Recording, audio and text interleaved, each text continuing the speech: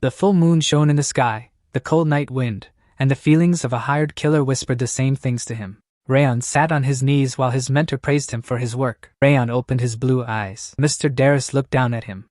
His face was serious. Today, the young man would die at his hands. They stood under the night sky as Darius said that Rayon had shown a performance worthy of his position as the leader of the shadows, and their family began to develop much faster. Thanks to him. The guy closed his eyes and replied that he only did what he had to do. The mentor called him with a smile. There was a shadow on the ground and the man asked if his subordinate thought that mercenaries needed freedom. Rayon closed his eyes and replied that it was enough for them, the shadows, to follow their master's orders and they did not need feelings. The mentor smiled faintly as he looked down. Suddenly, a blue mist appeared around him, and he furiously asked why Rayon acted of his own free will. He opened his eyes wide and asked how he was able to free himself from mind control.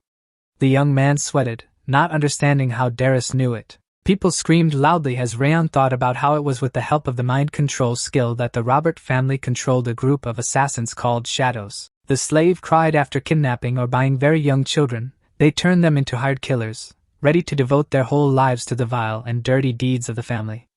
The boy's face was hidden in the dark. In other words, the Robert family was making dogs out of them. Rayon suddenly broke the handcuffs. He was also under mind control.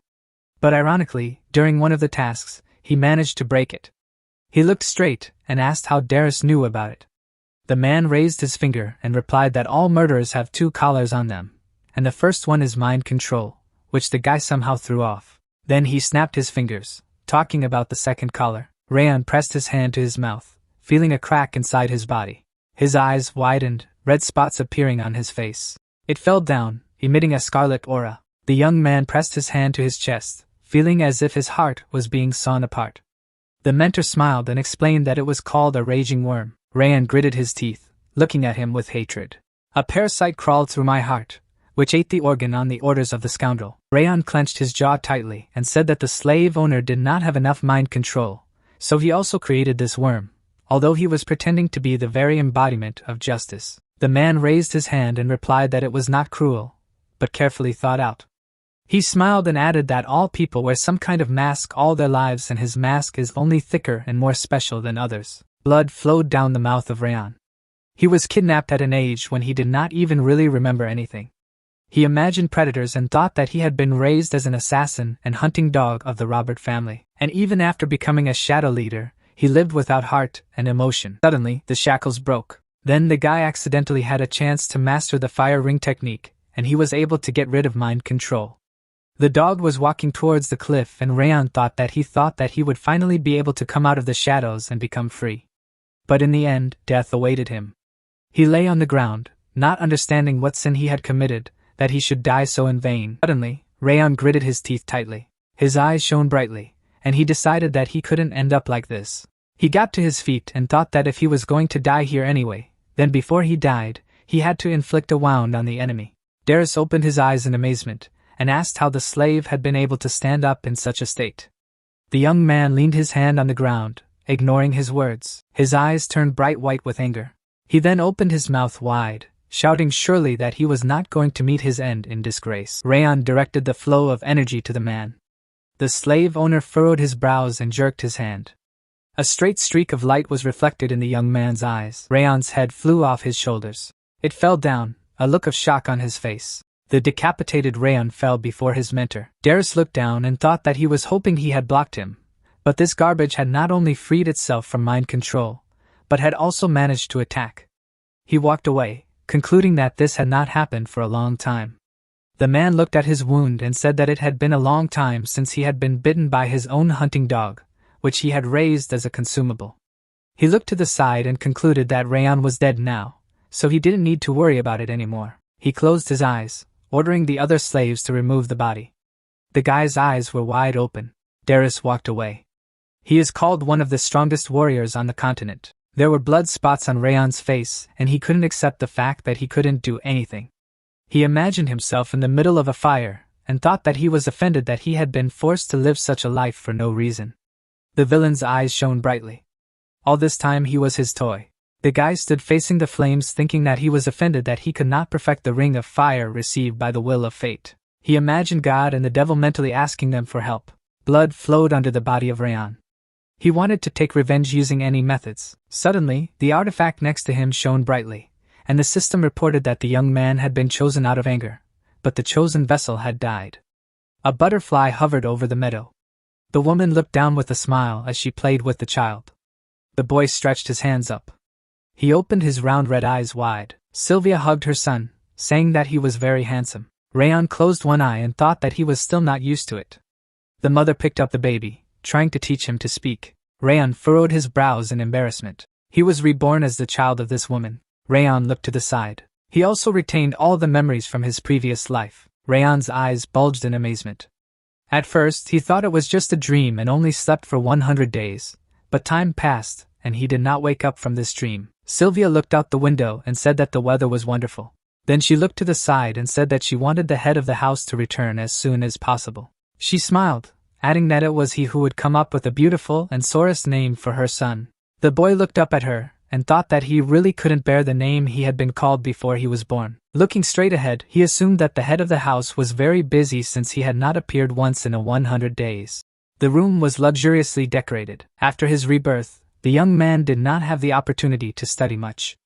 He still realized that this was the house of the rich, and very noble at that. Curtains hung from the ceiling, and Rayan decided that it was really better to be reborn in a rich and influential family. He imagined Darius's face, and reminded himself that he had to take revenge. His eyes were bulging. The thirst for revenge and rage that enveloped his body before his death was still with him. But still, there was no hurry. Sylvia stood in the middle of the blue carpet, while Rayan thought that since he had only lived in this room until now, he didn't know where he was, and like everything else about the situation he was currently in. Rayan imagined his two bodies and thought that he had not yet been able to properly master the fire ring technique, so he had to endure and hold on. Rayan looked to the side. He was called the best in the history of the Robert family. His face was serious for the day when he would finally take revenge on Darius. He was ready to restrain his feelings and thirst for revenge as much as he wanted. The boy turned his head and thought that this large house was even higher in level than the famous one. Suddenly, he looked away. Helen burst into the room and screamed loudly. Sylvia turned and the maid told her that the head of the house was on his way. The woman sweated and was frightened when she heard her father coming here. The maid came closer and said that it was too late to cook anything for him because he had already arrived. Sylvia's eyes widened, stunned. Suddenly, both of them looked straight in fear when they heard a loud sound. Rayan opened his mouth in shock, feeling some kind of power. 3 dark silhouettes were heading towards them. The man walked forward. Only his presence felt the pressure. He wore a long red cloak. Sylvia held the child close to her. He raised his eyebrows as he looked at the man in front of him. The father approached the woman. He opened his mouth slightly, pointing at the boy. A drop of sweat ran down Rayan's cheek. He recognized this man. Glenn furrowed his brows. He was called the King of the North. He looked down sternly. There was fear on Rayan's face, and he realized that he had been reborn in the strongest family on the continent. Glenn took the boy in his arms and said that from that day on his name was called Rayan, so that he, according to the meaning of his name, would live in a quiet shadow, as if he did not exist.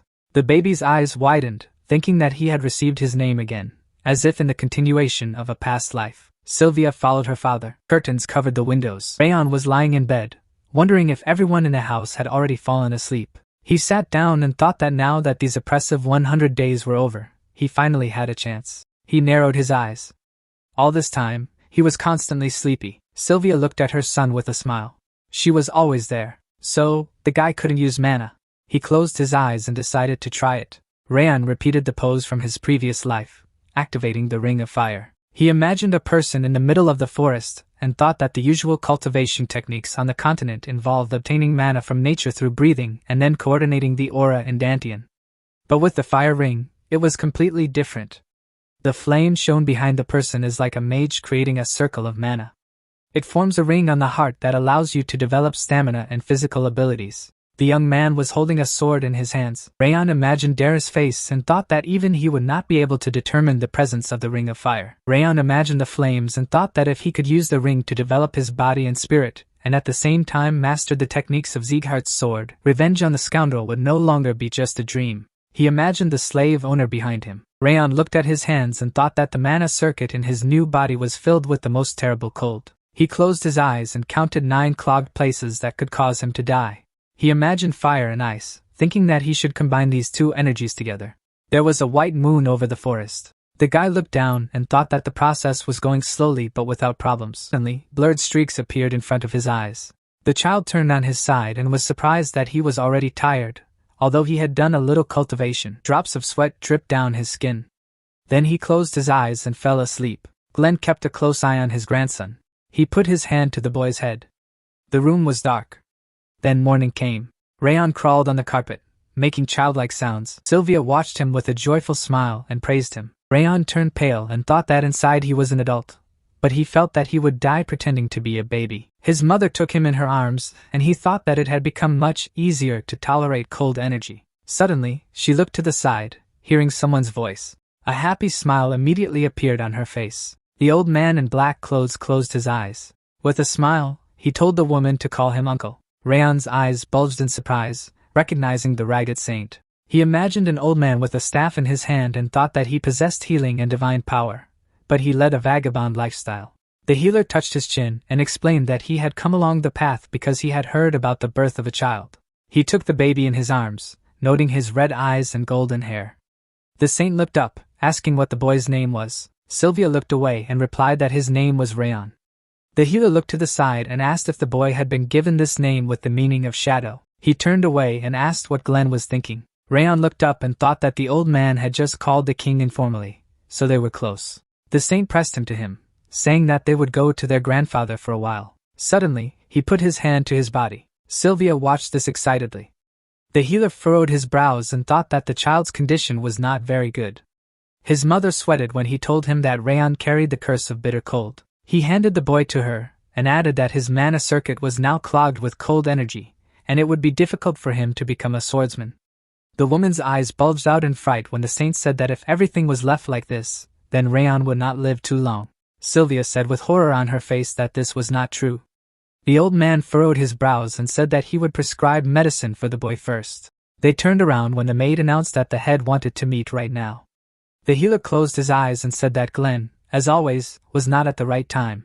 He walked over to Helen. Rayon looked to the side and thought that nothing changed from what he found out about his curse. A tear fell on his cheek and he thought it wasn't a problem because he was using a fire ring right now. Sylvia was trembling. Tears flowed down her face. She wiped it off her cheeks and said she couldn't lose her son like that.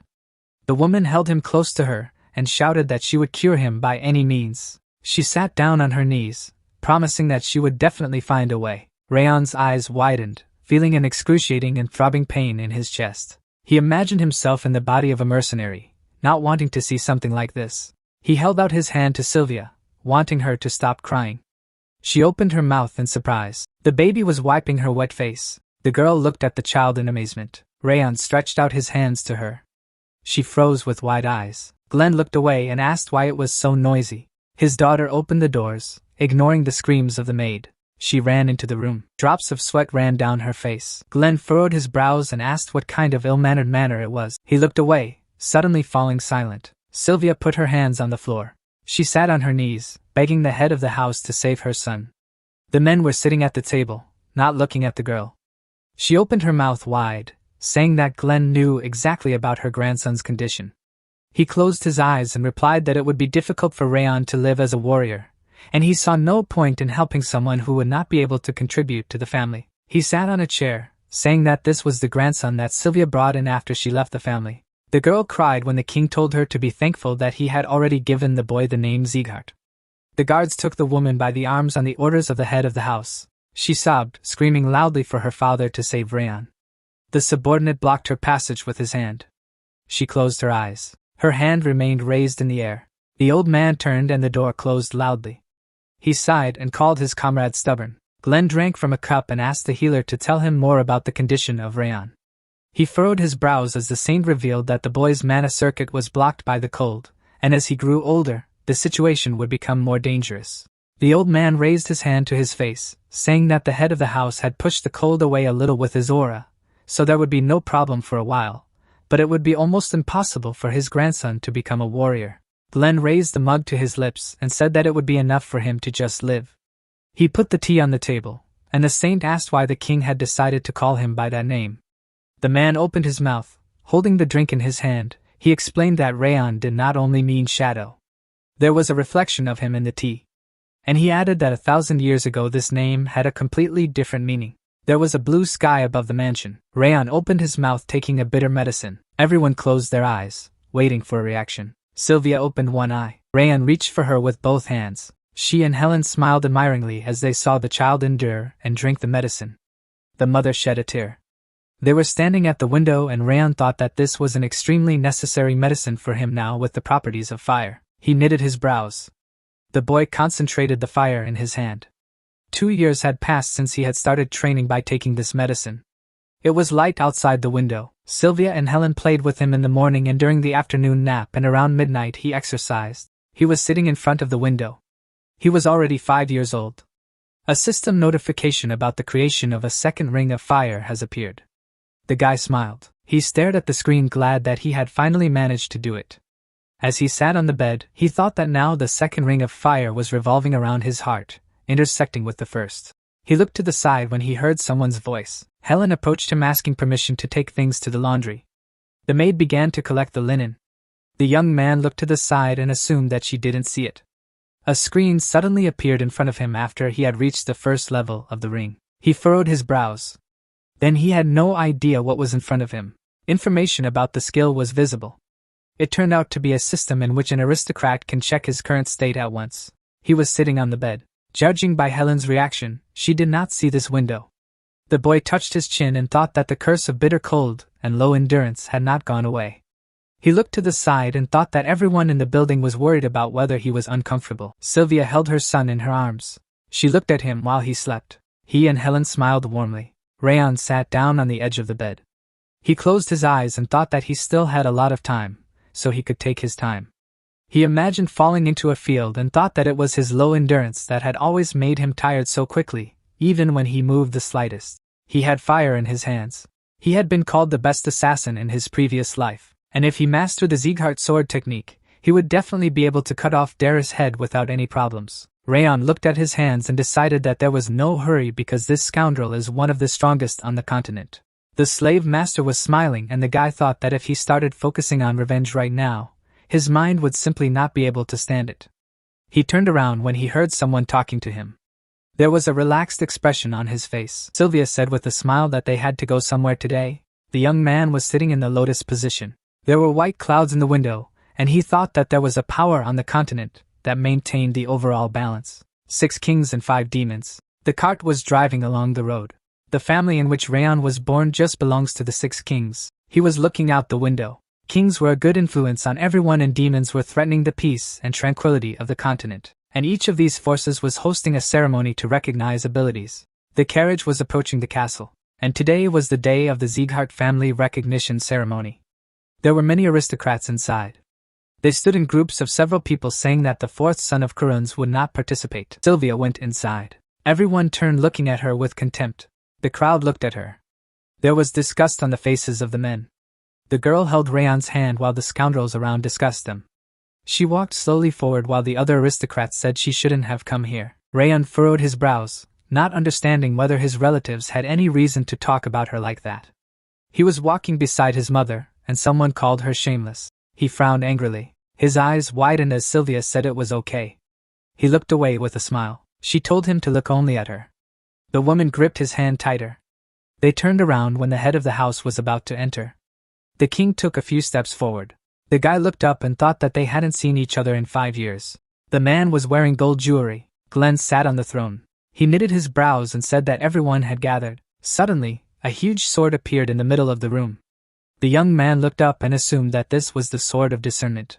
He furrowed his brows and thought that if he put his hand on this object, it could determine the attributes of the mana that a person possessed. The worker picked up a piece of paper and said that Blin would be the first to start. The boy approached the railing, shouting with joy. He put his hand to the weapon. By the age of 4, the children's skull that was originally open to him begins to close, and since then, the attributes have not changed. A green light appeared around the sword. An event where such children are gathered and their mana attributes are determined is called a recognition ceremony. The boy's parents smiled happily, praising him. Glenn looked down and said that it was a good attribute for a future swordsman, and advised Blin to focus on feeling the wind better. Renan jumped out of her chair. As she stood by the sword, Rayon thought about how the purity of mana is determined by where the light reaches the blade of the sword. He stared straight about how the Sieghart family defined ability. The aristocrats clenched their hands into fists. Discussing the girl's abilities, Rayon imagined a heart, and thought that he shouldn't expect a good result because there is still too much cold energy in the mana circuit. The man opened his mouth wide, saying that it was the turn of the last participant. Everyone turned around with contempt on their faces. The young man furrowed his brows. The king looked down intently. His grandson was standing in front of the weapon. Sylvia looked at her son and told him to go. He looked to the side and thought that he wasn't really hoping for anything. The woman raised her hand and told him to just repeat what the other guys were doing. A drop of sweat appeared on his skin. He raised his hand. Fire appeared around the sword. The wind blew over his face. He did not understand what kind of light it was. His eyes widened. He saw many terrible monsters. Strange creatures stared at the warrior. The young man sat behind the stranger. The knight raised his sword high. A beam of golden light attacked the enemies. A loud explosion thundered. The boy's eyes widened in shock. Then he shuddered and thought of the stone sword. The light of his mana didn't even rise to the middle. The aristocrats laughed, shouting that this was the first time they had seen such mana, and without an attribute. The king furrowed his brows in displeasure. Sylvia put her hand on her son's shoulder and said that everything was fine. Relatives looked at them and laughed at them. Glenn opened his mouth and ordered them to be quiet. They turned sharply. The head of the house sat on the throne, saying that it was too noisy here. He then looked to the side and announced that the ceremony was over and ordered everyone to leave. Grins swept through the crowd. The butler put his hand on his chest and told Glenn that it was time for them to go. The doors closed loudly.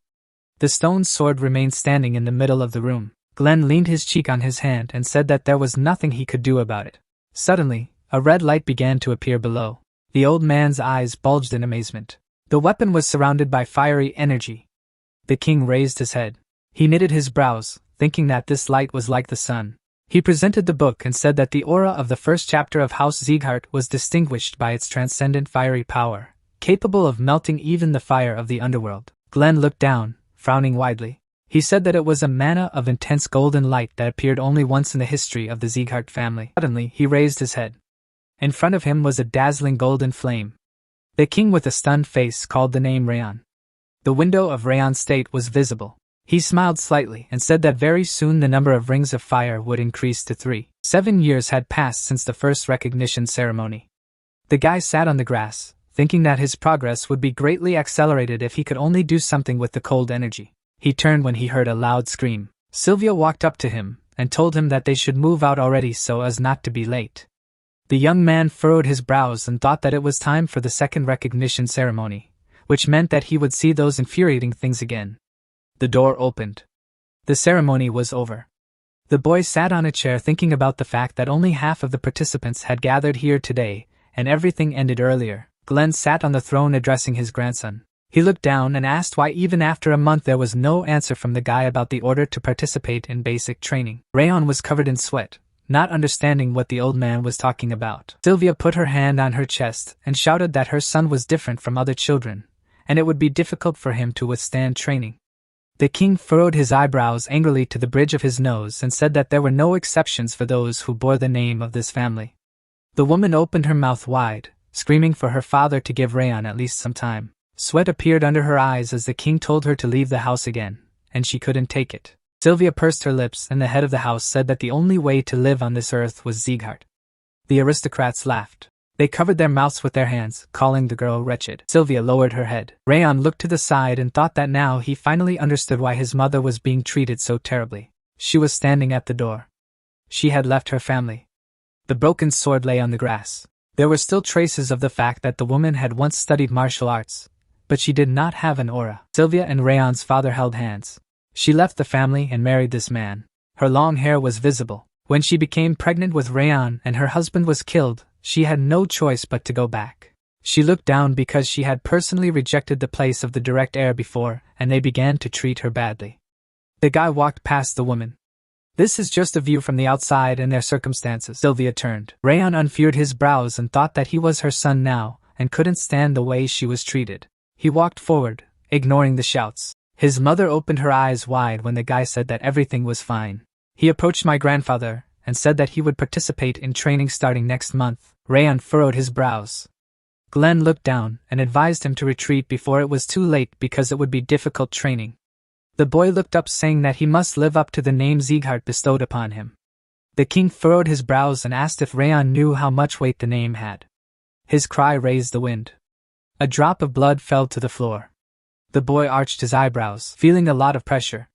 He clenched his hand into a fist and thought that there was such power in his grandfather's gaze alone that it was as if his heart was squeezed out of his chest. The head of the house raised his hand. Sylvia embraced her son and she and the steward urged the king to calm down and ease his pressure.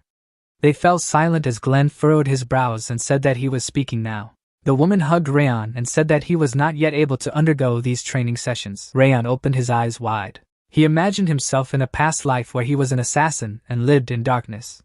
He stood in the shadows and was closer to death than to life. Suddenly, the old appearance of the guy pushed his new appearance. Now everything was different. The aristocrat looked at Rayhan. He decided not to hide in the darkness anymore. The young man's eyes widened. The killer was smiling. Rayhan bit his lips. He then walked forward, deciding that he would return Sylvia to the place she was originally supposed to be. He clenched his hands into fists and said that he had grown up in a remote outbuilding, but he wanted to take part in training and find out what that place was all about. The guy imagined himself next to his mother. Sylvia and Helen sat in the clearing and Rayhan thought of the happiness and smiles of the people he cared about. The maid carried food and drink on a tray. The young man was sweating, deciding that he would return it with his own hands. The king looked down and asked if his grandson had decided to understand the level of the Sieghart family from basic training. The boy raised his head and replied that this was the only way available to him now. He was breathing hard. Suddenly, he began to fall.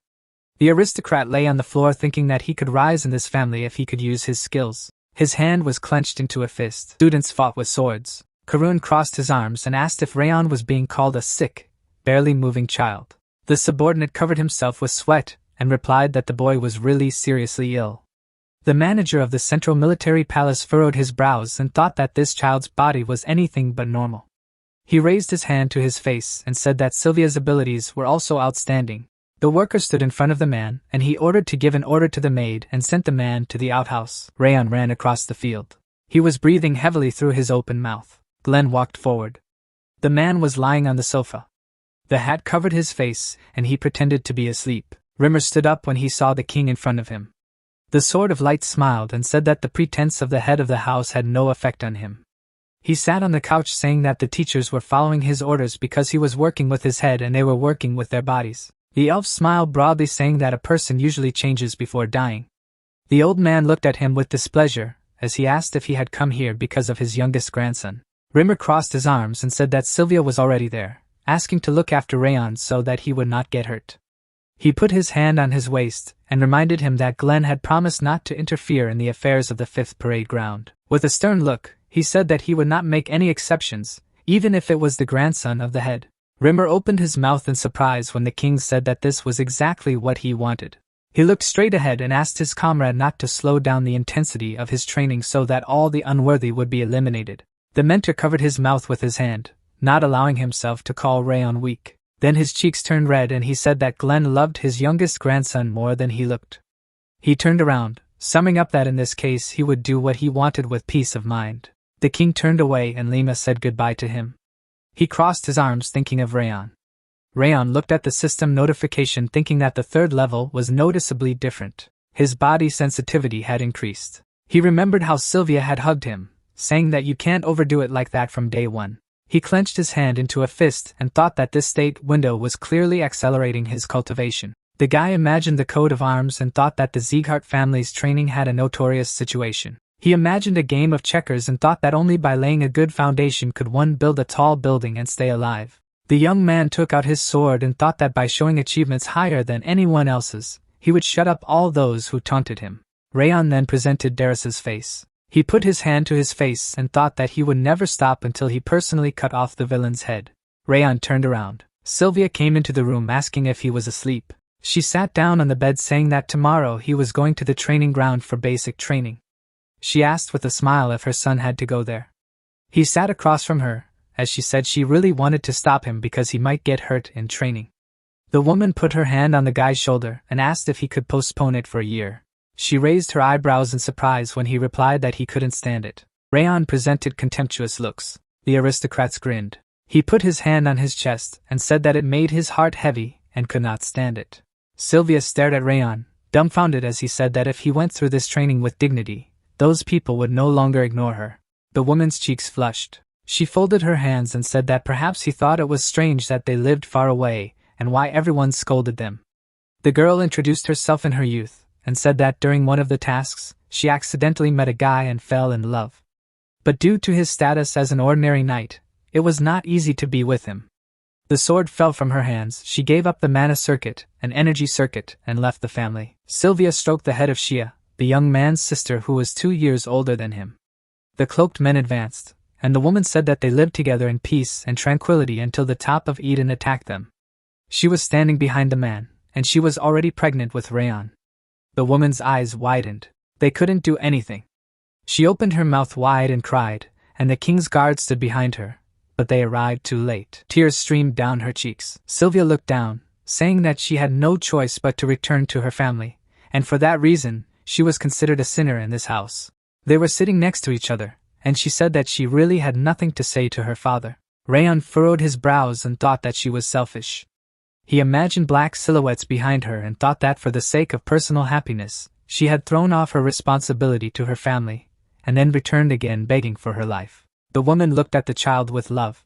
It was she who gave him this feeling, and she is the only mother for Rayon in his 2 lives. She said with a smile that she had no regrets. The man was hugging Sylvia. She smiled and said that she was happy at that time, and she is happy here with her son. She looked down, and added that she felt guilty to Rayon for being so stupid. Rayon put his hand on her, and told her not to worry. He thought with a smile that even if others said that she was selfish, she was the only precious mother to him. The woman's cheeks flushed. A tear rolled down her cheek. The light was on in the room. The guy raised his hand and said that he was very tired while calming Sylvia. He sat down on the bed and said that it was worth checking the activation of the Ring of Fire, and he could go to bed. He sat in the lotus position. Mana appeared around him, and he thought that he was already seeing the result. Suddenly, the fog in front of him began to take on an incomprehensible shape. An indistinguishable figure shone brightly, saying that the time had finally come. The spirit said with a smile that the anger that had risen in the boy had reached him. The aristocrat widened his eyes in amazement, and the system reported that anger had been awakened. The magical creature grinned maliciously and stated that the anger that had risen within him had reached him, and then added that in the name of the second king of the underworld, he would avenge him. A stream of magic swirled around the ball, and the evil spirit asked the interlocutor to give him his soul and body in return. Rayon put his knee on the ground and asked who it was, and Wrath didn't understand why there was a child hovering over the head of Rayon. The mythical entity clarified who it actually was and then added that the anger that reached the king could hardly belong to such a boy. Suddenly, the spirit looked down and said that it was indeed him. The descendant of the Sieghart family closed his lips in bewilderment when his interlocutor noticed that deep inside his heart there was indeed an uncontrollable anger. Rayon furrowed his brows angrily, and the second ruler of the underworld told him to give up his soul and body in any case, because then he would be able to bring to life the revenge he had dreamed of for so long. Looking sideways, the teenager wondered if the creature had come from the anger he had felt towards Darius before he died, even though it was too late. Lifting his chin, Rayon replied that he didn't need any help from him, and then continued to take revenge with his own hands. The evil spirit slipped down Rayon's neck and said that this guy was very mistaken. While he thought that he had a hard time getting this chance, and couldn't give it to someone else like this, and exclaimed what Darius would do with his head personally, smiling maliciously, Wrath declared that he had no intention of negotiating with him. Magical streams spread in the air in front of Rayon, and the creature said that it had already made its choice. The boy grabbed his shoulder with his fingers, and the second ruler of the underworld was surprised to feel the icy flames. Rushing forward, the mythical creature shouted that it was enough for him to simply give up his body. Rayon held out his hand in front of him in fright. The guy's pupils noticeably decreased in size. Rayon sat in front of a bright flash of light. There was an icy glass on the floor. Clutching his chest, the descendant of the Sieghart family realized that he was cold and that his body and mind were frozen. After which he wondered if his attribute was actually cold and not fire. The evil spirit reached out his fingers to the young man's back and suggested that he awaken his anger by thinking of the bastard, and then added that even if he turned out to be a god, he would still kill him. Rayon instantly began to shiver, and at the same time he thought that he was still holding on thanks to the resistance of the water attribute. But it wasn't just the cold that was scary in this attack. Wrath was smiling broadly. Looking down, Rayon realized that he was constantly stimulating his anger. Approaching the boy's head, the magical creature reported that it would crush his head and then chew and swallow his flesh. But he just needed to give up and give him the body. Biting his lower lip, the descendant of the Sieghart family decided that if he gave him the body, it was not yet known what would be done to Sylvia and the maids of the outbuilding. In the past, the girls had happily closed their eyes, and the young master realized that he could not allow his body to be taken away, even if he died here. Hovering over Rayon's head, Wrath explained that he only needed to arouse his anger and accept it, and then he would feel comfortable. But he still continued to resist senselessly, and then added that he wanted to reduce the damage to this body since he still had to use it himself, but there seemed to be nothing he could do. The teenager bent his torso down, and in his thoughts assumed that he would soon be torn to pieces, while the interlocutor said that he would no longer give him indulgences, but would simply devour him. Gritting his teeth tightly from the cold, Rayon thought that he was already at the limit because his body would no longer be able to withstand it. And if he continued like this, he would definitely die soon. So, he did not understand how he could survive. Suddenly, Rayon rounded his eyes and was bewildered.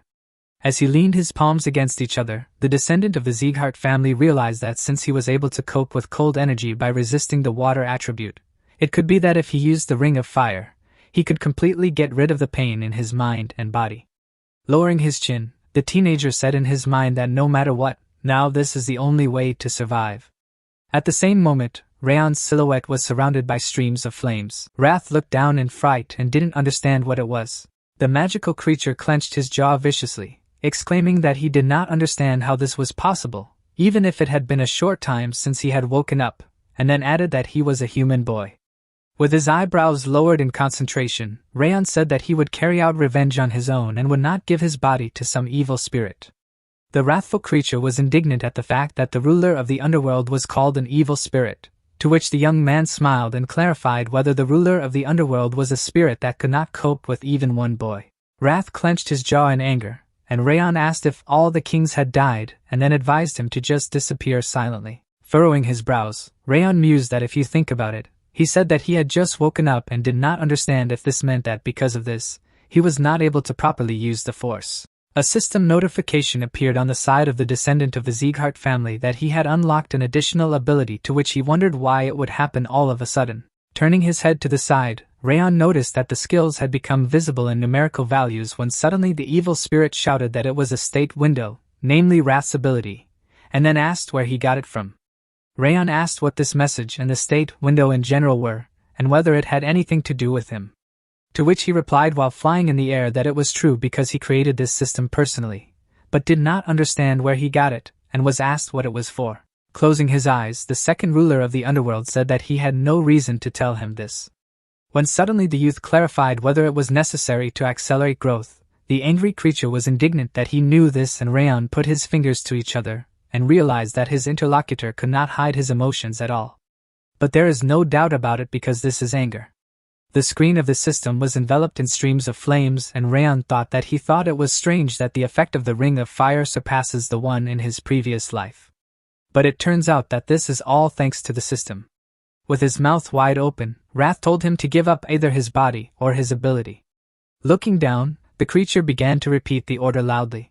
The spirit was outraged by what he was doing, and the descendant of the Sieghart family held his fist near his face, and noticed that it could work because he even put mana into the blow. The angry entity exclaimed, how dare some person fold his hands and assume that he might not have a material component. But in this case, the aura would not have any effect, and moreover based on the fact that even after his aura pressure, no one had come here. Waving his palm, the teenager realized that only he could see and feel him. Flying past Rayon's limb, Wrath begged him to stop. Rayon furrowed his brows in bewilderment. Looking at his wrist, the young man did not understand what it was. A bracelet appeared on his hand, and the second lord of the underworld said that even though he had only managed to free himself now, his power would return. After which he added that no matter what he did, he would not be able to stop it because he would be there as long as he could hear his breathing. Shifting his gaze to his fingers, Rayon said in his mind that the evil spirit was like a leech, and if he had his way, he would tear it off immediately. The maid stood near the entrance to the room, and Rayon mused that if she took it down by force, the system might disappear, or the creature would try to harm Sylvia or Helen. Lowering the corners of his lips, the boy decided that it would be better to keep him to himself and watch, and he could only believe that he could develop quickly enough to control him. A view of the bright moon in the night sky opened up, and Rayon said that this was understandable, but clarified whether it was necessary to turn into a bracelet, although it did not suit him at all. A light was burning in the only window of the manor, and at the same time Wrath exclaimed that it was a matter of taste that should be respected, to which he was told that it would be as he wished. The grassy slope of the mountain was illuminated by the sun. The maid took Sylvia's hands and said that the young master could handle everything, to which the young master replied that she knew it. The ladies raised their eyebrows sadly when the teenager announced that he was ready. Descending the stairs, the descendant of the Sieghart family noticed that it was time to go to the training ground. Standing at the iron gate, the maid asked the teenager to be careful and not to overdo it, to which he promised to be careful, but now it was time for him. The mother looked down at the ground in frustration, and her assistant asked if she would accompany her son to the parade ground with such a face, and then added that he might be upset. Putting her fingers on the child's shoulder, Sylvia wished him good luck in training, and he asked her not to worry because, as he was told, he would not overdo it, and if it was hard, he would give up. The young man waved goodbye to the family members. Looking after her departing son, the woman asked if everything would be fine, to which she was told that he was already much better, so it could be that he would come back when he had completed all the training. Biting her lips in frustration, my mother thought that compared to what it was before, it was so. Looking at the parent and child embracing, the maid said that this head tree had the best eyes in the Sieghart family, and then added that the young master had been working hard all this time, so he would definitely be able to do it. Smiling broadly, Rayon said that he had promised his mother that he would not hurt himself, and would go through this training well. Tears flowed from the woman's eyes while her son said that she should not worry, and since he had made a promise, he would definitely keep it. Sylvia pressed her hands to her chest and asked him to return unharmed, and he said that she had to believe him. Helen began to calm the trembling woman. Flags hung between the columns on the Sieghart family's 5th training ground. The guys wandered down the street and asked each other what family they came from and if there would be anything difficult in training, although their parents told them to get into the top 10. Closing his lips in confusion, Rayon thought that as he had heard, there were really a lot of students here. The students ran forward behind him, and Rayon thought that this was understandable because on the parade ground there were not only representatives of the forward and lateral lines of the family, but also members of vassal families and also those who were recommended from the outside. Turning his head to the side, the teenager remembered that the maid had told him that there were so many people this year that they even opened the 6th parade ground when suddenly someone asked if it was him. Putting his fingers to his mouth, the guy told his friend to see what weak limbs he had, which would immediately break if they were hit, to which he asked why it was necessary to get involved in this, because if he was sick, he could just study a little somehow and run away as soon as possible. Rayon stared at the bracelet from which the displeasure of the evil spirit could be heard, while the candidate said that his bracelet of flowers made him a redneck. Flying in front of the bullies' faces, Wrath exclaimed that they were insects that didn't know the word sophistication, so they had to immediately smash their heads and pluck out their eyes. The future fencers looked back in fright when Rayon told them not to buzz here like mosquitoes, but rather to say everything right in the face of the person being discussed. A descendant of the Sieghart family asked if they knew that if they couldn't say something to their face, they shouldn't say it behind their backs, to which they lowered their jaws in alarm and told him to close his mouth, indignant at what some fallen man who was locked in the outbuilding dared to do, although he was not even a representative of the direct branch, but only from the side. Lowering his chin, the teenager asked on what grounds they told him that how dare he if they also referred to the side branch. The examinees gritted their teeth in anger, and the interlocutor asked if they said this when a person was lower in status. The guy grabbed him by the clothes abruptly, clenching his fist. The bully exclaimed that he needed to know his place. Rayon's pupils have sharply decreased in size. Putting his hand on his side, the future student ordered them to stop, after which he clarified what they were doing there, although training would begin soon. Bun furrowed his brows angrily and said that people from the outside were present here, so there was no need to tarnish the name of the Sieghart family in front of them. Scratching his head in confusion, the hooligan called out to his master, and his comrade began to ask for forgiveness. Folding his hands in displeasure, the representative of the direct branch noticed that Rayon still did not know his place. Looking straight ahead, the guy said that he was just dust under his feet, which could be removed at any time, and then added that if he didn't want to be expelled from the outbuilding as well, he had to live as quiet as a mouse. In the past, the girl had reached forward with her hand, and the guy remembered that the head had not paid attention to him because of his abilities, and that the arrogant man had only taken the opportunity to single-handedly capture the leader's attention. Biting his lips, the examinee thought that this was an outcast who would fail and not even go through the training properly. Turning his head to the side, the young man explained that if he wasn't going to obediently train here, he had to disappear immediately because he didn't have a single chance to undergo this training anyway. Standing behind the interlocutor's back, Rayon noticed that he was saying some nonsense, and even in such a boorish manner. Clenching his fists, Rayon clarified that he imagined himself, although he was only a direct descendant who had no status. And what right did he have to treat him like this, even if he had not yet become an apprentice? Bun's pupils shrank visibly with anger when he was told that the most he could do now was to go and tell his father, gritting his teeth tightly.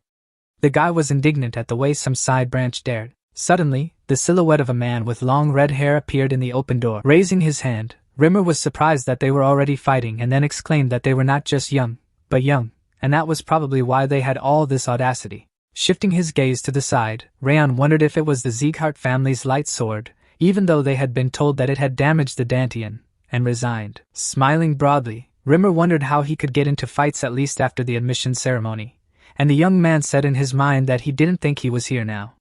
The representative of the straight branch furrowed his brows menacingly. Standing on the stage, the guy said that he was pleased to meet everyone. After which he added that he would supervise their training. Squeezing his eyes shut, Rimmer told his name and said that he hoped they would get along. Putting his hands on his sides, Rimmer said that he had heard that this time there would be 160 people participating in the training. And no matter how you look at it, that was too much. So they would now conduct a test to reduce their number. Raising a finger up, Rimmer announced that only 1/4 of them would remain. With their jaws lowered in alarm, the candidates did not believe that it was so little and shouted that it could not be. And the elder remarked that, as they say, they would separate the wheat from the chaff because he was in favor of educating only the best. Rubbing one hand with the other, Rayon begged Wrath to shut up when he was outraged that this impudent man would dare to look down on Wrath. Sitting down on a chair, the head of training said that it was the law on this parade ground. After which he added that if they wanted to argue, they could go straight to the head and now they would start the test. Pointing his finger forward, Rimmer asked why they were standing and told everyone to run. One of the future students rounded his eyes enthusiastically. Suddenly, the candidates threw themselves forward, and their main teacher shouted that the foundation of martial arts is endurance and willpower, so they need to run as fast as they can until they are told to stop. Flying near the guy's elbow, the second ruler of the underworld said that since he had started running, he should run at the head and clarified why he was plotting at the very end. Pulling his hand back, Rayon stated that this is not a competition, so he does not need to overtake them.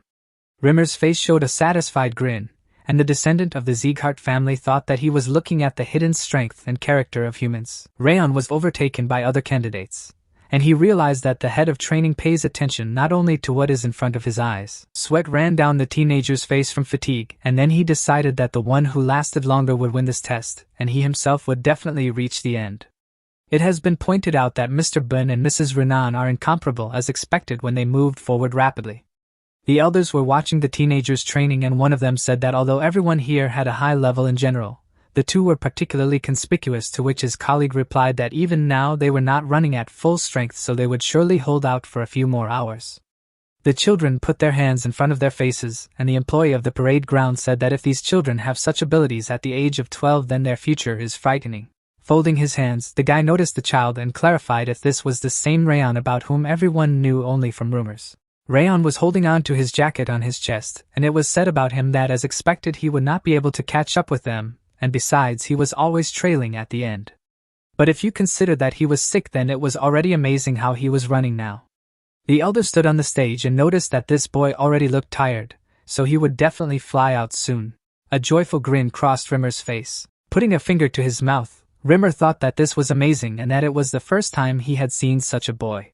The head of the house frowned menacingly, and Rimmer said in his mind that he believed that he could not determine the abilities of only the strongest people of the continent because he was not able to assess the full depth of their strength. Blue splashes of water were visible, and it turned out that most of the children had roughly visible threads of mana in their colors, which allowed us to estimate what they would be like in the future. Renan wrapped her fingers tightly around the hilt of her sword. Shifting his gaze to the side, Rimmer thought of a guy named Rayon. Folding his hands, the officer of the parade ground did not understand why he did not see any color in it. Smiling, the tutor wondered if this meant that he had already managed to become stronger than him and go beyond his perception, and then added that it was interesting. Running ahead of Rayon, the candidate exclaimed that it was only necessary to look at the one who was very impeded and now was the last. To which his comrade replied that it was difficult to call him the last because he was about to fall and fly out, and would not even last 10 minutes. Bulging pupils, Rayon did not believe that this could happen. Looking straight ahead, the teenager didn't understand why they were just running if it was a workout. In the past, animals had rushed after Rayon. And now he thought about the fact that in his previous life, hungry animals had been on the trail after him. And in order to survive, he had to run until he lost his pulse no matter what. Smirking, the descendant of the Sieghart family wondered if it wasn't too easy now. The candidates moved forward rapidly. Limmer watched Rayon rush by. His jaw dropped in bewilderment. Rimmer did not understand how this guy could run. The teenager tilted his head in exhaustion, and Rimmer thought that his endurance had long since come to an end, and that was clearly too much for stubbornness or anger. The young man raised his elbows sharply, and then the elder realized that he should no longer have any strength left to squeeze out. With frightened eyes, the training supervisor said in his mind that he was now demonstrating a spirit that only people who trained on the verge of death could acquire, but it was not clear where this guy got it from. Putting his fingers to his chin, the man muttered that he was very interested. Bun gritted his teeth tightly in anger. Looking back, the candidate asked why he was still running, and then he thought about the fact that he had definitely heard that his body was not in a state to train. The altar boy had touched his chest with his palm in the past and reported that the ragged saint had said that because of the curse of the bitter cold, Sylvia's son was not only a warrior, but not even a fact that he could live. And the representative of the direct branch noticed that he seemed wretched to him when they met him in person. At the same time, the guy was hiding behind the wall, but did not understand how this was possible. Gritting his teeth tightly with anger, the future fencer reflected that everyone annoyed him. Using mana activation, the young man abruptly pushed his foot off the ground and decided that he would show everyone that there was such an abyss between their abilities that they could only surrender. At speed, drops of sweat dripped from the candidate's face. Rayon began to approach Renan. Lowering his eyebrows, Rayon thought that he only manages to speak well and otherwise he is still quite a child. The girl was looking straight ahead and the descendant of the Zaggart family noticed that she was mentally more mature. Moving behind the back of a member of the vassal family, the teenager decided that in any case, this exam was not a rivalry, but a fight with himself, so such vain antics could simply throw off the pace. There was a view of lush clouds in the sky. One of the candidates tilted his torso down from fatigue. Rubbing his chin with the back of his hand, the guy wondered what was going on here and why the little one was still running, to which his partner said that they had been told that he was weak due to illness. Rayon continued to move forward confidently, but no one understood whether he was even tired. Lowering his jaw, Rayon in his thoughts asked the others not to talk nonsense because he would die very soon due to the cold in his body. Streams of flames hovered near the location of his heart. And at the same time, the descendant of the Sieghart family thought that he felt that his heart and lungs would simply flatten now, but only by activating the ring of fire could he still squeeze his strength out of himself. Grinning happily, the young man thought that fortunately the ring of fire was progressing rapidly, and assumed that it manifested itself to its full potential when it was given its best. So it was necessary to continue in the same vein. Wrath's sharp fangs were visible inside his jaws. And then he noticed that he was wretched and then added that not only did the one who was obsessed with him lag behind, but he also looked lousy. Flying up to Rayon's back, the evil spirit again asked him to give him his body so that he could do something else besides bypassing the future disciple with blue hair. Rayon looked sideways and was indignant that he appeared at such a time. A bright flash of light appeared at the side of the boy and the second ruler of the underworld shouted that he would freeze him completely. Suddenly, energy currents stuck into the back of the descendant of the Sieghart family. The teenager clenched his teeth tightly in anger, and realized that he had to endure even if his whole body was covered with a veil of anger. Looking up, Rayon decided that he needed to keep the appearance, as if nothing was happening as much as possible. Furrowing his brows menacingly, the young man ordered the creature not to do anything stupid and to sit still as it didn't affect him anyway. To which the creature said that it was not worth making him laugh, and then added that there was no person in the world who could resist the wrath of wrath. Rayon grabbed the jacket on his chest with his fingers and his escort decided to see how long he could endure it. At the speed of running, drops of sweat flowed down his face and Rayon realized that he needed to hold on because if he showed even a little weakness, he could be immediately swallowed. It seemed as if the descendant of the Sieghart family was screaming while sitting on his knees. Opening his jaw in displeasure, Wrath shouted that he was stubborn and didn't understand why he wasn't affected by Wrath's wrath. The guy sharply tilted his head down, pulling his hand back. The candidate sighed heavily and thought that it was hard for him, but he felt as if he was going to die because his body did not obey at all. At the same moment, Renan turned around and Rayon reflected on the fact that his eyes were becoming cloudy and he could no longer breathe properly. The future fencer frowned menacingly and did not understand whether this was his limit. The examinees collapsed to the ground from exhaustion when Rimmer claimed that this was enough. Frowning menacingly, Blin called his opponent stubborn. Sighing heavily from fatigue, Rayon thought that the truth was that he almost died and this life is not easy for him either. Turning her head to the side, Renan said nothing. Grinning angrily, Wrath declared that he was a monster and did not understand how this was even possible. To which he replied that he had already told him that it was not worth wasting his strength because it did not work anyway. Putting his palm to his chest, the young man said in his mind that it had definitely helped the ring grow and that the development of his body had been successful thanks to the window of state. So, he needed to continue training in the same way. Suddenly, Rayon looked straight ahead. Rayon saw a large screen of the system which reported that the movement condition was fulfilled at the limit of abilities which allowed him to increase his performance. The enraged spirit hovered over the guy's shoulder and resented what it was and that his stats were being improved for holding him back. The pupils of the descendants of the Sieghart family had drastically shrunk in size and the second ruler of the underworld didn't understand what the hell it was. Standing on stage in front of a crowd of examinees, Rimmer remarked that everyone had a hard time today and added that the test was over. The candidates looked down at the floor in frustration as Rimmer began to talk about the words he had said before starting. Smiling broadly, Rimmer explained that the fact that in the end only 1/4 of the people would remain was a complete lie.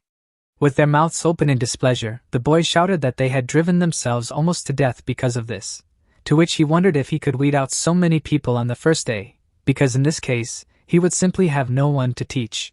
And besides, he did not tell them that he would judge by the results of this test.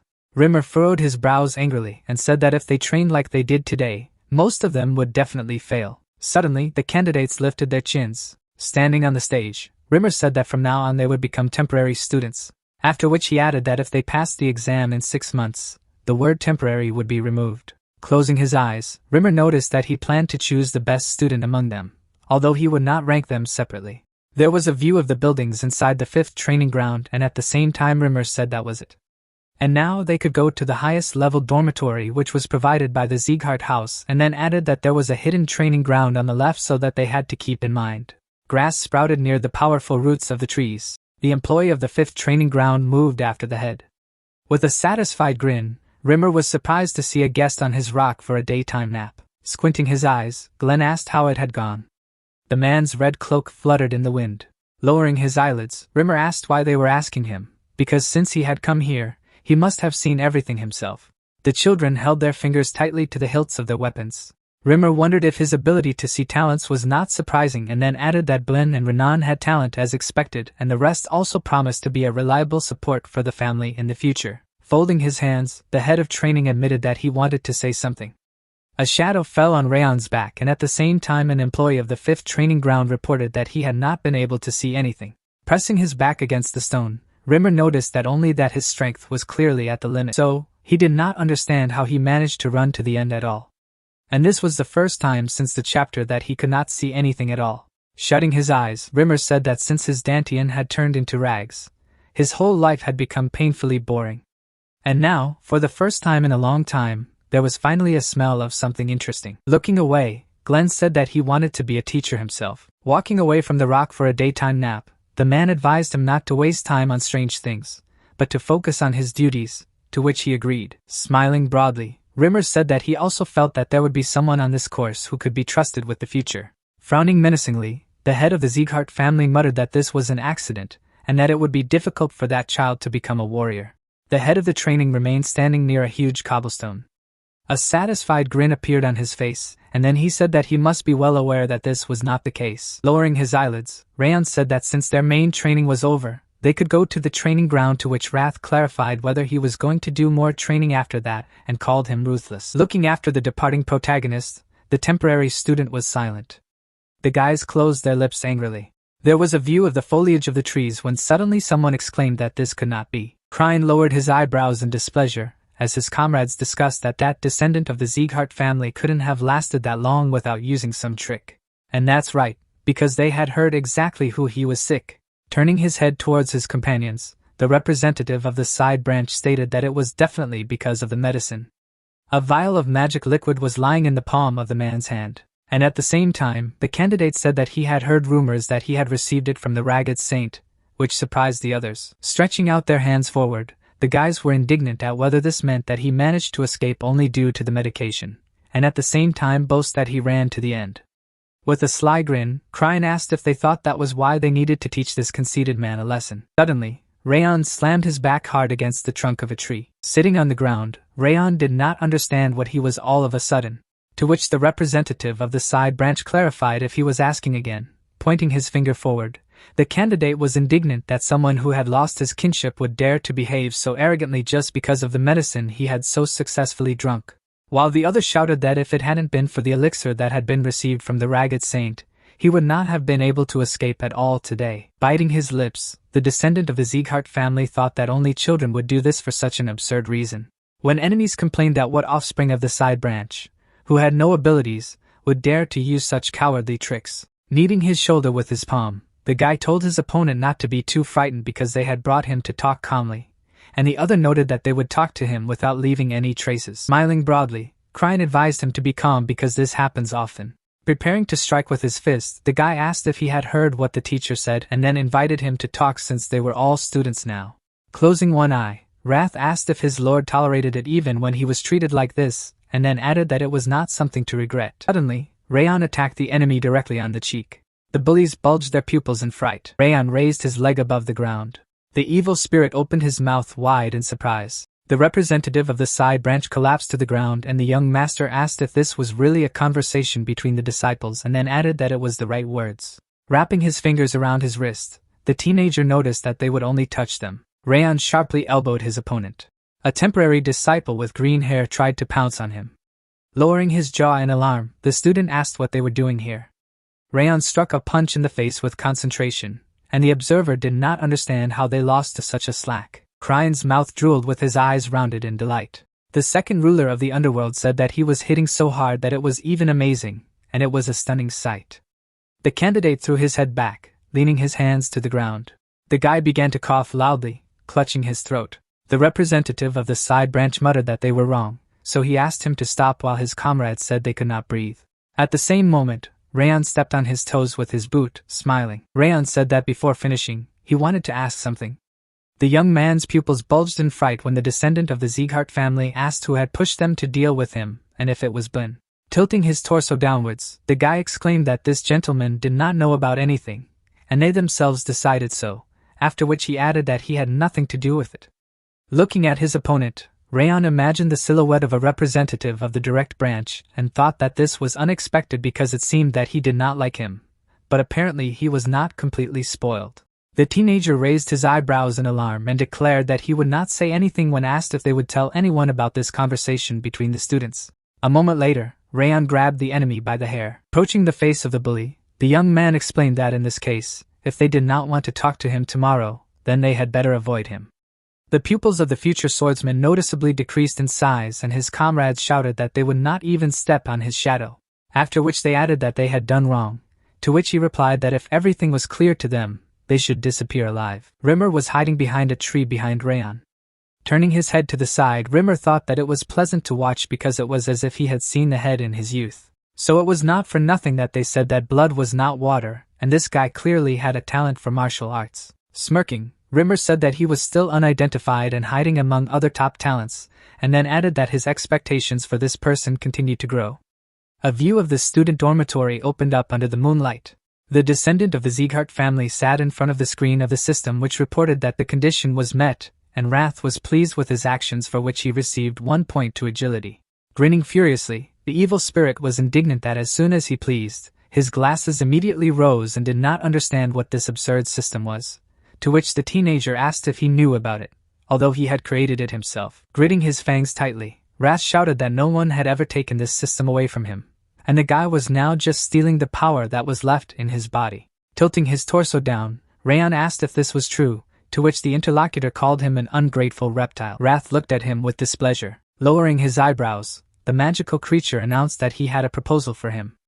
The young man turned his head back and then Wrath offered him a bet, after which he explained that if he managed to win, He would get a tribute point, and if he lost, he would take his wrath. Rayon raised the mug to his mouth when the system suddenly announced that the condition for the dispute was to obtain the highest score in the official student exam, after successful completion of which all stats would increase by 2 points and a random ability would be chosen. But in case of failure, 10 points of anger would be created. Looking at the screen, Rayon asked if he meant what Rimmer was talking about, to which he replied that it was because he said that he would choose the best student, and they would look at this result. The human silhouette in the hologram pressed his palms together, and it turned out to be the skill of perceiving a snowflower when suddenly the descendant of the Sieghart family asked what this random ability selection was, and the evil spirit explained that it meant that one of his abilities would pass to him, but its level would decrease according to his inferiority. Holding the cup in his hand, the teenager said that he had another question about what kind of anger he would have when he lost, to which he was told that it was simple enough because he would have the same feeling of anger as the king. Smiling maliciously, Wrath noticed that the amount of anger that he transmitted to him would be negligible. The guy squeezed the skin on his chest with his fingers, and then the evil spirit said that, as they say, water wears away a stone. And if he continues to receive anger, then sooner or later he will not be able to cope with this feeling. Lowering the corners of his lips, the young man understood what the second ruler of hell was trying to achieve. Bringing the mug to his mouth, Rayon thought that, judging by his manner of speech, he was not lying now, and contrary to expectations, he even answered all his questions. Honestly, it seemed that Rayon was holding the fruit in his hand and thinking that besides, the higher the risk of losing, the more worthy the reward. But he did not understand whether he should refuse the offered poisonous apple because in this case, it would be incredibly difficult for an ordinary patient to take the first place. But he was reborn. Stretching out his palm forward, the guy said that these were not bad conditions, after which he said that he accepted them. Sparks burned in the evil spirit's eyes and he stated that it was a good choice. Rayon's palm was enveloped in streams of magic when suddenly the system announced that an argument with Wrath had been accepted, and he decided that if he used the experience of his past life, he would never lose. There was a view of the bright sun over the parade ground. The exhausted guy's face was dripping with sweat. The guys sat on the ground and said that their legs seemed to explode now because they did not even have the strength to get up because they had run a lot in the morning and now again. Some time ago, Rimmer smiled broadly and explained that what they are doing now is called the rider's pose, after which he added that it literally means the position in which they sit on a horse, but it should not be underestimated. The examinees stretched out their palms in front of them and Rimmer said that this pose is the basis of all martial arts, which means that such an exercise should be performed by everyone without exception, and then advised them to maintain this body position until they were told to stop, and he himself decided to sleep a little for now. The girl bit her lips in alarm and the elf said that he was not forcing them under any circumstances, and repeated once again that the exam was to be taken by them, not him. With his mouth wide open in rage, the teenager shouted that he could not do this anymore and asked when they would be taught fencing, to which the other noted that for the last couple of days they had been doing nothing but spinning circles and sitting in a rider's position. Glenn looked to the side and said that they should stop complaining that the training was over so they could go practice swordsmanship themselves, and then added that if they did only basic exercises, then their sword skills would be completely dulled. Flying behind Rayon, Wrath said that they were gone. With his eyes rounded in surprise, the evil spirit asked why he did not go with them. Although they said that they were going to practice fencing. Moving towards the wooden door, Rayon said that he did not need it now because with such low skills, it would be a waste of time to practice swordsmanship, and then added that he needed a sword now. The teenager put his hand on his knee and thought that what he really needed was basic endurance and physical strength. Streams of magic appeared in space, and at the same time the descendant of the Sieghart family said in his mind that at the moment, due to the cold, his body had much less endurance than anyone else, and for growth and further training, the base was the most necessary component. A drop of liquid fell down, and the guy decided that he should not rush and look back at others. Drops of sweat tripped from the temporary student's face. Resting his elbows on the floor, Rayon realized that now he only needed to focus on tempering his body. Behind him, behind the wall, the silhouette of a man appeared. Renan raised her eyebrows and noticed the guy hiding from him. The girl thought that he was progressing quickly and was already lifting more weight than yesterday, although she had heard that he was quite weak. Lowering the corners of her lips, the representative of the vassal family realized that despite this, the weight he lifted only grew every day. But this is natural when a person goes in for sports. Rayon lifted the barbell and the temporary student thought that it was impossible for the weight to increase every day because only last week he had added 10 kilograms. Rayon was lying on a bench press and then the lady wondered if it could be all about his posture, which is a little different from the one that was in the classes of others. but did not understand how the patient constantly trains like this. Suddenly, Renan decided to approach him. The teenager was wrapping his wrist with a bandage, and the future fencer thought that there was definitely something in him. The girl clenched her fist when suddenly the young man called out to her. The representative of the vassal family lowered the corners of her lips, and the interlocutor clarified why she was there. Suddenly, Renan lowered her chin. At the same time, Rayon turned his gaze upward. Rayon put his hands on his feet, and the girl did not understand what so accelerated his development. Suddenly, the guy's hair moved forward. The representative of the vassal family rounded her eyes in amazement. At the same moment, the lady looked down. The examinee resolutely approached the guy. In confusion, the applicant clasped her palms with her legs. A moment later, the future fencer began to perform the exercise. Raising her eyebrows in frustration, Renan stared at Rayon's back. The teenagers took the dumbbells in their hands, and the girl realized that she definitely did not think so. A drop of sweat was dripping from her chin, and then she thought about what had happened after she smelled the scent. Clenching her fist tightly, the examinee remembered the pleasant and fresh aroma that emanated from the young man, and in her thoughts she said that as soon as she felt it, her body immediately felt lighter. Looking at her fingers, the temporary student thought that thanks to this, she had even managed to lift much more weight than usual, but she did not understand how this could be. Sitting on the bench, the young lady answered in the negative when asked if she had anything to say. Rayon abruptly turned away from his interlocutor, raising her eyebrows with sadness. The future fencer thought about this guy and decided that she should follow him again. It seemed as if Renan was running after Rayon. The wooden doors began to open slowly. Bun's expression was serious. Turning his head back, the young master noticed the enemy. Frowning menacingly, the temporary apprentice was indignant that the mistress was with such a guy, and the other did not understand what good it was at all to follow someone who had been lowered from a straight branch to a side branch. Wrapping his fingers around the equipment, the representative of the direct branch said that it was all useless, after which he added that simply repeating body-hardening training did not make sense. The little puppy was surrounded by angry wolves, and then the applicant suggested that such a weakling might need basic training. But no matter how much he trained, this patient was no match for them from the very beginning. Shifting his gaze down, the teenager imagined the silhouette of Rimmer, and said that he did not know what the exam would be like.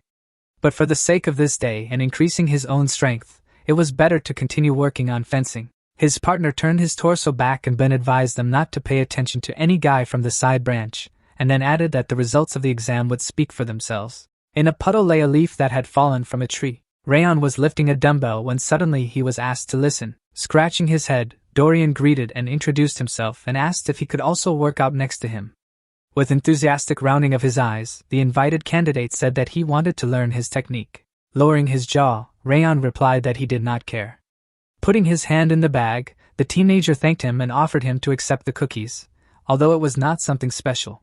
A descendant of the Sieghart family took chocolate drop cookies and a new acquaintance exclaimed that they were very tasty so they should be eaten. Shifting his gaze to the side, Rayon replied that he did not need it and that he could be taken away. Suddenly, Renan's pupils noticeably decreased in size. Drops of sweat began to drip down Rayon's cheeks from anxiety. The girl rounded her eyes enthusiastically. Rayon stared at her in bewilderment. While the representative of the vassal family bit into the suite, she thought that now another strange guy had been added. Rayon helped his new comrade lift the barbell. A view of white clouds in the sky opened up. A temporary student tore off another sheet of the calendar. Future fencers ran after each other. Shoes were lying on the grass next to the paper. Rayon began to knead his hand. An orange leaf fell into a pond. There were black scratches on a pair of boots. Drops of sweat ran down Bun's face. Lowering his eyebrows and concentration, Rayon realized that 6 months had already passed since the start of training. A descendant of the Sieghart family, he quickly rushed forward and thought that the time when he ran every day and was ready to die was now over. Cryon's hair lay on his back. The guy lifted his foot off the ground, and Rayon realized that the backs of those who had blocked his path on the first day of training were no longer visible. Parting his lips, the young man reflected that now, when he looked ahead and breathed with the last of his strength, he could see only two. The rays of the sun at sunset illuminated the examining children. A view of the building of the 5th parade ground opened, and finally the morning of the exam came. The woman with the flower in her hair was smiling broadly. There were stands inside the arena when suddenly someone shouted that they had come a long way to get here. Sylvia put her hand to her chest to greet the other people. Karun looked intently ahead and the examiner shouted that since the guardians were present in person today, he asked them all to move according to the instructions. Flying past Rayon's head, Wrath asked if he remembered their bet. Rayan shifted his gaze to the side and imagined the images of Renan and Ben. When suddenly the evil spirit noticed that in the end he had not managed to surpass those two, so he could prepare to humbly accept the wrath of the Demon King. Waving his palm, the guy said that the exam was a completely different matter because it was not known what could happen. Dorian fell to the ground when suddenly Rayan of the Shadows clarified why he was sitting there, to which he replied that he was nervous just when he thought that today was an exam. After which he added that he did not manage to sleep even at night, and that he was very weak, so perhaps he would not succeed. Rayan raised his fingers when suddenly he was called out. Holding out a cookie with chocolate drops to her friend's face, the girl said that she had brought it for him to eat, to which he replied that he did not need it because everything was fine. The representative of the straight branch looked cautiously back, tiredly closing his lips. The young man did not understand why everyone around him was like this. Sylvia smiled broadly and exclaimed that Helen needed to see, raising her eyebrows happily. The woman stated that their boy was standing there very confidently, to which the maid replied that he had indeed managed to endure 6 months of this difficult training. Dorian pressed his hands to his stomach, and Rayan's mother noticed that she also thought he had friends, to which the assistant cried out that it was natural for the young master's temper. In the past the lady had sat next to her son, and now she said that he was very reasonable and understanding, and since childhood he had never been capricious. After which she added that he had managed to make friends, so she was very proud of him. Suddenly, the girls turned their heads to the side in fright as they announced that the head of the house had arrived. Glenn confidently took step by step forward. On his face, you could see a blonde mustache and beard. Drops of sweat ran down the cheeks of the audience, and they were surprised that the head had personally come here and would be watching everything. A gold axlin hung on the leader's clothes. Glenn sat on the throne, and one of the fans asked if it was the first time he had come. Smiling broadly, Rimmer was surprised that the house manager had arrived for the examination. Lowering his jaw, the man said that this is an event at which the future of the family is chosen. After which he added that his subordinate speaks as if he came where he should not have. Closing his eyes, Rimmer said that he was glad to see him here. Stretching his hand upwards, the elf exclaimed that since the head of the house was already here, there was no point in wasting time, so they would begin their exam to select disciples, and then added that he would finally reveal the content of the exam that everyone in the Sieghart family was interested in, regardless of gender and age. The green leaf began to sparkle brightly. Suddenly, Rimmer's pupils narrowed sharply. Magical streams began to swirl in space. The applicants rounded their eyes in fright. Rayan instantly held out his hand in front of him. Sneering slightly, the training supervisor explained that his exam was for future swordsmen to overcome his aura pressure. Rimmer spread his hands in different directions. Closing his eyes, Rimmer said that pressure is an essential element in the life of every warrior, and therefore in this exam, he wants to assess their ability to deal with it. The man crossing his arms exclaimed that he objected because the children had only recently mastered the aura and there was immediate pressure. People raised their hands and shouted that there were some of them who had not yet been able to master it, and therefore the exam with aura pressure was simply unfair. And besides, according to the children, all he had been doing was sleeping in class, and therefore what could it be about assessing pressures? Then the elf sighed heavily. After introducing the knight, Rimmer said that pressure is not just a manifestation of the aura, and the real pressure is determined by the quality of the warrior's spirit formed from his achievements. A bright aura swirled around the boy's palms, and Rimmer said that this was proof that a true warrior could manifest himself without an aura. The young man turned his gaze to the side in bewilderment, and it was clear that everything was correct. Sweat ran down the teenager's cheek, and then Glenn explained that even without mastering the aura, each of them had their own pressure formed on the basis of life experience. The guy grinned contentedly. Sitting on the throne, the master said that depending on the intensity of the training, even a person who did not have an aura at all could gain strong pressure. And at the same time, the elf noted that this was expected from the head. Rimmer asked if anyone was dissatisfied and then exclaimed that they would leave those who were causing the interference and begin their exam. Renan, looking ahead, heard being asked to come over and the others to stay behind. The girl clenched her fists, and then Rimmer said that he would release the level of pressure that she could overcome if she had trained hard, and asked her to break through it and touch it because then she would be accepted. The guy raised the corners of his lips. Rounding his eyes, the elf said that they would begin. Suddenly, a powerful energy surrounded him. The applicant abruptly crossed her arms. Smiling, Rimmer said that if she used the aura, she would be immediately disqualified, and added that she should awaken her willpower, which she had been holding on to during her training. After a moment, the examinee clenched her jaw. The child stepped forward. Renan stretched out her hand. Suddenly, the girl took the guy by the wrist. Rimmer patted the woman on the head. Lowering his gaze, Rimmer noticed that it was quite easy. The examinee sighed heavily, and then the elf said that the result was visible, that she had been working hard all this time, and also that she should continue to give her all to it.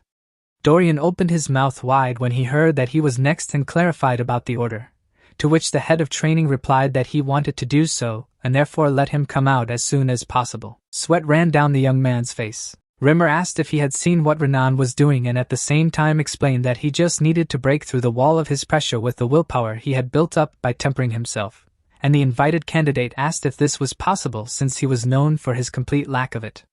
Spreading his hands in different directions, Rimmer said that if he did not succeed, he would fail. The examinee clenched his jaw sharply. Then Dorian bent his knees. Rayon, looking ahead, thought that the pressure force was different now. The elf had a magical orb in his palm and Rayon muttered that he seemed to adjust it depending on the child's abilities and progress, and wondered if he was keeping an eye on everyone among the many children. Keeping his hands at his side, the head of the training exclaimed that he had succeeded and he was accepted, and also added that with his abilities he was very lacking in confidence, and from now on he should have more faith in his strength. Suddenly the guy fell to the ground and the mentor said that he thought he had more or less understood. A view of the daytime sky opened up and then Rimmer called the next one. A leaf floated on the water. Ben opened his jaw when he heard that he was next. Closing his eyes contentedly, Rimmer suggested that they start right away. Suddenly, the elf narrowed his eyes. A powerful aura swirled around him. Clenching his fists, the young man wondered whether to resist this. The candidate rested his foot on the floor with effort, and could not understand how Renan could do it at all because from the outside everything looked completely different. Bending his knees, the entrant muttered that he could not move his leg. After a moment, the examinee leaned his palm on the ground and at the same time Rimmer said that his talent was much more special than that of the others. And among the 160 gifted children present, those who could compare with him could be counted on the fingers of one hand. Ben's expression was confused, and the mentor explained that he and the guys following him had only wasted their time, and asked what was the point of fencing when he repeated the movements only externally without realizing their true meaning, and then noted that they should not have taken up the sword, but tempered endurance and willpower. The boy bared his teeth menacingly. And then Rimmer reported that whenever he had a hard time, he had used his aura. But if he resorted to her help this time, he would be immediately disqualified, and he thought that he could not fail here. In the past, the young man had peeked around the corner. But now he muttered that he could not forget how coldly his father had received his brother. The man's stern gaze appeared, and the candidate said that he could not forget him. The applicant realized that if he could not overcome him now, then he would also be abandoned. Suddenly, the examinee rushed from his seat. The guy, holding his hands in his pockets, said that he had been accepted. Ben sighed heavily. And then the elf said that he was only 12 and therefore he should not pretend to be an adult, and engage in training that was suitable for his age, and if he walked looking up all the time he could fall and stumble over a branch. Rimmer's expression was satisfactory. The mentor lifted the corners of his lips. Rimmer reported that the last Rayon, and at the same time the latter shuffling his legs answered positively. Rayon was walking towards the main teacher. Closing his eyes contentedly, the elf noticed that he was the last one and asked if he was ready. Looking up, Rayon said that he was ready. Suddenly, there was a burst of powerful energy, and the head of the training said that then they would start. The mentor spread his hands in different directions. The guy's aura emitted a bright light. Sylvia, raising her eyebrows in fright, called for her son. Glenn's pupils narrowed sharply, and the question was asked what kind of pressure it was. Clenching his fists, the guy clarified whether this was really his exam. With his mouth wide open, Rimmer replied that from what he had seen, his talent clearly exceeded that of Ben and Renan. Looking ahead, Rimmer said that he should try to endure. The young man covered his face with his hand. Blue rays appeared, and then Rayon muttered that the warrior's spirit was not actually contained in the body, but in the soul vessel. Crossing his palms, Rayon noticed that now the spirit of Rayon is not only in him. Closing his eyes, Rayon added that he was an assassin. The guy lifted his leg off the ground. The elf raised his eyebrows in surprise and wondered if he could handle such pressure. Glenn frowned seriously. The young man abruptly stretched out his hand and at the same time Rimmer wondered if it was possible. Suddenly the young master pushed the tutor, and he said that in such a situation he should not even get up.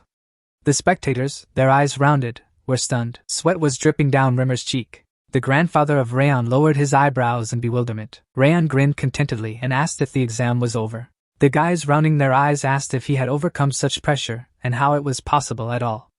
Karun's expression was surprising and then there was a question if this guy had punched it. The guy's gaze was confused. Rayon looked ahead and then the elf said that he was a sick man who did not even possess an aura. Parting his lips, Rimmer was stunned. Narrowing his eyes, the mentor clarified who he was. Raising his hand, the guy noticed that he had been watching him for 6 months, after which he gave his name. Rimmer said that he clearly surpassed himself and therefore asked and also added that he deliberately used pressure beyond his capabilities because he just wanted to joke, but he could not even think that he would overcome this. The young man turned his gaze to the side. The guy lowered his eyebrows in bewilderment.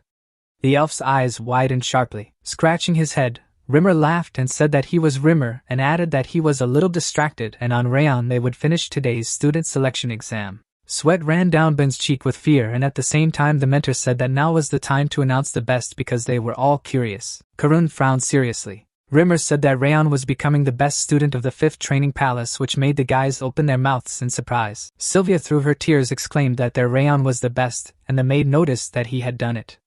The gentlemen sitting next to each other discussed how Rayon could be the best. However, he broke through this pressure and therefore without a doubt but how he bypassed Ben. The applicant with his mouth wide open shouted that he could not admit it, and everything was wrong, and it was also an obvious deception. Turning his gaze to the side, Rimmer asked what he was talking about and what kind of deception. Putting his palm on his chest, the examinee exclaimed that Rayon was weaker than him in endurance, physical strength, and even abilities, and therefore he could not understand how such a person could become the best. Angrily lowering his eyebrows, the candidate said that he had definitely used some kind of trick. The guy through the sweat on his face said that if you think about it, it makes sense. The elf crossed his arms and at the same time it was heard that it was impossible to do such a thing with the curse of bitter cold, and even more so that he did not even have an aura. And could it be that he and the teacher were in collusion? The young man looking ahead said that judging by what was said about Rimmer, it was quite possible. Ben extended his index finger and explained that they were warriors of House Sieghart, and therefore believed that the best should be chosen through battle, not some kind of examination. After a moment, Rimmer smirked. The mentor clarified whether he really wanted to get the best place, to which the examinee, blushing, objected that this was not so. Opening his jaw, Rimmer announced that the exam was already over. After which he asked the head what he thought should be done in such a situation. Glenn frowned seriously. Sitting on the throne, Glenn remarked that it seemed that those around him could not accept this result, and then asked if he intended to fight Ben. The candidate smiled contentedly. With his mouth wide open, Rayon replied in the negative. The applicant looked at Rayon in bewilderment, and Rayon said that the exam was over and the result was announced, and he had no reason to fight without any benefit. Raising his eyebrows, the guy said that he lived constantly repeating about the straight branch and honor, and did not think that he would not even be able to accept the result of a simple exam. The examinee clenched his jaw sharply. Looking down, the head of the house said that then they should fight for the place of the best, and if he won, he would give him a copper token. Lowering the corners of his lips, Rayon was surprised. After presenting various medallions, Rayon explained that members of the Sieghart family can be awarded gold, silver, or copper tokens for their achievements, depending on which the reward that can be received also changes. And even if now we are talking about only a copper token, but it will be personally issued by the head, which means that the reward will clearly be good. Rayon thought that apparently he was not very happy that he had taken the place of the best, and then answered positively. Resting his head on his fist, Glenn said that then they could begin. Boone frowned menacingly, and at the same time, Rimmer said that this time he had to determine the best one for sure. A view of the daytime sky opened up, and Rimmer said that they were given 1 round, and for using an aura or weapon, they were disqualified, and therefore they should only use their body. The young master was standing in front of his opponent. The elf opened his mouth wide. Waving his hand, the leader shouted that they could start. The applicant abruptly rushed from his place. Rayon dodged the enemy's blow. Then the examinee swung his leg. Rayon put out his hand in front of him. Rayon frowned seriously. The candidate, clenching his fingers, exclaimed that it was the fist of the void tiger that his father had taught him, and no one had said that it was wrong to use the fist-fighting technique, and therefore it was not a violation. Boone punched the guy in the stomach. From afar, you could see how the guys were fighting and the audience noticed that this was expected of Boone because Rayon could not even do anything. The applicant baring his teeth thought that he was some kind of weakling from a side branch. Lowering his eyebrows, the examinee wondered if he thought he would give way to someone like him. Frowning seriously, Karun asked to ignore him and explained that there was no place for such a slab in Sieghart's house. Placing his hand on his son's shoulder, the man said that he should not dare to disappoint him in the same way. Through the sweat on his face, the candidate muttered that his father was looking at him now, and therefore he had to prove his strength. Fighting with the young master, the young man said that he would never let him get in the way of such a place. Rayon quickly dodged the attacks of his rival. Rayon raised his eyebrows in surprise. Looking ahead, Rayon realized what he was seeing. The outlines of his hands appeared, and the young man muttered that his fists, his movements, and all his technique were clearly visible. Ben lowered his eyebrows menacingly. Opening his jaw sharply, the entrant asked if Rayon had already given up, and then exclaimed that they would end it. Then the examinee bared his teeth angrily, clenching his finger. Rayon clarified that this was not possible. After a moment, the young master waved his hand. Suddenly, the guys came into contact with each other. The guy hit his opponent in the stomach. The candidate looked back in bewilderment. The young man lowered the corners of his lips. The teenager's pupils turned sharply white. Ben opened his mouth wide in pain. Karun's expression was surprising. The gentleman opening his jaw said that this could not be. Glenn lowered his gaze and the question was heard that it was the fist of the Void Tiger, and how was it possible? Falling to the ground, the examinee asked where he got this equipment. Looking at the opponent, Rayon replied that he himself showed it to him. Parting his lips, Rayon said that he had only repeated after him.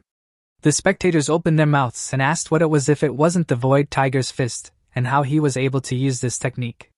The guy looking at the girl asked if she could be handed over to him in secret. Rayon was kneading his hand and it was clear that it was simply impossible. Rimmer was standing opposite the boys. Touching his face, Rimmer was stunned. Imagining the magic energy, the elf muttered that this guy had just neutralized the blow aimed at him by countering it with the same Void Tiger fist only with a reverse rotation.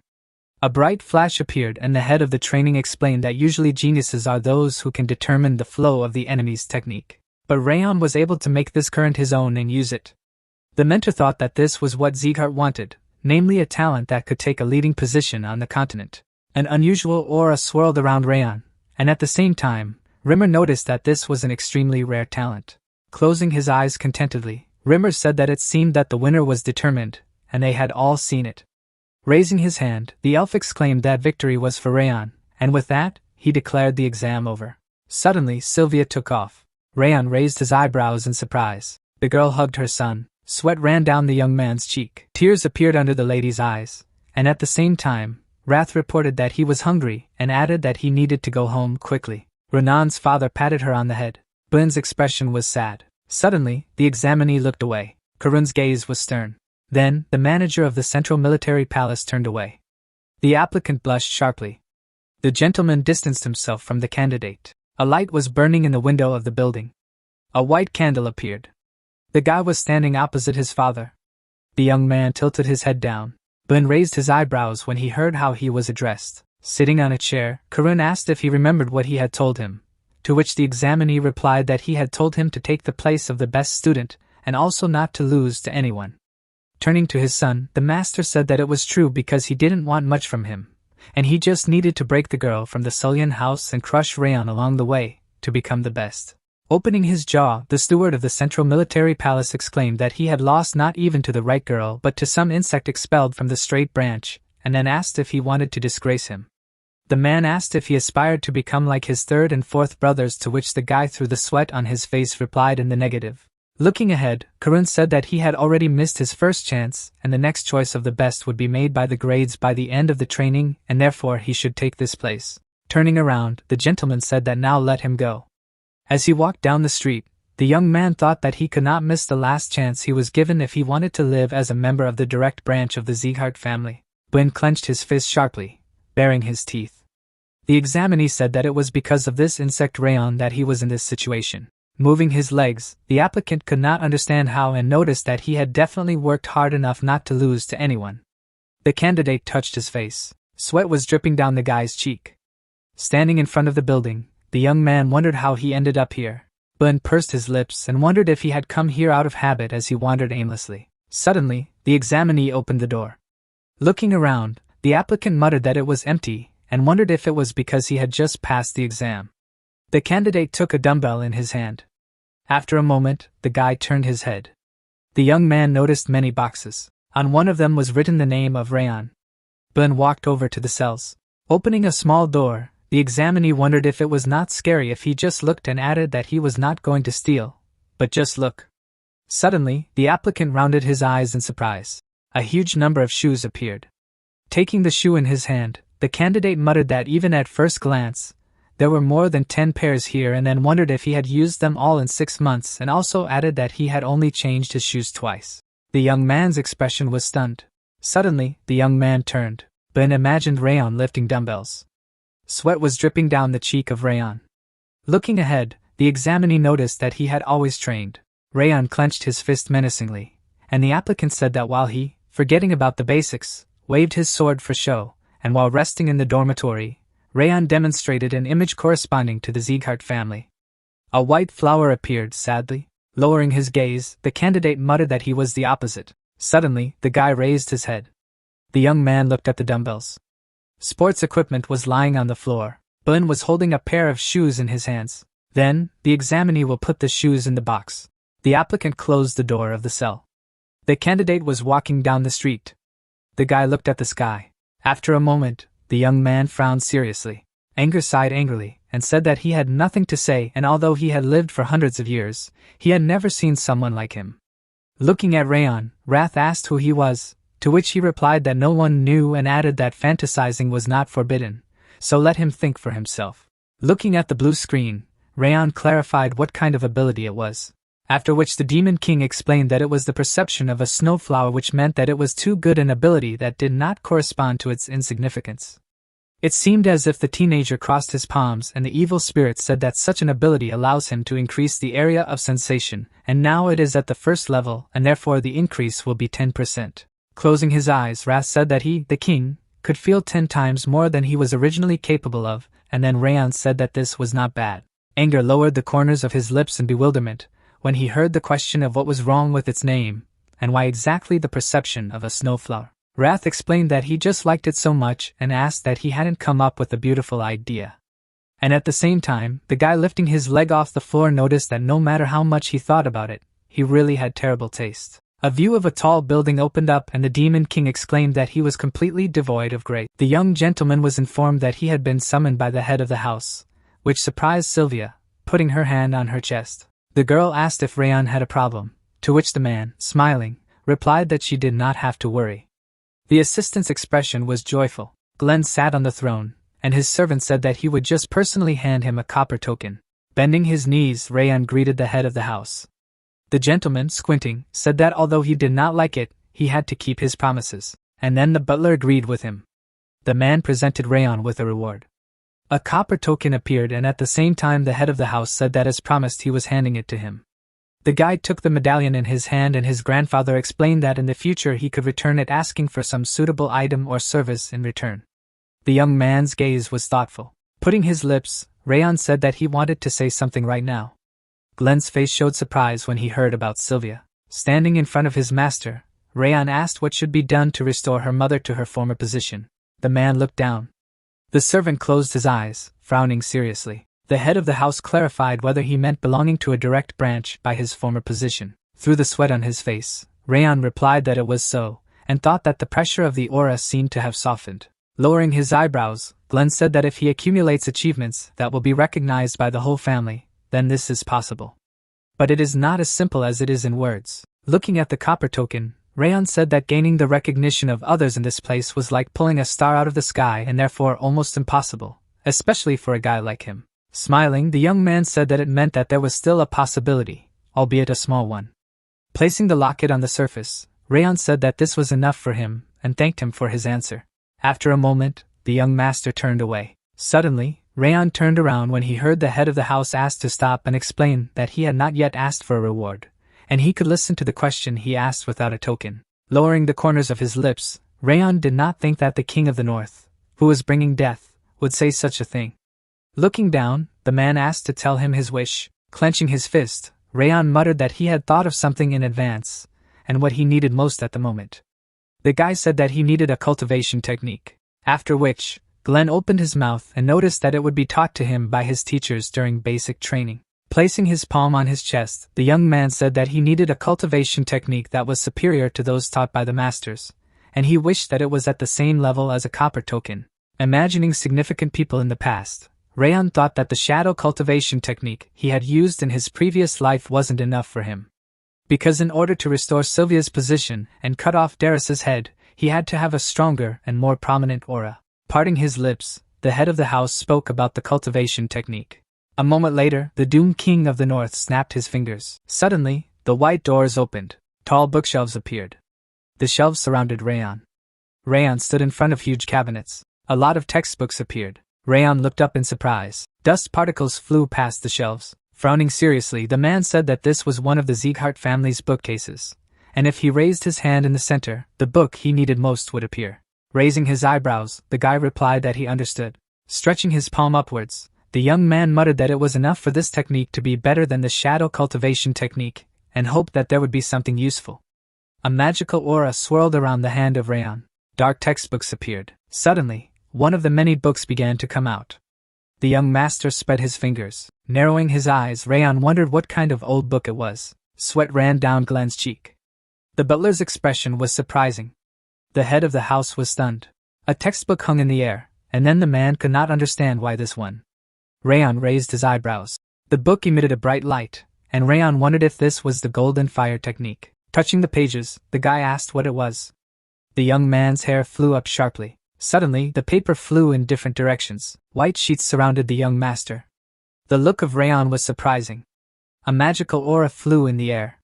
The doomed king of the northern continent stared ahead in bewilderment. In the past, Glenn, looking sideways, asked if he was saying that Sylvia was ignored by family members, after which he explained that he was not interested because now is the main development of the family, and therefore let him go and do something else. A sharp sword appeared. The guy was behind the head of the house, and he asked if Sylvia fell in love with a man and ran away, and then said that there was no need to report to him about such trifles. The doomed king of the north frowned gravely as he said that in the past he had considered emotions to be a luxury, and only thought about the development of his family. A fire was visible behind the man, and he reported that he had received the strength to break through an insurmountable wall. Clenching his fist, the gentleman noticed that the family had achieved staggering growth because of this, and wondered what he had lost. Glenn held a paper in his hand, and it was heard that news had come that his son-in-law and granddaughter had been attacked. The young man, putting his hand on his chest, said that it was the two-headed ghost of Eden who recognized the mistress, and added that Sylvia was fine. But the others died on the spot, and the attack was unexpected, and therefore it was impossible to prevent it. The head of the house lowered his eyebrows sharply. A bloody hand appeared, and at the same time the king of the north, who was dying, called himself pathetic, and said that he had returned his emotions even if it was too late.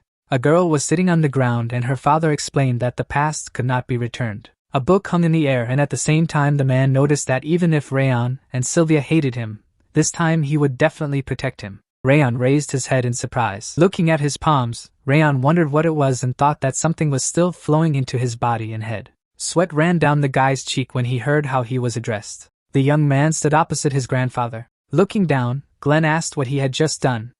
Rounding his eyes, Rayon replied that he didn't know, but he remembered the contents of the cultivation technique book that he had in his hands. Parting his lips, the head of the house clarified what it was called. Rayon raised his hand. Magic dust swirled around the young master's hand. Bright particles appeared, after which Rayon said that it was the golden fire technique, and the system wrote that he had encountered the flame of eternity, and this technique remained in his memory. The king of the north, standing in front of Rayon, asked if he had said that he remembered the contents of that book, to which he replied that he did. After a moment the man lowered his head. The guy raised his eyebrows as he listened that he had received a token reward and could therefore go. Then the young man turned around. The gentleman looked ahead. The butler, through the sweat on his face, asked about the technique that the young master had received. Glenn closed his eyes abruptly. After introducing the first head of the house of Sieghart, the king of the north, who was dooming, said that it belonged to him. Lowering his gaze, the man said that the first chapter cultivation technique, which in the entire history of the family had never been able to summon or read, and he didn't think that he would be able to obtain the golden fire technique. Pieces of paper lay on the floor. The servant remarked that if this was known, both the young master and Mrs. Sylvia might be in danger, and at the same time, the head of the house sitting on the throne said that he could not worry because no one knew about this technique. Rayon grinned happily, and at the same time the assistant clarified about the missing book, to which he received the answer that everything was in order because the information from it had already been transmitted to the person. Standing in front of a huge number of textbooks, Glenn explained that in any case this technique could not be used, and if it were not for this child, the book would simply rot in the bookcase. The doomed king of the north looked up. Anger flew around Rayon, and the head of the house said that it seemed to him that now everything would gradually change. Stretching out his palms, Rayon muttered that no matter how much he thought, It was strange and wondered why he gave him such a thing, because there was no way to get a technique of this level, not only for a silver, but even for a gold token. Closing his eyes, Rayon said that it was not inferior to the legendary Ring of Fire, which meant that it was valuable enough to try to master it. A fireball appeared in front of the guy. The young man looked at the flame particle in surprise. Rayon spread his fingers in front of the flood of magic. The young master grabbed him sharply in his fist. Sweat was dripping down Rayon's face. Rayon, lowering his head, thought that it had failed again. Closing his lips, Rayon noticed that he continued to try everything, but it was not so easy to accumulate enough mana to form an aura. And even if he did not think that he would be able to immediately master a technique of such a high level, the guy raised his eyebrows in surprise when he heard that it seemed that everything was not as simple as he wanted. Wrath said that he needed to try harder, and if someone disturbed him during cultivation, then there would be big problems. So he had to be careful and wondered if it would be so sad to become crippled after getting your hands on such a nice cultivation technique. The young man's gaze was thoughtful and he wondered what he was up to, after which he realized that he was Wrath. The young master imagined a black spot spreading over his body and explained that the golden fire technique was a cultivation method that helped to absorb natural mana and create an aura in the Dantian. And if someone prevented this in the process, the mana circuit and Dantian could be damaged and the person could be crippled. And this was especially dangerous for him because there was still cold in his mana circuit. Rayon said that since he knew this, then he should not try to interfere with him. And then the Demon King smiled and replied that no one knew what would happen. Rayon lowered his eyebrows in bewilderment. Suddenly, Rayon's eyes widened, lifting the corners of his lips. The evil spirit said that it would only prevent him once during his cultivation practice. Sitting on the bed, Rayon said that if he became crippled before he took his body, he would also suffer damage. And then Wrath remarked that he did not care. Flying over the guy, Wrath explained that he was a human and would not be able to cope with such a thing, and even if the young man was left without limbs or if his Dantian exploded, he would be able to save him. Narrowing his eyes, Wrath said that when he became crippled and surrendered, he would have a great chance. Looking at Wrath, the young master agreed for once and added that he was even curious about what would happen this time. Closing his eyes, the evil spirit said that he also managed to bluff and added that he should spend every day in fear because he did not know when exactly he would decide to attack his mind. Wrath smiled slightly and Rayon thought that he was really an enemy. The expression on Wrath was satisfied, and at the same time Rayon muttered that he was a demon of the underworld who would consume his body at any opportunity, and therefore the very embodiment of anger. Putting his palm on the bed, Rayon said that at one time he behaved calmly and already thought that he had given up. But it seems to him that he needs to be more careful. After which he said that he would think about it later because first he needed to deal with an urgent matter. The evil spirit asked if he had finally decided to do so, and then Rayon, standing up, abruptly answered positively, and noted that since she came here every night, it was no longer an accident. The guy and Wrath looked out the window at the same time. Looking down, the young man said that it was worth doing it, and also wondered if he could return to his work for the first time in a long time. A girl was sitting by the pond. Judiel, holding the paper in her hand, said that before, apart from the fact that he often talked to himself, there was nothing to report, and now she finally had something to report. Judiel lowered the corners of her lips and muttered that she would never have thought that a copper token could be used to obtain such a technique. The lady had been sitting in a tree, but now she had said that the mana flow felt during cultivation was too unusual. Running her pencil over the sheet, Judiel noticed that such information was definitely worthy of the attention of the Central Military Palace. The girl's notes were visible. The maid folded the paper and thought that even though it was in order, the boy was still a child and wondered how much longer she should keep an eye on him. After a moment, the lady put the note on the water. The message floated forward. Judiel looked ahead. The girl said that it was time to return when suddenly a knife was put to her neck. Rayon, standing behind the maid, explained that if he opened his mouth, he would die. Sweat was dripping down the lady's cheek, and then Rayon said that if he moved he would also die. Judiel's expression was confused, and at the same time Rayon asked her to lower her eyes and look into the lake. Looking down, the maid wondered who it was. Kneeling down, Judiel wondered who could have such a bloodlust. Noticing the guy's reflection in the water, the girl recognized him and could not understand how this boy was behind her back. Parting his lips, the young man said that he had been under surveillance since the first day he returned to the outbuilding, and then asked if she had found out the information she needed. Through the sweat on her face, the maid muttered that it couldn't be and wondered if he had understood it from day one. In the past, the lady hid behind a tree trunk. Previously, the maid had been peeking out from behind the door, but now she said that she felt like she had left no trace and wondered if it was coming out that he had been just pretending not to know anything all along, and also did not understand why. Judeo clenched her jaw, and then the young master asked her to open her mouth. Rayon brought an unusual pill to her lips. Rayon then pushed it deep into his mouth. Judeo's gaze was confused. Suddenly, Judeo leaned towards the water. Rayon picked up a wet note. Looking at the lady, Rayon noticed that the contents of the letter were not visible, and at the same time, he clarified whether it was protected paper, the text on which could only be read with a certain reaction. Looking at the paper, the guy spoke about water, earth, and fire. The young man continued to list the possible reactions, and then Judeo clenched her jaw. Judeo raised her eyebrows in surprise when she heard what it meant was moonlight. The young master standing in front of the girls spoke the names of the Sieghart family members. Rayon said that it seemed to be Karun's doing, causing sweat to run down Judeo's face. Rayon was holding a piece of paper in his hand. And Judeo thought that it couldn't be because there was definitely nothing strange in her expression, and added that she had been training for many years to become a skilled spy, and it was also impossible for him to read all this just from her face. Her lips parted in bewilderment. Judeo muttered about the pain that burned through her body and the situation in which he read her mind so easily. Raising her hand, Judeo realized that there could be only one explanation. Looking up, the girl wondered if what he fed her was a raging worm. The man holding the document in his hands told the servant to go to Filgil to keep an eye on Rayon and Sylvia and give him all the information.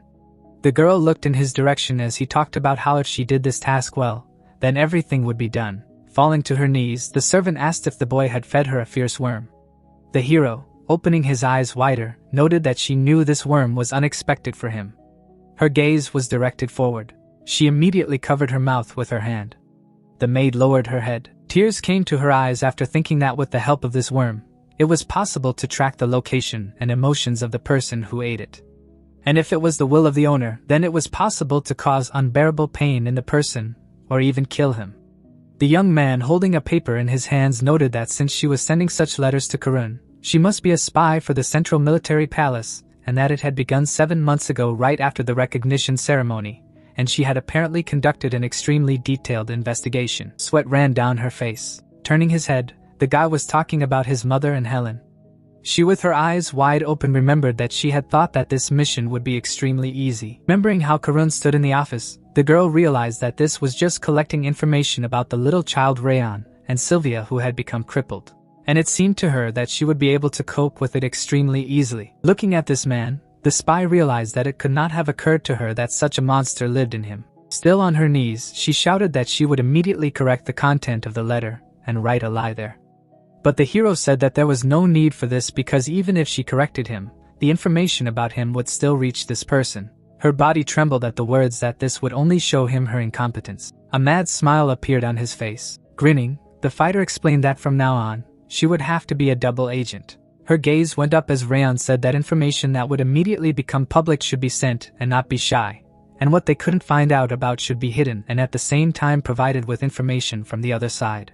Immediately afterward, the hero nodded. Passing by, the young man explained that he would be waiting for useful information from her during their next meeting. She was still on her knees. The spirit appeared beside him and asked when he had summoned the raging worm. But the man replied that he could not use something so disgusting and simply fed her poison, which temporarily caused terrible pain. The demon being behind asked if the owner could read her mind even without using a worm, while the guy explained that information can be obtained in different ways and he definitely has other methods. The assistant's eyes were wide open.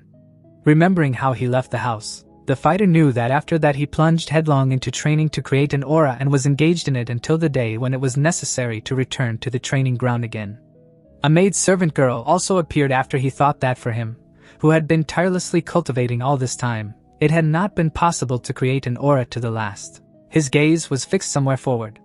The man walked further into the forest. Many other people gathered in the square. The young man, looking in a certain direction, remembered that in the end only 42 people had been admitted, and it was surprising that Rimmer had really left only a quarter. Remembering the teacher, the guy realized that he was extremely accurate in predicting the result. His gaze darted to the side when someone called out his name.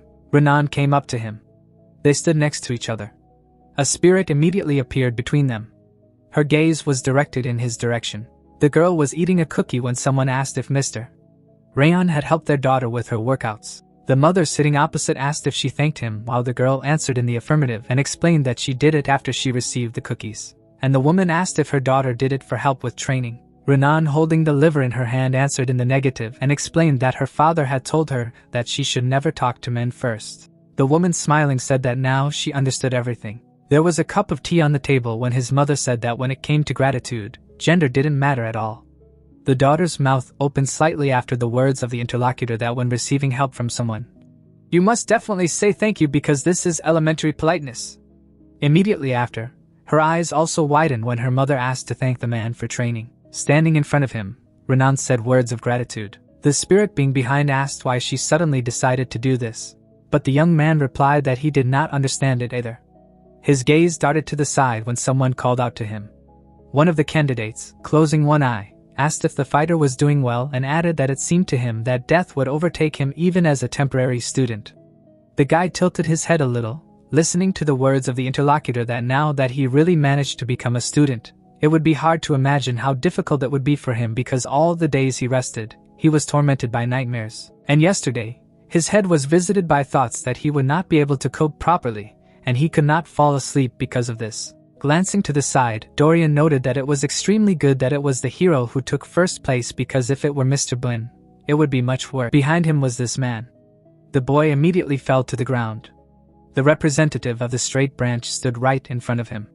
The young man stared silently in his direction. This man did the same. Bowing, Blinn apologized and admitted that he had lost last week and had shown himself to be inappropriate. His face appeared after saying that this did not mean that his attempts would be over. Frowning, the interlocutor said that he would do his best to get ahead of him again. Turning away, the fighter also added that he would not retreat or surrender in the future. The demon flew around the man behind him. Bowing his head a little, the guy said that he did not even think that a 13-year-old child would admit his mistake, and apparently famous families are still different. The spirit, frowning, shouted that even if he had received a proper job, this man did not know his place, and the owner should catch up with him and pluck out his eyes. While the fighter explained that the apology was already amazing and he should calm down. Rayon turned his head when someone apologized for being late. The teacher, smiling, explained that he had drunk a little yesterday and asked, tilting his head, the man asked if everyone had a good rest. Standing in front of the children, the coach began to say that first he wanted to congratulate them on the fact that they officially became students, and their training would begin right from today. The young man looked up when the words were heard that the basic routine would remain the same.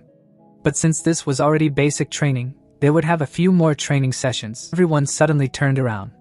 A girl opened the doors. A vein appeared on her face after saying that she had almost gone mad with anger because this damn door would not open. Dorian, wide-eyed, shouted that this was exactly the same person, while the teacher noted that she had come on time and added that he was not her teacher, but that she was a repeater from the previous intake. She headed forward after he said that they would now train together so they should say hello. Martha buried her hands in her hips. Immediately afterward, the girl exhaled. The coach, smiling, said that even if she did not look like this, she had a kind soul, and the girl interrupted him. Clenching one hand into a fist, the student asked who was the best student here. The hero looked in her direction while she said that she hated it when someone worse than her stood over her. So she should check on the one who took the place of the best. Smiling broadly, the girl asked the man to come out to fight immediately. She went forward. The young man, still standing still, thought that this land should be cursed because it is not clear why such people continue to appear. Squeezing both hands, the man introduced himself, and said that he had taken first place. Her gaze immediately swept in his direction. Leaning down, she noted that his face did not indicate that he was the one who managed to become the best, but this was probably even good. Stretching his hands, Martha suggested that he should dispense with the long introductions and immediately begin the battle. Blinn, crossing his arms over his chest, asked why she was showing such indecent behavior. The girl, looking back, wondered how he dared to say such a thing to his sister. She turned to him, opening her eyes wide. The sister said that if he continued to mindlessly open his mouth, he might also suffer, and he should choose his words better. The relative, looking down, replied that this man was considered the best before the guy and the head of the house, and was she going to deny it? Martha, burying her hands in her hips, noted that he himself made a fuss that day. Her eyes widened after his affirmative answer. Standing in front of it, the fighter said that the poet did not want to demonstrate such behavior to everyone again. The hero standing behind realized that this man had really changed. Suddenly, Renan appeared in front of him. Spreading her arms, she told Martha to move away. The girl, putting one hand on her side, said that it was funny and asked what this incredible manifestation of love for her comrades was because the scum really decided to protect each other. Rubbing the back of her head, she said that if this continued, she might be considered a fool, and in that case, she should do as they all wanted. Suddenly, a smile appeared on her face after saying that she hates only cowards who hide behind other people's backs more than impediment people. Martha was already directly above Rayon. They all turned around suddenly. The girl was preparing her fist for the attack. Rayon evaded it. Her eyes immediately opened wider. The young man's fist was already aimed directly at her. His gaze was directed at his hand. They suddenly flew away from each other. Sweat broke out on his brother's face. The teacher was smiling. Martha held her hand in front of her. After that, she bowed her head, grinning. Looking at the enemy, Martha said that she simply had no words. The ground parted in cracks when the man took a step. Swinging for another blow, the fighter said that he would not leave on his own feet today. The teacher, grabbing her hand, noted that they should end here. Her gaze immediately darted to the side. The man, looking down, asked if they were ignoring him too much, because no matter how lightly they took him, they definitely shouldn't consider him an empty space. The disciple's body trembled as the man said that this young man didn't even have an aura yet. And didn't she think that such a battle might leave a bad aftertaste? Martha removed his hand when the trainer said that he would let the two of them fight later when he managed to master the aura. Pointing his finger, Rimmer asked the hero to return to his place as well. The spirit, frowning, shouted the question of what he was doing, for would he just take and let go of the girl who was pointing her fist at the king, and she should tear off her limbs, and then place her in the eternal ice. The young man going forward said that one blow had returned to her, but the assistant exclaimed that this was not enough, and it was necessary to break her head, and the hero explained that such a time had not yet come. A faint smile appeared on his face. After thinking that later when she succeeded that he would have the opportunity to get it, it would be much more profitable to make a bet with her, putting the place of the best student on the line. Approaching the rest of the group, Rayon asked the demon to wait a little because soon something will be done that he will certainly like. A training building was visible. All of the students gathered there and practiced the shot. At the same time, the teacher announced a 10-minute break. The guy brought the bottle to his mouth. Looking at his hand, the fighter realized that it was not easy at all. Although he had no difficulties before because he had managed to reach the second level of training in advance. But from the third level, they had higher disciplines which became difficult to understand. The man turned his head as he thought about Rayon. The young man continued training until Bun thought that he had started from scratch and mastered this program in less than a month. Sweat ran down his face as he thought that even he had taken a month to master the 7 hand-to-hand fighting techniques. And if he continued like this, he would start fencing lessons in parallel with him. Someone was training with a sword when the fighter realized that he wasn't the only one who had anxiety. Looking to the side, his brother wondered if they were also catching up with her. The girl continued to brandish her wooden sword. She stopped saying something. Breathing heavily, Martha could not understand why this man was progressing so quickly, even if he had only begun to learn hand-to-hand combat here. Remembering the face of the hero's brother and girlfriend, Martha realized that unlike them, this man was not familiar with hand-to-hand combat before. And besides, his body was also filled with cold, which was far from normal, and therefore it was not known how he could train all day long. His sister, clenching her teeth forcefully, said that he could never yield to him. A kind of flower appeared after thoughts that she was called a talent that forced her to endure. Remembering her evil face, Martha realized that after she was adopted by the Sieghart family, she always had to be a stalker. There was already a smile on her face after thinking that she had managed to surpass the main and side branches which did nothing but show off, calling themselves geniuses. The faces of these people appeared. Her gaze turned to the side as thoughts came to her mind that she had always managed to be the best. Holding the sword in her hand, the girl thought that she was extremely anxious now. The servant bowed and noted that she had done a very good job today. She passed by in silence. The man turned to her. Her eyes suddenly widened at his words that she shouldn't be in such a hurry. Turning around, Martha asked what it meant, and he replied that everything was exactly as it was said, because although Rayon had shown a surprising side lately, it seemed that everyone had forgotten something, and he simply would not be able to surpass her. The girl, frowning, asked again. The interlocutor began to smile after this question. The hero at this time continued to train while the man said that the fact was that he had one insurmountable fatal flaw. Someone was waving his sword tirelessly. The guy stopping breathed heavily. A disciple standing not far away said that he wanted to ask him something about the later fencing and asked if he could take a look at her like last time. Rayon began to swing his sword again. Answering in the negative, the girl, clapping her hands, noted that he was really good at it. Standing behind, Martha said that she had not even thought that in that short time he would join her in training with a sword and that he could really be called a genius in training in the art of war. There was a smile on her face. Embracing herself, The apprentice said that with his sensitivity to mana, it was like pearls around the neck of a pig, and it was a pity that he was only half talented. All the other students were silent when she said that he was quite capable of becoming a fencing teacher. The teacher, sitting on the bench, also did not say a word. The girl turning around realized that they all had nothing to say, which was extremely expected since no one could even think that this stupid person could not master the aura. Even after 4 months, the young man still had a wooden blade in his hands. The servant holding his hands behind his back explained that Rayon's ability to master the aura was at a minimum level, and she asked again. The man in turn, remembering the ceremony, said that it was before she was adopted, so she might not have known it. But at this recognition ceremony, this man's sensitivity to mana was determined to be minimal. Introducing him behind all the disciples, the servant also explained that he was the only one on the 5 training grounds who had not yet mastered the aura. And moreover, the cultivation technique for which he was able to exchange his copper token was barely average or slightly above average, which was only slightly better than the currently popular linden cultivation technique. Her eyes were wide as she said that even so, he still hadn't mastered the aura, which meant that his mana sensitivity was indeed at the lowest level. She began to smile after him, saying that even if he had a talent for swordsmanship or hand-to-hand combat, his aura abilities were negligible and therefore he would never become a full-fledged warrior. Martha bent down and began to laugh, smiling. The student realized that he was still infuriating her for counterattacking her, but he was not worth paying attention to in the first place. Suddenly, her gaze turned to the side. There stood Renan. The second year, putting her hand on her side, asked if she really wanted to say something to her. Her friend, looking ahead, told her to leave. The interlocutor, smiling, asked if this was all. Bowing her head, the girl repeated her words, and the student replied that she would leave even if she did not kick her out. Raising her hand, Martha explained that it was time for a top-level training in which only representatives of the direct line can participate. Her friend looked after her. Night was already hanging over the academy. Someone was sitting on a bench. The young man, closing his eyes, asked himself if he should finish for today. A smile appeared on his face after thinking that he liked it.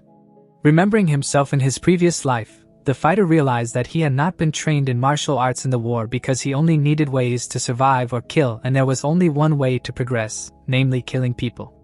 And this was a life where it was impossible to imagine anything else. Looking at the hand, the guy realized that it turned out to be interesting to study martial arts with the help of which he would be able to develop further. The spirit, frowning, shouted a question that he had just come to his senses because how could he just stand like a pillar after such and such a provocation? The fighter asked again.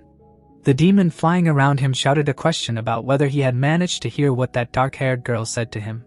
But the hero explained that he was too concentrated and therefore did not pay attention. The assistant, still nearby, asked why he was so indifferent since those who said such things to him, the king, should be immediately frozen. And the young man reminded him that he had already said that it was simply not profitable for him to fight now. Opening the door, Rayon said that he would have been able to defeat someone like Martha even without the golden fire technique. There stood Renan. She had a box in her hands. Standing in front of her, the man asked how she ended up there. The girl took something out of the drawer. The guy took it in his hand when his girlfriend asked him to eat it.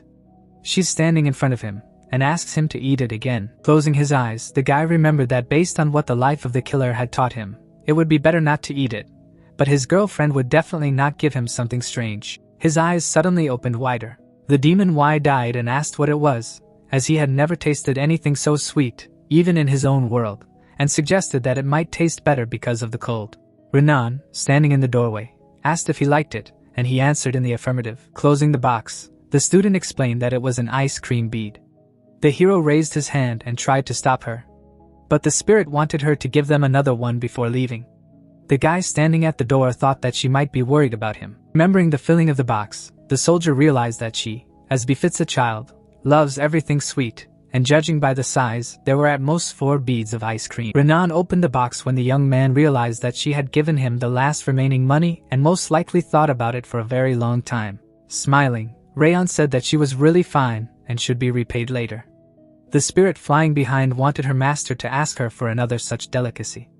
I could see Rayon's house, and from it I could hear the screams of his mother that he had not come for a long time, and immediately the words that he had already been prepared to eat. In his hands was a note when the maid said that it was a report sent to the Central Military Palace. Looking at her, the guy asked if there was anything from the palace in response, and she replied that there was nothing special there. Standing next to the bed, The spy said that earlier when his training speed in hand-to-hand combat and swordsmanship was unimaginable, there was an order to investigate it more thoroughly. But now, given the fact that he was unable to master the aura, the interest had subsided.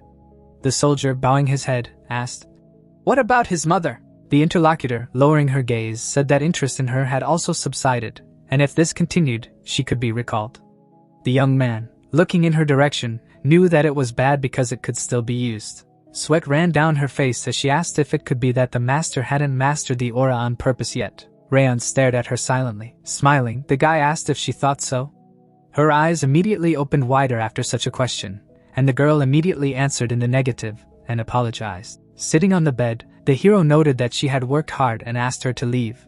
The spirit appearing nearby noted that if someone heard, they would think that they were deliberately hiding their abilities, while the master replied that the ability to use the situation and atmosphere was also a skill. The demon, frowning, noted that this was said by a pathetic guy who has such a hard time mastering the aura, and it's hard for him as a king to even imagine such a thing. Then the guy noted that he was really pathetic and suggested that he go to the morning training. The fighter got out of bed when anger said that it was too cruel. But the man explained that it would be easier for him to create an aura with such training. Suddenly his eyes widened. His teacher was sitting on the stump when the hero called out to him. The coach, turning his head, asked if he had slept well. The young man standing in front of him asked why he was in the backyard of their house, and then the interlocutor replied that he had come here to teach a lesson prepared especially for him. Immediately after, the man put his hand on his shoulder. Limmer, smiling broadly, said that they needed to find out what his attribute was. The man walked forward raising his hand. Rayon said that he did not understand why they should climb the mountain because he just wanted to know his attributes. Smiling, Rimmer replied that he just had to wait a little because it was part of the training. Looking back, Rayon could not understand what kind of training could be discussed in such a place. The teacher looked back. Raising his eyebrows, the elf remembered how he had expanded his area of perception and tested his cultivation technique. Looking ahead, the coach understood that compared to ordinary techniques, it was on a completely different level. Rayon held his head straight and his mentor knew that his aura at that moment resembled a strong flame, or even burning magma. With a surprised expression on his face, the man was amazed that his teachings were not removing the aura with the mana circuit, but were trying to absorb it along with the fire. Looking at the open book, Rimmer speculated about what might happen if his subject could master this cultivation technique. Delight appeared on the elf's face. The guy was leaning on a tree covered with sweat. The young man heard the words that this should be enough. There were only trees around the comrades. Rayon opened his mouth and asked why they had come to the very center of the forest. The teacher stretched out his hand forward. A moment later, a current of air flew into Rayon. With his eyes wide open, Rayon listened to the information that they were here to use the wind to create a sword that could effectively protect its master. Looking in front of him, the coach asked the student what he was feeling now. Standing still, the mentor said that it was the wind he chose. Rayon looked at his palm.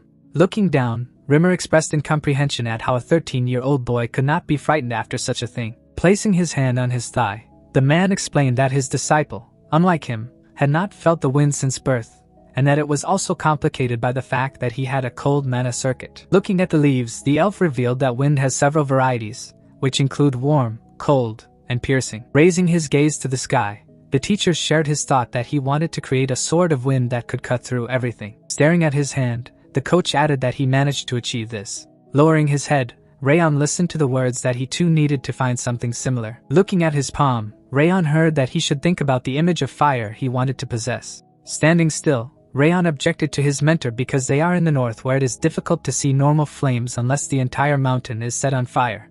Rimmer looked back. Sitting on a chair, the man listened to the words that there was a suitable place for this purpose. Entering the doorway, the elf notified the owner of the room that he had arrived. Covered with sweat, the guy did not understand what kind of place it was. Folding his arms over his chest, the teacher explained that this is the place where you can feel the hottest and most violent fire in the entire north. From the house came the words that in front of them was the furnace of a charcoal burner. Turning his head, the old man asked his acquaintance who he had brought this time. Looking ahead, Rimmer said that it was impossible to address the grandson of the head of the house so rudely. Making a surprised expression, the guy heard the man say that he would only care if the head of the house came here in person. Standing still, Rayon was sure that this was not the flame he knew. Looking at the burning sticks, Rayon knew that it was a fire made with his own hands. Imagining the magician, Rayon understood that this was fire magic. With his eyes wide open, the guy noticed that the flame in this furnace was completely different. The young man reasoned that this flame was distinguished by its heat and appearance. Stretching out his hand, the young man decided that this was the image of the flame that he wanted to possess. The boy clenched his fist. Looking back, Rayon assumed that someone had reduced the fire. Raising his eyebrows, Rayon heard the owner of the forge introduce himself by name. Sitting at the table, the blacksmith suggested that they go elsewhere if they were looking for politeness there. Making a surprised expression on his face, Rayon remembered that he had heard this name somewhere. Looking at Vakan, the guy thought about the fact that he possessed the title of a world-famous master of the continent. Imagining Glenn's face, the young man knew that his sword was rumored to have been forged by this master, but there had been no news of it for 30 years. Looking at the blacksmith, the young man couldn't even think that such a person could be here. Bowing, the boy introduced himself to the owner of the workshop. The old man asked if the elf had told him who he was. Closing his eyes, Lemaire explained that he was a retired master of the Sieghart family. Stirring the coals in the brazier, the master listened to the words that he had been making a fire here for more than 50 years. Clenching his fist, the craftsman replied that it was also a forge. Lowering his gaze, the master listened to the information that this place was not too conspicuous, which was very suitable for a young master since he should not show himself in public until he had mastered the cultivation technique sufficiently. Opening his eyes, the old man heard that this boy was Sylvia's son. The blacksmith turned back. Placing his hand on his chest, Rayon promised that he would not disturb with his presence because he only needed the opportunity to feel the fire. Vakan stared away, raising his eyebrows. Rayon listened to the words that the owner of this place makes golden charcoal, which unlike white or black coal, can give much more heat. Looking at the charred tree, the old man added that he had already spent 10 years in this place for this reason. Without turning around, Vakan agreed to give Rayon a place in the workshop if he did not interfere. The guide began to glow with happiness. Words of gratitude were heard from behind the closed doors. Tilting his head, the elf expressed surprise that his comrade agreed to this so quickly.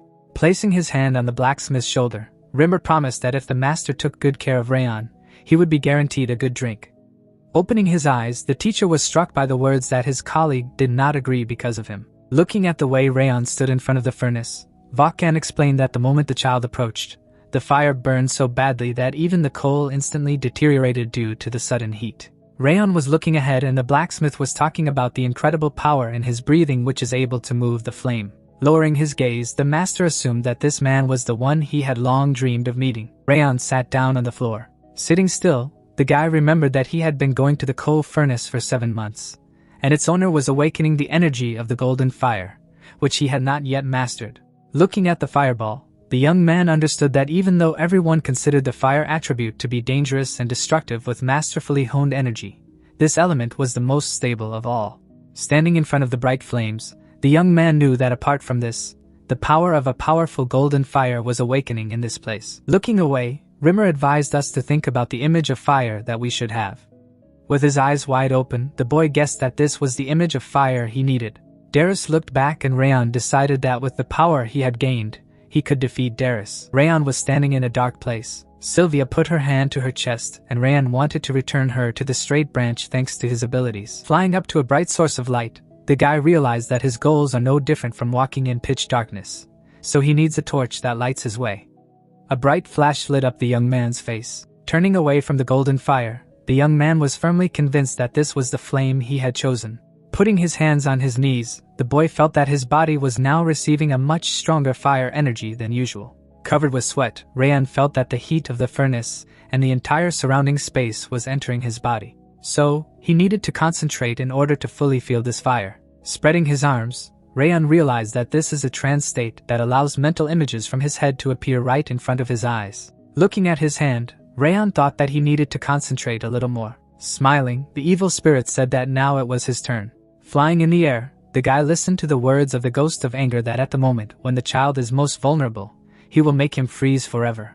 The young man bared his teeth, making an angry expression. The young man was annoyed that this was happening right now. Sitting in front of the system screen, the boy remembered that for a while his opponent had been quite quiet, so he had completely forgotten that they were not on the same side. Looking at the way his enemy smiled, Rayon noted that it was a demon that was just waiting for the moment to take his life. Looking at the shapeless cloud of bright light, Rayon knew that it was none other than the king of the demon world. Rayon felt that his whole body seemed to be torn into small pieces, and it was becoming more and more difficult for him to breathe. So, if he moved even a little now, he would die. Looking from under his forehead, the disciple decided that he needed to concentrate his aura. Lowering his head, the young man understood that in order to survive, he had to think about all possible options. Covered with eyes, the boy felt that his consciousness was gradually blurring. Looking at his victim from above, the evil spirit said that the desire to survive by any means moved him to tears. But no matter what his enemy did, he would not be able to escape. As Rayon began to close his eyes, he heard that soon his soul and body would no longer belong to him. Freezing in the air, Rayon listened to the words that all his efforts in this life are in vain because he is no different from an old man who does nothing but light his stove day after day. Looking down, Rayon realized that his opponent had just given him a clue. Turning upside down, the guy decided that in the remaining situation, he had no other choice because if he did not try to do this, he would definitely die. Sitting by the fire, the young man thought that it was worth absorbing not the natural mana that was heated in the heat of this furnace, but the mana that was located in the inner part of the brazier itself. Looking at the flames, the young man wanted to light the hottest fire that can consume everything in the world. Spreading his hands, the boy said that he would accept this attribute. With his eyes wide open, the villain did not understand what his opponent was doing. Rayon furrowed his brows and explained that it was the death throes. Golden coals smoldered on the shovel. The old man was sitting by the fire. After a moment, the blacksmith opened his eyes. The master recoiled from the flames. Falling to the floor, Vakken said that he had never seen such a strong flame before.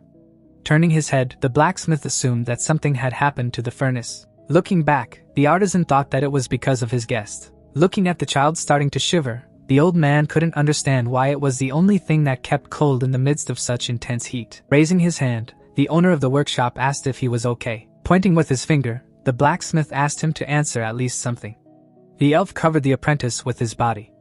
The mentor asked his friend not to touch him because now he needed peace. Clenching his fist, the master said that this person could die. To which he received the answer that Rayon was in a trance right now, so nothing could be done. Otherwise, if he was hindered, he would cough up blood and die covered with sweat. Rimmer added that in such a state it was dangerous even just to touch him. With his brows furrowed, Turner hoped that his apprentice wouldn't die like this. Flames were burning around Rayon. Getting down on all fours, Rayon listened to the enemy's cries that he should stop because there was no hope left. Looking from under his brow, the guy replied that the time of their past life when he died without even trying to do anything was enough for him. Looking down, the young man remembered that his previous life was insignificant because he could not close his eyes until he died. Stretching out his hand to the firestone, the young man decided that he would not allow this situation to happen again in this lifetime. Noticing how much the thermometer had risen, the old man noticed that the heat was too strong. Frowning, the blacksmith suggested that the furnace could not cope with the suddenly increased power of the fire. Clenching his fist, the elf noticed that the mana of the furnace was gathering in one place. Covered with sweat, the teacher realized that his student was absorbing this mana. With his mouth wide open, Rayon began to scream. With a frightened expression, the demon king cursed all living things. Rayon grabbed the golden fire. Flames flickered in the void. A moment later, there was an explosion of enormous force. Heat energy spreads in all directions. A nuclear mushroom broke through the roof of the house. Covering himself with his hand, Rimmer asked him to answer him. Suddenly, the man noticed something. Sparks flew around Rayon. Looking at the young man standing in the rays of light, Rimmer too realized that it was a golden flame. Looking at his hands, Rayon realized that he had mastered the golden fire cultivation technique. A plant bud appeared in Rayon's hands, and it was clear that as a result of receiving a powerful cold from Wrath, the ability called Piercing Cold had reached the second level. The artifact appeared in his hands. Smiling, Rayon said that who would have thought that failure would turn into such a blessing, adding that now he can blossom in an instant, thinking that he did not even imagine that everything would turn out this way when he went through all the difficulties. The guy looked out the window of the system. The information appeared in a message from the system with a surprised expression on his face. The young man asked if it was a dream since there was an incredible reward, suggesting that due to the interference from Wrath, he had reached a level that would have taken several years of training at once. Making a confused face, the monster stated that it was a curse. Turning his head, the demon asked who he was, adding that his willpower was already at its limit. Wondering how he was able to win in such a situation. Grinning, the man said that he had said that such tricks would not work with him, saying that no matter what he did, it was useless. Turning around, Rayon said that although he had said so, he had almost died this time, so he had to be careful. And today he was convinced of that, adding that even if they had become friends for a while, Wrath was still an enemy, thinking that Wrath should never know about his secrets and weaknesses. The monster made an angry face. Suddenly, something caught the attention of Rayon that he heard a question about whether he was okay. Glancing to the side, Rayon replied positively. In turn, the man asked what he had done to form the aura. Smiling, the guy gave a positive answer, saying that it happened only thanks to him. Looking at the stones, the young man asked for forgiveness, adding that because of him, the stove broke. Closing his eyes, the man said that it was okay. Because the main thing was that there were no problems and this is enough. Turning his head, the gentleman said that the stove could be made new. Dropping his hands, the killer asked what had happened. In turn, the man assumed something. The man was holding a shovel in his hands. There were objects on the shovel, making it clear that it was golden charcoal. Coal appeared. The gentleman made a sad face, and in turn, the offender asked if he seemed to want to make his golden charcoal again, adding that for so many years he had tried to do what only legends do, asking what he was bewitched by, asking if he had not resigned, suggesting that the man's heart must be empty if he believed in such a thing. Looking at the invention, the man said that it was ironic. Holding a shovel in his hand, the gentleman said that it could indeed be golden charcoal, adding that it gives more heat than white charcoal and burns longer than black coal because the man found the golden charcoal which he had been trying to create for several decades thanks to the interlocutor thanking him. Putting his palms forward, Rayon replied that he had done nothing. There was no emotion on the man's face, saying that every time he cultivated mana, the flames in the furnace fluctuated, so his breath gave the fire life, and the heat of that fire spread to all corners of this workshop. Rayon looked ahead. Turning around, the gentleman said that although he was an ignoramus who had only held a hammer in his hands all his life, he still knew what he had done, adding that it was only his merit, continuing that he therefore wanted to ask something, asking what his purpose was. Lowering his gaze, Rayon repeated the interlocutor's question. In turn, the gentleman asked what kind of swordsman he wanted to become. A man appeared in the shadow of the guy. Putting his hand on his heart, the young man said that he would be the one who would not bend to anyone under any circumstances, noting that this was the kind of swordsman he wanted to become. Raising his head, the man said that these are clearly not the words that a boy can say after thinking about the words of the interlocutor. Dropping his knee to the floor, the man said that in the next 5 years, he would be able to get his personal sword, and then if his heart was unbending, he should come to the master, making it clear that she would keep the material until that moment. Golden charcoal appeared with a surprised expression on his face. Rayon asked what he meant, what the sword would do for him since he had heard that he had resigned, while the master replied that the resignation could be cancelled. Waving his hand, the man thought that Rayon would not die until that day. The creature's torso appeared on the mountain. Putting his hand on his belt, the guy said that he kept thinking about how it would end, adding that it meant that he had formed an aura in the end. Smiling, Virtue declared that the boy was indeed endowed with the ability to frighten people. Without showing his face, the man asked if it was not so. The head appeared, starting to laugh. The man said that he was so worried about his grandson that he came here every day, continuing that he should now feel calmer. In turn, the interlocutor replied that nothing of the kind had happened. Crossing his arms, the man assumed that it was because he had absorbed the heat from the furnace, but his amount and mana purity had become no joke, saying that he had also used the aura immediately after receiving it, adding that Rayon's talent was truly amazing. Making a serious expression on his face, the master said that this was not all because even those shackles that were intended for his grandson, he turned into his strength. The guy smiled. Looking at his hand, the 5th training ground appeared. Holding the box in her hand, the girl asked when her friend would come. People appeared and it became clear that in 7 months Rayon had not been able to form an aura. So everything that he had shown before was in fact just a soap bubble, because it would be more correct to give the place of the best disciple to the master or mistress. The lady looked at the object holding the box. The lady thought that she wanted to help him, adding that her mother had also said that it was necessary to return kindness to those to whom she was grateful. There was sadness on the face of Martha. Suddenly the girl's eyes became wider. Rayon was coming out of the gate. Legs appeared. Looking away, Rayon said that he would not succeed, asking why he should continue. In turn, the demon ordered him not to be conceited. Making a surprised face, Rayon told him to try harder. Glancing at his girlfriend, the guy called her by name. The lady looked ahead. Suddenly, treats appeared in the box. Opening the box, the lady wished her friend more strength. Martha looked surprised. Holding an ice cream in his hand, the young man asked if it was also ice cream like last time. Raising her eyebrows and stunning, the girl thought that these refreshing smells and winds had suddenly changed to an even richer and more pleasant aroma. The man was holding a gift in his hand. Without showing his face, Rayon stated that he would eat with pleasure. Lowering his gaze, the monster spoke about the taste, thinking that although he had not felt it for a long time, it was just as amazing, telling him to eat the remaining 2 quickly. Turning his head, Rayon thought that he also knew that she was now giving away the dessert which she herself loves very much, so he should sit quietly and stop behaving like a child. Closing the box, the young man said that it was very tasty, thanking his friend. In turn, the girl asked if he wanted more. Grinning, the man replied in the negative, adding that one was enough for him. Holding the box in her hands, the lady asked if it gave him strength. Rayon's face showed surprise. Exhaling heavily, Rayon said that it really gave him strength. A flush appeared on the lady's face, smiling. The guy walked away. Rayon smiled, thinking that she was very difficult to understand. A foot appeared, putting his hand on his belt. The man said that they were probably already bored with only training, so in a month, he planned to do something special, adding that for the past 7 months, they had been constantly working on the base and cultivating, so it was time to start heating up their danshin as well. Without showing his face, the student answered positively. In turn, a colleague asked why such changes were all of a sudden. A smile appeared on the leader's face, making it clear that in a month they would arrange a competition. The man smiled, keeping his hand on his belt. The man stated that winning or losing it would affect the completion of their training and their rating, so the better to prepare. A hand appeared, asking for a minute of attention. Looking ahead, the disciple said that there was still one among them who had not created an aura, wondering what a lagging disciple should do.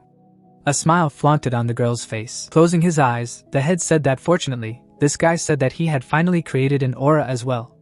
Making a stunned face, the lady asked how this happened and when, asking whether it happened today or yesterday. The guy did not show his face. Smiling, the lady said that she finally had a chance, adding that she had had to wait so long that she had managed to get bored. The young man looked ahead. As she began to walk forward, the lady asked if he remembered what she had said then, continuing that she hated to have someone weaker than herself standing over her. Glancing ahead, the student stated that she felt she had already endured enough, saying that it seemed that it was not easy for him to occupy a place that did not suit him at all. All this time, showing a smile, the opponent made it clear that this time she would definitely be done with it. Suddenly, a hand appeared. Looking to the side, the young man ordered the girl to move away because less than a day had passed since he had mastered the aura, asking that she already wanted to fight him, asking that the honor of a swordsman meant nothing to her. Hostility appeared on the face of the opponent. Placing her hand on the shoulder of her rival, the lady said that he, who had grown up as a precious member of the family, knew the importance of honor, but it was shown only to those who deserved it. Knitting his eyebrows, the young man pronounced the name of the offender. Pointing her finger, the lady said that even those people standing behind had managed to create an aura in less than a month. While it had taken their best disciple more than half a year to do so, people began to talk as they listened to the fact that that time would be enough to create an aura even with the cultivation techniques of the top 7th level. Didn't that show that he simply didn't have the ability? After all, he should know better than anyone else because they had all gone through the recognition ceremony together. The man's sword was broken, and it was clear that an inferior swordsman who was unable to master the aura would never be able to glorify his name. No matter how skilled he was in wielding a sword, it didn't matter.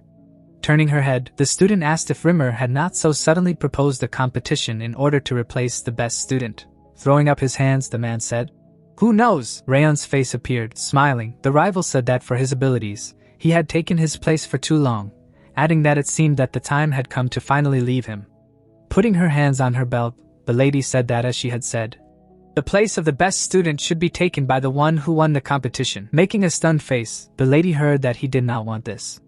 With a serious expression, Rayon asked if she really thought it was possible to gamble without money, continuing that if she asked him to put the best on the line, she should also make an equivalent bet. Showing a smile, the opponent said that he still did not understand how the situation was developing. Asked a question that he was not at all narrow-minded because now there was no one on his side. In turn, Rayon asked if she was scared. An eye appeared. The man smiled, pointing to herself. The student asked what he had said to her. Starting to laugh, the girl shouted that it was very funny. Putting her hand in her pocket, the lady said that she would accept the last provocation, asking that he did not want to make a bet just in words. The calamity orb given to the lady by her father, a remedy that strengthens both body and soul, appeared. Showing the box, the opponent said that if he won the competition, she would give it away, asking about the conditions. Without showing his face, the young man wondered if Wrath remembered that he had said that he would show him a more interesting spectacle. In turn, the monster asked what it meant. In the end, the young man replied that he had finally found something that he could take away from his rival. Grinning, the man said that this was the very moment. Swords were lying on the floor, and it was clear that a month had passed. A calendar appeared. Knitting her eyebrows, the girl declared that she would finally be able to repay Rayon. Falling to the ground, the lady thought that before coming there, she had never been beaten by her peers, even when she lived in the backyard, adding that this was the first time she had received a blow from someone. Looking ahead, the lady said that now, after 8 months, she had a chance to repay this humiliation. As she walked on the carpet, Martha thought that it had been exactly a month since Rayon had mastered the aura, and it didn't make any sense for him to compete with him, who had been training for 3 years. Adding that however continuing to wait for someone who had no abilities at all was a waste of time because she had to become stronger as soon as possible for the sake of the man she needs to save. His hand reached out to the girl. Confidence appeared on the opponent's face. Without showing emotion, the student said that it would all be over today. A smile appeared on Rayon's face. Without showing his face, the head asked for attention. With a smirk, Rimmer said that watching a fight is just as important as participating in it. Continuing to have them watch the other students closely and think about what they would do in a certain situation, noting that they should not be nervous and try hard, adding that Ben and Dorian go first. People gave up. Making a serious face, the guy understood the order. The hand of a young man appeared, asking for the attention of the instructor. In turn, the man asked what was the matter. Making a sad face, the disciple declared that he was giving up. Folding his hands, the head said that they had not even begun yet. Holding his stomach, the man replied that something was wrong with him because he had not been feeling well since yesterday, adding that he had not slept at night, making it clear that he was telling the truth. Making an angry face, the monster stated that if the monster had come across a weakling instead of him, he would have beheaded him long ago. While Rayon replied that this was expected. Looking ahead, the man asked Dorian to at least try because even if he lost, he would learn something. Showing uncertainty, the guy agreed. Lying on the ground, the young man said that he was giving up. Glancing to the side, the leader said that he was still unable to control his emotions, adding that if he had tried better, he would have defeated his opponent in 5 moves. In turn, the interlocutor said that the opponent's reaction made him angry. In the end, the head asked why Dorian continues to give up because he can really win, continuing that if he fought normally would have lasted longer. Lying on the ground, the guy asked for forgiveness because he just got scared. Smiling, the master said that Renan and Krine would be next. The girl did not show emotions. The guy was holding a blade in his hand, and it was clear that the duel had begun. The young man began to attack. The sword approached her opponent's face. Suddenly, the handle appeared. The lady knocked the weapon out of her opponent's hands. The man knitted his eyebrows. The sword plunged into the ground, and a voice was heard that the contest was over. Placing his hand on his belt, the teacher said that Krine was too nervous because the movements when swinging the sword should be more relaxed, adding that Renan's counterattacks were not bad, but she did not use the aura well. In turn, Martha realized her mistake. A forest appeared. People appeared, making it clear that they were probably already waiting for their turn. The rivals started a fight. There was a smile on the girl's face. The district held the sword. The opponent attacked. Knitting his eyebrows, Rayon parried the blow. Rayon blocked the blow. The concentrated face of the opponent appeared. Suddenly, the sword hit the lady's shoulder. The lady's face showed shock. The guy swung his sword. Martha jumped back, showing no face. Smirking, the student stated that she hadn't expected him to deflect all of her attacks, so she would have to accept that he had talent, adding that talent was limited to wielding a sword. The man held the blade in his hand. Smiling, the girl said that an underdeveloped swordsman like him, who did not know how to properly use the aura, would never become good. The lady raised her weapon above her head. Suddenly, a boot appeared. The lady jumped at her opponent. The opponent's hair flew up. Standing on the ground, Rayon blocked the attack with his sword. Rayon gritted his teeth. Showing joy, Martha asked about the fact that he was able to block the attack, asking how long he would last like this. A blow rang out, and it was clear that talent was extremely important in both aura and swordsmanship, and his talent had only allowed him to create an aura the size of a pea after 7 months, so that he would never become a swordsman. Knitting her eyebrows, the student stated that with her next attack, she would crush his bones if he didn't do anything beforehand. Rayon made an attack. Holding a sword in his hand, the guy said that she was talking about talent because the fact of how important talent was in this house was annoying. Grinning, the lady replied that he, untalented, could be annoyed, but she was amused, adding that this was why she wanted to show him what real talent was capable of and teach a lesson to the young man. Without showing his face, the person said that in this case, he would show her the opposite, making it clear that he would show that talent is not the most important thing. The sword began to glow with a golden color. A surprise appeared on her opponent's face. With a serious expression, Rayon cast a skill called the First Flame 10,000 Fires Cultivation Technique. Looking ahead, the girl asked what kind of fire it was. Making a surprised face, the lady thought that it was dangerous because it was definitely not an ordinary flame, continuing that it was small and weak, but definitely not ordinary, saying that this flame was so beautiful that it gave goosebumps, asking what was its peculiarity. Rayon held a blade in his hand. The lady did not show her face. Her opponent's hands held the blade, saying that she thought it was time for her to stop playing with him. Looking ahead, Martha applied a stance of hard stone. Looking down, the guy thought that this technique gathers all the aura in one place and she can already cope with it at this age, adding that she is definitely talented. Assuming that the next blow will be in full force. Knitting her eyebrows, the student stated that she accepted that he was strong, but even with his aura, such a blow would not be able to withstand it. The young man made a serious face. A leg appeared. The man swung his sword. There was a blow. Putting out his hand, the spectator said that the ground had cracked. In turn, the student asked who had won. Suddenly, a silhouette appeared in the dust. The blade was broken. The girl was lying on the ground, holding his wrist. Rayon listened to the fact that even the lady had lost to him. A building appeared. Sitting on the throne, the captain said that it meant that Rayon had defeated the girl, while the subordinate replied positively, adding that he had completely suppressed her aura, which had been trained for 4 years because it was an incredible strength. Lowering his gaze, the man stated that the fireworks he had seen that day were also as beautiful as a plant of flames, making it clear that Rayon's strength did not match the cultivation, suggesting that he had obtained the power of their ancestor, ordering Rayon to be guided so that vanity would not consume him. Smiling, the subordinate replied that everything would be done, asking how Martha was feeling because it was a shock for her, but her wounds would heal quickly. But the problems were only in her mental state, saying that she would have to overcome herself. The lady was sitting up in bed. The lady did not show her face. The hand was next to the plant. Making an angry face, the monster said that he was doing wrong because the flowers could suffer, ordering him to do as he said, otherwise he would freeze the guy. Turning around, the man told him to stop playing strong.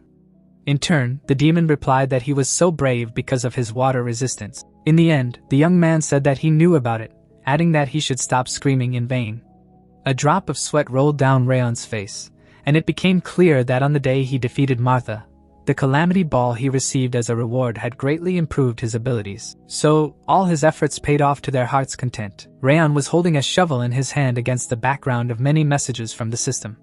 A window appeared with information that the ability called Water Resistance reaches 4 stars until Rayon thought that it was worth paying special attention to the water resistance of the stars because thanks to it he manages to keep wrath, adding that in any case since this is the last day of rest he decided to rest for a while and take care of the flowers. The shovel headed for the plant. Making a displeased face, the familiar said that when transplanting you first need to dig deeper and a little further because otherwise it will damage the roots. In turn, the guy thought, why on earth should he listen to endless grumbling? Turning away, the demon told him to mix the nutrients with his hands instead of with a shovel. While the young man asked why he was so good at this, continuing that the monster clearly did it better than him. Closing his eyes, the creature noted that when the king was in the demon world, he had filled the flower beds with ice flowers. And when the demons saw the flower beds, they worshipped them.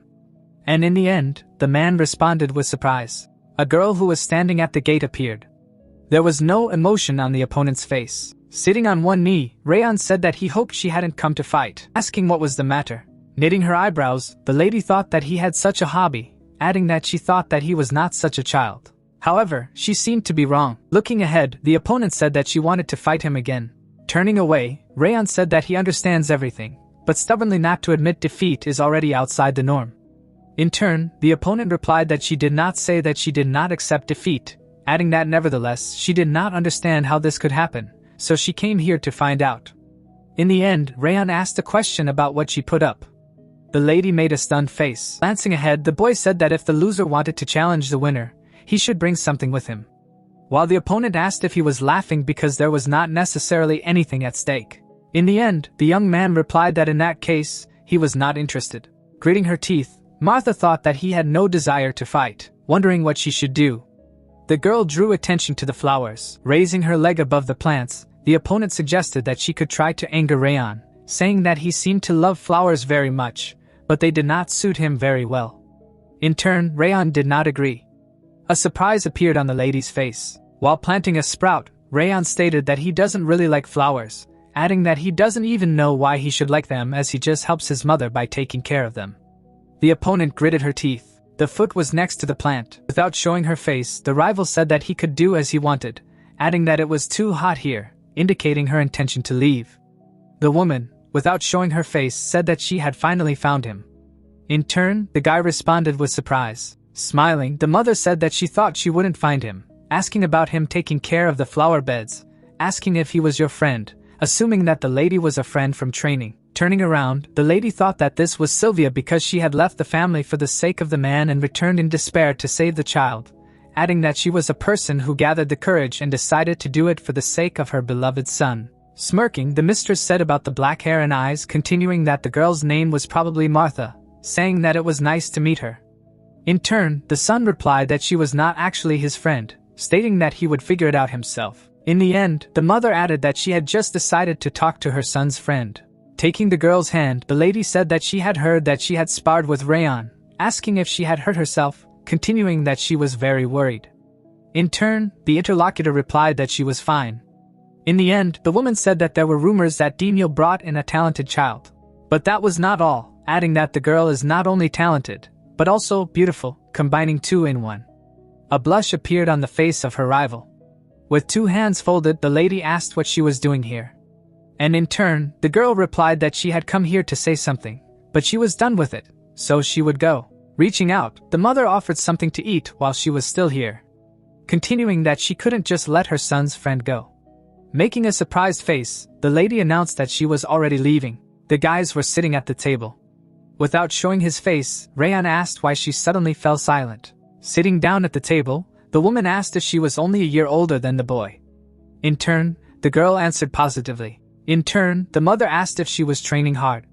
In the end, the lady said that it was a little hard for her, while the woman said that they were not very good at cooking because compared to the main house, the quality of their meat was a little lower. Therefore, it may come to her harder than usual. Martha held the fork to her face. The hand was on the shoulder of the interlocutor. Smiling, the lady said that therefore she should chew every piece, otherwise her stomach would hurt. A lady appeared who said the same words. Making a happy face, the lady agreed. Martha ate, saying that she liked it very much because it was delicious. The facade of the building appeared. Waving her hand, the woman said that she was glad, asking her to continue to be friends with her son. In turn, Rayon thought that she came for a fight, assuming that she ate something wrong. In the end, the monster replied that he was right in his judgments. Walking away, the girl said that the guy would probably consider her abnormal. But the woman, no matter how you look at it, is very similar to her mother. Looking ahead, the lady thought that this is why she could not say anything to her, making it clear that although her face, hair color, and voice were completely different, but at that moment she clearly felt the same feeling as from her mother. The mistress's face appeared. The girl was sitting at the table, holding the sword in her hand. The lady thought that after her mother was kidnapped and Daniel adopted her, she had sworn never to lose again until she found her mother. And until now, her winning streak continued until she lost to Rayon. A lot of fragments appeared. Looking at the man, Martha said that after seeing her talent, the family accepted her. But after such a loss, she could be kicked out because although her father looks like a gentle person, the warrior stretched out her hand. Gritting her teeth, the student said that she should not lose to anyone. Without showing his face, the butler stated that Miss Martha had returned rather late. In turn, the lady asked whom he was waiting for, and finally the servant said that Master Daniel had ordered the letter to be delivered to her personally. Holding the paper in her hand, the lady asked that her father had written her a letter. In turn, the man agreed, adding that he had written it immediately after sparring. A look of surprise appeared on Martha's face as she read the letter, telling her not to despair over the first defeat. A letter appeared, making it clear that the search for her biological mother was ongoing. Without showing her face, the girl told him to tell her father that she would mean it, adding that he told him that she appreciated him very much, and the subordinate agreed. Standing near the door, the girl thought that it was the first time she had lost miserably, and not because she was too inattentive. She had just lost. The hand was near the sword. Holding her hair, the lady asked what she should do, answering that she just needed to accept defeat and move on because as his daughter, she could not be forever disgraced. Continuing that if she allowed everything to flow in the same direction, she would stay where she was, and then she would no longer have the right to look at her father's face, who believes in her very much. Hair fell to the floor. The lady's hair became shorter, thinking that she needed to start with clearing her mind. And why run forward? Because she needed to let go of the stupid and dirty past. Looking in the mirror, the girl said that now she would become even stronger. The next day, the student without showing his eyes asked what was happening, asking what had happened to Martha. Placing her hand on her belt, the girl turned to Rayon, adding that she knew that an apology would not undo what had happened in the past, but she would keep her promise. Making a surprised face, Rayon asked what promise he was talking about. As she began to leave, the lady replied that the loser would obey the winner, continuing that this was what she wanted to say today when she said goodbye to her opponent. Exhaling, Rayon thought that this was very unexpected because he did not even think that she would behave so quietly because of a simple promise. Assuming that in this short period of time, she had also changed a lot because the lady was too old for her age. Martha walked forward, kicking the student. The student asked why the hell he was climbing under his feet, ordering him to move away. In turn, the guy asked for forgiveness, and it was clear that the opponent had changed only in relation to the person. Buildings have appeared, signaling that a new year has arrived and a few small changes have taken place. Looking at his opponent, the young man stated that contrary to everyone's expectations, Martha continued to listen only to him, and Blin became more patient with the other students, adding that Renan, although she remained as distant as ever, but her sword had become more accurate. The young man knitted his eyebrows. There was no emotion on the girl's face. Holding a blade in his hand, Rayon said that she gave her all to training every day. Without showing his face, the student pointed out that it couldn't be because Rayon had perfected the technique, although it hadn't been half a day since he had learned it. In turn, a colleague suggested that he might already know it, asking how the guy could have perfected it. Asking if he wasn't just standing with his eyes closed, saying that in his opinion, the posture of the person is better than that of the instructor. The head crossed his arms. Gesticulating, the man said that he was sure that he had learned everything with the help of mental images, adding that the young man was a real monster. Looking to the side, Glenn asked if he was Rayon's butler because he was only talking about him. In turn, Rimmer told him not to be like that because he knew that he was also interested in finding out about his grandson. Surprise appeared on the man's face, saying that by the way, the workers near the main building seemed to be very busy lately. Asking if they were cooking something, people were looking at the buildings. Knitting his eyebrows, the boss said that someone would soon visit them. In turn, the subordinate asked who it would be. Putting his hand on his belt, the man heard that in a few days a delegation from the kingdom of Owen would visit them. A building appeared, and it became clear that the kingdom of Owen is one of the 6 kingdoms and 5 demons located in the center of the continent, as they are one of the few strongest kingdoms located in the neighborhood, being a kingdom of knights that prioritize the importance of the sword and martial arts. Looking ahead, the head asked who would represent the delegation. In turn, Glenn replied that it was said to be the 3rd prince, but he assumed that it would actually be the Duke of Tartan. In the end, the man asked if the psycho had become a duke. Without showing his face, the leader wondered if the 3rd prince of the Owen kingdom was not too young since he was about the same age as Rayon, while the master replied that he did not know, adding that he should make sure that the students were behaving appropriately. Making a surprised face, the subordinate asked about the fact that their training area would also be used. Casting a glance to the side, the man stated that the 3rd prince and the kingdom's apprentice knights would be coming.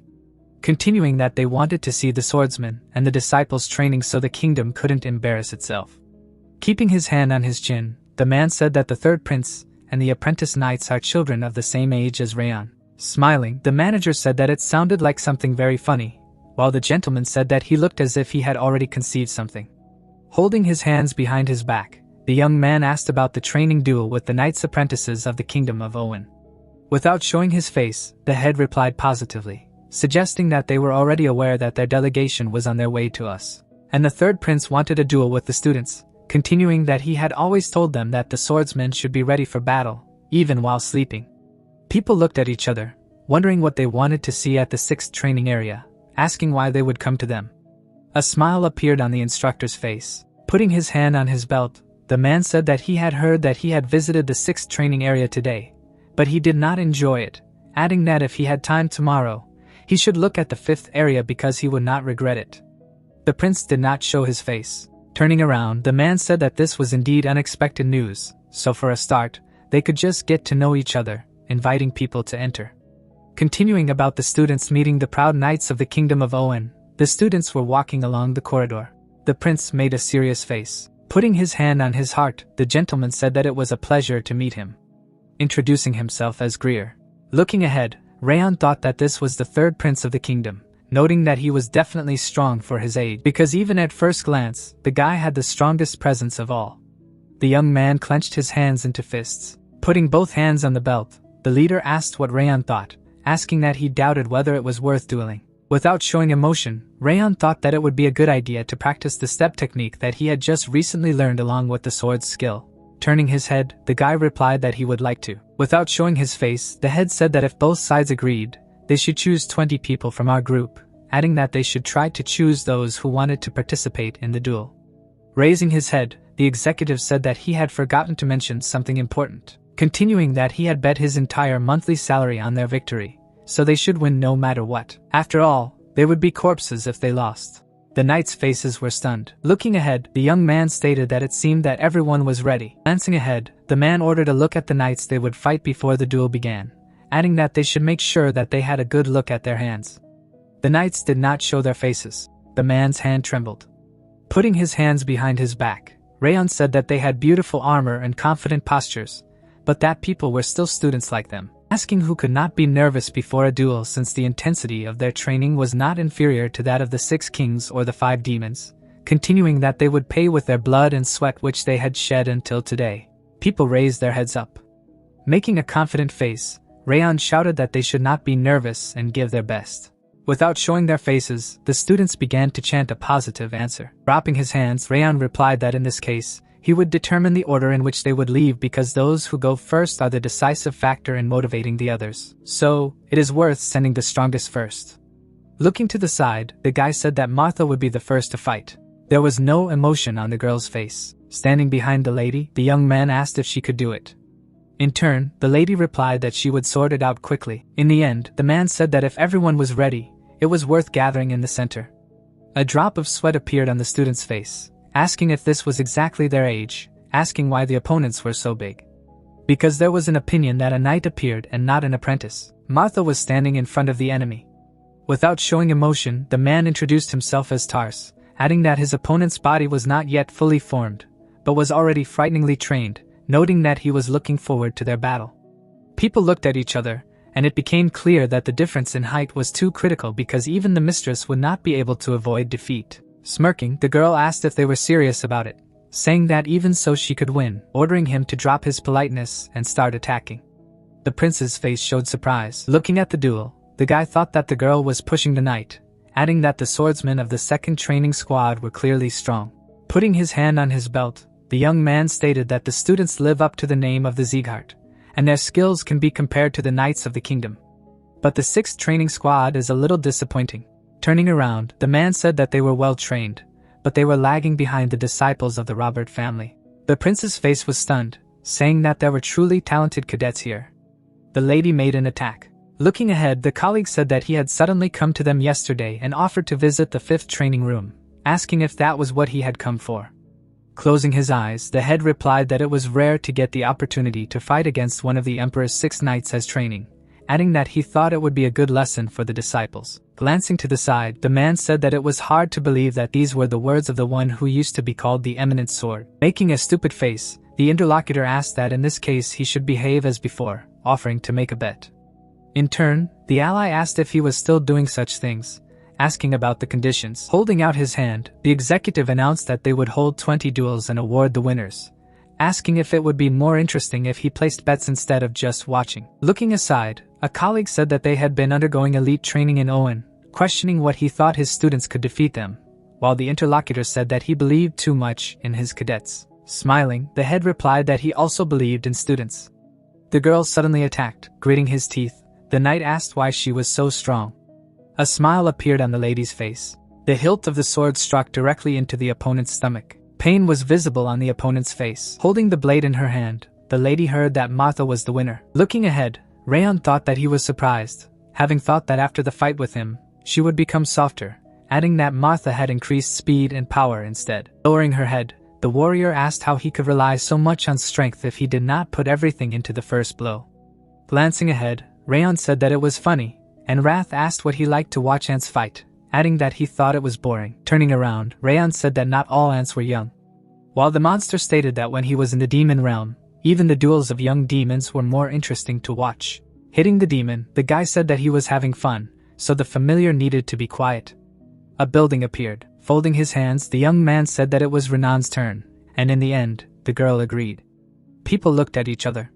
Without showing emotion, the knight asked that her name was Renan, adding that she did not like her distant gaze. Fire began to emanate from the disciple's body. Looking ahead, the lady replied that she did not like fire. The sword was in his hand. Blue energy was coming from the lady. Swords clashed. The spectators looked at the cloud of dust. The cadet held the sword in his hands. Suddenly, an opponent appeared behind him. Turning around, the swordswoman attacked, making a surprised face. The man thought of the illusion. Suddenly, the blade touched the opponent's neck. The lady held the sword to the boy's head, making it clear that Renan had won. Stretching out her hand forward, the girl said that she had lost. But the fight was not bad. Holding her hands behind her back, the lady asked if her friend was looking at what was happening. In turn, Rayon replied that she was good at working with her legs, praising her friend. Sitting down on the ground, Renan thanked him for his kind words. Smiling, the head said that there had been 9 wins and 9 losses, adding that it had become quite hot, suggesting that he moved to the 19th round, ordering his opponents to take the lead. People looked at each other. Looking ahead, the knight introduced himself, saying that his name was Castle and he was undergoing training. Without showing emotion, Ben did the same. Raising his eyebrows in surprise, Rayon thought that Castle was indeed strong, adding that he was the strongest among them, with the exception of the third prince. The opponents went on the attack, making it clear that the match had begun. The swords of the people were in their hands. Gritting his teeth, the young man thought that his opponent's sword wield was almost the same as his, continuing that if he let his guard down, even for a second, it would be over. Assuming that he was thinking exactly the same way, the fierce face of the young man appeared. The knight knitted his eyebrows. Fragments of the sword appeared. The disciple, without showing his face, stated that both of them had a broken sword. Putting his hand on his belt, the head spoke of a draw. Turning around, Rayon talked about the good work of his friend, adding that he was the strongest opponent. Making an angry face, the man asked what difference it made if he was fighting with the Zeekart name on the line, which meant that he had to win at all costs. Putting his hand on his shoulder, Rayon told him not to worry because he would win the last match and bring glory to the family. Rayon went forward. People were ready for a duel. Looking ahead, the prince thought that his opponent would be that disciple. Without showing emotion, the master stated that the martial prowess he felt from the fact was too ordinary, asking if he was a direct blood descendant of the Zeekart. In turn, Rayon answered in the negative. Knitting his eyebrows, the man thought that he hadn't counted on a one-wicket fight, saying that he would have preferred to fight one of those 3. People were looking ahead. Turning around, the prince said that he had a proposal, and in turn, the head asked about the proposal. Pointing his finger, the guy stated that he didn't think the 2 were tired of their rivals, offering to duel them if he won the opponent. Smiling, the leader replied that he would not mind if he defeated Rayon. In turn, the young man asked to tell them to prepare because he would quickly cope. A smile appeared on the prince's face as he thought that he wouldn't use the aura against him to conserve his strength. Making a surprised face, his colleague asked what kind of monster it was, adding that he hadn't even paid attention to it because of its invisibility. In turn, the master replied that it meant that he was not blind, wondering why he hadn't warned the prince when he found out about it since the master considered Rayon to be inept. A sword appeared in the hands of Rayon. The man stood among the enemies and it was clear that he would one day become the future of the kingdom of Owen. But he did not know defeat, so he thought it would be a good idea to teach him about losses in a safe environment like this. Looking to the side, the man stated that the third prince was strong, continuing that even this genius swordsman would not be able to defeat him easily, while the interlocutor disagreed, adding that he had a different opinion on the matter. Glancing to the side, the manager offered another bet. Putting the drinks on the line, knitting his eyebrows, the gentleman replied that he was very fond of games, asking about the conditions. A hand appeared with 5 fingers on it. Grinning, the instructor said that Rayon would cope with their prince in 5 attacks. Fire appeared. Anger appeared on the guy's face. The opponent made a stunned face. Showing surprise, a colleague asked about what had just happened. The attack with the blade fell directly on the opponent's torso. Blood came out of the master's mouth. The man was lying on the ground and it was clear that it was all over. Closing his eyes, the head said that he had even exceeded expectations. Lowering his head, the young man thought that he was mistaken. After all, it seemed that he was the last one, adding that he was a real monster. Rayon looked ahead. Without showing his face, the man asked if that disciple was really the one, adding that his footwork and swordsmanship were already perfect. In turn, the ally replied that was why he had said that Rayon would win. Suddenly, something caught the attention of the manager, saying that he would order a table in a chic place. On his knees, the prince said that he should stand still, continuing that he was not done yet.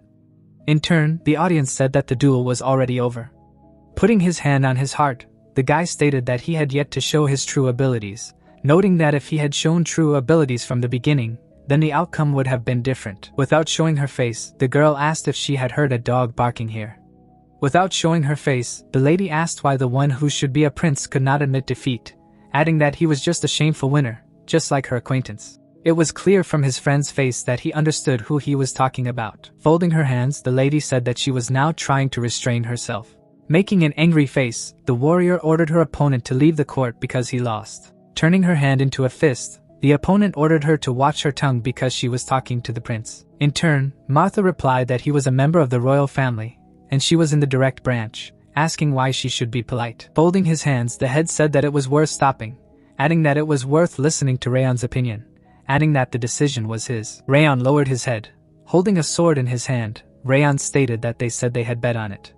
Continuing that the duel was over and there was no longer any reason to fight. Without showing his eyes, the prince said that he admitted that he had lost. Looking ahead, the guy said that he misjudged the strength of his opponent, so he completely underestimated him even before the fight began, adding that he was so ashamed and embarrassed that he could not raise his head. Getting down on one knee, the young man asked to fight him again because if he left here like this, he would regret it for the rest of his life. Bowing, the man asked for it again. Showing surprise, Rayon thought that he did not expect that he would apologize and even put down his sword because he thought that he was just an arrogant prince. Agreeing to a duel for the last time, the sun was setting. The guy took the blade out of the scabbard. A golden emblem appeared in his hand. Looking at the hand, the prince thought that he was presumptuous, so he didn't realize that his opponent was an experienced warrior and lost, adding that this time he would give his best. The guy tore the locket that hung around his neck. The youth's body was filled with blue energy. Rayon glanced ahead. The girl's face was stunned. Drawing his sword, the prince said that this was not the time to hide his abilities. Knitting his eyebrows, the gentleman said that he wanted to fight him with all his might. Smiling, Wrath said that the opponent is a fool because he does not even know that the owner is hiding his abilities. In turn, Rayon said that he can win this time as well. Smirking, the demon said that the enemy has a much larger aura than a human, and the enemy is stronger. In turn, Rayon asked what he wanted to argue. In the end, the monster answered positively. A message from the system appeared, making it clear that the condition was to defeat the third prince of the kingdom of Owen. The guy got into an attacking stance. Looking ahead, the prince said that he was starting. The gentleman rushed forward. People were embraced by different elements. People were close to each other. A shockwave rang out. The swords collided, gritting his teeth. The man thought that he was giving his best, but he did not back down. Wondering if he could be called a genius, assuming that he was a monster, Rayon knitted his eyebrows. Without showing his face, the opponent said that he would use everything he had. Blue energy began to emanate from the blade. Looking ahead, Rayon suggested that this must be Perez's sword technique that is only passed down to the heirs of the kingdom of Owen. Thinking that given the energy he exudes, he must be going to give his all in the next attack. Swinging, Rayon said that he was ready for battle. Looking ahead, the prince said that this was all he had, warning of the attack. There was a look of weariness on his opponent's face. A blue aura emanated from the master. Glancing ahead, the young man thought that this technique was called Perez's sword, which was passed on to the future king, suggesting that he had put all his strength into the next attack, adding that all the techniques of the third prince were clearly in his memory. Rayon held the blade with both hands. Stretching his sword forward, Rayon used an ability called the first movement of 10,000 lights, the return technique. A stunned look appeared on the opponent's face. Looking at Rayon, the prince thought of the aura of golden flames. Without showing his face, the man said that this was not the end because he had only one way out. The guy started an attack with a blue blade. Gritting his teeth, the young man swung his sword. The two forces clashed together. There was a blow with a blade. Multiple blows appeared. The man stepped on the wooden floor, making a face full of hope. The master thought that he was pushing back the Zieghard technique, so he had a chance. Rayon's face was filled with anger. A blow occurred. the prince's sword was destroyed. Shards of the blade flew near the guy's face, and it was clear that the opponent had simply cut through his aura. The gentleman received a severe blow to the torso. The young man fell to his knees, and it was clear that Rayon had won. The man looked at the broken sword with sadness. Without showing his face, the guy thought that he was faster and stronger. However, the opponent used defense to deflect his aura. A smile appeared on the prince's face, saying that the world is really big. Rayon turned his head, extending his hand. The gentleman thanked his opponent, adding that he had learned a lot after this sparring, admitting his defeat. Stretching out his hand in response, the guy said that he had also learned a lot. After shaking hands, the man said that to think that he was so blind that he did not notice this flame, adding that it would be a little rude of him to ask the age of his opponent. In turn, the young man replied that he would turn 14 this year. Closing his eyes, the man stated that he had lost both in swordsmanship and aura to a guy who was younger than him, asking to accept it. Looking at his fist, Rayon asked what it was, while the prince said that he was the third prince of the kingdom, giving this sign as the fulfillment of a request. An emblem appeared in Rayon's hand, asking why he was giving him something so valuable. Placing his hand on his belt, the master stated that although he had lost, his mind had cleared, adding that he had understood something, continuing that in fact he was even lucky to lose to a swordsman like him. Closing his eyes, the guy said that they would meet again in the future, noting that he hoped that next time he would be the same as now. Holding the object in his hand, Rayon replied that it would be fun to talk. Going down the steps, the young man said that he had lost, adding that he had won the bet.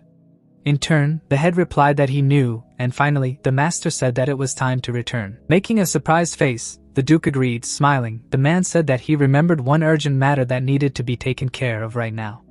As he walked away from the ring, Rayon thought that in his past life, it was the norm to complete missions without reward, questioning whether it was right to receive such compensation. Grinning, Rayon stated that he felt great, adding that this life was not turning out the way he thought. People ran after the champion. A palace appeared. Making a serious face, the head said that he had learned a good lesson from this sparring. Without showing his face, the prince replied positively, noting that it made him look at himself from the side where he thought he was the best and see it as an unclosed void. Putting his hand on his heart, the young man thought that he had gone to each of the 6 kings and fought each of them. But this was the first time he had met the trainee as Rayon, adding that although he was younger, he was just the kind of swordsman that he should learn from himself. Looking ahead, the gentleman replied that it was true. Raising his head, the young man said that he therefore had a great desire to pay his respects and leave them, continuing that he would like to analyze and assimilate everything he saw. In turn, the interlocutor replied that he understood this, asking to give the king his letter. Smiling, the man thanked for everything. The delegation left on horseback. Glancing to the side, the prince asked if the duke had anything to say. Starting to ride the animal, the man stated that during sparring with his opponent, he showed all his strength and even used Perez's secret sword technique, suggesting that it was a bit too much, noting that he should try to hide his strength. Closing his eyes, the gentleman replied that she knew about it, adding that he had gone a little too far. Looking ahead, the man said that it was clearly unnecessary to give a sign, while the interlocutor replied that it was the right decision. Without showing his face, the young man said that Rayon had done him a favor because he could get angry because of his lack of seriousness towards him. However, he did not show anything of the kind and remained polite until the very end, continuing that it was just a sign of politeness on his part, stating that Rayon had demonstrated his swordsmanship, which could be considered his equal, adding that the badge is an investment in the future. A blow from the opponents rang out. Making a surprised face, the Duke asked what kind of investment he was talking about. In turn, the prince said that was strength, character, and such a sharp mind at such a young age. Even if it was just a bet, Rayon's name would definitely go all over the continent. After all, he would definitely be noticed by everyone. A grown-up boy appeared, smiling. The gentleman said that the benefits of friendship were much greater, while the interlocutor replied that it was surprising that Glenn was able to look so far. Closing his eyes, the guy stated that he had grown up in a royal family, and if he couldn't even look into the near future, he would simply be crushed by the others. Raising his head, the young man thought of his opponent, asking how strong he would become the next time they met. The guys were standing near the leader. The butler holding his hands behind his back said that it seemed to him that the head was glad that his grandson had been recognized by the prince of a foreign country, and in turn the master asked what he meant. Glancing away, the old man said that he was simply stating the fact that the Lord was smiling with a smile that he hadn't smiled in a long time. Touching his face, the man asked about his smile. In the end, the butler answered positively because ever since the guy mentioned the young master, the smile had not left the face of the head. In turn, the man replied that he must have already aged, adding that he definitely imagined it. There was no emotion on the assistant's face. Looking to the side, the man said that he was very curious about what the Duke had said when he asked if he could handle it.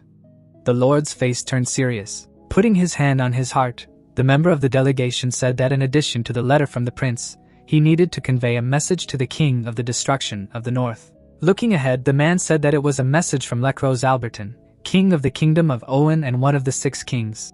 The master lowered his gaze and it was clear that the 5 demons had started moving. The creatures appeared in a red haze. Without showing his face, the leader said that those who came before them had a hard time with the knights, adding that apparently they were already ready enough, so next week there would be a special training. A drop of sweat appeared on the student's face as he asked about the training. Looking ahead, the boy asked what would await them on it. In turn, the head replied that it could hardly be called training. Putting his hand on his belt, the instructor said that this was reality, so this time they should be ready to see blood. A snowy landscape appeared and it was clear that outside the southern territory of the kingdom there was a group of bandits called Snow Lake. Some of them from the North-South Alliance who made money by letting people onto the mountain road charging him a fee. But nevertheless, lately their behavior has become worse and worse, because it was said that they were robbing all the trade caravans and the number of innocent victims was getting higher and higher. In the hands of the man was a sword. Without showing his face, the guy asked a question about the fact that the elimination of the bandits is their task. Standing on a hill, the head replied that they had already been cleared. And in turn, the student asked why he was talking about bandits in the past tense, asking if they had a change of mission. Why don't they ambush them? Without showing emotion, the man said that this was not entirely true, adding that the bandits attacked one of the villages to the south, staging a bloody massacre there and leaving everything on fire, continuing that the entire group had disappeared. Bloody people lay dead on the ground. The students' faces were stunned. Keeping his hand on his belt, Glenn stated that their task was to track down and destroy the Snow Lake, noting that although they were ordinary bandits, each of them was a well-known swordsman, so they should not let their guard down, making it clear that the departure would be tomorrow evening, advising them to prepare better. A cut leaf appeared. The girl held the blade in her hand. There was no emotion on the lady's face. Lowering her head, the warrior thought that she should improve her stance before tomorrow's mission, but she did not succeed. Looking up, the lady said that Rayon's blows definitely seemed soft and unhurried, asking what she was doing wrong. Glancing at the building, Miss thought she was sure he was still training there and asked if she could ask him about his secrets. The student looked away. Turning her head, the girl said that she did not want to disturb Rayon for no reason, adding that she would continue herself. The lady brandished her blade. The sun shone over the crowns of the trees. The building was reflected in the puddle. Lying on the rock, the lady thought that the power of the attacks had become less now, but the movements had clearly become smoother, adding that she thought that was enough for today, assuming that Rayon had not yet finished his training. Looking at the building, Renan said that it was worth saying hello before going home. Suddenly, surprise appeared on the student's face. Closing her eyes, the warrior said that she had bought his favorite ice cream, so he should come early on the weekend. The swordswoman's eyebrows were raised high at the surprise, saying that she should go early today, adding that she would ask tomorrow. Walking along the night street, the girl thought that it was worth giving him some ice cream. A corner of the house appeared. The stranger following the lady called out to her. Renan turned. Turning her head, Renan asked what was the matter. A stunned look appeared on Renan's face. Smiling, the guy said that a lot of time had passed. In turn, his sister recognized Syria. The man smiled, making it clear that his name was Syria Slyan, who came from a side branch of the family. Closing his eyes, the brother said that they had not seen her for a long time, adding that if she continued to look like this, Syria might be upset, continuing that he had already warned Renan not to show such a face. Renan showed horror on her face. Kneeling, Syria said that it seemed that the leader's training was going well because she had become much stronger than he thought. Without showing his face, the brother said that it was wonderful. Making a maniacal face, the guy said that this did not give a reason to go to the battlefield and risk his life. Jumping back, Renan began to scream. Lowering his head, the young man asked what seemed to have gotten better lately, so I would have to remind you a little. Asking the question that the squirrel that Renan constantly looked after was called Ruby. In turn, Renan asked her brother not to mention the animal. The animal lay in Syria's hand, smiling. Syria said that she would remember again what had happened to her, how Ruby had died, and what would happen to her if she disobeyed orders. Looking ahead, Renan shouted for her brother not to do so, and stopped. The animal was crushed by his hand. Horror appeared on Renan's face. The animals lay dead on the ground. Renan was digging a grave with her hands. There was no emotion on his brother's face. Horror is visible in Renan's eyes. Falling to her knees, Renan began to scream at the top of her lungs. Holding her head, Renan asked to stop. Grinning, Sirius said that Renan belonged to him. Sirius' face was close to his ear, saying that until the appointed day came, she should not do anything dangerous or difficult, adding that all she had to do was breathe as many times as he wanted. Renan lowered her head. The guys were on the street. Suddenly, there was a powerful explosion. Siria's face looked serious. The lady was trembling with fear. Holding the sword in his hands, Rayan interrupted his opponent. Showing rage on his face, Rayan asked who he was. Smiling, Sirius said that if someone wants to know the name of the interlocutor, they should first say their own. Continuing that they have to teach such simple things, and this is very problematic. Looking ahead, the guy said that these were not the things a man should say, that he had stopped a lady at such a late hour, saying that he was a thief or a robber. His brother's eyes showed growing discontent. The man said that he really thought of him that way, adding that he was neither a thief nor a robber because he was just the girl's older brother. Rayan looked at his trembling Renan. Holding her head, Renan denied something. Knitting his eyebrows, the young man stated that Renan looked frightened, asking if he was really her brother, while the young man replied that it had been a long time since their last meeting, adding that he was so glad that he decided to play a little joke. In the end, Rayan asked if killing a squirrel right in front of his sister was a joke. Closing his eyes, Syria asked if he had seen it, continuing that it was not a real animal, but just a toy. Showing his empty hand, the man said that he could be convinced of this by asking what he thought he would kill a live squirrel. Rayan thought that he had simply burned all the blood and flesh with his aura. Showing the box, the man said that in any case, he had a long-term mission planned, so he came to visit his sister before leaving. Smiling, Syria declared that Renan had a very good friend, asking her to continue to be friends with him. Waving his hand, the gentleman said that he was very sorry that his sister reacted in such a way, adding that they should be healthy, wishing to meet as soon as possible.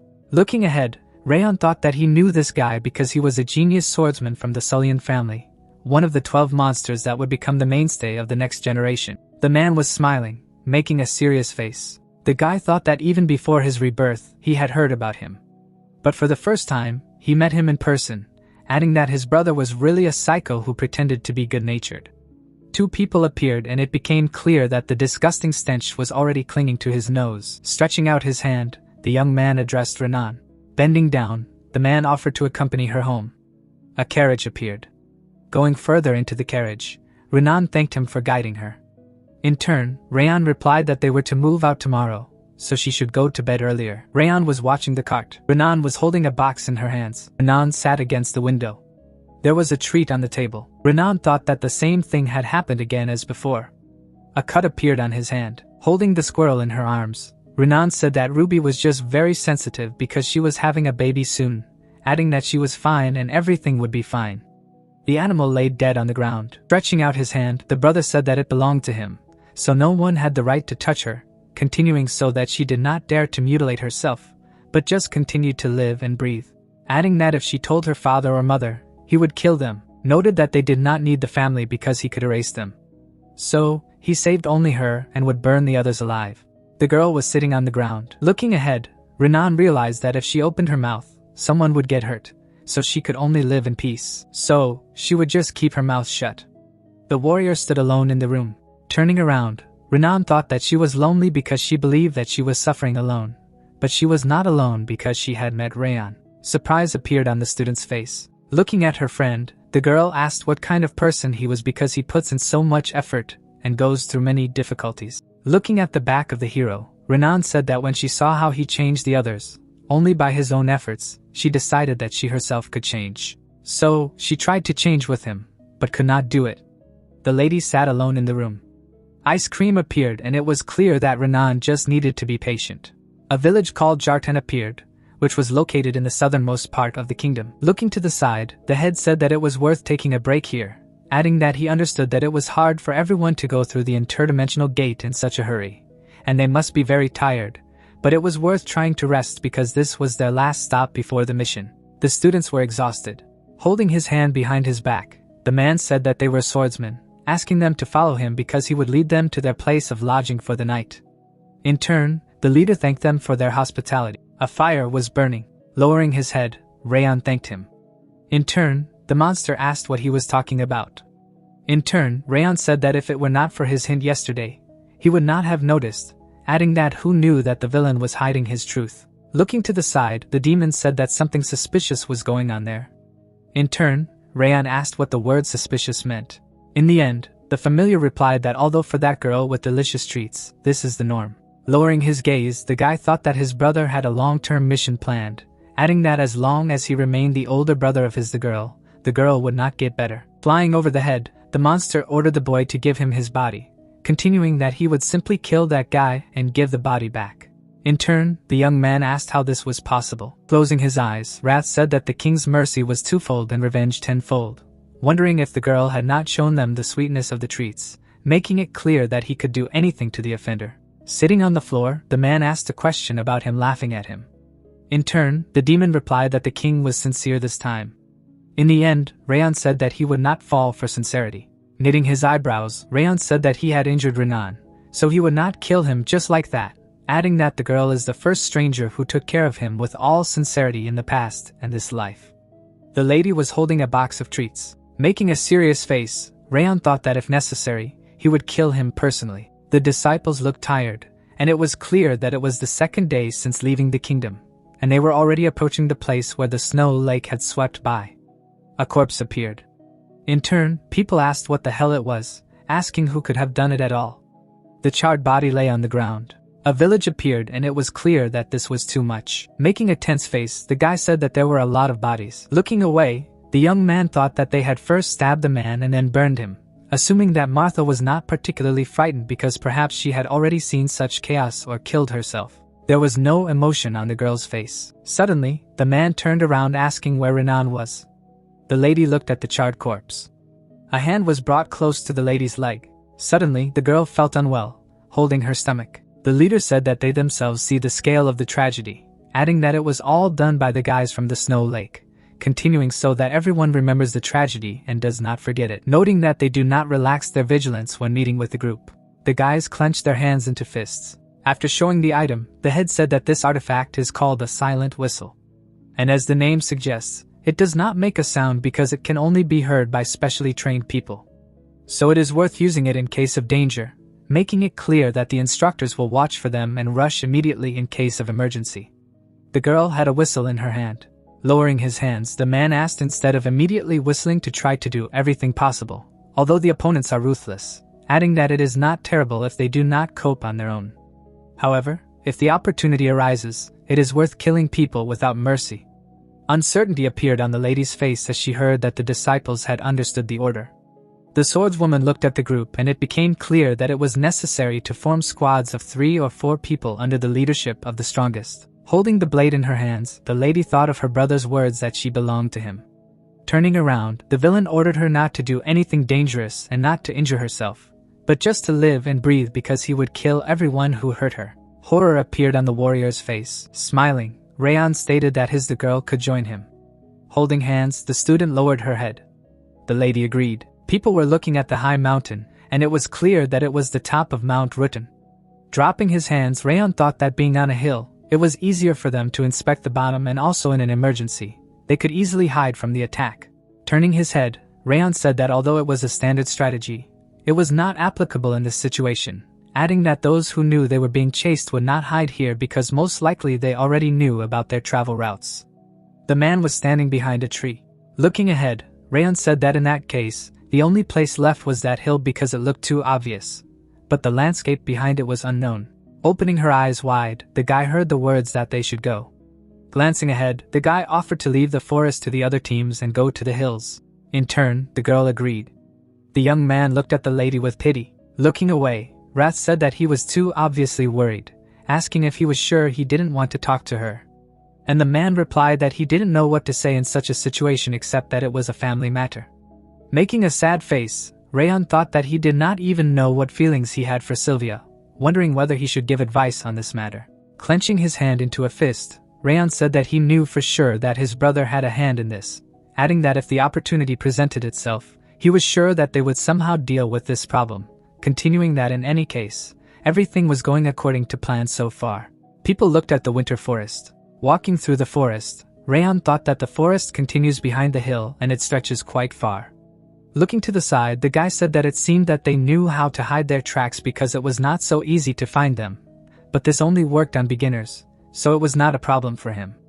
The man put his hand on his belt. Holding a clump of snow in his hand, the young man thought that the best assassins not only learn to kill their targets, but to track, pursue, and gather information, which is the basis of a good killer. Turning his head, Rayon said that it was unlikely that ordinary bandits or rangers would be able to deceive his eyes, suggesting that the hideout of the snow lake was located somewhere here. Making a serious face, Rayon ordered to follow him and not make a sound. In turn, the girl agreed. The apprentices were ready to draw their blades. Traps appeared, knitting his eyebrows. Rayon thought that there was nothing special except for the traps set at the beginning, adding that there were too many footprints because they thought that they would not be found. Assuming that they were deprived of attention, villains appeared. The child was sitting in the snow, and it was clear that the boy was being held hostage. The men were talking, making it clear that the two guards were well prepared since they did not emit an aura.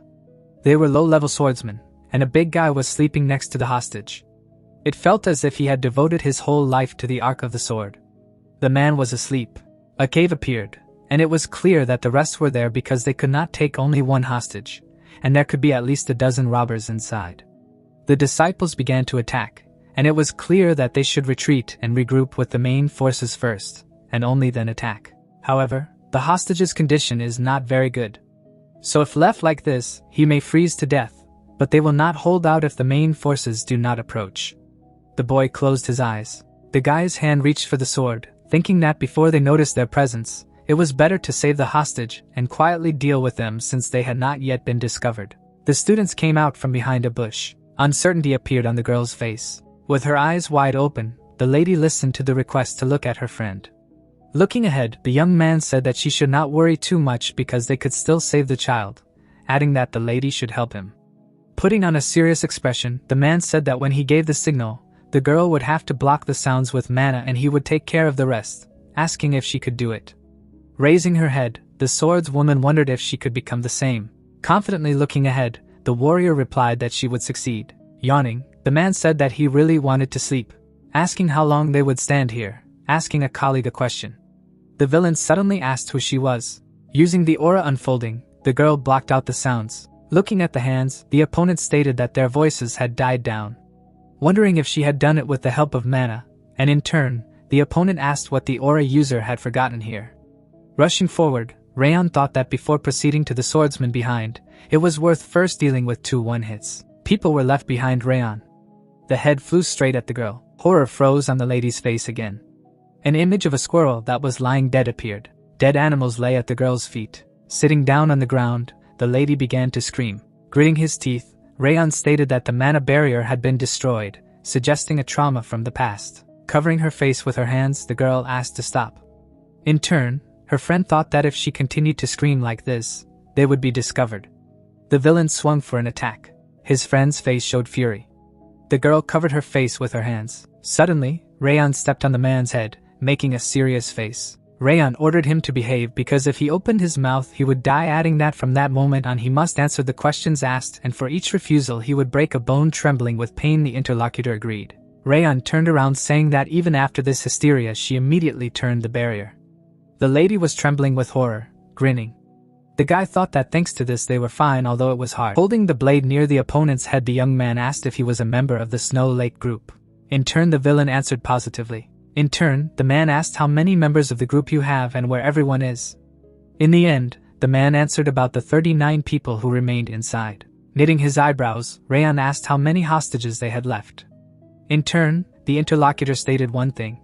While Rayon thought that as expected, they had only one left. The boy said that the remaining hostage was his sister, asking to save her. Approaching the child, the girl replied that they would save the girl, adding that he should not worry about it. Turning around, Rayon said that he would not throw words around. In turn, the girl said that they would help the boy in the end. The guy noted that he did not mind fighting the bandits, but it would be better to call for reinforcements to ensure the safety of the hostages. Continuing that there were at least 36 bandits and 1 swordsman here. An outpost of bandits appeared. Holding the object in her hand, the lady said that in this case, she would blow a whistle, and the friend replied that it would be better. Closing her eyes, the girl began to whistle. Turning his head, the young man thought that he was somewhere nearby. But he did not hear anything, assuming that it was not for nothing that the leader gave them these whistles. Suddenly, a voice was heard from the cave that spoke of a soft sound that was heard outside, indicating that pursuers had appeared here. Making an angry face, the young man thought that there really was a professional among them, adding that even him being nearby did not really hear anything. The girl hugged the boy. The villain said that the boy's gut was not thin since he came to them like this and did everything perfectly. Looking ahead, the man asked who he had just called. Holding the blade to his opponent's throat, Rayon said that it was none of his business because he just wanted to exchange hostages. A sword appeared in the old man's hand, asking a question about the exchange of hostages. In turn, Rayon said that he should give him the child, then he would let the guy go. Starting to laugh, the gentleman said that it made no difference to him what happened to that boy, because unlike their hostage, he was not worth her fingernail. Putting the blade to the girl, the man asked if he really wanted to see the little girl's head fall, ordering her to immediately lower the sword if it wasn't. Knitting his eyebrows, Rayon stated that this was true. The boy said that Renan should not turn around until he gave the signal. The swordsman's neck was cut. Blood gushed out of the guy's body. Making a displeased face, the villain said that he was a bastard. In turn, the opponent asked what he was doing. Suddenly, the young man threw his blade forward. The sword flew straight at the enemy. Blood came from the body of a man who fell to the ground. Turning around, Rayon ordered Renan to create a frost mist with the help of an aura. Leaning her hand to the ground, the girl began to use magic. An explosion appeared. Looking ahead, the villain said that nothing could be seen because of the fog. The girl was in the arms of Rayon. Holding a blade in his hand, the man stated that he had escaped with the hostage, asking where the boy came from, while the colleagues said that they could not let them go, adding that if they found the people, they should kill Rayon first. The top of the spruce appeared sitting in the snow. The guy said that it seemed that the children had fainted due to the cold, continuing that it would be difficult to escape in such a state, noting that if they left those bandits, no one knew what would become of the village, adding that there were a lot of them, but they would have to deal with them here and now. Rayon asked Renan to stay here with the children and look after them. In turn, the girl replied that there was blood on Rayon's hand. Making a surprised expression, the guy said that everything was fine, saying that she would quickly deal with them and come. His hand reached for his clothes. Starting to cry, the lady asked him not to leave because it was too dangerous for the wounded to fight. Looking ahead, the lady said that the instructors would be here soon, offering to wait for help. Pity appeared on the young man's face. The man did not show his face. Glancing ahead, Rayon said that it would always be scary on the battlefield, and so would he, because it was not only for trainees, but even for experienced swordsmen. Without changing his position, Rayon asked if she knew what could be scarier, answering that it was the fear that you did nothing when it was necessary. Surprise appeared on the face of the miss. In turn, the friend said that they had committed unforgivable and terrible acts because among the victims were those who tried to protect their village, adding that there are always those who are ready to protect their loved ones to the end, so they cannot turn a blind eye to their death. A ruined village appeared. Looking ahead, Rayon said that they were swordsmen. Knitting his eyebrows, the guy said that while completing missions to the end, they must continue the path of those who also sacrificed their lives to protect others. Getting to his feet, the man said that he did not know exactly what his brother had done to her. But the more afraid she was, the greater the shadow of this person, the fear would penetrate deeper and deeper into her, adding that having escaped only once, she would have no choice but to run away constantly, making it clear that she should be able to protect herself and her loved ones. The lady stopped crying. Suddenly, the hand began to look for something. Placing the object in her friend's hand, Rayon said that it was up to her to decide what to do next. Holding the blade in his hand, Rayon stated that she no longer needed to stay in the shadows. Lowering her head, the lady thought that she wanted to change, wanted to leave, continuing that she no longer wanted to be tied to the past. After all, she wanted to protect everyone who was dear to her. The girl sat behind her brother. The squirrel ran towards the miss. The warrior, starting to cry, realized that she was no longer in the darkness that she was before, because the future was full of light. A squirrel appeared in the swordsman's hand. Rayon killed robbers. People went on the attack when they heard about the command to kill the guy. The villains were lying on the ground, and it was clear that they couldn't kill one small youth. Looking ahead, the man asked why they couldn't stop him. Anger appeared on the man's face. Suddenly, the enemy jumped on Rayon. Rayon dodged the attack. Looking ahead, Rayon thought that now was the time, adding that he should not be distracted. A powerful blow rang out. Surprise appeared on the leader's face, asking what had happened. The opponent asked where he had gone. Knitting his eyebrows, Rayon wondered why he was waiting for the moment until he was distracted. The silhouette of a man with a severed head appeared.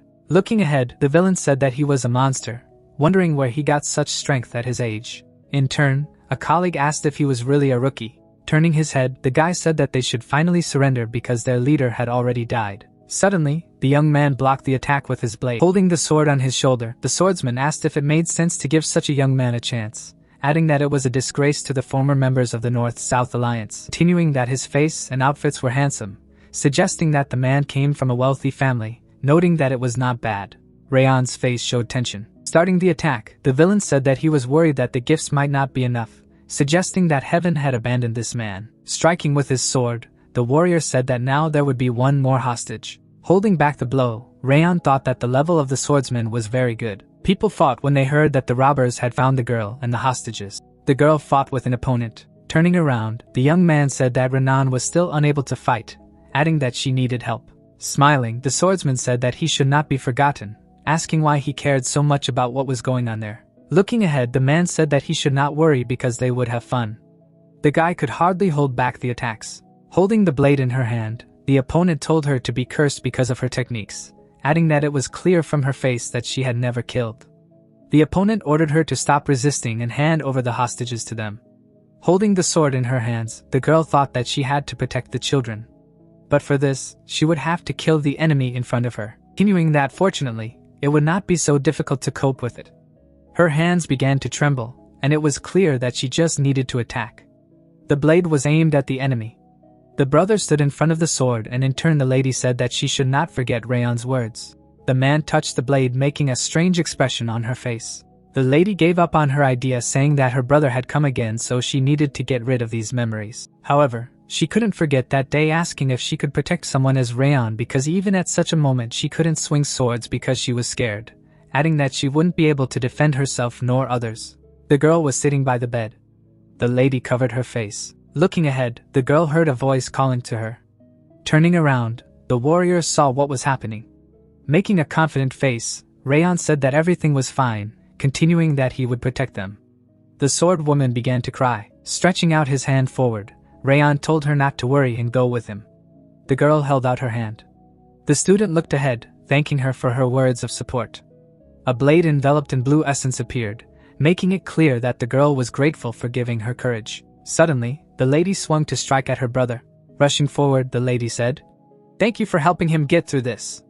A slit appeared on the opponent's chest. Putting on a confident face, the girl thought that she should believe in herself and in her strength. Turning his head, the man said that those guys were very insignificant and pathetic at that. In turn, Rayon replied that they were not to blame.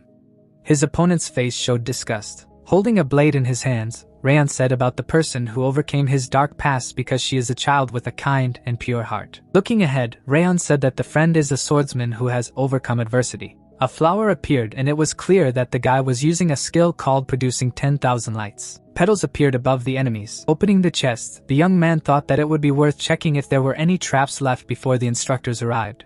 Holding the object in his hand, the man said that the two-colored flower was a rather precious material, suggesting that they destroyed the village just for the sake of the flower. Turning around, Rayon heard a voice asking about what they had already finished. Looking ahead, the man asked that it was a two-colored plant. Smiling, the Death Lord asked that they had dealt with everyone. Making a serious face, Rayon asked what would happen if it was true. In turn, the stranger replied that he actually thought it was strange given his combat experience and age, adding that he had excellent fighting skills and confidence in victory. In the end, Rayon wondered if he was a member of the North-South Alliance. Surprise appeared on the man's face. He replied positively, noting that he could call him Rictor. Knitting his eyebrows, the guy thought that this was Rictor. After all, he had heard about him in his previous life, continuing that when he joined the Alliance. 10 years later, he became famous as a brilliant swordsman. The man stood among the corpses of enemies, making it clear that in comparison with him, the snow lake was only ants. There was blood on the master's face, and it was clear that he was a real swordsman with strong skills. Putting his hands on his belt, the man stated that he was a descendant of the famous family of one of the 6 emperors, adding that there were no marks on his sword, so he was still a trainee, asking what he should do. Looking ahead, the man asked if he should kill them.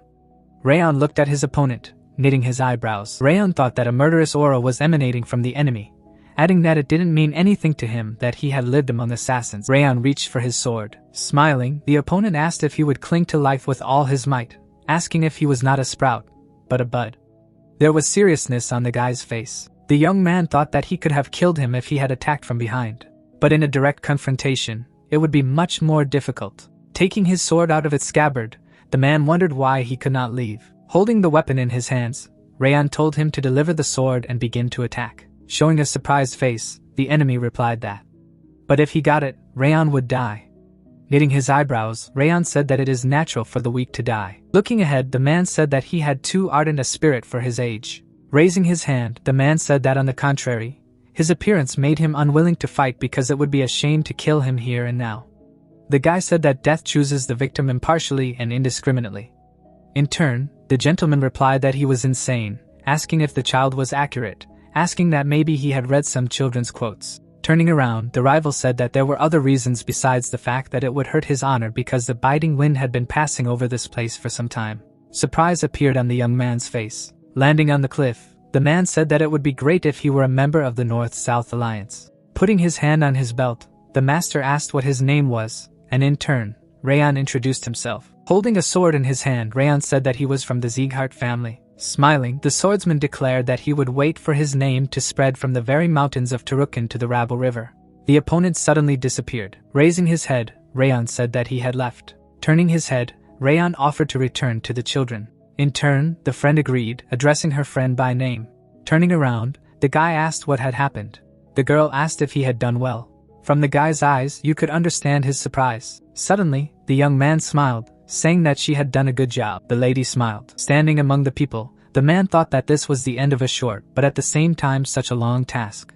Making it clear that after that they had returned with the heads of the leaders of the robbers, and the opponents were confused due to the lag between them. Rayan was holding a bag of heads in his hand. Sitting on a stone, the leader made it clear that he had calmed down those cadets who did not contribute to the task, advising them not to be disappointed, giving advice for the future. Looking away, Rayan thought that before digesting everything that had happened and was happening, it was time to report on the completion of the task, adding that wrath still kept up with him, boasting of himself, and listening to the memoirs of the adventures of the great and terrible. He almost lost his hearing, continuing that since the rescued children had lost their parents, it had been decided to give them to the care of the Sullian family, noting that the children quickly agreed because they had become attached to Renan for all the time. The guys looked at the man in black, holding his head high. Rayan said that after returning from the mission, he and Renan were summoned to the main house, and in recognition of their contribution to the task, they were awarded a bronze medal, saying that on that day, surprisingly, the head of the house praised them.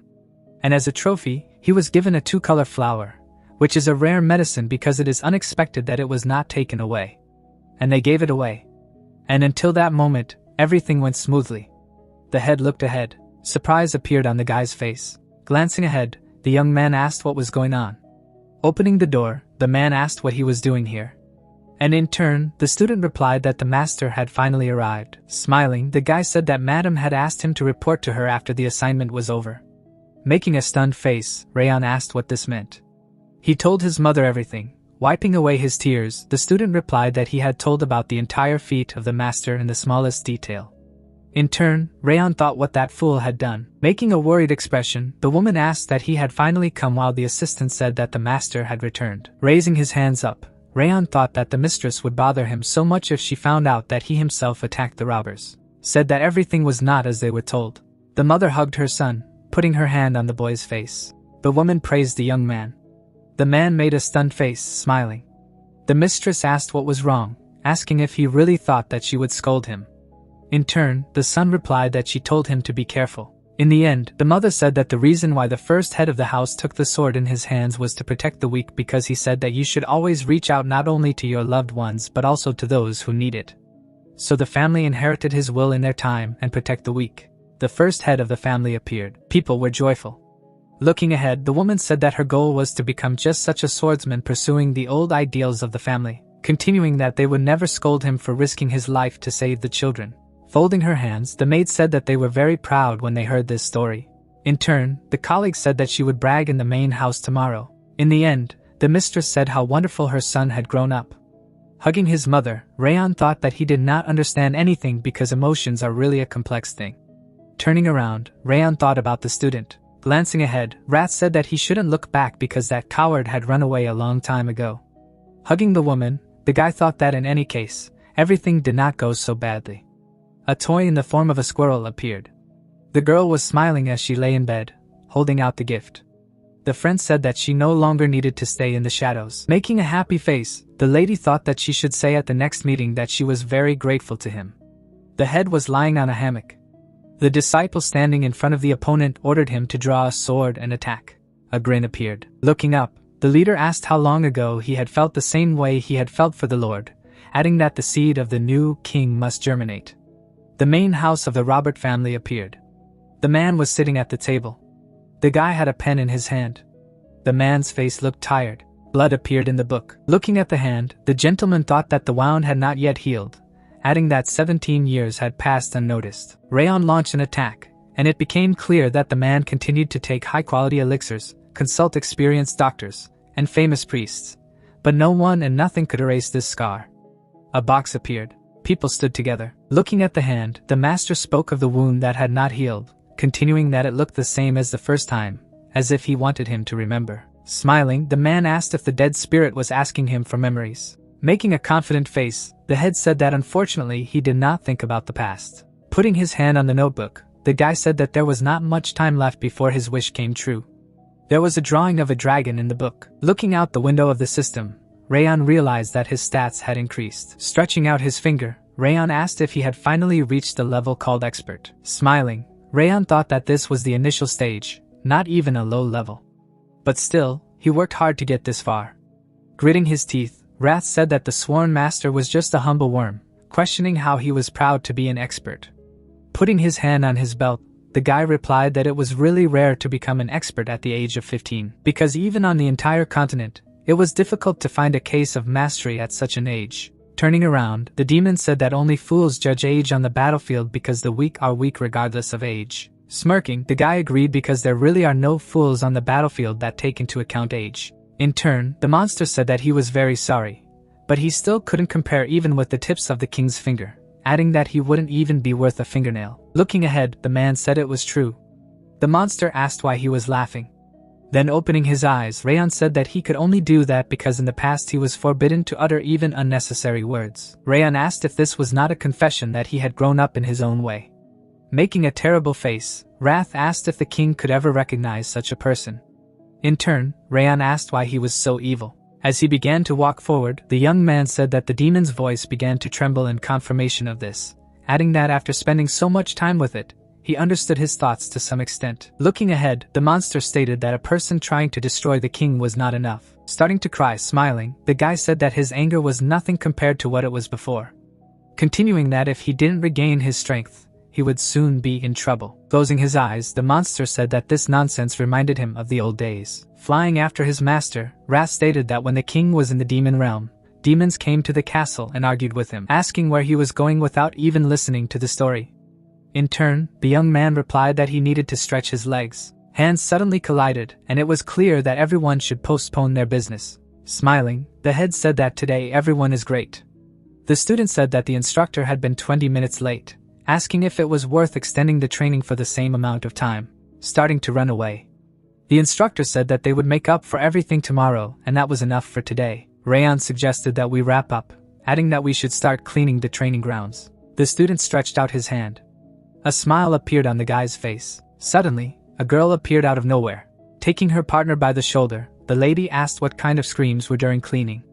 Turning around, the boy spoke of his honor, and the warrior replied that she was very busy training. With a furious face, the lady asked if they were deaf, for she said she was busy, ordering them to get out of here. Looking ahead, Rayon thought that the girl was only kind to him. In turn, the head stated that he thought that Rayon was the only one who had not changed. Turning around, the guy saw the instructor. With a surprised expression on his face, the young man wondered if he hadn't run away because of the student's nagging, and the elf replied that he didn't remember it, adding that he had forgotten something, so he returned. The people thought that he had simply forgotten. Putting his hands on his belt, the leader announced that he had to tell them something important again that he had forgotten about. The head made a stupid face, making it clear that they were assigned a second task. There was no happiness on the faces of the cadets. The teacher was standing on a hill. Putting his hand on his head, the man asked for forgiveness. In turn, the students thought how it was possible to forget about something so important. There was no emotion on Rayon's face, thinking about the fact that it had already been half a year since the first mission. After all, it had taken longer than he thought, wondering if there were so few tasks in the family. In turn, the head stated that the orcs were attacking near a small village southeast of the territory, adding that they should go there, defeat the orcs, threatening the inhabitants, and protect the village, continuing that, in other words, they would have to protect the village and enslave the monsters. Monsters looked at people. The orc opened his mouth wide, starting to rejoice. The students chanted about killing monsters. The guy said that he had been waiting for this for a very long time. In turn, his colleague said that he would finally be able to properly test his sword. In the end, the leader replied that he was surprised that they liked such missions. The young men's faces were bewildered. The instructor said that the instructors would not accompany them on this mission, continuing that they would be the only ones going there, and they would have to work hard to complete it. Raising his hand, the young man asked what would happen if there was a problem that they could not solve on their own. While the interlocutor replied that understanding the risks was also their skill, noting that if the mission was unfavorable, one should always be able to surrender in order to return alive. Smiling, the man stated that this is why a leader's judgment is always crucial, adding that depending on the situation, one must either break through by force, use a strategy, or run and make plans for the future. Raising his hand, the young man asked if it wouldn't be a problem if he just ran away from the mission. And the master said yes, continuing that it depended on the situation. If they met one of the 5 demons and survived, then it was commendable. Closing his eyes, the student thought that this was great because you can run away and not be punished. The students bulged their pupils in fright when they were told to sail at dawn the day after tomorrow, to which they asked if it would be in 2 days. Rimmer put his hands on his sides, and the guy asked why they were in such a hurry, because it was too soon. And the other noticed that given that they had already finished for today, there was only 1 day left. Looking ahead, Rimmer stated that killing monsters requires more time than exploring dungeons. Squeezing his eyes shut, the elf explained that if they were not prepared, it would harm the village and asked them to be careful, to which Bun wondered why they hadn't said earlier so that they could prepare more thoroughly. Suddenly, the boy turned his head back when he heard that they had been asked to stop. Raising his hand, Rayon said that the instructor had been talking about this for a long time, and then added that you never know when and how the missions will take place. Shifting his gaze to the side, Rayon said that now is not the time to panic because they should prepare, and then continued that the more questions they ask, the less time they have to prepare. A drop of sweat ran down Martha's cheek and she muttered that their comrade was right, and the young man added that missions are not always given only when they are ready. A satisfied grin appeared on the face of Rimmer when suddenly everyone was invited to move forward. Lowering his chin, the staff member of the 5th Training Parade Ground introduced the goblins and went on to say that the orcs were much more ferocious and powerful than they thought.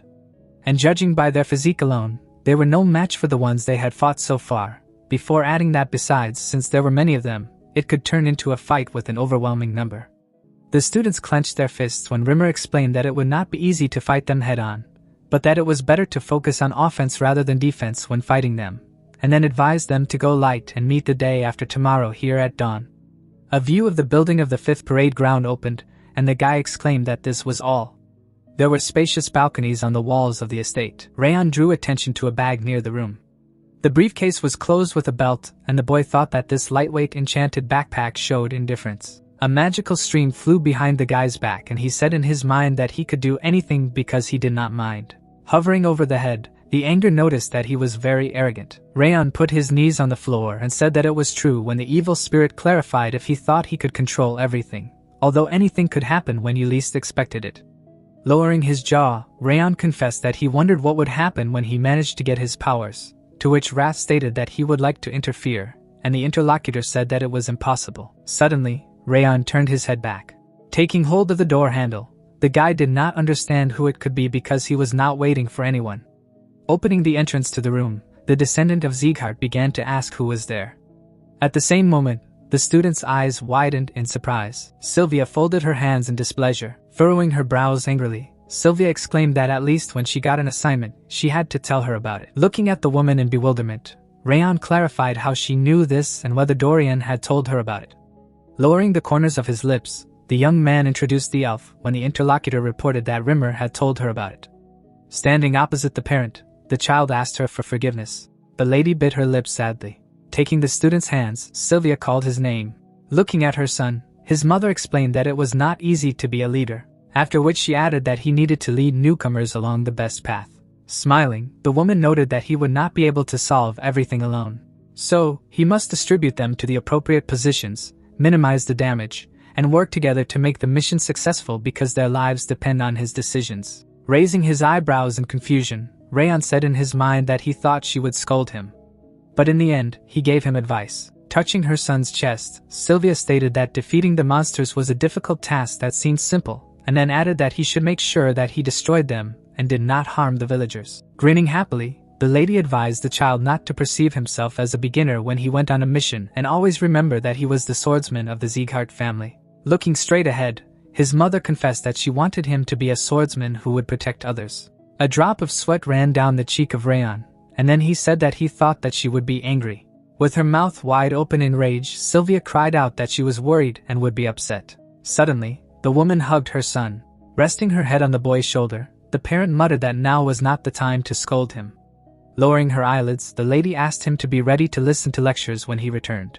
After which, she added that she was glad that he felt better after starting his studies. The boy widened his eyes and was surprised when his mother admitted that she couldn't stop worrying. Sunlight fell into the room through a large window. Standing in front of the students, Rimmer decided to finish the story. The young men clenched their fists tightly as Rimmer announced that anything could happen outside of the realm, and then shouted that they needed to constantly doubt everything. Smiling, the elf remarked that if they realized that it was too difficult, they should leave and not look back.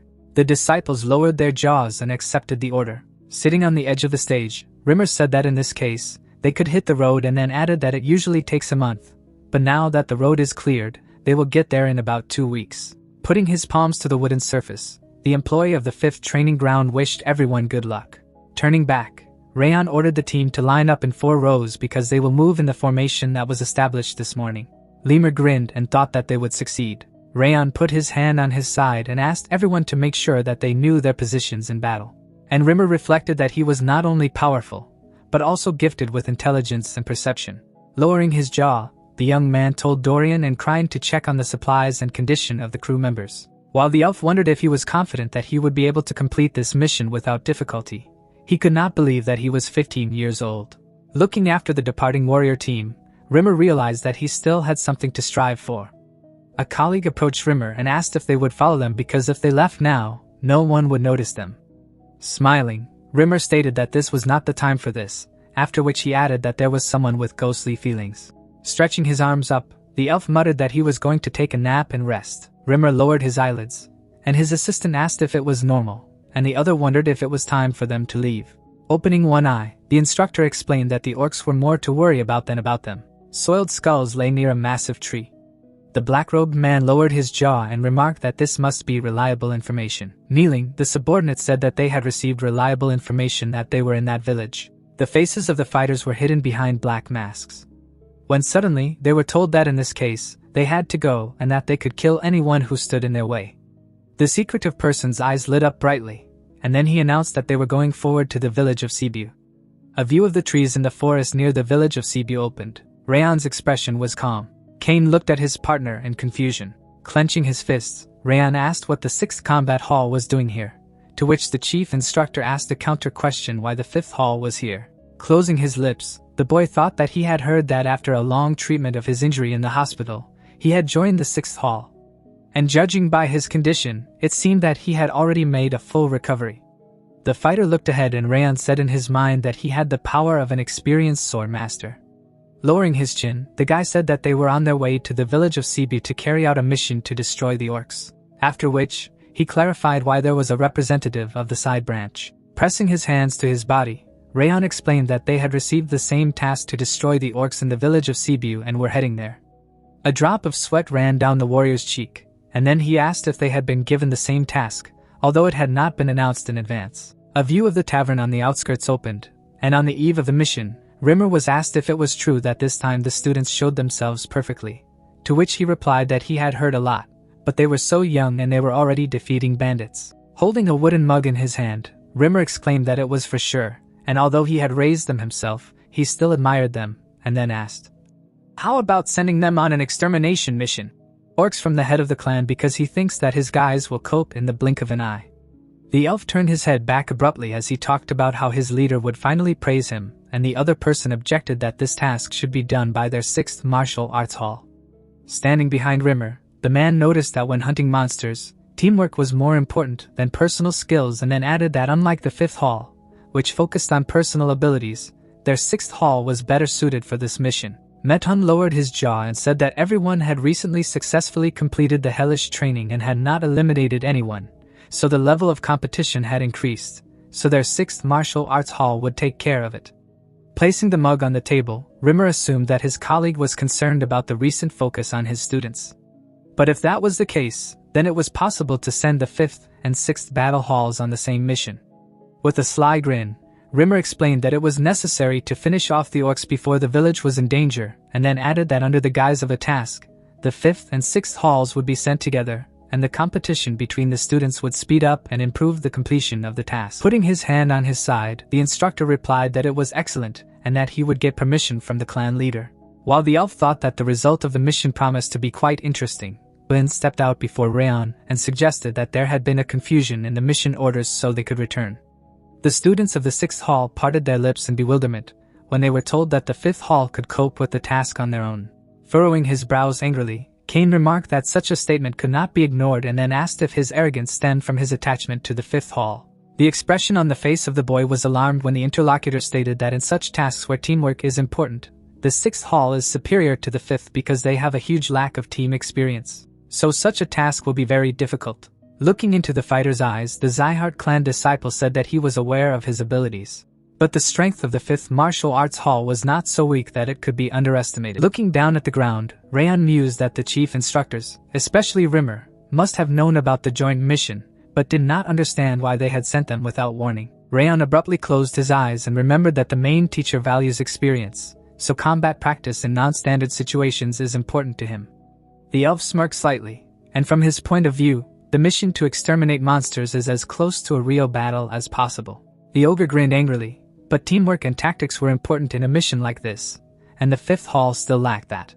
The disciples stood next to each other, and Rayon thought that maybe it was that he wanted the fifth and sixth halls to compete against the background of the recent rankings, and for them to understand for themselves what they were missing. Putting his hand to his face, the young master realized that if you think about it, this is very likely to be true, and this elf is always very cunning.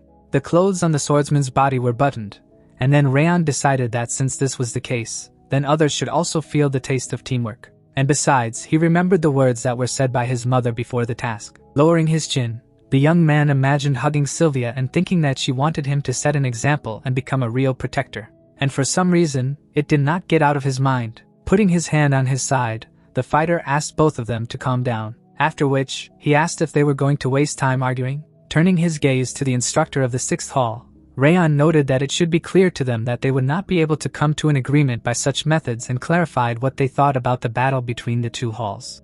A drop of sweat was dripping down Ben's cheek, and then he wondered what kind of fight between the halls before the mission because they didn't know what they might face. So, they didn't need to waste their energy. Looking at his partner, Rayon noticed that judging by their faces, they did not intend to retreat and asked if it was true that the boy was not going to give up the task either.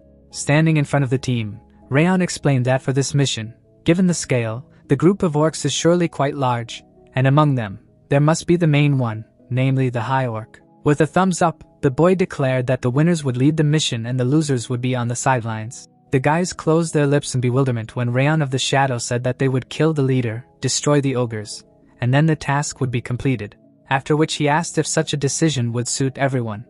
But if suddenly the main group could not cope with the monsters, then the assistants would have a chance to show themselves. Raising his hand, the swordsman asked if the sixth hall agreed, to which King replied that it was not a bad idea, and then they decided to start. An enchanted backpack hung on Rayon's back when suddenly he offered to arrange a real fight on the hill behind them. The pupils of the Zyhart family rushed forward quickly, smiling broadly. Martha thought that the conditions for victory were simple. It seemed as if the leader of the squad from the fifth hall raised a white flag up, and the girl said that the winner was the one who neutralized all opponents or captured the banner, and this was even easier than a training battle. Resting his knee on the ground, Rayon stated that they would now start planning, to which the swordswoman asked why they needed a plan at all, if their rivals were only small fry, and wondered what would smash everyone on their own and just wait. The student's hair was flying in the wind when suddenly she said that she had found it. The guy tightly gripped the hilt of the sword with his fingers and the young lady noticed that there were no tactics for small fry. Jumping on the opponent from above, the student shouted that she did not need it. The warrior clenched his jaw as his opponent used the legendary senses skill. A drop of sweat ran down Bun's cheek as she thought that her senses had heightened her senses even without a direct gaze, that she could see the battlefield like a picture painted before her eyes. The disciples began to swing their blades in front of each other. Rayon closed his eyes and assumed that the battle had finally flared up for real. Renan turned her head in the direction of Rayon and asked if he was sure that he could send them without any tactics. To which he explained that everyone was so confident that they were ready to just fight, and anyway, they would not listen to him. Raising her eyebrows in surprise, the girl asked if they would be able to win, to which he stated that they would lose. Martha gritted her teeth tightly, and the boy said that they would be completely defeated in doing so. The boy exhaled steam from his mouth from fatigue. The enemy held out his sword in front of him, and the student did not understand why they could not be penetrated because they were definitely small fry. But their joint defense was too strong. The guy opened his mouth wide in rage and shouted that she wasn't the only protagonist of this world, so he didn't dare to underestimate their efforts. The young lady bulged her pupils in alarm. There was a view of the bright sun near the top of the mountain. The costumes of the members of the 5th Martial Arts Hall were stained with dirt. The pupils of the Sieghart family looked away. Standing in front of the partners, Rayon asked if everything turned out to be very simple as they expected. Although judging by their condition, it seems to him that they have retreated. Blin turned his face away from the other man as he asked if they thought the world would stop while they grew up and if they thought the kingdom of Owen could not be taken seriously, and then said that their results were better than those of the 6th Hall, which meant that they would definitely win, and asked if that was the thought that was running through their minds. Drops of sweat dripped down the faces of the guys in dirty suits. Rayon explained that this was the result of the fact that they rushed at their opponent without strategy and support, and then added that they spent their aura and strength as well as revealed their techniques due to their own arrogance. Kane looked at his teammates with joy while Rayon stated that they were swordsmen who exhausted themselves every day to perfect their blade skills, so they should not be underestimated, even if they were a little behind. Raising her eyebrows in confusion, Renan wondered if they would lose so easily. The boy replied that they still had a chance, when suddenly Ben lowered his jaw in bewilderment and asked if he was serious. Martha exclaimed that she would do anything to defeat them. Smirking, Rayon noticed that he saw that the fire in their eyes was still alive, which was good. Standing in front of his comrades, the fighter said that in this case, he would tell them how to win. Folding his arms contentedly, the warrior noticed that beating the 5th Hall could not be easier, and his partner exclaimed that it was very pleasant to admire their efforts, to which the other advised them not to relax, because these guys had defeated the organization under the wing of the North-South Alliance and the bandits from the Snow Leopard Paw. Shifting his gaze to the side, the young man said that they would not just give up. Grabbing his weapon, the warrior said that he knew so and then added that it was time to put an end to everything. Lowering her jaw, Martha said that if he opened his mouth in their direction again, he would regret it very much. At the same moment, the girl spread her fingers wide and used a direct attack of the 4th form. Standing in front of his opponent, the disciple of the 6th Martial Hall told his teammates to concentrate their aura in front. After a moment, the Sieghart family head began to kick off the ground with his foot. The young lady swung her blade at him, gritting his teeth tightly. The guy did not understand what was happening and whether they were attacking from the side. Sunlight could be seen through the tall coniferous trees. Bun pursed his lips together confidently, and his enemies shouted that he was back in that stance. Lowering his jaw, the warrior told his comrades to block the blow as they had rehearsed. The swordsmen abruptly passed each other. Pulling his hand back, the boy called his opponent a fool. Suddenly, his opponents flew up. Turning his head back, the student was surprised that he changed the trajectory of movement in a second. The young man held the weapon in his hand, and his enemy realized that they had completely changed their fighting style. Gritting his teeth tightly in anger, the student wondered what nonsense had happened to them. The member of the 6th Martial Arts Hall parted his lips in bewilderment. A battle of swordsmen took place on the battlefield. Smiling broadly, Martha realized that he was right. Folding his hands, Rayon asked why they thought they had lost, even though they were superior in strength. Ben looked directly at the interlocutor and clarified whether this was due to a lack of information and tactics, to which he received the answer that this was the case. In the past, the guys stood next to each other, and Rayon explained that the members of the 6th Hall were well aware of who their opponents were, so they developed a well-thought tactic. The guys smiled happily, and the boy noted that they completely relied on a sense of superiority and did not prepare for battle. After which he added that in the end, they were smashed to smithereens by an opponent who was much weaker. Dorian raised his eyebrows in alarm and asked if that meant they would lose again. Grabbing her partner by the clothes, The girl told him to stop crying, to which he began to ask her for forgiveness. Looking intently ahead, Rayon said that it was not a complete defeat, but they had lost a fair amount of mana and strength, and then added that they were not in a winning position right now. Martha abruptly turned her gaze back when the captain noticed that the information and tactics were not only available to the enemy. Lowering his jaw, the boy asked if he had a plan. Kane seemed to be reaching for the fighter's head with his fingers, and it turned out that he was the best student of the 6th Martial Arts Hall, who had keen eyesight and intuition. Standing in front of his comrades, Rayon explained that thanks to them, he noticed them from afar and immediately sent a squad of those who could oppose them, which they were indignant. The young lady threw the weapon behind her head, and it turned out that her strengths were power and endurance. But her attacks were quite simple, so in opposition to her, guys were sent who were able to withstand her lunges and weaken the aura. Bun's weapons are shrouded in streams of green magic. And this guy is very fast, but his movements are easy to calculate. So Kane quickly sent adaptable fighters against him. Lowering his chin, Rayon clarified how to win and then began to say that the best option seemed to be a change of fighters, but they were unlikely to agree to this. Frowning in displeasure, the student was indignant at this proposal and said that she could defeat everyone, and her partner noted that he agreed with her. Stretching his palm forward, Rayon said that this meant that they needed to change their fighting style.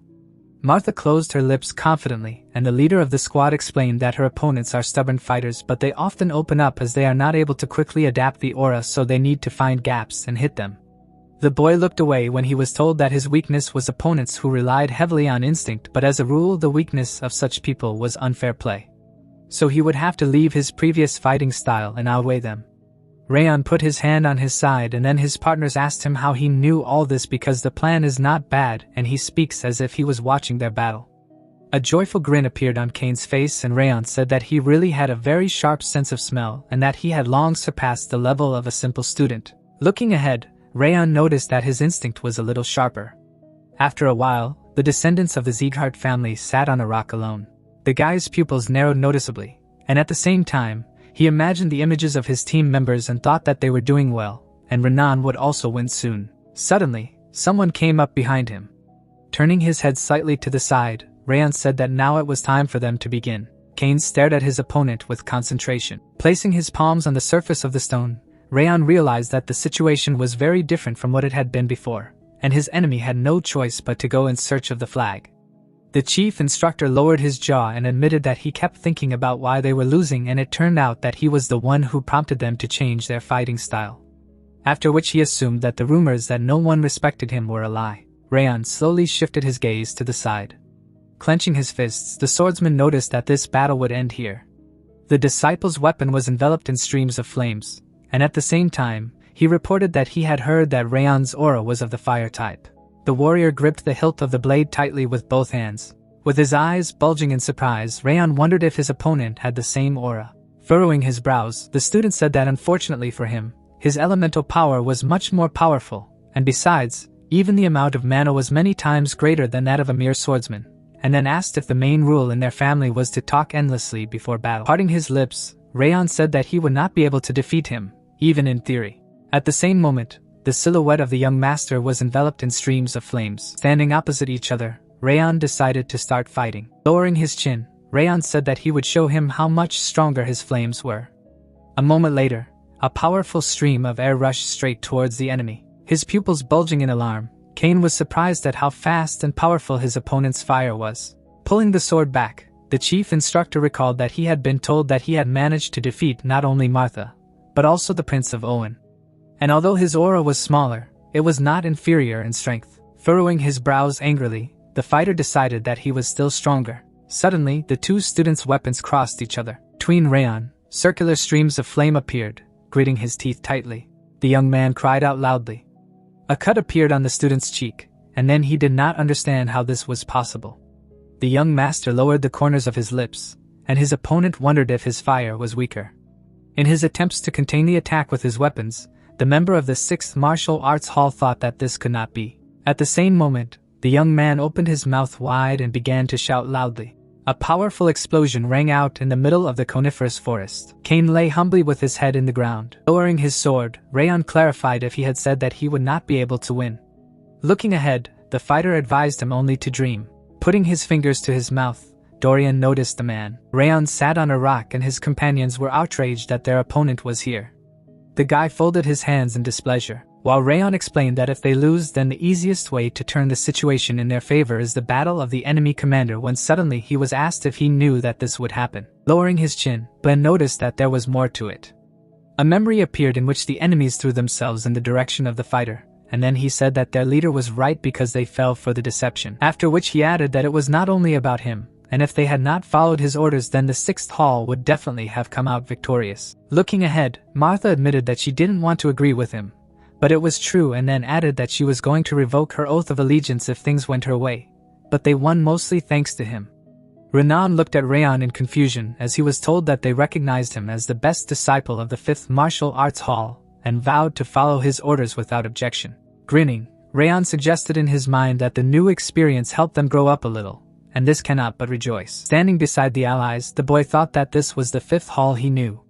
The disciples dropped their hands, and their leader remarked that they had all done a great job. Sweat dripped down the boy's cheeks, and Rayon of the Shadows admitted that he hoped this battle showed them how dangerous, arrogant intoxication with their own success is, and what happens when they rush into battle without tactics. The bodies of wounded warriors lay on the ground, and Rayon stated that if this was not a dispute, but a real battle, then they would all have already died. Clenching his fists, the young man advised his comrades not to forget this lesson. Leaning his back against the trunk of a tree, Cain thought about his opponent as he said that it was getting dark, so they should camp in the woods, and then asked everyone to break into groups and prepare to set up tents and choose sentinels. The student turned his head to the side, and the chief instructor of the 6th Hall realized that he had exceeded all his expectations because it was painfully obvious that he was much more experienced not only in battle, but also mentally. Smirking slightly, the fighter thought that he was sure that the 5th Hall was full of arrogant upstarts. But it seemed that he was like that himself. Stretching out his palm forward, the student said that he had learned a lot today. His comrades stood behind him. And then Cain noticed that Rayon had shown him that he should not let his guard down until the very end, and that he should always have a backup plan in case of complete failure. Looking ahead, the leader of the 6th Hall squad said that he was confident that they would win no matter what, and then added that after all, they had been aware of them from the beginning. Lowering his chin, the guy remembered a moment from the battle and said that not only had they lost, but he himself had been defeated in the duel. And then added that he believed that he was stronger but apparently just self-confident, and this experience had taught him a lot. Raising his palm, the swordsman thanked Rayon and called him a savior. A slight grin appeared on the face of the boy, and then he thought that this person was much nicer than the other offspring of the straight branch. The heroes shook hands, and Rayon replied that he had also learned a lot when suddenly his interlocutor announced that they would be their support in this mission as agreed. 2 weeks later, the clan pupils were moving through the winter forest. After a while, Rayon came to the cliff. Looking at the settlement at the foot of the mountain, Rayon noticed that this is the village. A view of a wooden house opened, and at the same time, Rayon of the Shadows thought that this is a small and glorious village that does not accept tourists, or rather just a secluded corner where a small population lives off what they have grown themselves. So, this mission is also not too special because such people regularly pop up in places where monsters are suddenly spotted. Suddenly, the guy turned his gaze to the side. The soldier stood with his hands down, and did not understand why he felt that someone was watching him all this time. Looking around, the student said in his mind that it didn't look like the instructor had gone after them because this presence was ominous, as if an unknown person was studying them and looking for weak points to attack. After a pause, Rayon lowered the corners of his lips and realized that the best thing he could do now was to mislead his pursuer, and always be on his guard.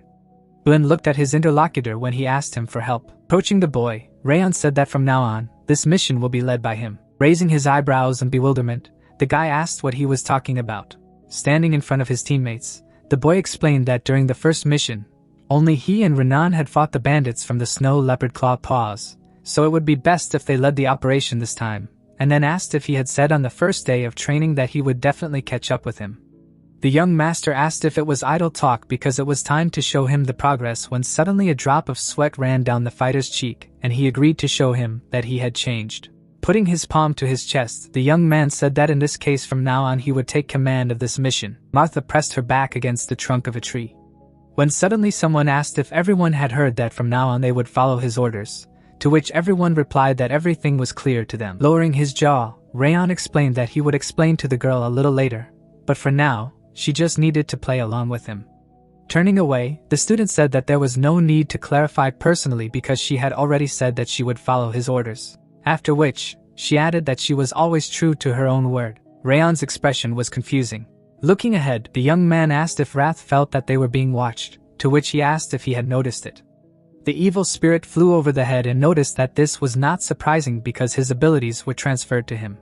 To which he asked what about their location and how many of them there were. Shifting his gaze to the side, Wrath declared that he had no need to shoot him as if he himself could not find out, to which he said that it meant that there was only one person there. Turning his head back, Rayon explained that his interlocutor had said it himself instead of them. Gritting his teeth tightly, the Demon King cried out indignantly as Rayon thanked him for his cooperation. Looking away, the descendants of the Sieghart family realized that there was no guarantee that there really was one person. Many eyes appeared in the night sky, and at the same time, the disciple said in his mind that only one was watching them, but that a whole group could follow him, so under no circumstances should he lose his vigilance. Putting his hand on his side, Rayon sighed heavily. Looking at the snow-covered forest, the soldier thought that something told him that a harsh mission awaited them. Under the feet of the black-robed man lay the mask of an orc, and then he asked where they came from.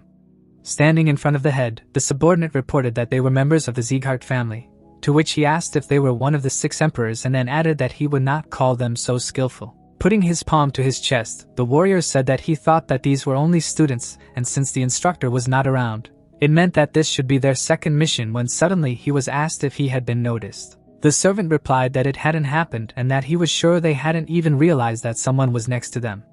To which the boss smirked and said that he hadn't even hoped that ordinary students would have been able to figure out his stealth techniques. Pressing his hand to his body, the pursuer noticed that they had taken control of the orcs. So, he did not understand why they had sent these children, to which the interlocutor explained that he thought that the villagers were sensitive to changes and asked for help while claiming an increase in the number of orcs in the area. Although he was sincerely sure that they would quickly find the mana stone, everything turned out to be not so simple.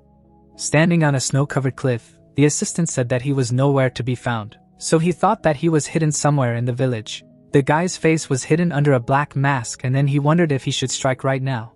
Leaning his palm on his knee, the head said that they would be waiting now. To which the subordinate noted that this was a great opportunity to deal with the pupils. Grasping the goblin mask with both hands, the man said that it was not difficult to kill them.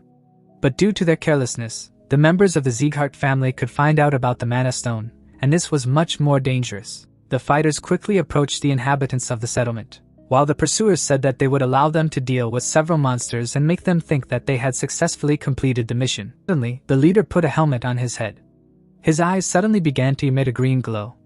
The man's hands transformed into monster limbs. He bowed and his boss stated that they would then destroy this village as soon as they left. Throwing the weapon over his shoulder, the monster said that they would not leave a stone unturned. A view of the night sky over the wooden house opened. The students were sitting at the dinner table.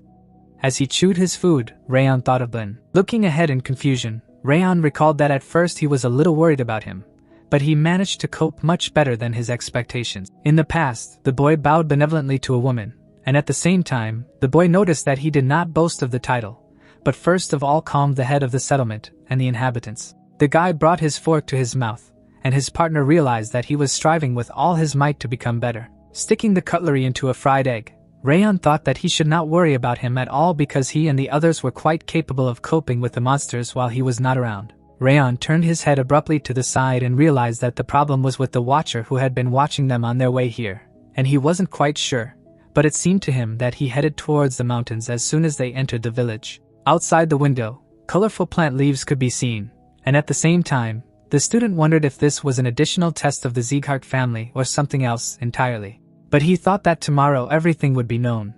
The man touched the snow-covered grass with his fingers. Resting his knee on the ground, the fighter reported that there were definitely monsters in the vicinity. The old man closed his eyes and told him that monsters began to appear at this time of year. But this time there were 3 times as many of them as usual, and then added that they would not be able to cope with them on their own.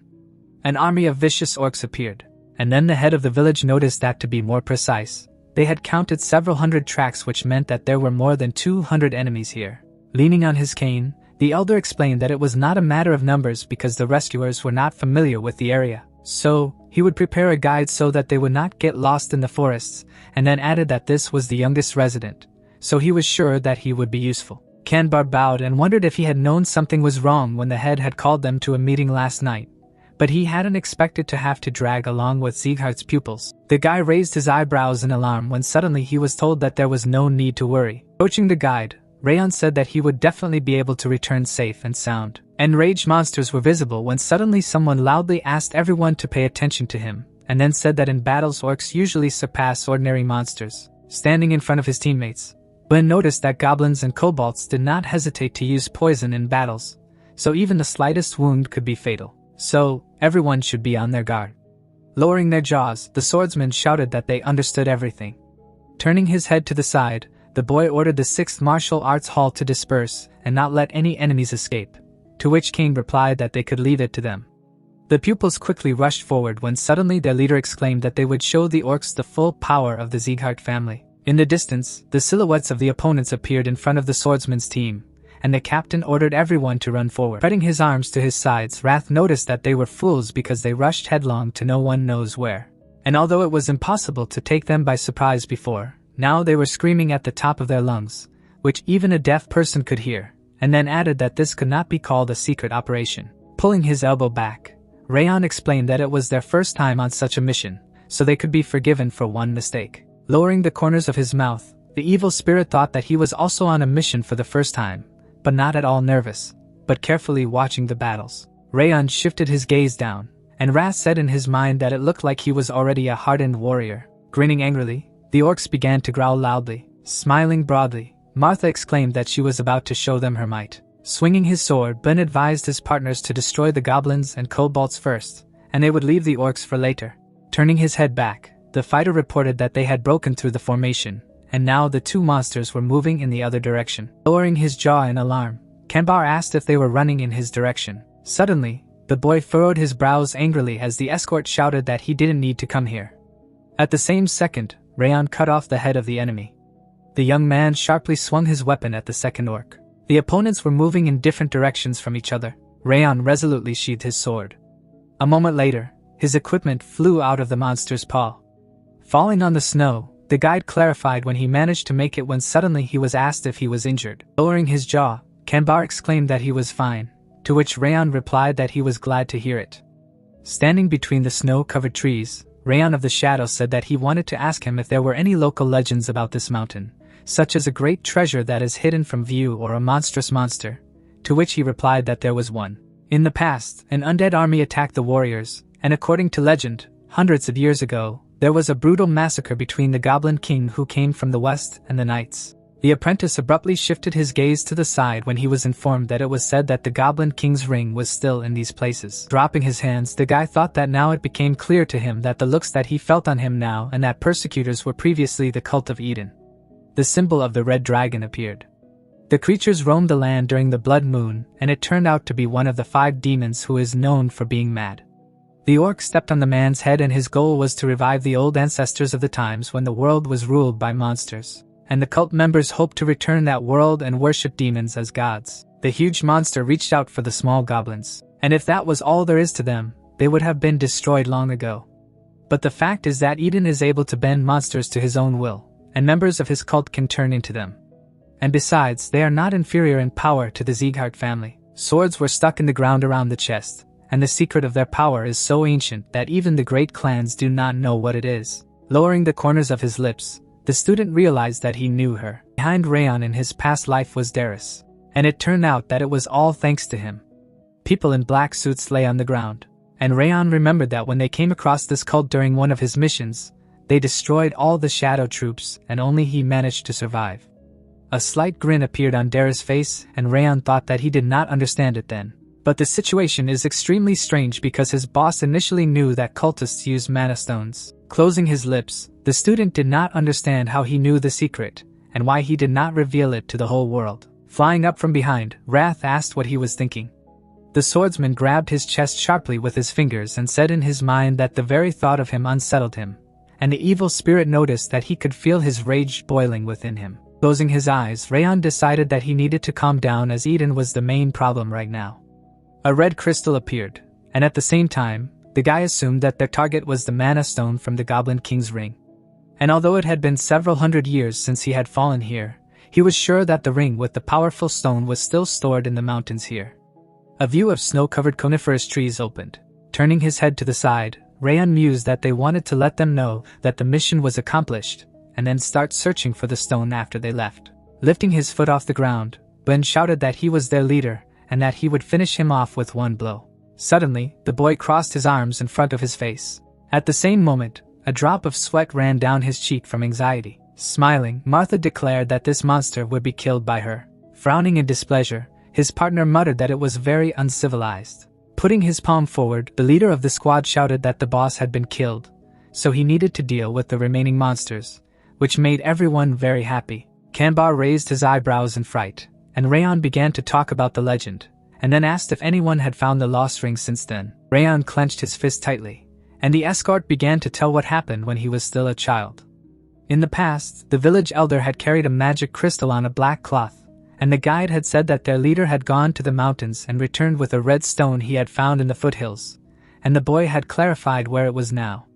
A memory appeared in which the old man was going to put an object under the wooden floor, and then the villager explained that few people knew about it, but it was buried under the head's house, and surprisingly after that, the weather became warmer. Rayon bulged his pupils in bewilderment, clenching his fist tightly. Rayon thought that the situation was much worse than he thought, and his interlocutor did not understand what was happening.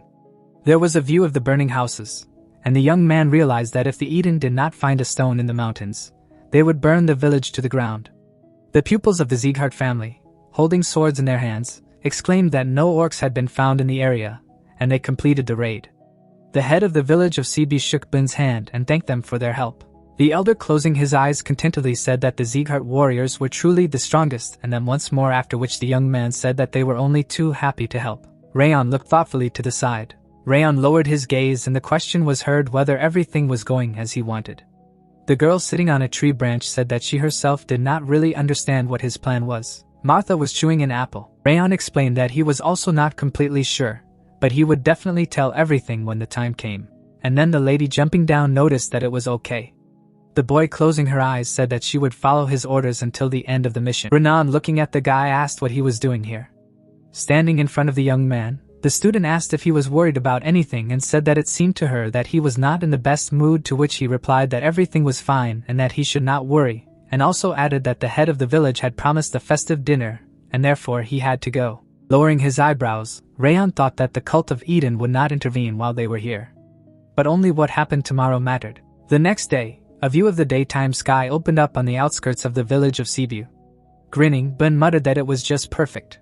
The expressions on the boys' faces were serious, and at the same time, the students said that they had defeated all the monsters in the mountains of Sibiu without even seriously injuring anyone, and they had completed their first mission with great success. Turning his gaze to the side, the warrior thought that this was why Rayon was not asking to return control to him. The young master looked away, and the Sieghart family war noticed that he was doing an excellent job as a leader and did not know why he had chosen him. Lifting the corners of his lips, Ben hoped that he had already realized that he was not inferior to him in leadership qualities. Looking ahead, the student exclaimed that they were moving forward. The guys walked through the snow. Rayon, following his partners, asked everyone to stop. Turning around, the students asked what it was because they still had a long way to go, and it was too early for the camp. Lowering his gaze, Rayon said that from this moment, the real mission begins. Kane looked at him and asked what he meant, to which he was told that it was exactly what he had said, namely that the mission was not yet complete. And at the same time, Ben wondered what he was talking about. Through the sweat on his face, the guy said that they had killed all the orcs and even burned their corpses, after which, he wondered if they had other tasks. And Rayon explained that the goal of their mission was to kill monsters and protect the village. The young man looking ahead asked what the problem was, and then the young master said that until recently someone had been watching them closely. A spy was sitting in a tree, and Rayon said that they were spying, but about an hour ago they stopped it and left, and it was possible to mistake them for instructors, but he felt such a clear threat that it was clear that it was definitely not an instructor. A settlement appeared in the distance, and at the same time Rayon said that they had been followed even before they arrived in the village, and when they moved away from it the pursuers disappeared. Ben's gaze was confused, and he asked if Rayon was sure. Martha, standing behind the teenager, asked if she was saying that it happened before they arrived in the village, to which he replied that to be more precise the surveillance began from the moment they passed the foothills. Raising her eyebrows in surprise, the girl told her why the young master had handed over command to Ben. And at the same time, he interrupted her and explained that he had concealed his presence and was trying to find out more about the enemy. Kane, looking sideways, muttered that he had realized that during their fight, too, and added that his tactical skills were in no way inferior to his other instincts and were at the level of an instructor, if not higher, and also did not even realize that someone was watching them. The guy, clenching his fists, asked if that was the only reason he entrusted him with leadership.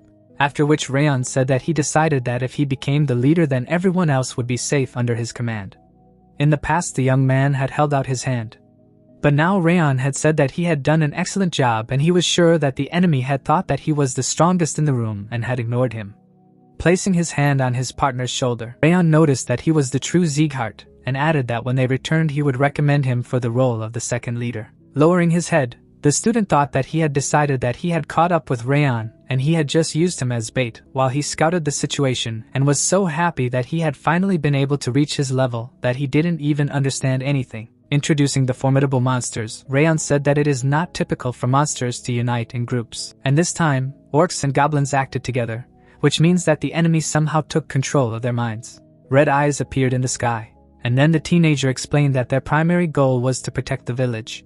But it was not complete because now the settlement was in much greater danger. Frowning seriously, the young master announced that they would return to Cebu, but they would do so discreetly so that they would not be spotted on the way back. Parting his lips, Rayon remarked that it would be great if they had equipment for such purposes, but they did not capture anything.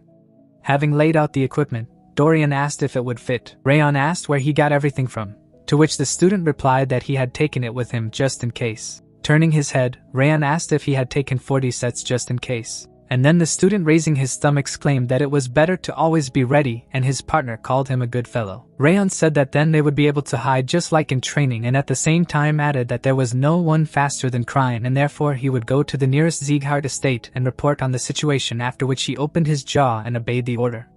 Looking at the guys, the teenager said that from that moment on they all obey his orders and he would not tolerate disobedience. 5 hours later in the hideout of the Eden cult, the spy bent his knees and said that the disciples had finally left the village and they had also checked all the surroundings and everything was in order. And then the head said that then they could begin. The orc's eyes glowed green and the use of the restoration skill could be heard. The monster clenched its fist sharply. Holding a huge weapon in his hand, the monster screamed loudly. The undead slammed their feet on the ground. A lot of goblins appeared. The orc standing on the cliff ordered everyone to be killed. Grinning menacingly, the monster explained that no prisoners could be taken. Blin, noticing the opponents, exclaimed that there were indeed other orcs here. The warrior opened his mouth wide and said that they would deal with them now. Looking at his partner, the young master said that it was not yet time, and he had already said that they were being watched. Clenching his fist, Rayon explained that it was not a monster, and he felt the presence of a human, but the identity of the enemy was still unknown to them. And then the student said that he should just see what kind of orc horde there was and added that the villagers would definitely not be able to cope with him.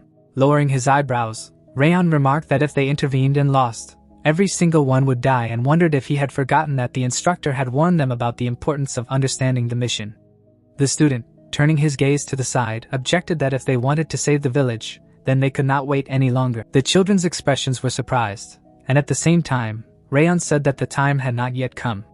And besides, you need to be twice as careful because Eden is against them. Turning around, Martha asked if it was the same Eden of the 5 great demons, to which Rayon replied that if they were able to control the monsters, then their opponent was either Eden or an extremely high monster, and therefore they needed to be on their guard. Looking down, Bun said that he understood how strong Eden was and that he was completely right. Standing in front of the leader, the guy said that if he did not move out now, then half of the inhabitants would die. After which he wondered if they would just stand and watch. Baring his teeth, the young man remarked that he had thought he knew the principles of the Sieghart family better than anyone else, but that he was probably mistaken and added that they would attack now. Slapping his chest, the student exclaimed that this was what Sieghart warriors were supposed to do. Rushing from his seat, the disciples shouted that he did not care whether they followed him or not, but if they considered themselves worthy of the name of the family, they would attack the enemies. Renan, raising her eyebrows, announced that she would follow him. A moment later, the girl jumped down. The boy through the sweat on his face said that Ben was right, for as Sieghart warriors, it was not appropriate for them to sit and tremble with fear just because their opponent was one of the 5 great demons. And then his partner said that they were warriors carrying the banner of the 6 emperors. The guys rushed from the place and shouted that they would protect the village and all the local residents. Kane, with his mouth wide open, asked if the entire 6th hall had arrived and then said that they would help the 5th and deal with the cultists of Eden. And his allies listened to him.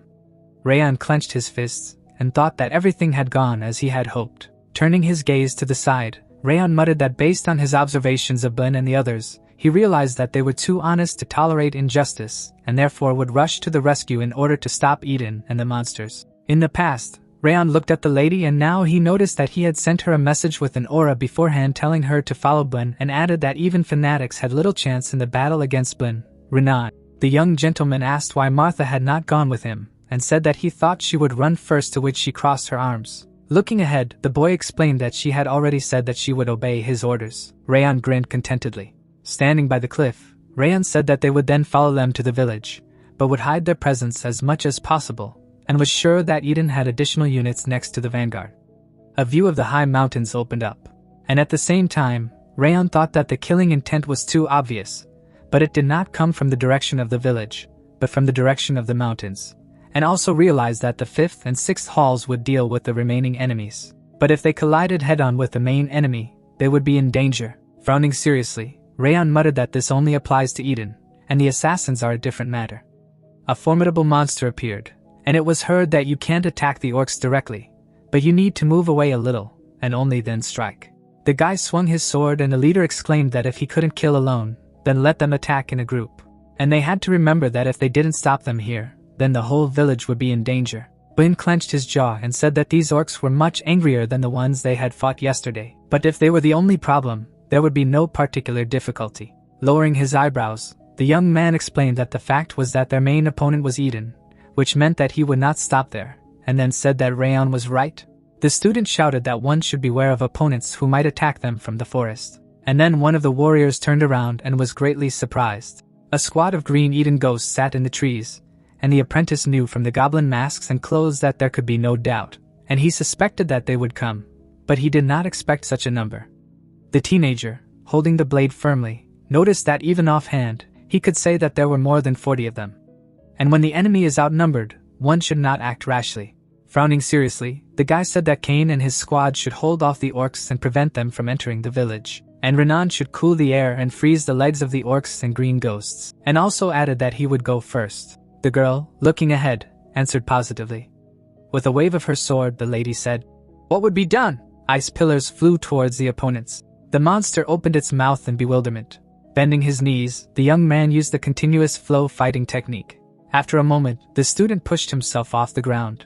The disciple quickly attacked his enemies. The teenager's expression was confused. Suddenly, a member of the Eden cult abruptly blew a stream of air into the pipe. Ben jumped to the side in an instant. Raising their swords, the disciples shouted that they had poison needles, so they needed to deflect them with an aura or dodge them as soon as possible.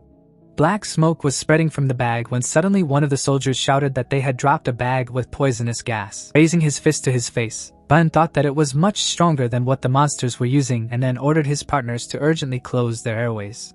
Falling to their knees, the disciples began to cough, and at the same time they muttered that they couldn't even lift their weapons, let alone use their aura. Tightly grasping the hilt of the sword with his fingers, the boy realized that the gas had hit not only the guys, but also himself, because the body was no longer subordinate to the mind. Nan stared intently ahead, and her partner noticed that she was getting worse, too, and the green ghosts and orcs didn't care. Frowning menacingly, the guy began to think about what would happen if it went on like this. Suddenly, there was a powerful explosion, and the soldier realized that they would be pulverized. The student's pupils instantly narrowed, and at the same time he spoke about energy and destructive power. Martha pulled her hand back with the weapon when suddenly she was hailed. Rushing forward, the girl exclaimed that they would replace them and beat Eden, and then ordered that no one be missed. The lady waved her weapon, and she could be heard bringing reinforcements. The young man, smiling, said that if they had lingered a little, they would have come to their cooling corpses, and his partner said that they were continuing the fight. Ben lifted the corners of his lips and muttered that Rayon couldn't see yet. But with Martha and fresh powers, they had become much stronger, and maybe they would even be able to win.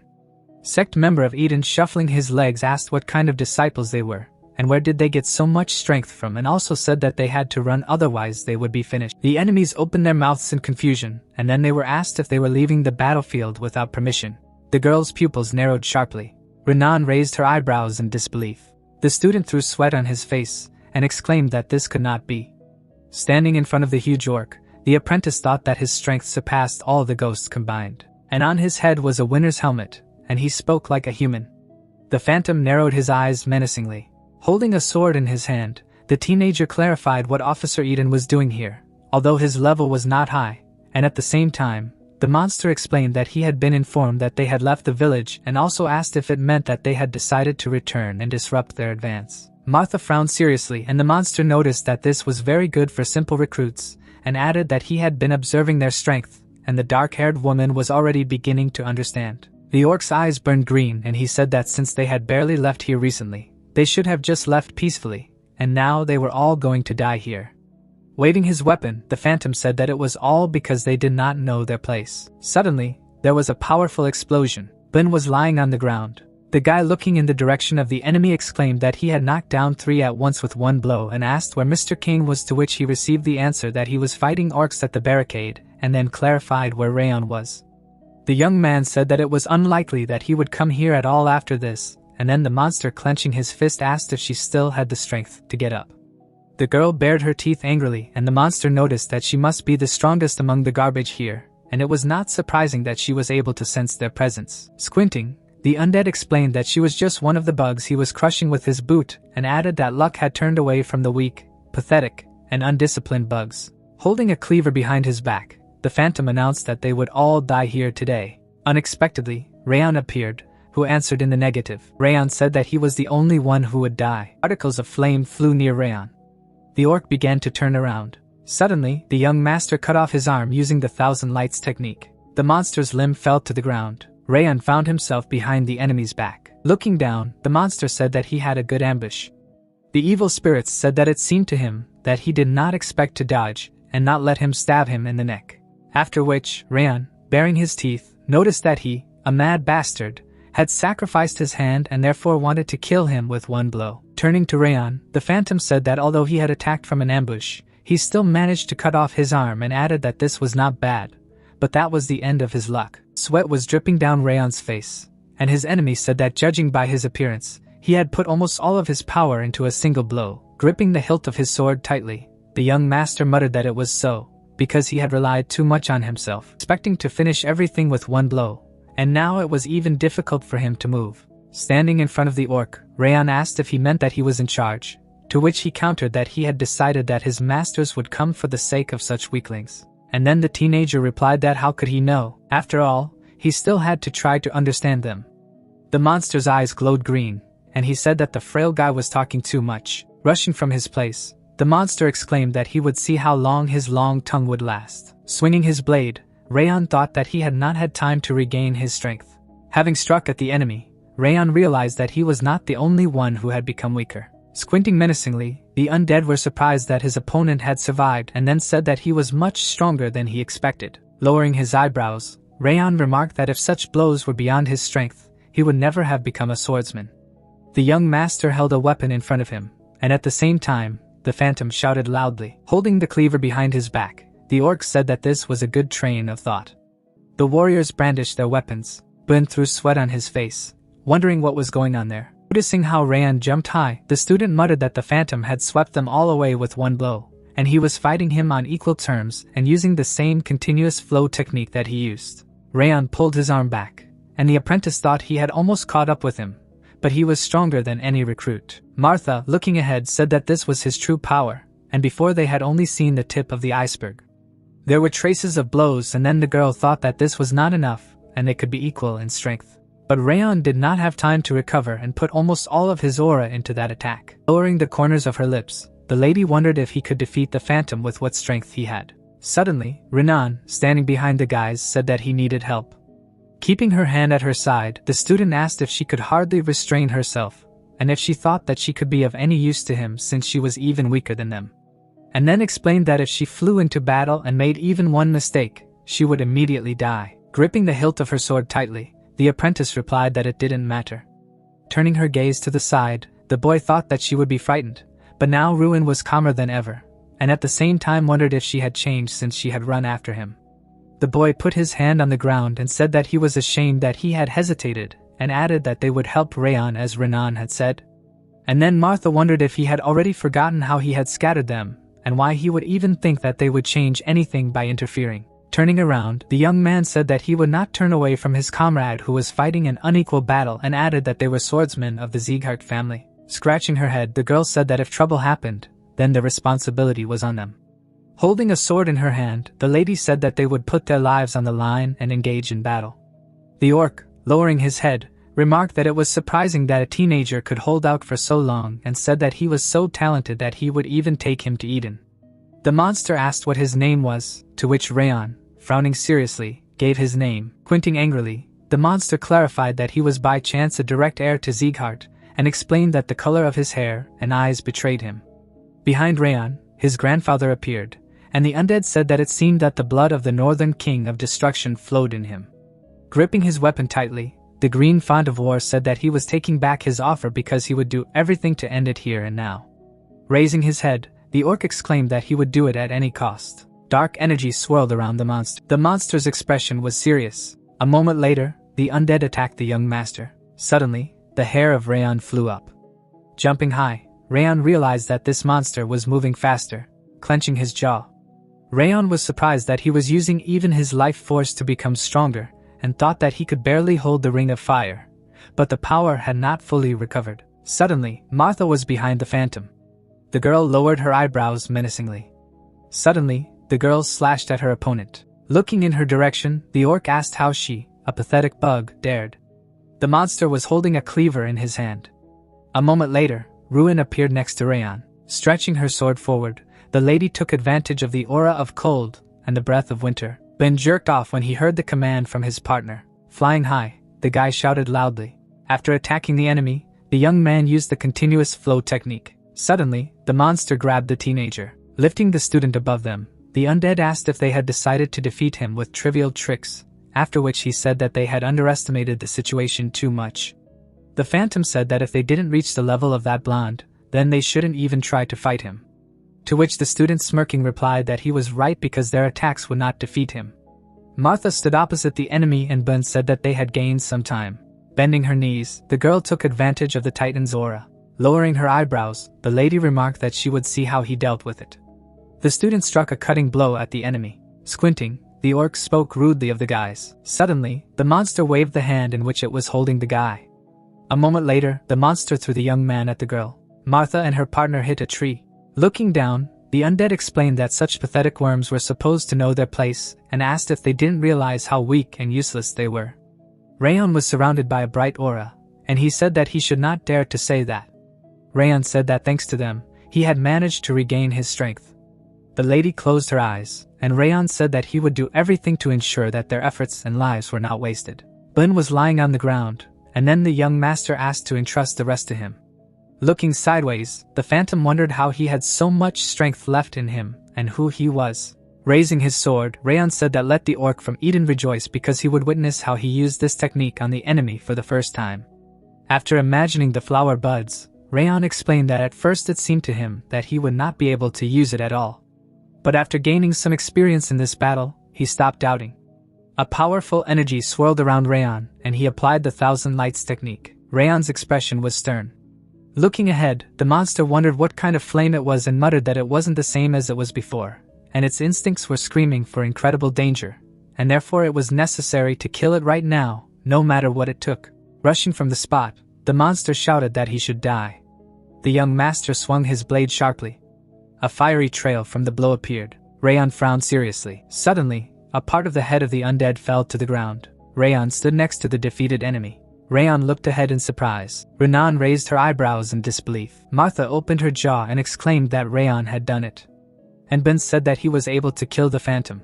Raising his sword above him, the young master said that he could not relax because Eden's squad of green ghosts was somewhere nearby, and for the prosperity of the village and the peaceful foothills, they had to destroy them.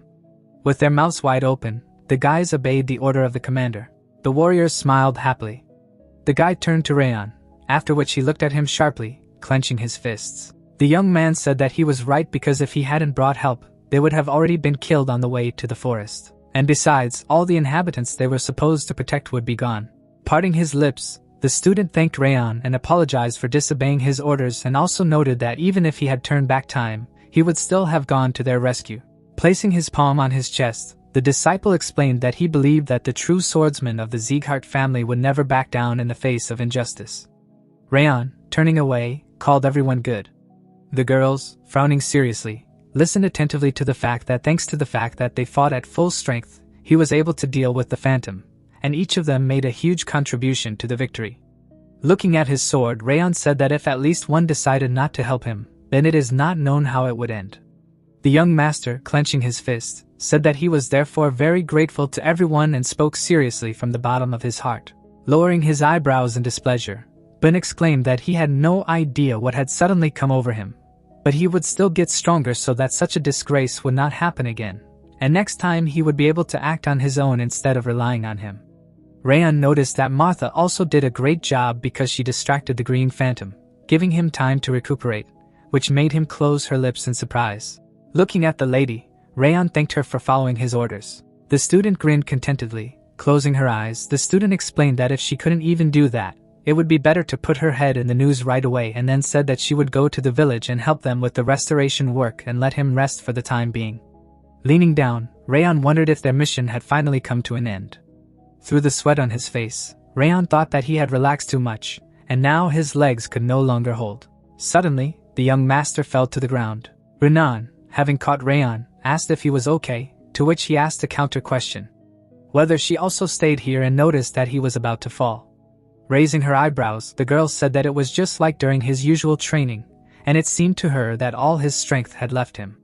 Smiling slightly, Rayon said that he understood and muttered that he wasn't the only one looking after them all this time. But it turned out that the guys were paying attention to him. Happily closing his eyes, Rayon thanked his partner. After a moment, Rayon turned his gaze to the side. System notifications appeared which said that in a difficult battle he demonstrated the ability to overcome the boundaries of the possible, and all stat points were increased by 1, and also successfully ambushed a stronger enemy, and destroyed an enemy superior in strength and class. The young master looked at his stats and thought that it was the result of his victory over the phantom, and added that all the stats had increased, and in addition he had gained a new title and ability. Standing up abruptly, Rayon decided that he would look at everything in detail later. And then he said that he was already better and therefore Renan could go to the village. And in the meantime, he would check if there were any unfinished enemies nearby. Sitting on a rock, Rayon said that the title of Indestructible Spirit was much better than he expected. A system screen appeared, and at the same time, Rayon noticed that 3% may seem like a small value, but the stronger it gets, the more the stat points will increase, and now he will often face such opponents, and therefore the new title will be very useful. The system wrote down the characteristics of the skill, and Rayon, raising his eyebrows, muttered that the invisible strike looked like a special assassin's move, and wondered that if he had wielded it before attacking the phantom, he would have been able to kill it immediately. Suddenly, Wrath opened his mouth in surprise and asked if he had received so many rewards after fighting such a weakling, and then exclaimed that although he had developed this system himself, he would never understand what it was doing. Smiling, the lad said that he was getting stronger every day because of him. And then he thanked Wrath, who replied that he would show him and eat it piece by piece until he died in terrible agony. Waving his hand, the young master said that he should try if he could. Closing his eyes, the demon king shouted loudly. The Sieghart family was working together to rebuild the village, and it was heard that more would need to be brought, and the teenagers asked where to put the logs, and at the same time, the young men reported that they had finished building the fence. Rayon's gaze was thoughtful. Touching his forehead, Rayon explained that he wanted to lie down for a while, but it seemed to him that he accidentally fell asleep. Suddenly, Rayon opened the door. Looking in the direction of the guys, Rayon muttered that the construction of the wooden fence was almost completed while he slept. Renan, holding a bucket of water in her hands, asked if the young master had woken up and how he was feeling, to which he replied that he felt much better after taking a short nap. The girl asked the guy to go with her, and added that everyone was already waiting for him, and at the same time he parted his lips and asked who was waiting. A bright flame appeared and the lady said that the villagers of Sibiu had been waiting for it. The man leaning forward said that all the inhabitants of their settlement had come to express gratitude to their saviors, namely the swordsman of the Sieghart family, and then added that he was very grateful for the help in protecting the village. The woman, holding the child in her arms, grinned happily, and it could be heard that they had put their own lives on the line to help them. The elders said that their valor and bravery would forever remain in their hearts, causing the young master to raise his eyebrows in surprise. A moment later, Rayon turned around. The expression on the faces of the guys was joyful. Parting his lips, Rayon thought that he felt the respect of his comrades, their aspirations, honesty, and sincerity in the heartfelt words of the villagers. Previously, Rayon walked through a puddle, and now he mutters that he feels it for the first time because in his past life being an assassin, he has never felt anything like this. Rayon was standing by a cliff, and he noticed that he was surrounded only by death. The young master frowned seriously and explained that his entire life had been dedicated to Darius. In the past, the guy had held a bloody knife in his hand, and now he said that no matter how many people he killed, no matter how many people he got his hands dirty, only Darius received awards. One of the strongest warriors of the continent closed his eyes contentedly. Lowering the corners of his lips, Rayon thought that this was the first time that his merits had been recognized. Standing in front of the villagers, Rayon wondered if this had ever happened before. Clenching his fist, Rayon muttered that grief was growing in him, and he wanted this to happen more often, and he also wanted to be looked at more often with such admiration and gratitude. A view of the night sky opened up, and at the same time, the young master decided that from that moment on, he would throw off the way of life of a hermit murderer and live like a swordsman, and more than once received the approval of the rescued people. The moon shone brightly in the sky. Looking up, Rayon said that from now on, he would live like this. The disciples looked at each other. Rayon asked if the chief would have a spare minute, to which the elder turned around and replied positively. A wooden structure was visible. Crossing his palms, the elder clarified what he wanted to ask him. Standing in front of the head of the village, Rayon asked if he knew who controlled the orcs who attacked his village, after which he said that the blue-haired swordsman told him everything and heard that Eden was one of the 5 demons. Through the sweat on his face, the old man said that he did not understand at all why they decided to attack them since their village was very small and unremarkable. Clenching his fists, Rayon said that Kambar had told him that he had once found a red stone in the mountains of Sibiu. And then the elder explained that when he was young, he had stumbled upon it in the mountains and brought it to the village. Lowering his eyebrows, the young master remarked that this was true and added that Eden had come here for the sake of this stone. Looking down, the elder asked if it was all because of him, and then exclaimed that he had almost reduced the village to rubble. Introducing the evil orcs, Rayon said that this time they were able to stop them.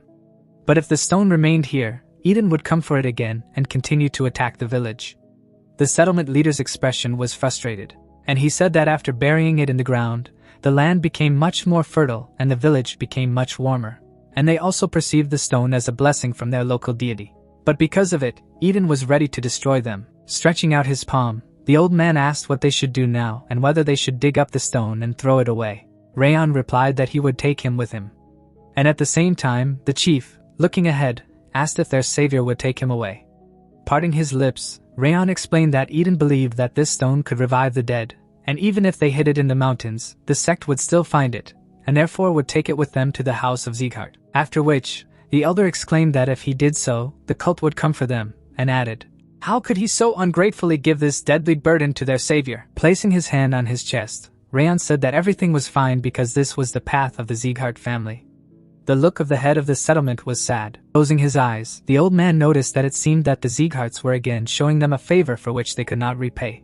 And then the young master asked if he had said it again. After introducing the fearsome monsters, the elder revealed that decades ago, when he was a little older than the boy, there was a moment when Glenn, the current head of the family, also saved their village. Through the sweat on his face, Rayon asked about the head of the family, to which the elder replied that he saw it clearly as day. The young king of the north appeared, and at the same time the head of the settlement said that like the young man he had saved the village from the influx of monsters and looked at them with a smile on his face, and was very kind to them.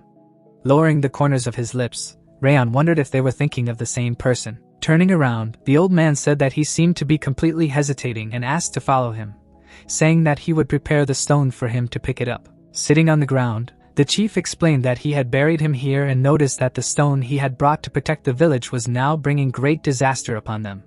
And at the same time, Rayon clarified what the stone was wrapped in. Looking at the magical object, the elder said that this cloth had been passed down in his family for generations, and he wrapped the stone with it so that the red glow would not be visible. The unusual artifact emitted bright energy, and Rayon realized that this was the mana stone of the Goblin King. Imagining the magic crystal, the young master thought that if it fell into Eden's hands, then new monsters with the abilities of the Goblin King would appear. Through the sweat on his face, Rayon said that first he needed to hide the stone back. The unexpectedly tall warrior grabbed his chin and said that because of this cloth that hides the energy of the mana stone, he would never be able to find it, no matter how much he combed these mountains. The man said that if it hadn't been for this accident, this village would still have been razed to the ground. After which, Rayon, taking out his sword, asked who he was, and couldn't understand how he hadn't noticed his presence, even when he came close to him. After a moment, the blood-raving demon snapped his fingers. Smiling menacingly, the soldier asked who he thought he might be. Holding the helmet in his hand, the tall warrior noticed that it resembled an ogre. Standing in front of blood-raving demon, Rayon clarified whether he was blood-raving demon, the demon of Eden, to which the man asked a counter-question, whether he understood this from his helmet. Blood-raving demon, lifting the corners of his lips, said that he was smart enough even for a student of Sieghart. Squinting, Eden said that he had a strength that he couldn't accurately estimate, and added that he was the one who had killed the green battle ghost. With his mouth wide open, Rayon asked if he was his subordinate, and then said that he remembered clearly because he said that his superiors were not here. Putting a helmet on his head, the tall warrior said that he had previously entrusted him with the leadership of this mission, and if he hadn't killed him, he wouldn't have come here.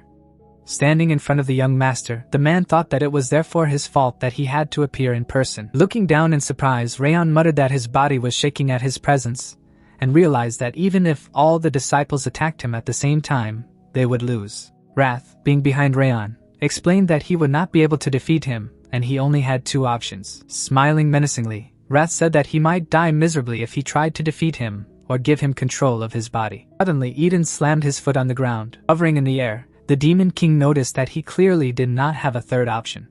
At the same time, the pupils of the Sieghart family were standing near a wooden structure. Bun crossed his arms and asked why she had come here. Martha lifted the corners of her lips and replied that she had heard that he was repairing the barricades and had therefore come to check on his work, and added that he had done a great job, and then asked if she thought he was much better at carpentry than swinging a sword. Frowning angrily, the guy said that if she checked everything, then let her shut up and leave.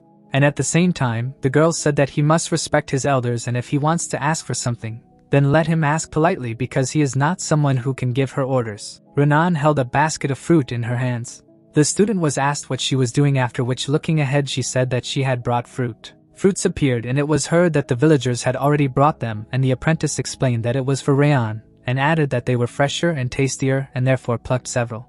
Raising her eyebrows, the lady asked if she was too helpful, for if you looked at them from the outside you might mistake them for newlyweds, and then announced that she was leaving. Suddenly there was a powerful explosion. The girl turned sharply. The student's eyes widened in surprise. The student abruptly rushed from her place. The fruit basket hit the ground, and it could be heard that Rayon and the chief had left in that direction, and they needed to prepare their weapons as well as call came with the 6th hall. Martha, shuffling her legs, exclaimed that this was the chief's house and clarified what was going on here, and then Blin shouted that if Rayon was fine then he should answer them. A moment later Rayon flew past his partners. The guys opened their mouths in bewilderment.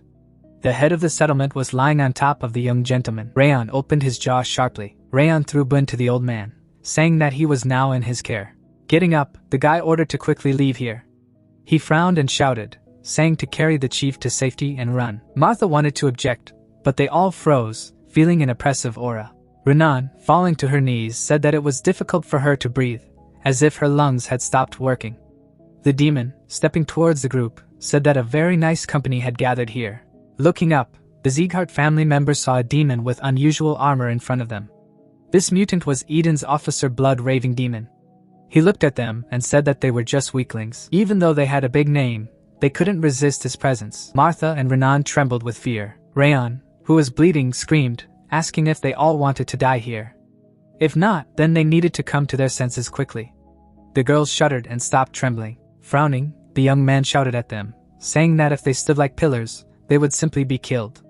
They needed to concentrate their aura to resist the pressure, and then get out of here. Glenn should run to the village and evacuate the villagers. The guy immediately ran, obeying the order. Martha and Renan, who had grabbed their swords, froze as Rayon ordered them to stay back and prepare for diversions. They should not even think about attacking. The young man stood in front of them, telling them to be on the lookout. Dr. Rimmer had often told them to be able to exceed their limits. Now was the moment. Martha frowned, looking at the blood-raving demon. Rayon, who was standing in front of her, said that it was time to cross the boundaries of his body and mind. Blood-raving demon chuckled and said that he liked his attitude. Squinting, he asked if he thought that alone would be enough to win. The young man, looking at the mutant in front of him, mentally said that behind him were their recruits, the village of Cebu and its inhabitants. If he retreated, it would be over. He had to defeat the monster at all costs. The guy shifted his foot slightly. Rayon didn't know what to do. It was as if he was at the edge of a cliff leading to a bottomless abyss. It would be hard for him to fight such an enemy, even in his previous life, and even more so now. Resting his hand on his side, the demon asked if he would just stand still and watch, despite the fact that he claimed to attack him at any moment. Standing up for a snatch, he said that it was pointless. His figure abruptly disappeared from his place. Rushing at the guy, the demon said that if he didn't attack, he would attack personally. The guy's eyes widened in shock. Blood-raving demon was faster than before. Flames broke out around the young man. He used the Thousand Lights technique. Fire rushed towards the mutant. He clenched his fist and said that he had good strength. The monster struck the wall of flames. Rayon gritted his teeth as he realized that blood-raving demon had easily broken through the Thousand Lights technique and attacked him. The guy blocked his fist with his sword. He suddenly stepped aside. Rayon clenched his jaws. The young man barely dodged. If he hadn't had time to read the direction of the blow with the ring of fire, he would have been dead by now. Rayon frowned. He wanted to retreat, but he could not do this. Rayon enveloped the sword in flames. He was about to show the people watching the battle and the other attacks of the mutant. In this case, they would have a slightly better chance of surviving. They would increase by 1%. The young man rushed at the blood-raving demon. Blood-raving demon crouched down and shattered the ground. He jumped, saying that the fire that disappeared with half a kick was no good. Blood-raving demon was in the air. Rushing down, he offered to have fun. Rayon covered his face with his hands from the gust of wind. He jumped to the side, dodging blood-raving demon's attack. Blood-raving demon's blow kicked up a huge amount of dust. Getting down on one knee, the mutant said that his flames were very different from an ordinary aura. He kept wondering how the green phantom had lost to him. He believed that it was all his own stupidity, but after seeing his strength, he understood the reason. Standing up, blood-raving demon said that now the whole situation looked even more pathetic. He would not be touched by the flames. He had to guess why. Trembling, Rayon said that he knew the reason. It was all about his helmet. It contained the power of the ogre. Forest fires are not able to injure an ogre. Blood-raving demon fiercely defends its territory when an ogre steps on a castle. It is not afraid of protective fires or fire arrows. Blood-raving demon is able to take power from this monster. Blood-raving demon stood in front of Rayon and said that he knew for sure that no matter how strong his aura was, he was not afraid of it. He even felt sorry for him. Raving demon flinched when Rayon said that since the fire did not work on him, he would simply use something else.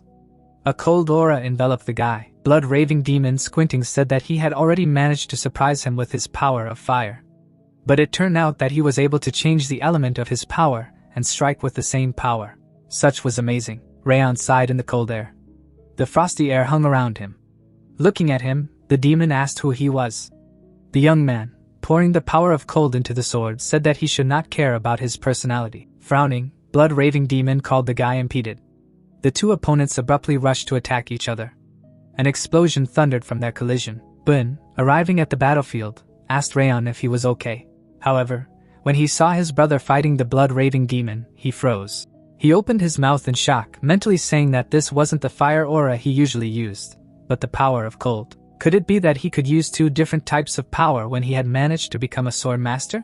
Rayon, holding the sword in his hands, was calm.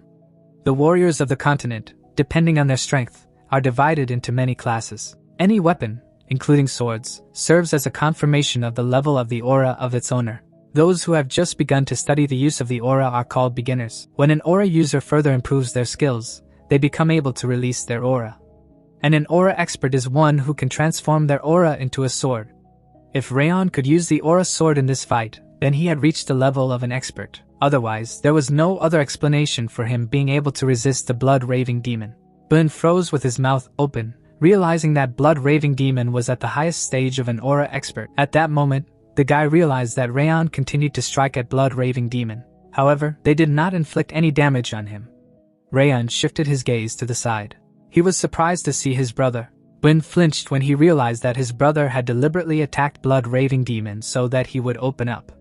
They had trained so much in the fifth hall that he could read everything in his eyes. Martha and Renan were immediately near him. Renan nodded, looking at the girl. Martha glanced at her and nodded in response. Bun gripped the hilt of his sword tighter. The trio frowned. They were Segs and they had to protect the village. Rayon charged into the attack, infusing the aura into the sword. Blood-raving demon fist and the sword collided. Blood-raving demon squinted and chuckled. Rayon, glancing at his comrades, shouted, ordering them to attack. The trio immediately rushed to blood-raving demon. They swung their swords, believing in their victory. The blood-raving demon didn't raise his head, only looking at Rayon. His eyes flashed as he said that he expected this from insects. An aura of darkness burst out of his body. Bun let go of the sword from his hands. He realized that blood-raving demon had released astral energy around his body. It turned out that the demon was at the level of an aura master, not an expert. Clenching his fists, blood-raving demon said that he had previously thought of killing them later, but they made it easier for him. Exuding an eerie aura, he said that it was always very amusing to watch hope light up in his eyes and how she drowned in the depths of despair. Swinging for a blow, he said that they would all die today because of their conceit. Blood-raving demon's fist rushed towards Rayon. The young man holding out his sword in front of him said that he was not the only one who had expected this. Combining all the killing intent that the guy had accumulated in his previous life and adding the coldness of the frost aura to the Thousand Lights technique, Rayon concentrated everything in the lotus. At one point, the guy's sword glowed from the glove aura. He used the 10,000 Lights technique. The end point. The sword struck blood-raving demon's chest. A residual aura erupted from blood-raving demon's back. Blood-raving demon frowned as he felt the pain. He fell to his knees in front of his opponent. Rayon was breathing heavily. He frowned and cursed. The blood-raving demon grabbed his blade and said that it was amazing. He even focused his aura to attack him. When his defenses weakened, he could die if something went wrong. His fist rushed towards the guy. The young man was thrown back by a blow, breaking the blade of the sword. The blood-raving demon said that he was too weak. They were not even worth comparing. Rayon gritted his teeth. He thought that he would be able to attack the breach when the opponent's aura weakened, but did not take into account that he would not be able to break through his muscles. Blood-raving demon stopped the blow with his strengthened skin and muscles. Rayon now realized that the titan in front of him was an aura master. Sweating, he said that plans were changing as the commander ordered all the students of the Zaggerts to retreat. Bun, clutching at the wound, was startled. Rayon, who was standing in front, shouted, saying that they couldn't win in their current state. They needed to retreat and evacuate the villagers. Frowning, Rayon shouted, telling his brother that dying together in vain was not their family's way. He needed to do what he had to do. Bun gritted his teeth. He led the disciples, ordering them to concentrate on retreating away from the blood-raving demon. They must save as many people as possible. Renan turned around and told Rayon that he couldn't just die. The young man smiled at her. The blood-raving demon standing in front of Rayon asked if he really believed that these insects would be able to escape. Frowning and understanding something, he said that he believed he could hold him back until they ran away. Rayon summoned the demon king and offered him a bet.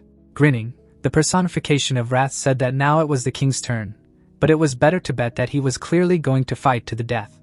Looking down at the guy, he asked what he was betting. The guy replied, saying that the bet was that one of the two of them would die. The demon king asked if he thought he could win. Rayon replied that it was almost impossible, so he would demand a little favor. Frowning, he told the king to restore his body and aura, and he would be able to reduce his resistance to anger. As he disappeared, the king said that if he died, all his stats and his torso would be useless trash, so he would restore it. But now he had to accept the Essence King's rage and feel it in his gut. The bones on Rayon's arm cracked. Tears appeared in his eyes. Rayon froze, feeling incredible pain. The demon, frowning, asked what had happened to him. Looking at the trembling youth, he said that he had an amazing ability to recover. It didn't look like he had drunk the blood of an ogre or a troll. It was beyond comprehension. Rayon pointed his sword at blood-raving demon and said that he didn't need to understand. Stopping trembling, Rayon said that he was ready to entertain him at least until dawn. Leading the crowd, Bun told them to move according to the instructions. If someone was injured or feeling unwell, they had to support them. And although it was difficult for everyone to move, they had to do it. There was no time. They had to get to another place as soon as possible. Martha, standing at the end of the group, listened as the students cursed and complained that the tragedy happened exactly when they came. The girl clenched her fist. The guys turned around when Martha said that Rayon had stood alone in front of these monsters for the sake of these people in them. Even with a broken arm and ribs, he was still holding back blood-raving demon. Frowning, she screamed, asking what kind of attitude they had. They didn't do anything and just stood there as if they were going to die so stupidly. Ben turned around and was amazed. He also clenched his fist, saying that now was not the time to be paralyzed. Waving his hand, he said that from now on they are speeding up. Crine has already gone to the nearest branch to request reinforcements. By this point, help from the family should already be on the way. Suddenly, a gigantic shadow appeared behind him in the forest. The people became agitated when they saw the ogre come out of the forest. Bun's mouth dropped open in shock, not understanding why the king of the forest had come down so close to the village. The students turned around and said that another ogre had appeared. The members of the Sieghart family took up swords, saying that these monsters were working together and surrounding them. Martha flinched. She had heard that the people of Eden could control monsters. The reason why that bloody ghost ignored them and rushed at Rayon is now obvious. This demon, disguised as an orc, had released the ogres in advance and foresaw that this would happen. The guy standing next to her fell to his knees, saying that now they were stuck here and doomed to die. Bun stood in front of the two ogres, saying that Rayon was still fighting. If they died here senselessly, how would they be able to meet Rayon, who was holding off that blood-raving demon alone? Martha, standing beside the young man, said that this was a surprisingly reasonable statement for him. Renan approached and said that they should evacuate people. Bun, holding his sword in front of him, said in his mind that he could not die here. The trio rushed at the monsters. For them, this is the greatest respect they can give to Rayon, who is fighting alone for them. A gust of wind accompanied the trio. A gust of wind had wounded the ogres' bodies. The guy with his mouth agape was amazed. Clenching his fist, blood-raving demon told Rayon that he was clinging to his life like a leech. It was high time for him to surrender. The wounded young man leaned against the cobblestone. Opening his eyes, he said that this broken arm was a big hindrance. Looking at his hand, he said in his mind that if he cut it off, he would be able to fight a little longer. Looking up, Rayon wondered why he was doing all this. Now, every muscle and every skin cell was screaming in pain. Why was he enduring this pain that he had never experienced even in his previous life just to fight this monster? Looking down, the young man realized that in his previous life, he would have run away without hesitation. Suddenly, a lady appeared in front of Rayon. Sylvia, embracing her son, said that she wanted him to become a proud swordsman, a worthy knight of the name of Sieghart. The young man's eyes widened. He remembered his mother's words. The memories of his comrades who had been with him until now connected him with this place. Renan, who seemed indifferent, but in fact was the kindest of all, always brought food. Ben, who had started on the wrong path, but was now confidently moving towards his goal. Martha supported everyone with her unshakable faith and smile. Standing up, the guy said that it would be a lie to say that he did not become attached. He wanted to save those who became swordsmen worthy of Sieghart. The Essence King, appearing, asked if he was tolerating his wrath just to buy time so that his comrades could get out of his reach. Rayon replied by saying that he still had a bit of intelligence. The king, hovering behind the young man, said that he admired him. However, there was a limit to ignoring him. He would not be able to regain control of his body by catching up with his comrades and killing him. Suddenly, Rayon's body twisted in pain. He fell to his knees and screamed. Then the spirit said that he had lost the moment he accepted his wrath. He might be able to withstand his possession. But if he voluntarily gave up his body, there would be no return. The blood-raving demon, looking at the fallen youth, said that his limit had finally come, and he had just come up with a great idea. After passing by Rayon, he said that he would save him for last and kill his comrades first. It would be much more fun that way. Rayon gritted his teeth as blood-raving demon said that he imagined his expression as the heads of his comrades were torn off one by one in front of his eyes. Looking at the monster's back, he knew that his comrades, being at the level of a disciple, would not be able to withstand the master's attacks. He had to hold him back until everyone escaped. Blood-raving demon turned around abruptly as the young man revealed his full name. Standing up, he said that he was a descendant of Glenn Sieghart, the Northern Slayer King, and one day he would become the strongest swordsman of the continent. As long as his heart was beating, he would not be able to leave here. Holding out a broken sword in front of him, he called Blood-raving demon the Demon of Eden. Blood-raving demon turned around and said that at his age, such courage was amazing. A true warrior deserved such respect. Wrapping his fist in an aura, he said that he remembered his name. Seeing the attack approaching, the young man realized that he did not have the strength to dodge the attack. The young man closed his eyes. Suddenly, a strong gust of wind blew. Wind swirled around Rayon. He looked up. In front of him, he saw the back of his mentor. Rimmer blocked blood-raving demon's attack. Rayon smiled and said that he was too late. Rimmer smiled and apologized to his apprentice. Standing up, he said that now he could leave this place to him. Blood-raving demon, looking at the man in front of him, said that the Sieghart diamond sword itself had arrived here. Frowning, he asked how he had come here. Pouring the aura into the sword, Rimmer said that he couldn't just stand by and watch some squalor trample on young talents. Swinging for a blow, blood-raving demon said that he could not even think that a warrior of his level would be put to babysit the disciples. The power of his family had clearly weakened. The shock wave parted from their collision. When the opponent swung his sword, blood-raving demon said that he could still parry such a blow even if the balance in his body was already completely disturbed. So those rumors about the destruction of his energy core and the appearance of a limp were true. Chuckling, Rimmer said that he needed to trust more reliable sources. That before and now, he was also weak in obtaining information. How many years had it been since he left the front lines, since such rumors still existed? Narrowing his eyes, blood-raving demon said that his swordsmanship had exuded a terrifying amount of killing intent. But now, the swing of his sword was like a breeze. As he stabbed, he said that there was no way he could cut it. His opponent dodged the attack. Sneering, Rimmer said that he was too cruel. Rayon, watching the battle, said that the instructor was quite agile in the air, like a leaf in the wind. When the teacher rushed towards the opponent, the guy said that many of his attacks were so precise and systematic that they gave him goosebumps. If he used all his strength, then the outcome would have already been decided. The young man's eyes widened in shock. He realized that the teacher had decided to show him his sword skills. Rimmer, who had shrouded himself in gusts of wind, was clearly a man. Rushing to attack, he told blood-raving demon that he was so smugly belittling him, and he himself could not knock him down when he was so weak. If so, he should just throw away his helmet. Blood-raving demon abruptly appeared in front of blood-raving demon, telling him to shut up. Rimmer managed to dodge the attack in time. Then the blood-raving demon roared, telling him to stop clowning and fight him with full force. The man sneered. He had almost reached his limit, avoiding enemy attacks. It was time to demonstrate everything in practice. The young man shuddered when his mentor told him to look carefully. Straightening up, Rimmer said that he would see Sieghart fighting. Holding out his sword in front of him, he activated the sword field. The wind swirled and raged. The blood-raving demon looking at him mentally said that the swordsman had summoned a storm, and while it was raging he would be in the center of it. With the enemy's aura level, he could smash everything nearby, but then he would not be able to escape. Blood-raving demon bent his legs sharply, realizing that the only way to get out was to kill the enemy. Rushing at the man, he said that he would break Sieghart's diamond sword today. The ground beneath Rimmer's foot crumpled. He himself rushed at the enemy. The sword and fist collided, generating a clash of auras.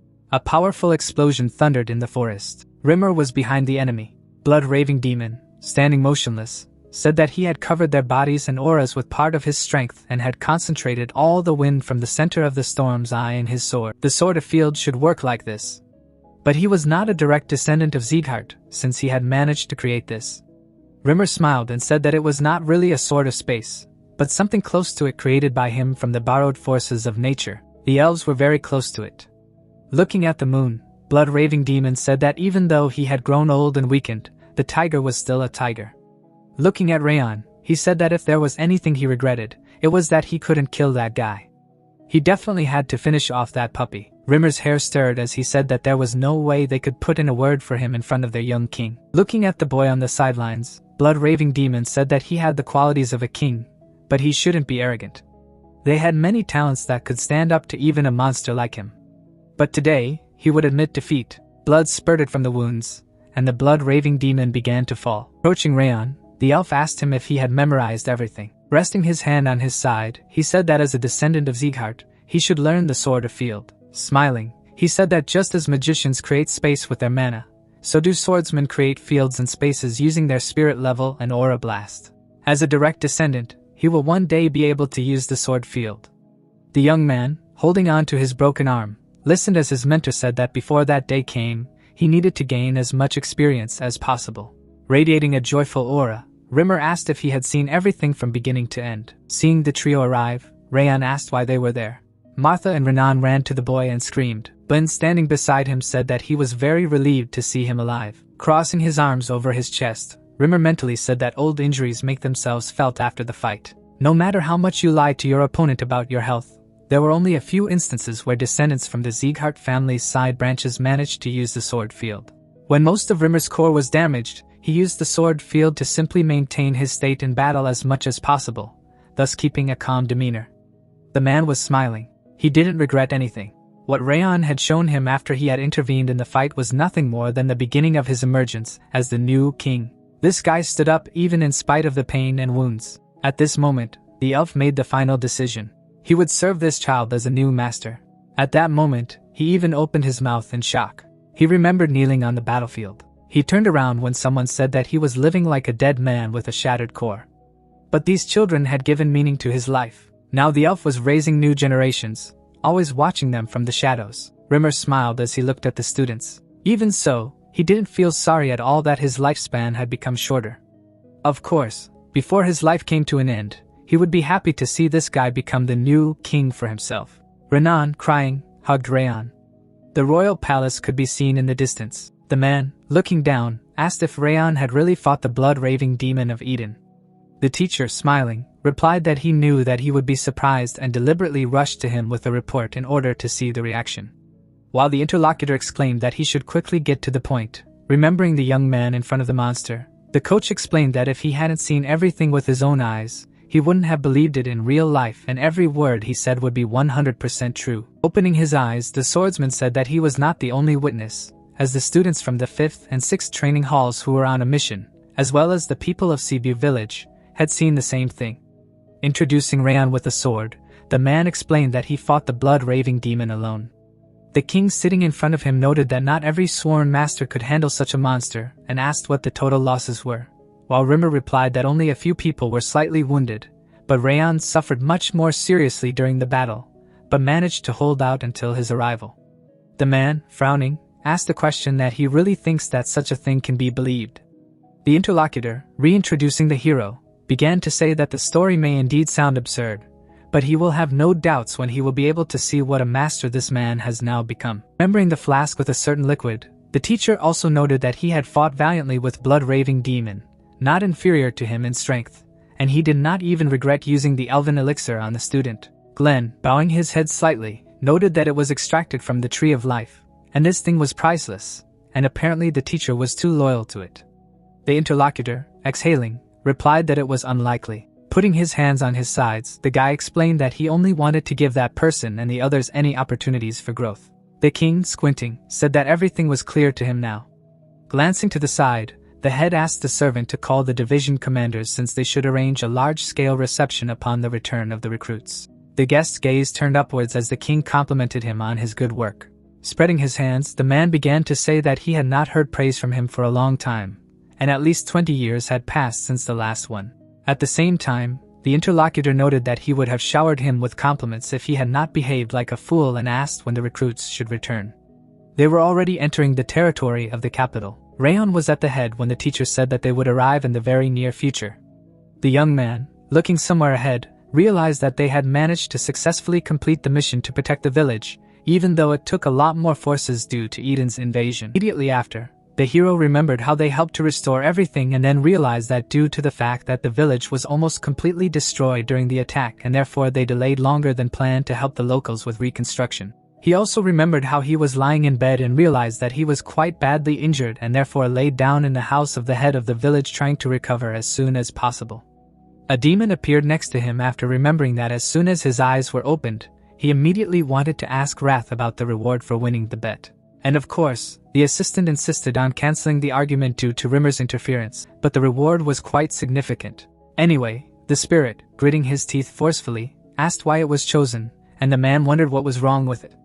Bringing his finger to the notification window, the young man read the description of the Iron Will ability that was obtained as the second reward for betting, and immediately thought that he did not expect to receive something like this in addition. Smiling, the young man realized that with the skill, he would be able to fight by using the anger trait he had won in the argument. The demon looking at him couldn't understand how he could get an iron will and thought that he shouldn't have created such a well-thought-out system after all and remembered that he had arranged it so that it met the most necessary requirements of the user, and if it weren't for the rewards he would have easily managed to take possession of this person's body. Rayon, looking at the window of the system, continued to smile. Anger baring his teeth knew that he needed to calm down because he still had enough time.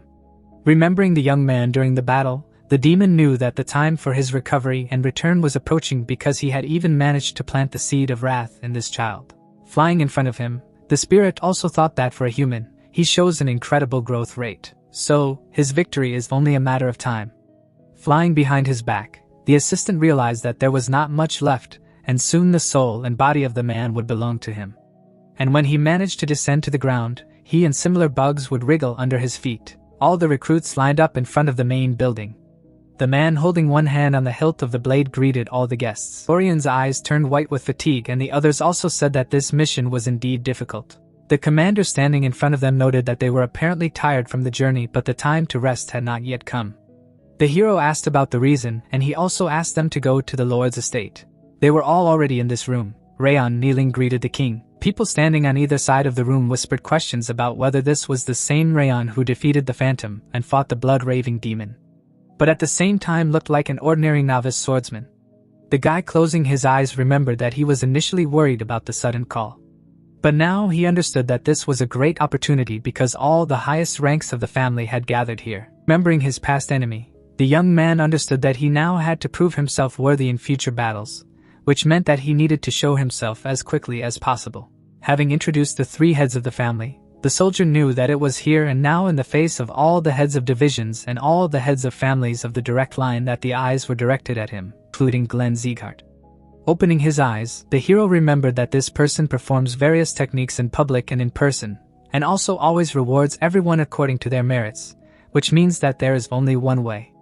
The guy, without looking up, knew that they needed to prove what they had achieved and find a teacher who would teach him even more. The king sitting on his throne said that he had heard that recruit Rayon had performed better than others on this mission, and added that he was now waiting for a detailed report.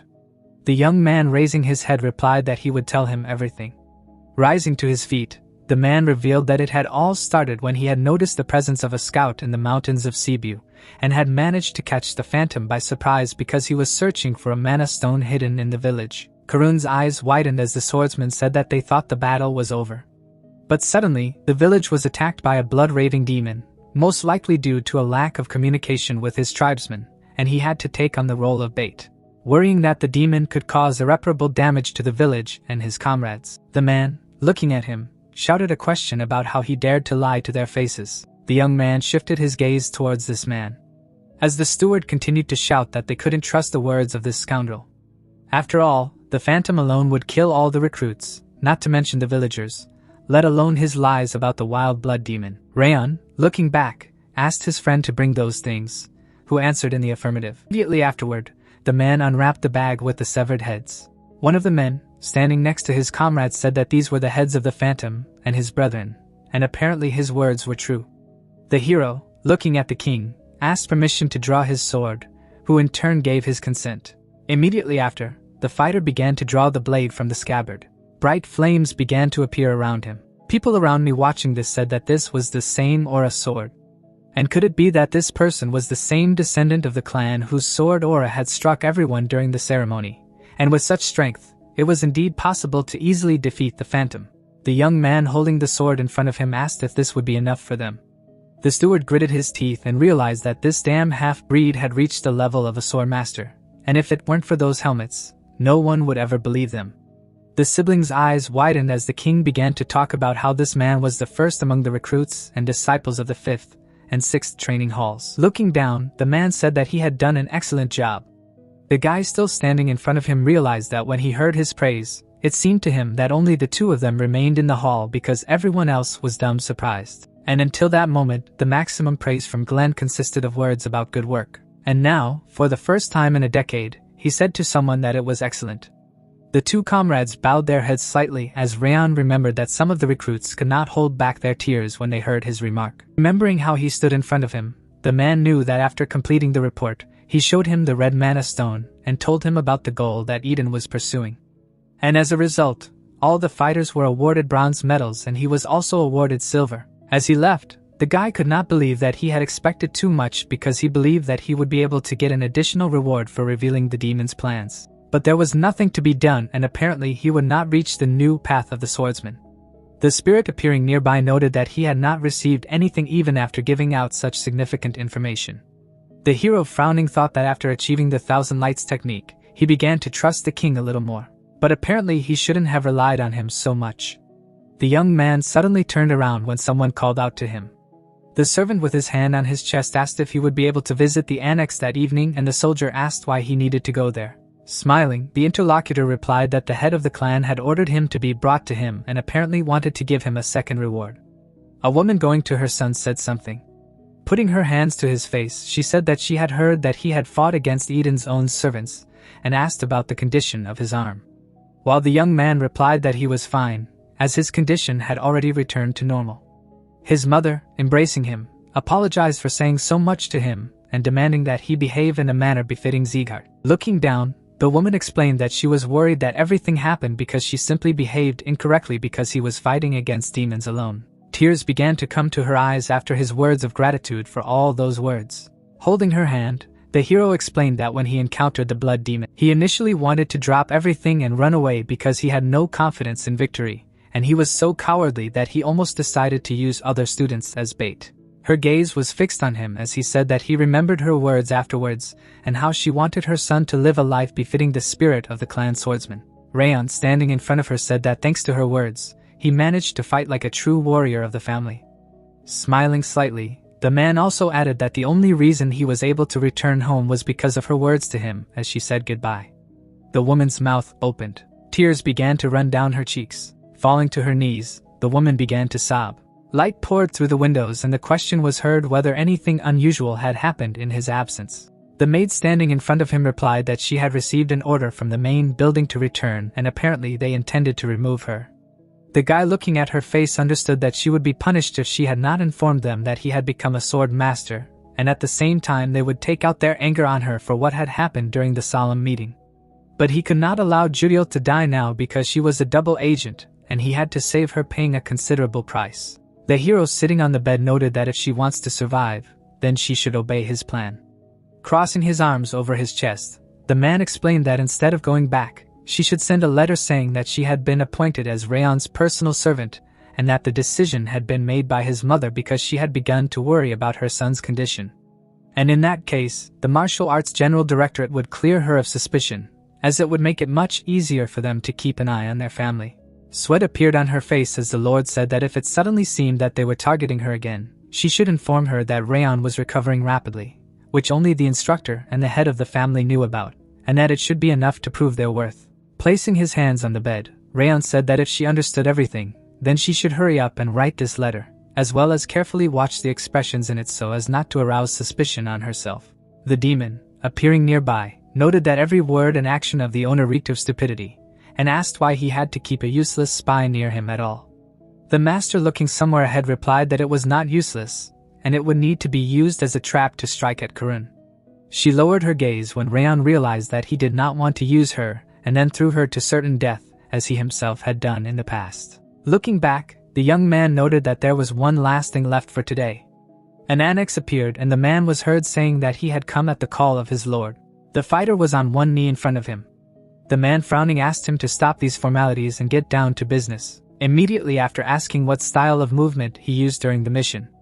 The young man, looking up, tried to understand why he suddenly asked about such a thing and replied that he believed that life depended on the professionalism of steps and movements in battle. And in this regard the river style used the basic steps that all recruits were taught. King, bringing his hand to his face, said that he understood everything and noted that this is a pretty good technique and can be used even after he becomes stronger. But its movements are too simple. So, in a fight with an opponent who is superior in strength, it limits the user's potential. Placing his hand on the armrest, the man explained that he had decided what the reward would be for valor in the battle against Eden's comrade. As he descended, the ruler said that he would personally teach him the style of steps that would suit him best. The boy's eyes widened as he realized that Glenn would be teaching him personally.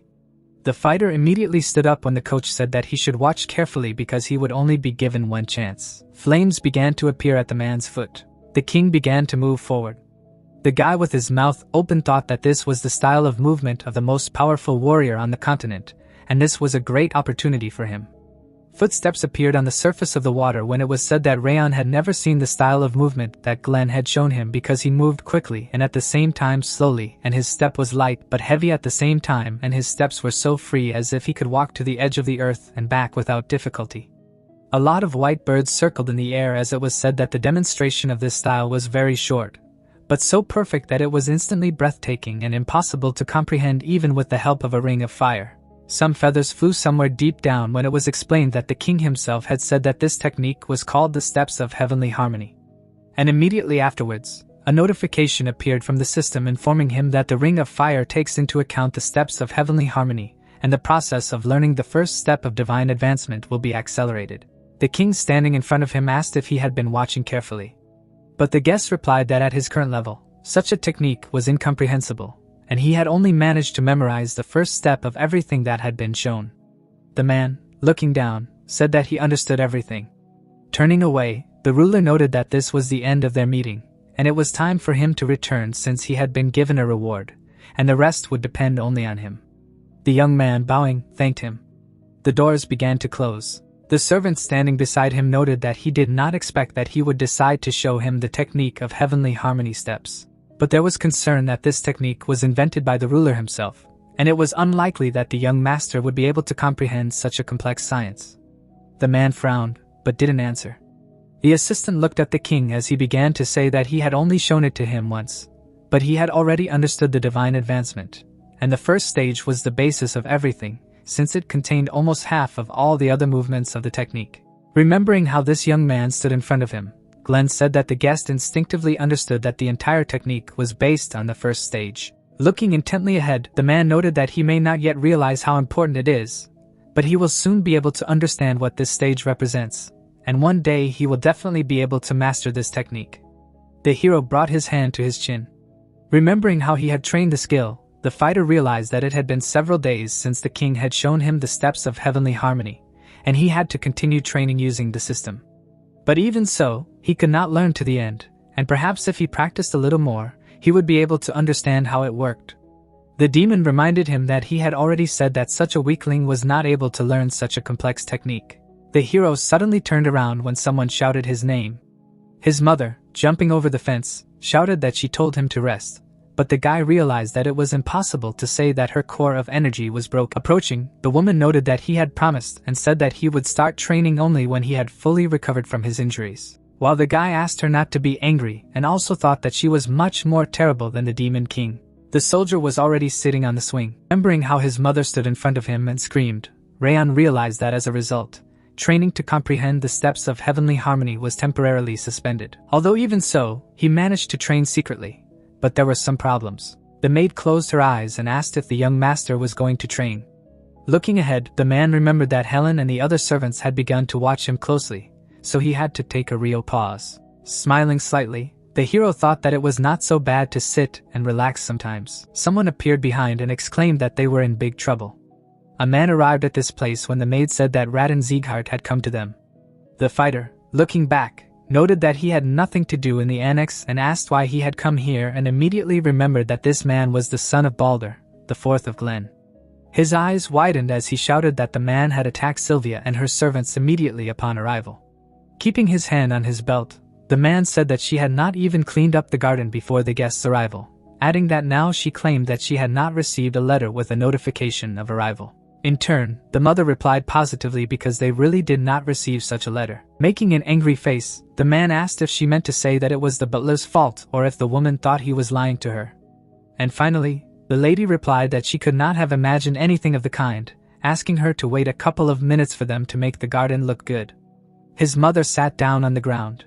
In turn, the interlocutor thought that this annoyed him very much, adding that now the whole family should look into his mouth with admiration because he personally destroyed an entire branch of the cult of white blood, continuing that this was how it should be. But no one even said a word about his feat, because everywhere you can only hear talk about some boy named Rayon. The villain held a blade in his hand. The gentleman looked at the people, knitting his eyebrows. The young man wondered how dare that filthy man from the side branch take away his glory, wondering how long he would be stuck here. Saliva flew forward. The liquid appeared on his mother's hand. Knitting her eyebrows, the maid turned to the young master, noting that even for a descendant of the wind, he went too far, hitting the girl with his hand. The guy asked how she raised her voice, raising his leg. The man said that he was indeed a descendant of a direct branch of the family, so he was called its immediate superior, continuing that even if he blew her intestines, he would be forced to sit at home for a maximum of 2 days, asking a question about the fact that the bastard was shouting at her.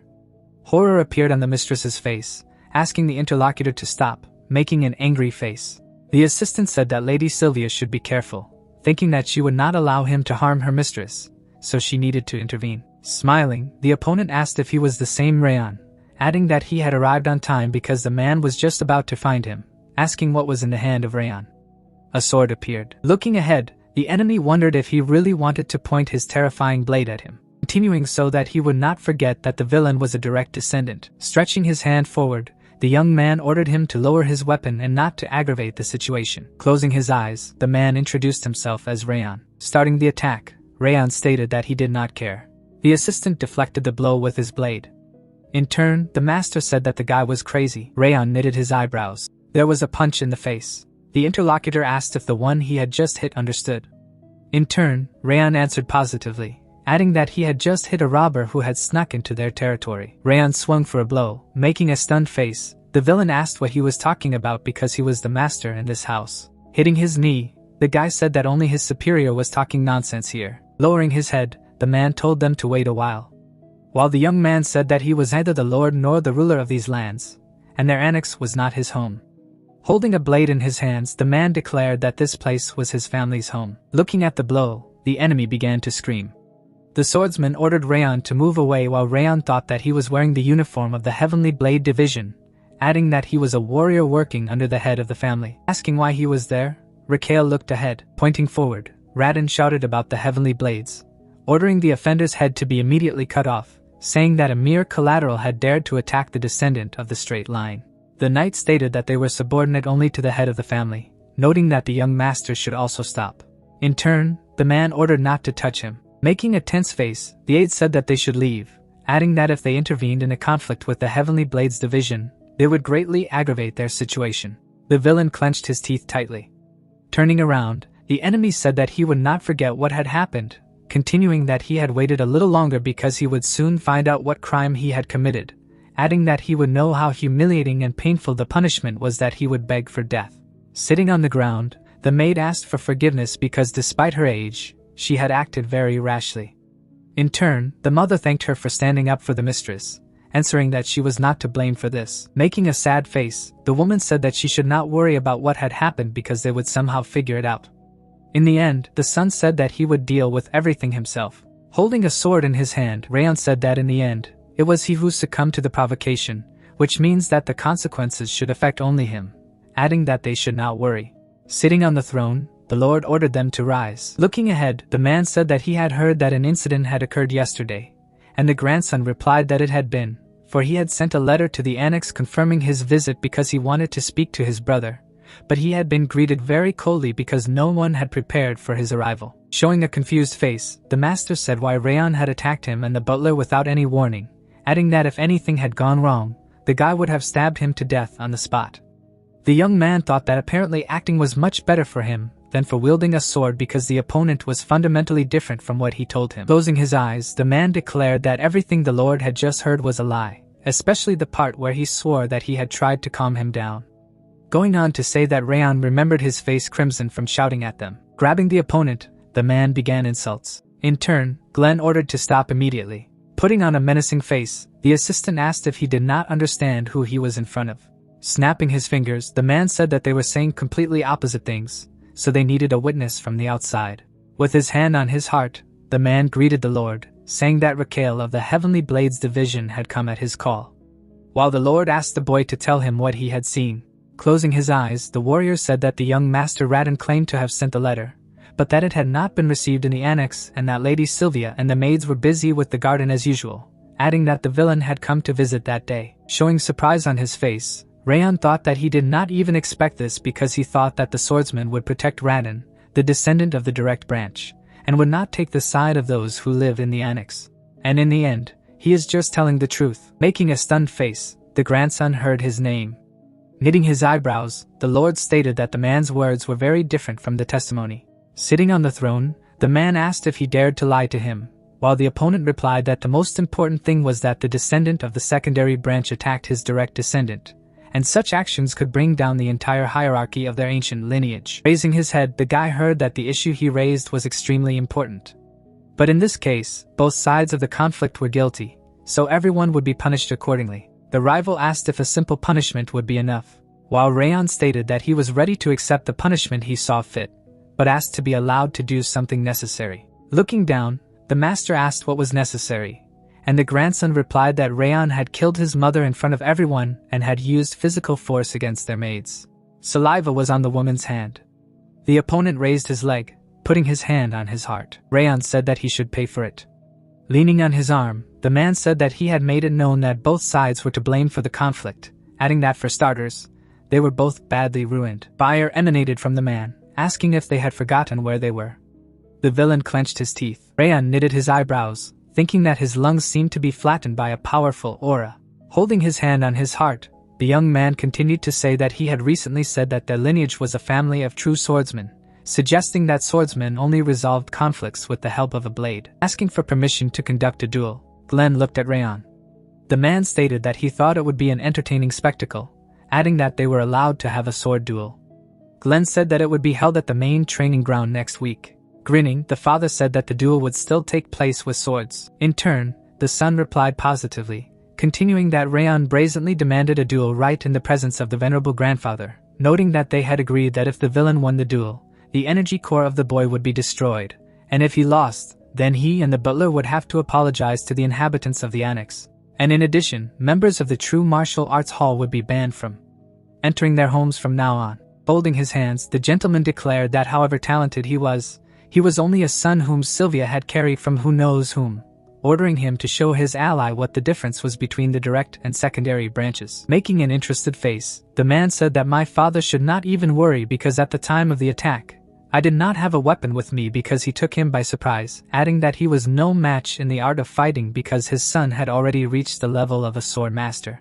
The man said that it was worth doing, warning him just in case that he should not go into a rage and kill his opponent because if you mortally wound your opponent during a duel, it would be considered bad form, continuing that he simply cut the tendons on his opponent's hand. Smiling, his father said that he should simply take away his last hope and crush him. Looking ahead, the son replied that it would be done. Rayon held a sword in his hands. Looking out the window, the maid stated that Rayon would soon face off against Radin, asking if they should just stand aside and watch. Glancing away, the girls said that Radin was a sword master, and their young master had barely reached the level of a rookie, suggesting that they stop it before it was too late. Making a sad face, the mother thought that, as her friend had said, this sword duel was too dangerous, adding that if Rayon hadn't reacted so sharply last time, it could have been avoided. The enemy drew his blade, and it was clear that despite his stupid appearance, Rayon used a style of flexible sword, which had many variations because he specialized in striking into the enemy's open areas.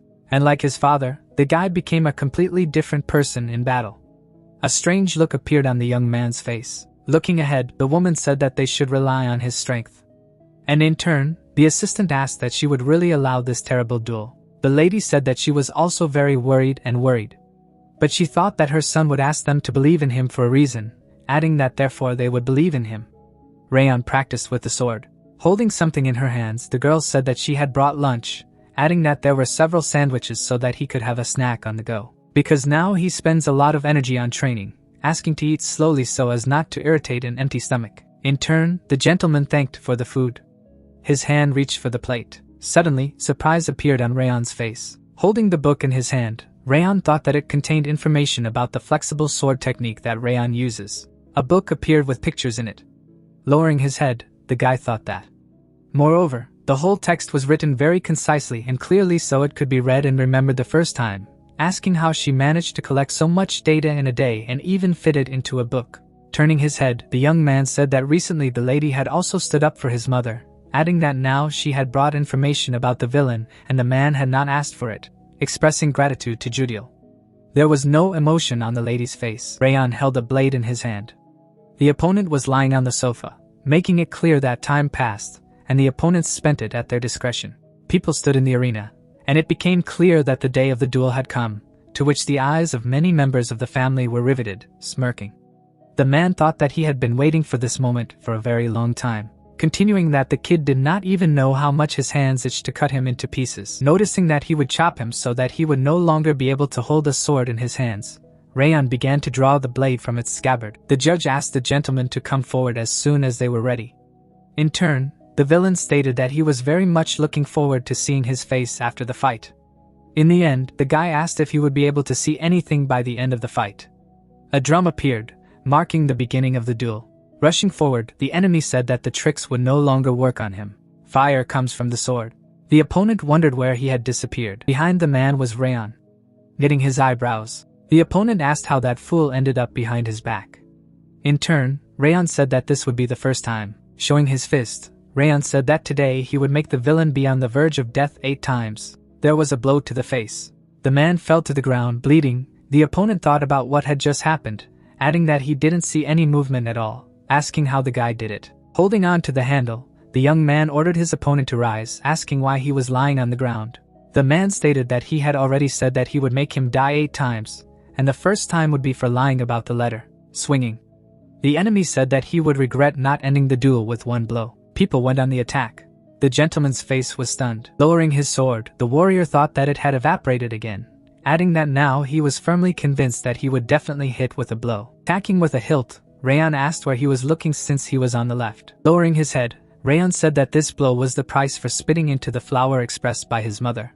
Punching, Rayon said that this blow was for trampling on the plant. Striking again, the guy said that he hit Helen, lying on the ground. The villain thought that this was impossible. After all, the opponent was simply using the basic sword technique and the movement style of the river. Continuing that, moreover, he was sure that the young man's sword skill was at the level of a beginner, which was an order of magnitude below the level of a sword master. Asking why the man was losing, the man knitted his eyebrows. There was a blow to the head.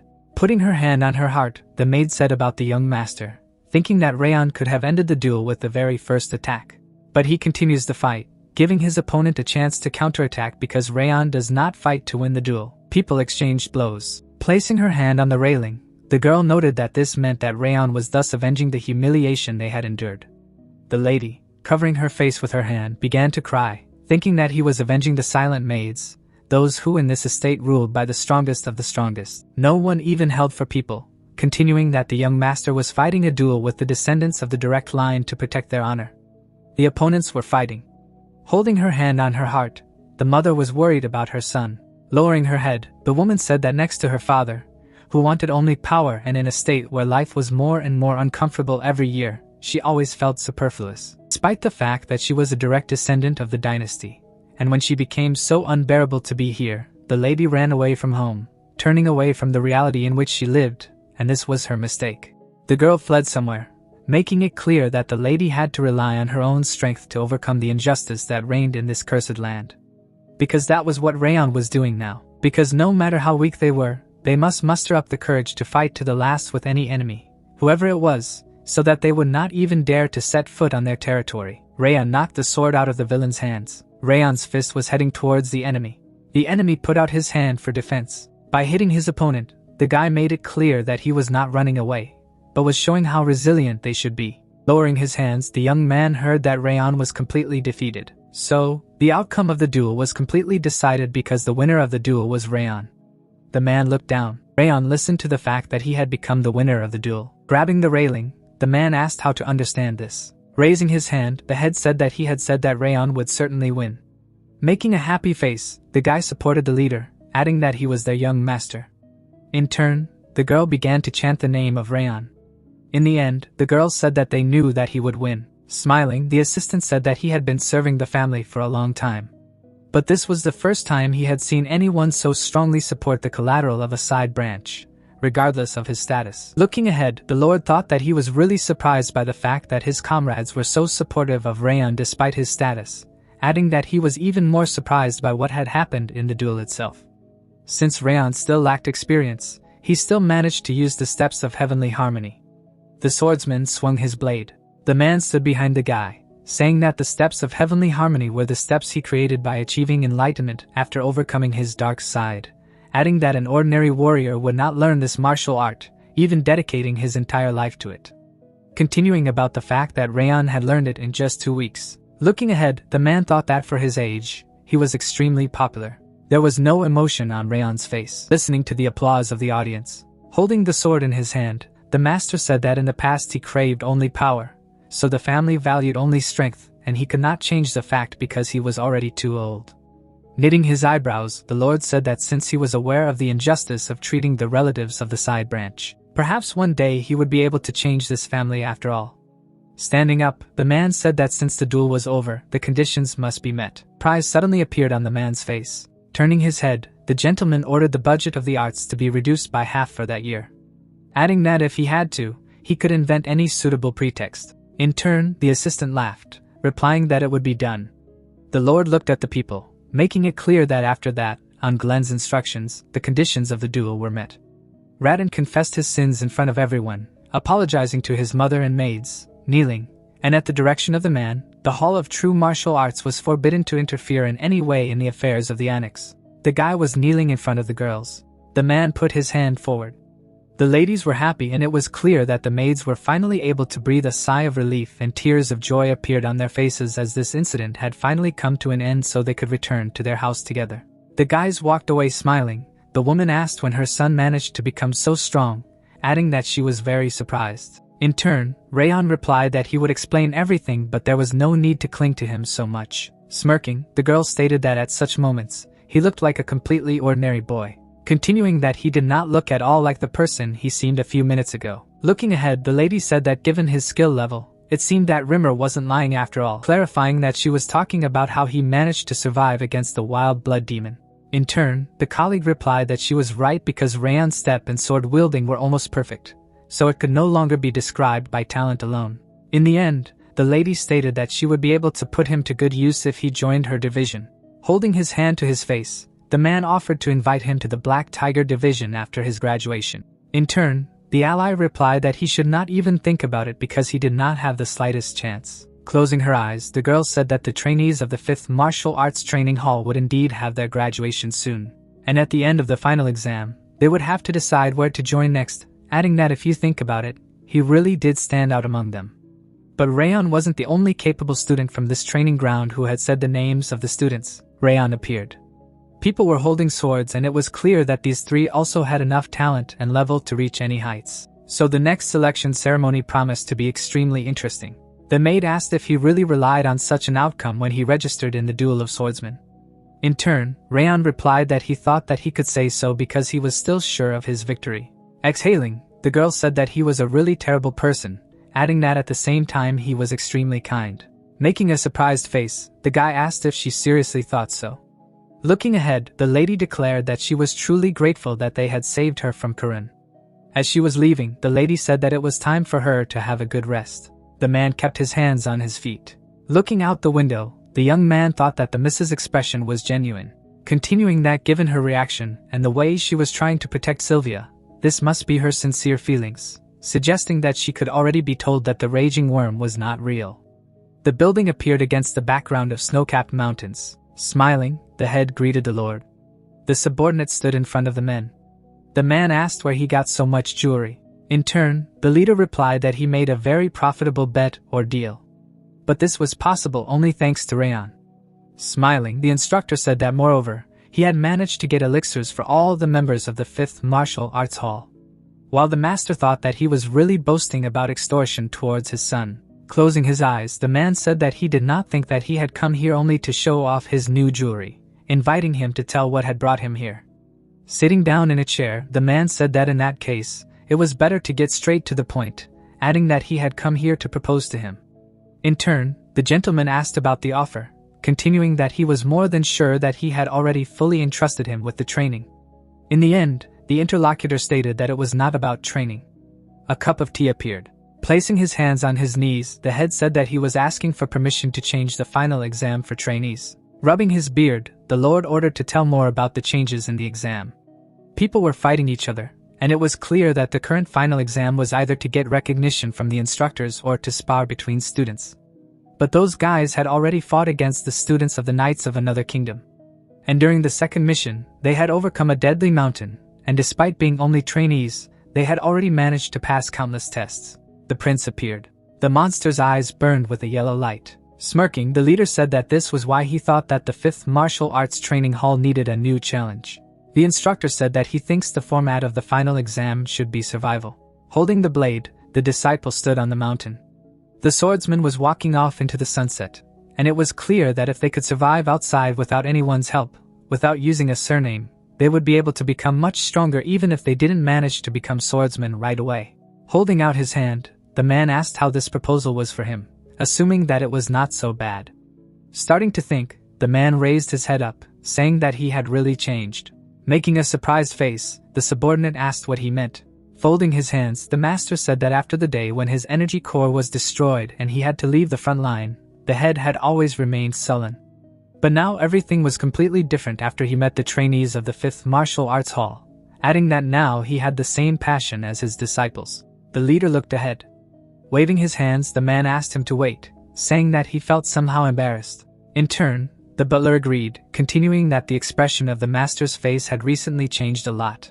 Holding his head, the instructor replied that he had simply realized that he was not only a talented swordsman, but also an excellent teacher, continuing that he believed that he was quite capable of raising the next king who would certainly be able to surpass even the Lord, noting that he would do it with his own hands.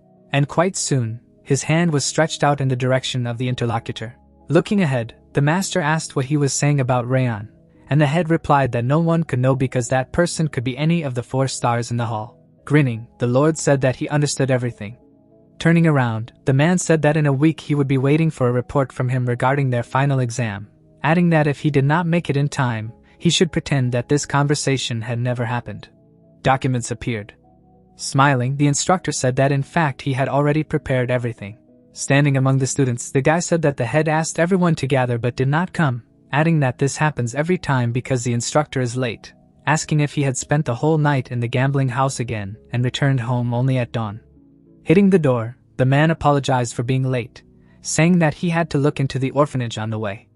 In turn, the guy replied that if he was going to lie, he could come up with something more plausible. In turn, the head said that he was not lying, and it was all true. Smiling, the man said that he had an important announcement anyway, adding that he had thought a lot about it, but had made up his mind as soon as he saw them today. The master said that in short, their final exam would take place very soon, asking that they were not going to remain trainees forever. In turn, the guy stated that he had heard that usually the exam included obtaining the approval of the instructor or sparring, while Glenn replied that it was usually so, but their exam would be a little different so far. The interlocutor asked what he meant.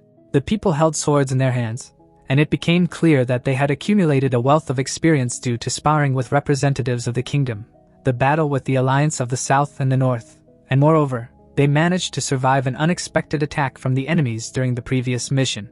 Raising his hand high, the head said that this was why instead of some useless duel, or getting approval from the instructor, they would go to the outside world alone and see with their own eyes how huge it was. Smiling, Rimmer stated that the theme of their final exam would be survival, adding that in a month they would drop their status as trainees and begin their survival in various locations on the continent with only one sword in hand, continuing that there was an alternative exam for those who were afraid. People looked at each other. Looking to the side, his friend asked if he would agree to take part in this and Rayon replied positively. Glancing ahead, the girl said that in that case, she wanted to too. The student said that he was sure that the instructor was doing this for a reason, so he also agreed. In turn, the lady said that she had been accustomed to this kind of survival since birth. Smirking, the man asked that not only Rayon would participate in this, wondering if it seemed that this decision was too easy for them, adding if they at least had an idea where he wanted to throw them, continuing that especially Rayon being one of the best trainees with his opinion, he could push others to a rash decision. Looking ahead, the boy said that he had no doubt that this journey would not be easy, but he was sure that he would not approach this matter half-heartedly, noting that after all, he had never given them a test that would be too difficult for them. A smile appeared on the head's face. Holding a piece of paper in his hand, he said that this was commendable, but one should not expect indulgences, adding that in this case, he would announce the destination of each of them. Putting his hand on his belt, the man made it clear that people were going to the Levine Desert for Buen, Sayan Canyon for Martha, Kadam Jungle for Renan, and Haben Castle in the northeast for Rayon. A look of surprise appeared on the young man's face as he thought of Haben Castle. Looking down, the instructor said that after the battle where the warriors had to fight the monsters that came daily from the North Sea and the Stalin Mountains, it was such a terrifying place that people called it the hellish battlefield because the warriors here don't even have time to sheath their swords. Sitting down, the interlocutor said that the volume would be extremely difficult. But this also applied to the others, adding that they should not forget about preparation because there was a whole month left before their departure. The girls looked at the master making an uncertain face. The maid asked that Madame didn't think that Rayon had been training even harder lately, continuing that Rayon had been doing it for several days in a row, so he had even begun to sleep less. Looking ahead, the lady said that, to be honest, she would like him to refuse this exam because that place was still very dangerous. Looking ahead, his mother stated that she was right. But at the same time, it was a great opportunity for growth, suggesting that he was trying to get in better shape since Haben Castle had been designated as a place for his exam, adding that all they had to do was discreetly support him so that he could fully focus on his training. Fury appeared on the face of Rayon. Swinging his sword, Rayon thought that he was starting to get tired because the thing was that for a week after announcing the details of the exam, he had continued to increase the intensity of his training. But no matter what, she still felt that it wasn't enough. The young man stood in front of the horde of monsters, saying that the monsters of Haben Castle had strong skin and huge size. They were difficult to cut even with a blade, and since the art of wielding the family sword involved a balance of attack and defense, he was doomed to be at a disadvantage. Holding the sword in his hand, the young man thought that he could use the Thousand Fires technique. But because it was so powerful, it consumed a lot of aura, which could be bad for long battles. Lowering his head, the man stated that at this time, the Ring of Fire was helping him to compensate for this shortcoming. But he couldn't rely on these two techniques forever. Preparing to attack, Rayon said that there were only 3 weeks left before his departure, so he should learn as much information as possible regarding Haben Castle and the technique that could complement the Thousand Fires technique. A wave of the weapon rang out, indicating that the attacking sword art had been used. Turning around, Rayon thought that in order to get what he wanted, he would need to make some investments. Sheets of paper lay on the table. Putting on a serious face, the Lord asked if he had decided to acquire a new technique with the help of silver metals. Without looking up, Rayon answered positively. Looking ahead, the man said that it was up to him to decide how to use them, asking if he hadn't told him that he was going to spend them on something else. The guy said that it was so, adding that he planned to use these metals to restore his mother's status. In turn, the interlocutor asked if he had changed his mind. In the end, the grandson said that after the task in Cebu village and the last duel, he understood something. The gentleman said that he was listening attentively. With his hand on his heart, the young man said that he had achieved amazing results during that mission, especially considering his current situation, but that he had only received a silver medal as a reward. Going on to say that it was then that he remembered the Lord's words that he had said that it would not be easy to achieve this. Raising his head, the man stated that since he couldn't change anything with silver medals since gold medals were needed to restore his mother's status, Rayon would prefer to use the items to become stronger and be able to collect gold medals. Suddenly, a black book appeared next to his hand, and it was clear that this was all true, adding that since he was going to Haben Castle, this technique would come in handy, continuing that if he did not believe, he could choose something else. The book flew into the hands of Rayon. The book that was in the hands of Rayon was called The Fangs of Insanity. Looking at the work, the guy hoped that Glenn would give him a worthy award, adding that the master had chosen this technique for him, so there was no doubt about its effectiveness. Lowering his head, the young man said that she would gladly accept this book. And in turn, the man replied that he should continue to work hard, asking if he would allow him to ask him one question. Surprise appeared on the man's face. Looking ahead, the Lord said that since he had come to him in search of a new technique, he already knew what happened. Glenn was wondering if he had not been frightened when he learned that the exam would be held there, and asked why he had not refused. The grandson looked up, replied that after the battle with the villain, he understood something. The grandfather asked what he understood. The monster appeared, and it became clear that the unexpected death duel had ensured his growth comparable to a year of training because he realized that in order to become stronger, he needed to get into situations in which he had to exceed his limits. And besides, the instructor would never give them an impossible task. Putting his hand on his heart, the warrior said that he had no doubt that this adventure would be difficult and painful. But it seemed to him that it would make him strong enough that Rayon would be grateful for it later. Knitting his eyebrows, the Lord replied that he understood, asking permission to say something more before he left. Rayon raised his head up. Sitting on the throne, the master said that there were many ways to use the techniques, adding that he should expand the boundaries of his understanding. Bowing, Rayon thanked for the advice. Coming out of the throne, the leader said that this is why he appreciates it so much. Sitting down, the head noted that the guy could see right through him, continuing that there was nothing better for an instructor than a student who fully understood his intentions. Looking ahead, the master said that he was completely different from the other disciples who had serious flaws. In turn, Glenn asked what kind of teacher he was to insult his own disciples behind their backs, while the master replied that he did not expect him to give him the fangs of insanity. After all, the cost of this technique was equal to a whole gold medal. The Lord showed no emotion. Smiling, Rimmer stated that his love for his grandson was boundless as always. While the man noted that he was talking too much, in the end, the instructor replied that, to be honest, he had been talking much less lately, adding that fangs of insanity were a rather cruel technique, wondering if Rayon would be able to take control of it. While the master said that his task was only to hand over the book, and whether he would study it or not was his business. In the hand of Rayon, there was a manuscript. The demon was next to the master. A vein appeared on the Lord's face as the head spoke of the fact that despite his statements, he had given him the most important advice, drawing attention to his grandfather's love for his grandson. Using magic on the interlocutor, the man said that nothing would help him. Getting to his feet, the master said since he was so good at talking, he must have already recovered from the after effect of the previous battle.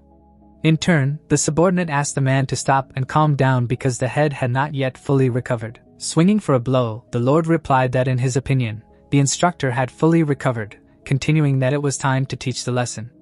In turn, the teacher asked for forgiveness. Turning around, Rayon heard a scream from the building. Sitting on the bed, the guy asked if this technique was really worth a silver coin. Making a surprised face, the young man saw something strange. A wolf appeared, and it was clear that Fangs of Insanity was an intuitive technique of the highest class, which was fully true to its name, and its essence was to continuously attack the opponent in order to bite into his throat. Like the fangs of a wild beast, people began to fight, making it clear that intuitive techniques cannot be learned in theory.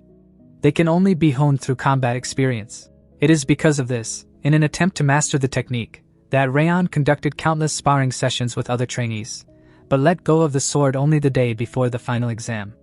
An attack rang out. Rayon looked tired. Holding the sword in his hand, the young man thought that he wasn't accurate enough, adding that he wouldn't stop until he reached perfection. Holding the blade in both hands, the young man made it clear that at some point the students were no longer able to spar with him, and he finally got closer to understanding the true essence of the Fangs of Insanity, and did not notice at all how quickly the time had passed because the final exam would begin tomorrow. Lowering her head, the girl stated that there had been even more bruises lately. Removing the blood from the body, the maid asked that he did not think that he was overworking himself a little, especially considering the fact that the final exam was already tomorrow, knowing that the mistress would certainly be worried as she found out about the wounds. In turn, Rayon replied that it was all because of the endless sparring in order to master the Fangs of Insanity. In the end, the lady said that this is why they personally deal with wounds. The lady's hand was removing the blood, and it was clear that before leaving, Rayon would like to tell something. The girl said that she was all ears. Closing his eyes, Rayon said that he had lied to her when he said that he had fed a rampaging worm, adding that judging by the silence, she already knew it. Sadness appeared on the maid's face. The girl stated that she did not know, but only guessed. In turn, the guy asked how she could have guessed. In the end, the lady replied that at first she really believed that it was a raging worm. The lady lowered her gaze, saying that at that moment she simply did not admit the thought that it could be a lie, noting that she was frightened, and all she could think about then was the desire to survive. However, the warm attitude of the residents of the annex calmed her down, adding that besides, the young master treated her like a person, and he didn't ask for anything in return because he even came up with a way through which she was able to escape, avoiding the suspicion of the General Directorate of Martial Arts. His mother was smiling. The man held out his hand. Without changing her emotions, the girl said that she had finally understood something after several more similar incidents, continuing to say that the expression on his face with which he looked at Sylvia and the look with which they tried to warn her. After all, Rayon was only trying to protect the annex. Happiness could be seen on people's faces. The assistant said that this was why she suggested that he would not resort to using a raging worm. But the girl was not sure because this was only her guess, asking why he decided to reveal the truth. In turn, Rayon replied that it was because Judiel had changed. The lady's face showed surprise. Lowering his head, Rayon said that while she was watching him, the guy did the same because she seemed to be hiding behind some kind of mask all this time. But now she finally began to show her true feelings, adding that on the day when Rayon showed up at the annex and began to show aggression, the lady was really ready to rush forward to protect her mother and Helen. The villain raised his leg up. Showing the book, the young man said that he had found some information about Haben Castle on his bed, wondering if it was her doing, thanking her because this information was very valuable, saying thank you to Judiel. Sadness appeared on the maid's face. The girl stated that she had a younger brother, adding that she had no idea where he was or what he was doing because they had been separated during the sale, but people had told her that she would still be able to see him one day, and that was the reason why she continued to follow orders. A boy appeared. The girl was sitting on the floor, starting to cry. The girl asked the young master's forgiveness. Her assistant's eyes suddenly opened wide when she heard that Rayon would find her brother. Taking up his shirt, Rayon said that if Karun still wanted to kill him, their meeting was inevitable. Continuing that as soon as he was finished, Rayon would definitely find the kid by any means, no matter what it cost. The girl asked if she could ask a question, asking why he had decided to tell her the truth about the raging worm, asking what would have happened if she had decided to report the information to Sir Karun. Turning around, the young man replied that he just thought that his friend would not do it. In turn, the maid said that it was difficult to imagine a stupider answer. In the end, the young man asked what she would do while the lady said that she would follow the master. Making a serious face, the subordinate said that if something was needed, he should let her know. Rising to his feet, the man replied in the affirmative, adding that the lady must look after the annex until he was gone. And Judio replied that he should leave it to her. The stadium appeared, and it was clear that the night had passed and the morning of the final exam had come. Putting his hand on his belt, the head said that it was time for the final exam. Folding his hands, the leader said that the students would have to survive alone for a whole year. And why go back? Noting that if they managed to overcome these tests, they would be able to reach new heights. The man said that it was time for the best trainee fiery speech. Rayon thought that the teacher was always asking him for such things, even though he didn't like it. Clenching his hands into fists, Rayon said that one proverb says that a warrior who survived his first battle cannot be killed so easily, continuing that they had all already gone through their first battle, although it was purely by chance, adding that the colleagues were able to survive and complete the mission in a situation in which there was no choice but to die, for that is why they will not perish. As the proverb says, people did not show emotion. Making a serious face, Rayon shouted for them to become stronger and go back so as not to disgrace the name of the 5th Martial Arts Training Hall. Raising their hands up, the students began to chant different words. The head looked forward, thinking that he knew from the beginning that the disciple was not an ordinary person. It wasn't just because of his unique skills, but because of his calm mind that wasn't typical for his age, his kind heart that could influence the people around him, and his willingness to work harder than everyone else instead of relying only on his own talent. Rayon had a backpack on his back. The flower opened above his hand. A bright aura emanated from Rayon, making a surprised face. The head thought that. Moreover, during their last sparring, Rayon had managed to master the technique called Fangs of Insanity, and once again struck the teacher. Above the guy who attacked, the appearance of a bear appeared. Happiness appeared on the instructor's face. Raising his hand, the man said that he wanted to spar with how the young man had already defeated other trainees, and instead of gratitude, the man decided to hurt his superior.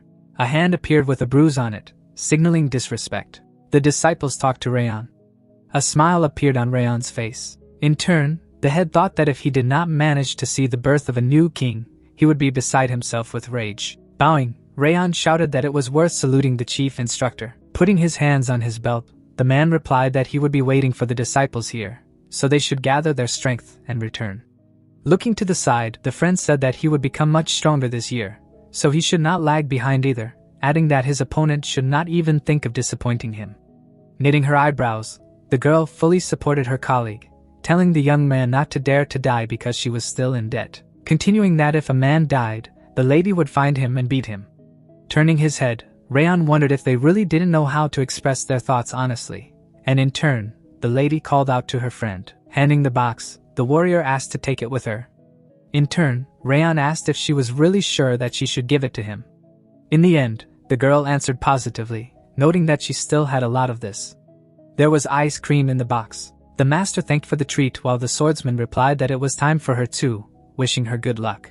There was no emotion on Rayon's face. Putting his hand on his belt, the guy said that he thought they should already go. Having fallen to the ground, the friend asked why he should go to the castle of Haben. As he began to drag the disciple with him, the young man noticed that they needed to look somewhere first. Turning around, the partner asked where they were going. Smiling, the man replied about the trading city of Kainlun. Because before the battle, you need to buy well. A shopping district appeared. Suddenly, a sign appeared. People were in the central market of the trading city of Kainlun. Looking away, Rayon thought that the local assortment was quite wide, but what he needed was not here. Assuming that something worthwhile could only be found on the black market. Smiling, the companion asked what he understood he had not found what he was looking for, saying that his friend had not stopped at any counter and asked if he was heading downstairs. Rayon asked what he knew about Kamelun's black market. In turn, The partner answered positively. In the end, Rayon stated that he thought that the guy was here for the first time, asking how he knew about the existence of this black market. Raising his hand, the kid said that maybe it didn't look like it, but he had grown up in a trade association and he was well versed in such things. Making a foolish face, the young man thought that this explained a lot. Smirking, the guy said that his guess was confirmed because the companion really comes from a family of merchants. So if he himself brought up this topic, there is no need to smooth out the corners, offering to go there right now. Surprised, the apprentice said that the black market could only be accessed through a secret passage, asking if the master knew where he was. The man replied that, by the way, the instructor gave information about him. While the partner said that there was an explanation for this because he had heard that there was a casino on the black market and the instructor clearly knew the way there.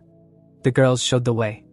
People went forward. Rayon lifted the cloth with his hand. The underground trading market of the city of Kame-lun appeared. Making a surprised face, the boy said that the market was really huge and also much cleaner than what was on the surface. Asking what he thought there would be the thing they came for. Taking out the book, Rayon replied that for this he needed to check the auction catalog. The partners were sitting on a bench. Looking at the book, Rayon realized that the black butterfly was available, adding that it was obvious that the guy would find it here, continuing that the auction would be held tonight, and the starting bid would be 10 gold coins. Lowering his head, the swordsman asked if this was what he was looking for, noting that the thing was not cheap, and the young man thought that he could buy it by spending all the money he had saved for the journey, but it was too risky. Assuming that he would have to find some pawn shop to get hold of the money. Looking ahead, the man said that they should go. In turn, Dorian asked where the young master was going. In the end, the man replied that she was going to a pawn shop because she needed to sell something before the auction began. Placing his hand on the shelf, the swordsman asked if he had finished selling the items, adding that if so, why was he looking at some other items instead of going to the auction? While the swordsman replied that he wanted to see if there was anything useful here, thinking that Rayon had decided to look around because there was still time before the auction. In addition, there is extra money, but there is nothing worthwhile here. People were in the market. Turning his head, Rayon stated that such places are usually full of undervalued treasures that are just waiting for the right buyers, adding that it seems worth putting up for auction. Suddenly, an object appeared. The ring was on the man's finger, and it became clear that it was the ring of the first head of the family. As Rayon had seen it in the memories that flooded into his head after learning the Thousand Lights technique, the gold ring was in a box. Holding the object in his hands, the guy asked how much it cost. In turn, the merchant replied that he had an eye for it because this ring could increase strength and clear the mind, adding that it was worth only 5 gold coins. Making a displeased face, his partner shouted about 5 coins, asking who the man thought he was, asking if he wanted to inflate them because even a fool understands that he bought a ring for a pair of silver coins. His hand fell on the table. Pointing with his finger, the boy said that this ring could not be worth that kind of money. Making a confident face, the guy said that he was giving 1 gold for it. The spirit that flew out of the man replied that they could take him. In turn, Rayon said that Dorian had done a good job. Flying after the master, Wrath said that the ring really harbored some secret, asking if Rayon had the feeling that he had become a different person for a second, while the friend thought that his partner did an excellent job in the negotiations, but still had not learned to identify high-quality objects. The girl asked to wait, asking if Rayon had paid for this ring. Turning around, the guy replied that he had already done it. The lady wore a mask on her face, stating that she would give 10 times the starting price as it would be, suggesting that judging by his appearance, he was an adventurer in great need of money, adding that the lady believed they could find common ground. In turn, the merchant replied that he had bought the jewel for 50 silver. After asking if it was really so valuable, the apprentice finally said that he should agree, because the girl was ready to buy this trinket for 10 times the price. With a serious face, the young man thought that this girl knew the true value of the ring. And judging by the tone of her speech, she understood that this ring was worth at least 100 gold coins. The man closed the box with the ring. The roof of the black market appeared, and it was clear that Rayon had refused the interlocutor that she had offered a price of 50 gold. Turning around, Rayon asked for forgiveness, but he does not like selling things, adding that he will not sell the ring no matter how much she asks. Looking ahead, the assistant said that he did not know where he came from, advising him to watch his tongue, continuing that if he dared to contradict the girl, there would be big problems. In turn, Rayon asked that in his opinion, he should change his mind only because of the origin of the lady, noting that such things did not bother him, so stop bothering her. Hatred appeared in the lady's eyes. Glancing ahead, the girl told him not to speak to her in this manner, ordering him to give him the ring while she was still good. Looking away, The guy said that she was so rude because he simply refused to sell her his ring, or she just wanted to brag about her ancestry before leaving, asking if she had anything to say. Folding her hands, the girl said that he had no idea how scary this world could be, adding that he should think carefully about why people always bow to someone, unless of course he wants to end up with a corpse somewhere in the alley. Closing his eyes, the young man said that if that was all, he would prefer to leave. The lady began to tremble, and said that they were going to the auction because these shops are usually visited by those who have come out of the pawn shop, and since he has come here, he will most likely take part in the auction. Making a serious face, the opponent said that she would get what he was going to buy, no matter what it cost her. An entrance appeared. Raising his hand, the auctioneer did his job. People raised their cards, placing bets. Looking ahead, the man thought that there had been nothing interesting so far, asking if they were going to exhibit the black butterfly at all. Rayon's face was surprised to hear that the greatest black butterfly that would now be on display, feeding on mana stones. Taking off the red cloth, the man mentioned the black butterfly, noting that due to its attractive and barely noticeable shimmer, these butterflies are often used as a decorative element, adding that of course it has disadvantages because these animals have a fairly short lifespan and extremely high care costs because they feed exclusively on mana stones. But even this is not able to detract from its beauty. Offering to move on to betting, a butterfly appeared sitting on a crystal. By raising flags, people raised the stakes. Raising his hand, Rayon announced 13 gold coins. Lowering his head, the guy thought that such a high bid should discourage them from fighting on. After all, 13 gold coins for some decorative butterfly was too much. In turn, someone had set a bid of 50 coins, making it clear that 50 gold coins was the largest bid in the history of the auction. The girl raised her hand. A smile appeared on the lady's face. Closing her eyes, the lady announced that they were leaving. In turn, the man asked if she wanted to buy something else. In turn, the girl refused because that guy was only interested in the butterfly, continuing that he even made an unusually high bet, suggesting that the man had come here for this butterfly.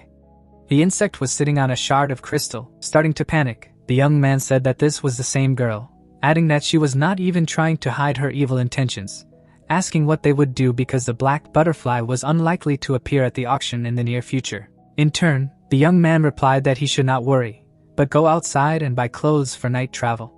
Making a stunned face, the partner asked why such clothes were needed. Furrowing his eyebrows, the swordsman said that he was going to steal this butterfly from her. Rayon appeared, and it was clear that all the best assassins of the continent had individual characteristics. Whether it was lightness, speed, or accuracy, that was their advantage since in his previous life, he had been the most secretive of them. Rayon was looking at people from around the corner. Looking ahead, Rayon thought that the secret lay in a special technique called shadowless steps which he used at that time, adding that he already thought that because of the steps of heavenly harmony, it would not be useful to him in this life. But he was wrong. The partner said that this was the same night travel clothes he was talking about. In turn, the guy replied that it was not bad, especially considering that his friend had little time, asking if he had managed to find out something about the masked girl.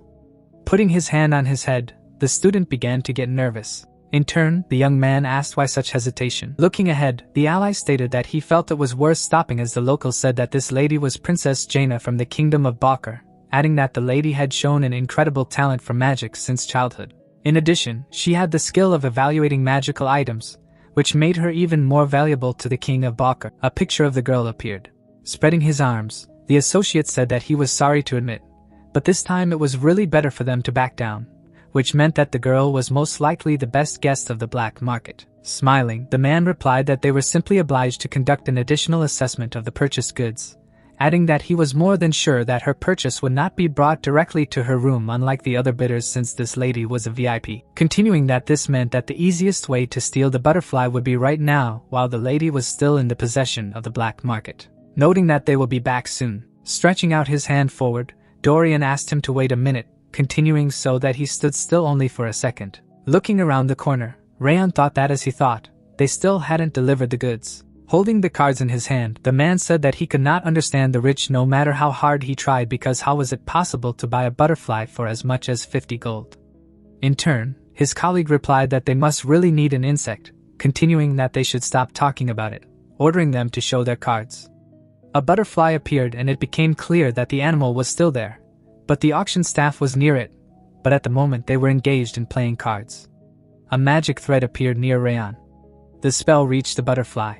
A cage had arisen, and it was clear that black butterflies were usually kept in bird cages as they could die in an enclosed space. But due to the fact that these butterflies like to sit on magic stones and absorb pure mana from them at the very moment when she felt the mana of a technique called 1,000 Lights, which was much purer than that of magic stones, the insect itself will want to escape from its cage. The animal flew into the guy's arms. Grinning, the young man thought that this was how it was done. Looking ahead, the man asked why he was so distracted, asking him to draw a card. Showing a stunned face, the employee asked where the butterfly had gone.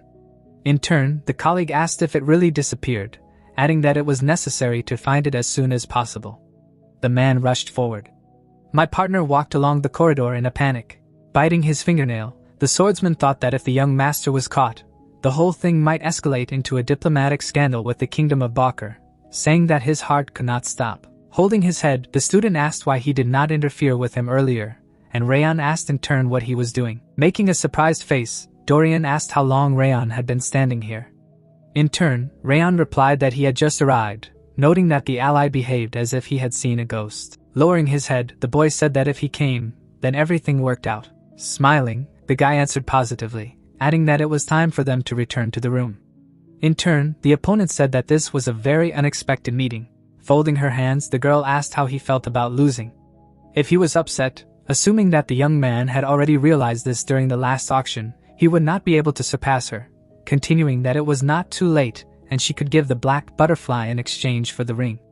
Closing her eyes, the rival told him to think carefully because this was her last offer. After all, the man asked if she was deaf because he had already said that he would not sell the ring. The lady's face showed displeasure, saying that it seemed that Rayon was simply unable to understand the kindness of others, asking if he wanted to leave this black market piece by piece. Turning around, the lady asked what had happened, asking if the man was seeing what she was talking to. And the officer apologized, saying that the black butterfly was missing, suggesting that someone had stolen the insect. With folded hands, Rayon said that it seemed that she had begun to have problems. Glancing away, the girl thought that it was his doing, adding a smirk and sarcastic remark, continuing that it was all similar to how she behaved towards others, noting that she didn't know how he did it. However, he was the one who stole the black butterfly. A smirk was visible on Rayon's face. Folding her hands, the girl said that at first she thought it was all about arrogance, but it turns out that he is just a pathetic thief. And after asking if the guy at least understood who she was, the young man asked if he really needed to know. Taking off her mask, the lady introduced herself as Princess Jaina from the kingdom of Bakr. Knitting her eyebrows, the lady wondered how he could behave in such a way. Folding her hands, the rival said that she would make this theft the last for him. Ordering an assistant to investigate, the man suddenly struck. The man asked what difference it made to him that she was a princess. Rayon's fist appeared. Rayon hit his opponent. Blood came out of the man's mouth. Making a surprised face, the girl asked how to understand this, asking if he was not able to defeat even such a pathetic mercenary. In turn, the prince asked to stop, asking if it was Rayon. Her opponent's face was stunned, thinking that this voice belonged to Greer. The guy walked forward, smiling. The young man said that Jaina was also there. Making a happy face, the knight asked if the people knew each other. Turning her head, the girl asked if Greer knew the man, and the prince replied in the affirmative, adding that he had already told her about the genius swordsman of the Sieghart family, continuing that the swordsman was Rayon. The lady looked shocked as she said that the Seaghards were a faction ruled by the Northern King of Destruction, noting that if she thought of it, she had heard that the Northern King of Destruction had the same blonde hair and red eyes, saying that it couldn't be because he was indeed a member of such a family. The lord appeared. Rayon's face looked serious, wondering what she called him. Showing surprise, the lady could not put a word together.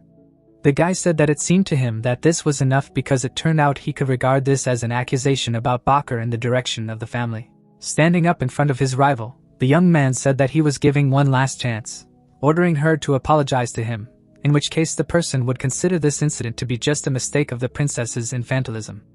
In turn, the girl replied that she had no idea who he was. In turn, Rayon added that otherwise he would create an official protest towards the kingdom of Bakr for calling him a thief. She ran into a fight and generally behaved quite rudely. A vein appeared on the opponent's face. Lowering her head, the girl asked for forgiveness. Walking away, Rayon accepted the apology, adding that he would not like to aggravate the situation, so he offers to end it here, advising her to monitor her behavior in the future because she does not want to disgrace her kingdom. Anger was visible on the lady's face. A building appeared. Sitting on a chair, the prince asked if he had come at the wrong time. In turn, the guy asked him not to take the situation into his head because of him, it was possible to avoid false accusations. In the end, the knight replied that he was glad to hear. Holding his head, the apprentice said that if he was worried about Jaina, he shouldn't because he would try to reason with her, and in turn, the ally thanked her for her work. Holding his hands near the cup, the companion asked what brought him to Kamelun, adding that he himself had arrived on a mission, but the family was quite far from here. In turn, the interlocutor said that they were on their way to the place of the final exam and decided to drop by here to buy equipment. In the end, the friend added that they were still in the middle of the exam. I asked what equipment they needed. Rayon replied that he was looking for a sword, but the current one was not so bad for him, but he had been using it for a long time. In turn, Greer said that in this case, he could recommend a good shop, adding that there was a workshop on the corner of the Western Craft District of Kamelun.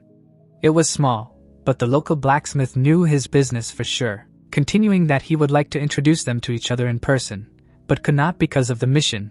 Rayon eventually replied that he was grateful for sharing this information. The silhouette of a man appeared. Getting up from his chair, the guy said that it was time for him, noting that he would be waiting for a visit. In turn, the ally said about his consent, promising to visit them after the final exam. While the man wished him good luck, closing his eyes, his partner stated that they were saved, adding that he did not think that the young master would behave so rashly. While the young man replied that he had said that he had a plan, but they were lucky that Greer had rescued them. Holding on to the handles of the backpack, the student asked if they would immediately go to the workshop. In turn, the young man said that they would go there tomorrow, and today he had to do some personal business. The man was sitting on blood, holding a plant and a butterfly in his hand. Rayon said that the insect should work a little. The black butterfly was with the flower, and it became clear that the animal feeds on mana but is unable to absorb it, and the Teuton flower cannot collect mana.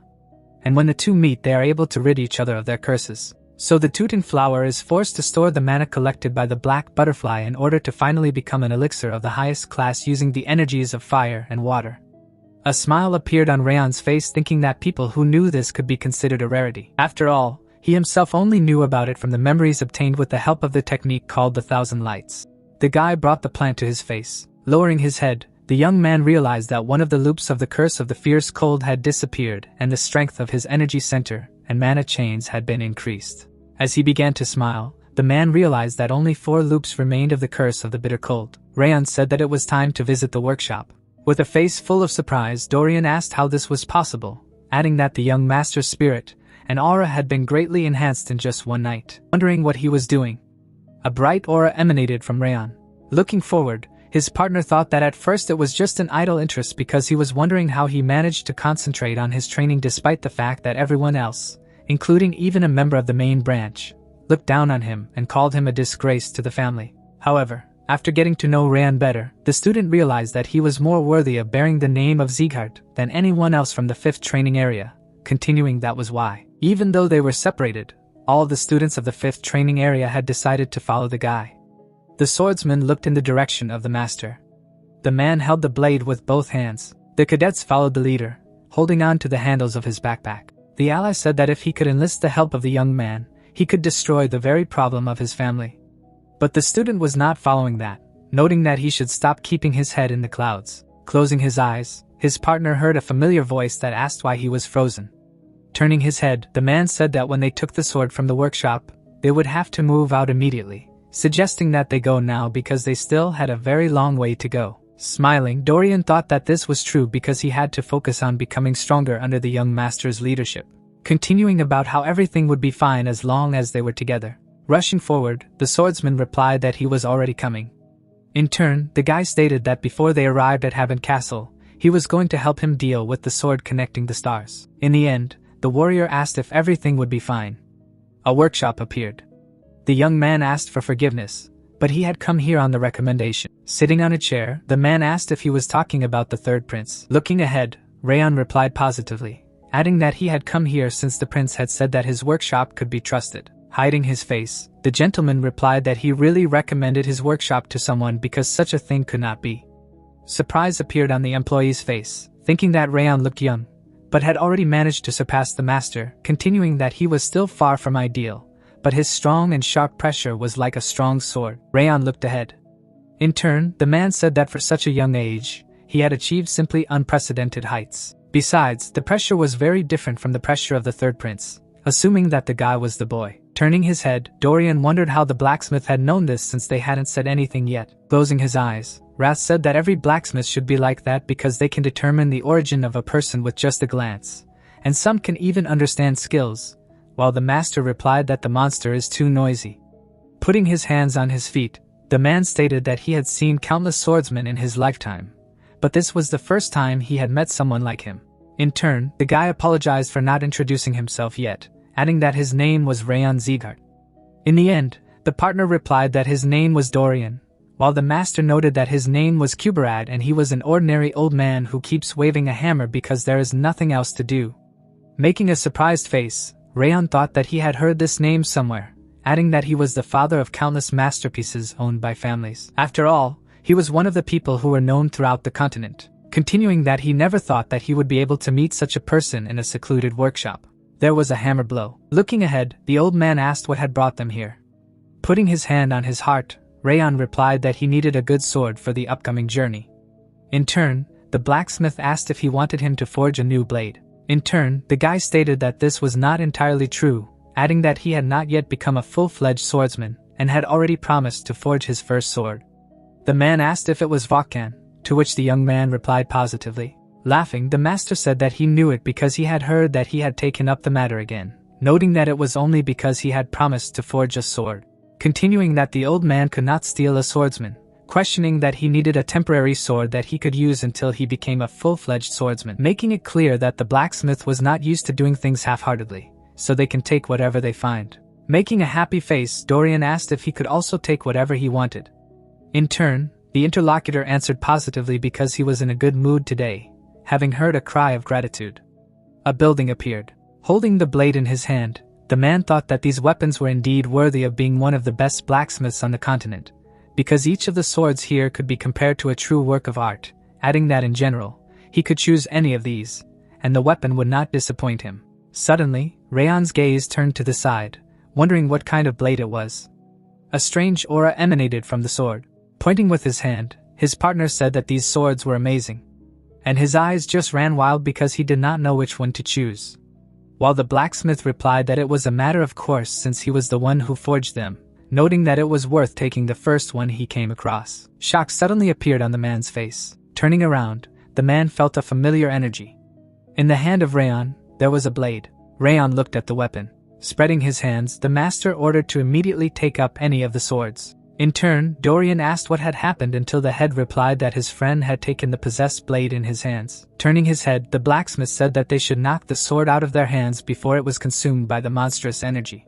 While the partner said that he felt that there was no need for this, in the end, the interlocutor asked what he was talking about. The man's eyes were understandably surprised, thinking about how this was even possible. After all, no matter how much energy came out of the sword, it could not get close to the body of the youth. A dark aura came out of the sword. Wrath spoke of the wretched worm, asking how he dared to target a body that was already possessed by the king of hell. A terrible demon face appeared above the master. As he began to bare his teeth, the monster told him to know his place because he could freeze and shatter the sword to pieces, and Rayon asked him to stop. Making an angry face, Wrath asked why he should do this, because the worm was trying to raise his hand against the property of the king of the underworld, asking if he understood that without his help, the monstrous energy of this blade would have absorbed him long ago. In turn, Rayon replied that he was not property, and this blade would not be able to absorb him anyway. Approaching the interlocutor, the old man asked if he was okay, while Rayon answered positively, adding that he correctly understood that this blade was not an ordinary weapon, asking what it was. Then, making a bashful face, the man replied that he could consider it a mistake, continuing that he did not know whether he had heard the master or not. But as he had said earlier, this blade was possessed. Noting that earlier in the south, there was a small village called Siren, and its inhabitants served the sacred tree Othello.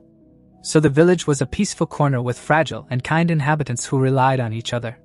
But one day, the settlement was attacked by members of the White Blood cult, and the fanatics killed half of the village's inhabitants, and presumably kidnapped the other half, leaving no survivors in the Sirens. There was joy on the faces of the residents. The enemies began to kill civilians. Preparing for the blow of the hammer, the old man said that he learned about the incident only after some time, and after that he obtained a branch of the Othello tree and decided to forge a blade from it to pray for the repose of the souls of the dead. But this was a mistake because at the moment when the dagger was completed, its blade and hilt turned red and it absorbed all the hatred of the inhabitants of the Sirens. Though the blacksmith had hoped otherwise, adding that he had kept it because no one had been able to deal with the hatred and monstrous energy in the dagger, going on to say that Rayon was able to maintain his sanity while holding this weapon, although he himself did not fully understand how this was possible. A red blade appeared. The sword was in the hands of Rayon. Rayon suddenly closed his eyes, thinking that the villagers' memories were penetrating him through this dagger, asking why they met such a terrible end because of the members of the white blood cult. The guy was surrounded by red energy. Lowering his head, the young man said that he still had a lot of things to do. Holding the sword in his hand, the man stated that there was not much time, so he could not promise that he would be able to help him take revenge. But if he happened to encounter members of the white blood cult, Rayon would kill them. Making a serious face, Rayon asked what he would say, asking if he would go with him.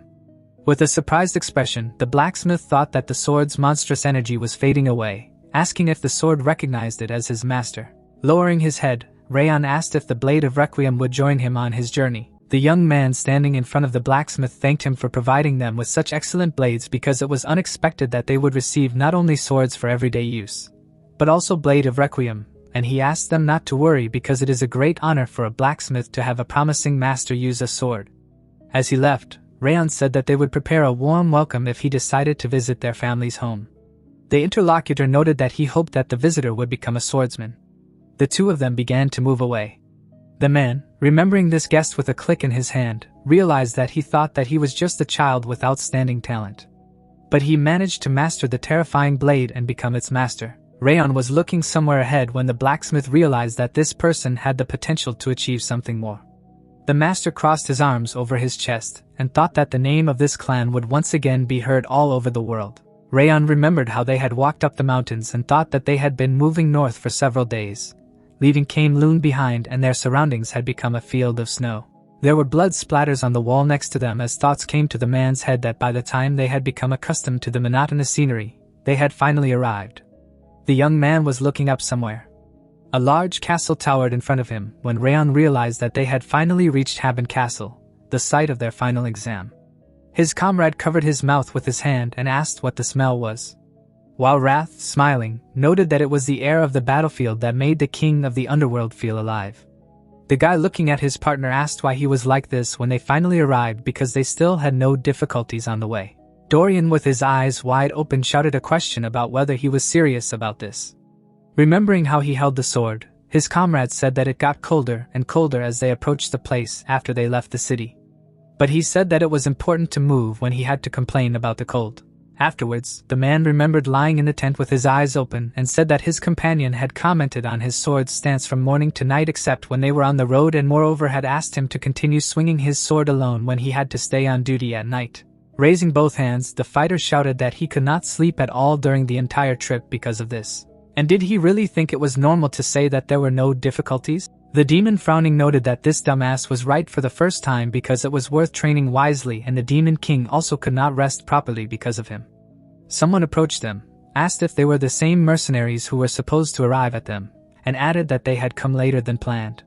The man, putting his hand on his side, introduced himself as Tarion, the deputy commander of this castle. Looking somewhere ahead, the man also said that he would be their superior, and from now on, they needed to obey him. Rayon, looking at his partner, noted that he was looking forward to working with him. Then the commander asked if this person was okay, and the soldier asked him not to worry about it since this happens all the time. Rayon began to pull Dorian with him when he asked him to get up and walk normally, but Dorian simply asked to be allowed to go home. The two of them walked through the castle grounds. The young man, looking to the side, thought that the situation here was even worse than expected since the walls showed signs of numerous destructions and restorations, and the inhabitants looked extremely exhausted. Looking up, the guy realized that the smell of blood and the stench of burning bodies was penetrating right here. Looking down somewhere, Rayon remembered that all this coincided with the information that the maid had given him. But although it was unlikely that she had been here before, she had actually managed to deal with everything in such a short time.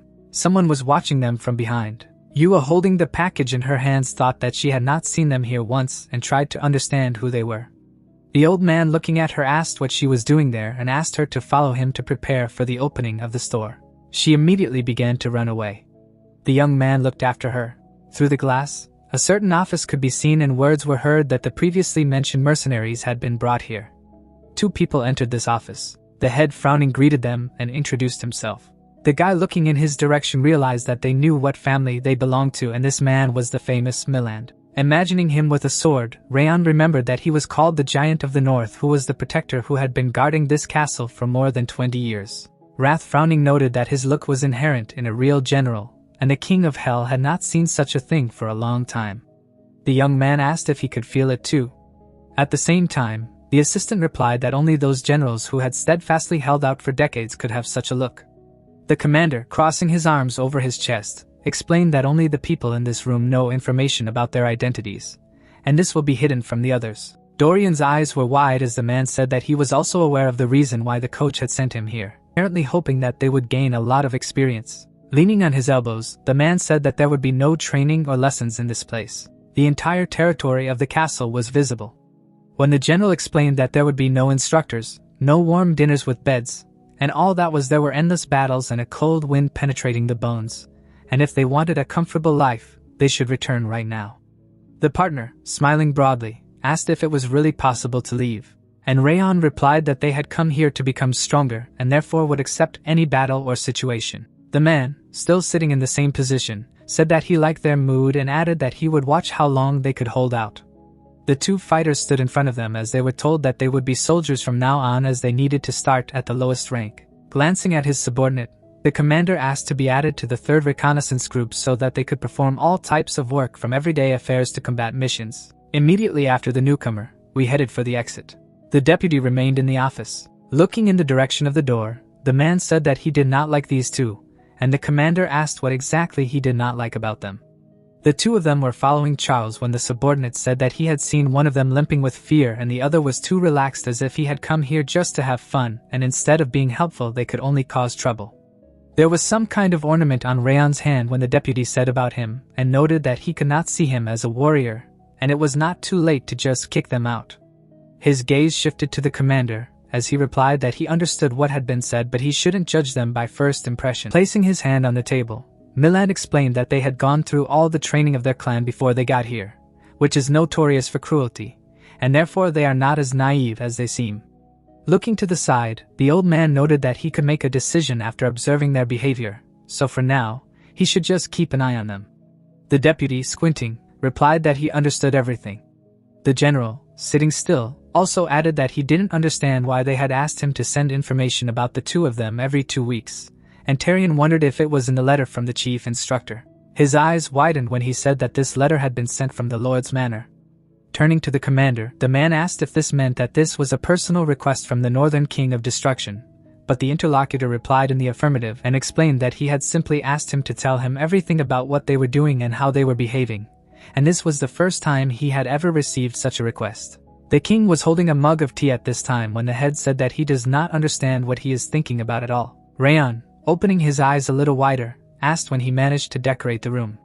The friend raising his hand replied that he had done it while he was in the toilet. Rayon, remembering how he entered this place for the first time, realized that literally just now this room was too gloomy. Taking a cloth in his hand, the soldier asked where his partner got it while his teammate replied that he had prepared them in advance. Rayon, looking at him, asked him not to say that he also has different colors. But the friend replied that everything is so because these are still necessary things and he just needs to point out the color that he likes. Smiling broadly, the comrade asked if he needed anything else. While the guy tried to figure out what kind of bag he had, the man entered the room and asked if they had already sorted out their luggage. Standing in the doorway, the soldier introduced himself as the leader of the 3rd reconnaissance group, to which they were assigned, and noted that it was most likely not easy for them because they had just arrived and were already preparing to leave. Smiling, Raiden explained that they had received an order to move forward. In the distance, the Lord's Manor could be seen. The man, frowning, asked what brought the guest here. The instructor, putting his hands on his sides, replied that he had heard that he had hired shadow agents to investigate what Rayon was doing and added that he didn't even think that he valued his own grandson so much, which was extremely unexpected. The king, covering his face with his hand, thought that he was most likely told about this by a servant, because he had been whispering a lot of things with this gambler behind his back lately, and that was why it was decided to keep this investigation a secret. The teacher, opening his eyes, noted that he had managed to grow and absorb the flower of Tuten, which he had obtained during the mission to eliminate the robbers of the Snow Tiger bandits, and he had even managed to teach a lesson to that notorious Baka princess who is famous for her haughty temper. Then the interlocutor asked if he really thought that it was worth being content with how his student committed thefts and came into conflict with the princess of an allied country. The guest explains that although theft can be a problem, the dispute definitely cannot be attributed to this. Crossing his arms over his chest, the man said that the princess was a provocateur, and he simply responded to her dignity. And moreover, even the shadow agents were unable to find out how he managed to steal the butterfly. So, watching the news becomes truly interesting. His eyes widened as the ruler said that the fun was over and the shadow agents had been ordered to retreat, and the teacher asked if he wasn't interested in what his grandson would do next since he had already heard rumors that he had managed to obtain the Blade of Requiem, which Kuberad had forged. The man, closing his eyes, replied that he had sent agents as a precaution in case of interference from other houses, so he had already ordered them to return. The instructor, smiling, noted that he then most likely asked for a report from Haben Castle. The governor, glancing at his assistant, exclaimed in anger, and the latter replied that this time he had really not told him anything. The servant looked at the man when the guest said that these accusations were groundless because even a fool could understand that he would have contacted the castle and it would be better for him to just say what a good guy his grandson was instead of continuing to play this gratuitous spectacle of grandeur. Closing one eye, Rimmer also added that if the other person did so, the misunderstanding with the annexes would be resolved and it would make him happy as well as improve his relationship with Sylvia. The Lord standing up noted that apparently the previous lesson was not enough for him, and the teacher exclaimed that he had just had a meeting here, and it was time for him to leave. The man stretching his fist said that this time he would make sure that his body learned this lesson. His estate came into view again from which loud screams could be heard. The young man turning around thought that he had heard some kind of scream. The leader standing in front of them said that this was Mount Stalin, and since the monsters of the North Sea and snowy mountains appeared here together in the castle, they called this place Hell on Earth. Smiling, the scout also added that there was an incredible view from here, so it was a pleasure to watch all this. But Rayon agreed with him. Glancing to the side, Raiden explained that they now needed to conduct a check before moving out for reconnaissance because they needed to understand how good they were both. Standing in front of some marks in the snow, the man asked whose footprint it was, while Doreen shouted that based on its size, it must be a large monster, and wondered if it belonged to a troll. The fighter, bringing his hand to his face, noted that this did not look like this monster. Putting his hand to the ground, Rayon explained that the tracks of the trolls are similar to human ones and they are also deeper and larger. But in addition, the tracks belong to an animal that moves on 4 legs, and this leads to the conclusion that these tracks belong to the mountain goat Carrie. The leader with his arms crossed over his chest tried to understand how this man was able to find the answer so quickly. Dropping his hands, the man asked if he could tell how long ago the tracks had been left, and the newcomer said that given the fact that the ground underneath them was not very hard, they were most likely left about 12 hours ago and would most likely be able to catch this goat if they went west. There were still marks on the trunk of the tree. And then the question was asked what they looked like, to which the soldier replied that these tracks belonged to a direwolf. Putting his hand to the tree, the man explained that these beasts mark their territory with strong claws, leaving marks on rocks or trees. However, this one must already be dead. The leader, wide-eyed, shouted out a question about how he managed to understand this, while the interlocutor replied that wolves periodically return to places they have already visited, and this mark is already quite old, so we can conclude that he is most likely already dead. Sweat appeared on the scout's face due to a lack of understanding of what was wrong with this man, because how could all this be so easy for him? Imagining himself on his knees, Raiden remembered that the newcomers who join their reconnaissance squad go through hazing, but it in the squad of this castle does not consist in beating or insulting at all, but in the fact that they teach newcomers a little provocative lesson that shows how useless their knowledge gained from books is. Looking at this man, the scout could not understand how he knew all this. Immediately afterward, his gaze was fixed on the second newcomer. Picking up a branch, the leader shouted a question about what the trail was, while Dorian tried to understand why he was also being dragged into it. The man grabbed his partner and said that he was just a petty idiot since he did not even know such a person. But the guy asked the young master to help him when Rayon decided to ignore him in order to explore the surrounding territories. Looking down somewhere, the guy knew that if he used his legendary sense, he would be able to find out what was in the area.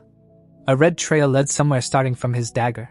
When Rayon realized that this weapon was exploring the area on its own and reporting results through the transmission of ghostly energy, remembering the use of this blade on his way to this place, Rayon realized that the same thing had happened then as the sword collected especially pure energy from the monsters he had defeated and continued to send it to him. And through this, he had even managed to acquire the skill of ghost energy. Wrath, baring his teeth, shouted a question about what he was doing there. Because the legendary sense is much better because it is the technique of the king of the underworld, and therefore he does not need to use the ability of this cursed creature. But the master replied that he respects how hard he works for his benefit, and therefore there is no reason to use the demonic ability. The demon immediately gritted his teeth with force. Flying around, Wrath said that the legendary sense of smell was just a fraction of the power of the king of the underworld, and it was many times better than the terrible energy of this parasite. Then Rayon asked how he could understand if it was better or not. The assistant, frowning, shouted that it was obvious because it was a comparison of the king of the underworld and some kind of dagger. Flying behind, the spirit screamed the question of how he dared to ignore him. Rayon, walking ahead, explained that this ability belongs to the demon, and the demon himself is constantly looking for an opportunity to take over the body. And it is not clear what side effects this skill has. The man's gaze shifted to the side when the spirit said that he shouldn't worry about it because the technique he was being taught now would allow him to use the energy of cold inside his body. Flying up, Wrath told him that now the king of the underworld would personally teach him how to use this power, which surpassed the vile trick that the master was currently using. The fighter, looking at him, realized that the matter had taken an extremely unexpected turn. The young man sat down on a rock when the demon revealed that such a technique is called a glacier, and usually people cannot learn it. But only those who possess high-quality cold energy can master this technique. Looking at the man, the spirit remarked that with such a small talent, it would take a tremendous amount of effort and time to study it. But to do so, it would have to calm its mind. The guy bowed his head a little. After the teacher's words that he needed to combine the energy of cold inside him with the cold that engulfed the earth, the demon, finding him in front of him, asked him to maintain this state and look at his cold energy and answer what it looked like. But Rayon replied that it was like emerging with the snow that was on the ground. The energy of the spirit spread through the snow when he said that this was only a superficial glance because it was not the snow at all, but the fact that the two energies of cold were combined.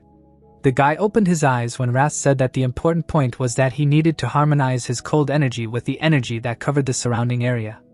But the young man realized that it was extremely difficult because he had never even thought that such a thing was possible, and it looked like it was really difficult to master. Closing his eyelids again, the fighter realized that it was important for him to imagine how they connected on their own and not how they were connected. And as soon as he managed to do this, he would be able to feel even a distant area and examine it as if it were right in front of him. Rayon was still sitting on the rock as he thought that all the cold of these lands would become his eyes, ears, and skin. His hands were folded. Continuing to sit still, the soldier noticed that the world around him was slowing down. Opening his eyes, the man realized that it was actually his body slowing down. Rayon was standing on something when he thought that his body was getting heavy, but his senses were sharpened to a frightening level. Immediately after that, the guy began to go somewhere. A picture of Raiden mocking Dorian appeared before his eyes. After that, a direwolf appeared, which successfully completed the hunt, which he also clearly sees. Bowing his head, the guy realized that instead of just feeling their presence, he even managed to find out what they were doing, which was extremely absurd. His eyes widened as he thought that the range was too small and that he couldn't maintain a distance for very long, and that must be due to his first experience with this skill. Immediately afterward, the fighter turned around. Running up to the leader, Rayon called out to him, who also asked about what was happening. His eyes widened after the information that mole sharks were heading here underground. The scout standing in front of them said that ocean monsters like them would not overtake them here since this is the territory of the monsters of Mount Stalin and the characteristic tremors caused by their movement were not noticed. But Rayon explained that he was telling the truth and these monsters were definitely heading here. Suddenly behind him a huge amount of snow rose into the air. They turned around and tried to understand what was happening. Two such monsters appeared in front of them. The scout, taking hold of the hilt of his sword, realized that he needed to concentrate since now there were newcomers with him, and they needed to be pulled out of here and then warn the squad. Suddenly, the soldier stumbled over something. His eyes immediately widened. Holding his hand in front of him, the leader realized that he had stumbled at the most inopportune moment. Rayon quickly attacked this monster. Turning around, the guy said that he would detain these monsters and he should call the others at this time. The soldier's eyes widened. Rayon, still looking at him, asked him to trust the sword. Run away. The leader yelled at him to be careful, and he should just avoid them and save himself until reinforcements arrived. Rayon turned his head to his enemies again. Taking hold of the hilt with both hands, the fighter invited them to begin their battle. Immediately after, these monsters rushed at him. The man's gaze was directed upward. Rayon instantly chopped off the head of one of the opponents using the sword of the Fang of Insanity. Frowning, the guy thought that the performance of this skill was higher than expected. One of the monsters jumped on him behind him as he thought that he should usually use an aura against such enemies. Rayon dodged this attack, realizing that he could only hold it thanks to his sword technique. Shielding himself with one hand, the fighter knew that what helped him better use the capabilities of the blade and predict the movements of mole sharks was how his cold energy harmonized with his surroundings. Rushing into the attack, the young man realized that the proper use of these powers was to hone his senses through real experience. This enemy was defeated when the man realized that he had already begun to gradually get used to both the Raging Fang's sword and the glacier. And it seemed to him that he now had the ability to deal with any opponent of this level. Putting his sword in the sheath, the fighter thought that he was advancing faster than expected, and therefore coming to the castle was definitely the right decision because there are so many opportunities to gain experience. The scout running up shouted a question about whether he was okay and asked him to retreat. As they managed to bring reinforcements, his eyes immediately widened. Looking at the corpses, the man realized that the newcomer was able to single-handedly defeat those monsters that could cause casualties, even if all members of the squad attacked at the same time. Looking at the recruit, Raiden tried to understand who he was. Rayon, looking at him, knew that this soldier was definitely confused right now. Sweat ran down the face of the interlocutor when Rayon thought that given that he did not believe the newcomer and almost put people in danger, he did not even have the opportunity to say anything. Coming closer, the scout apologized to him. Bowing, the leader explained that it was only thanks to him that they had survived. Looking down, the man said that because he didn't believe him, such a dangerous situation had arisen, and therefore he couldn't use the difference in combat experience as an excuse for him, and immediately thanked him.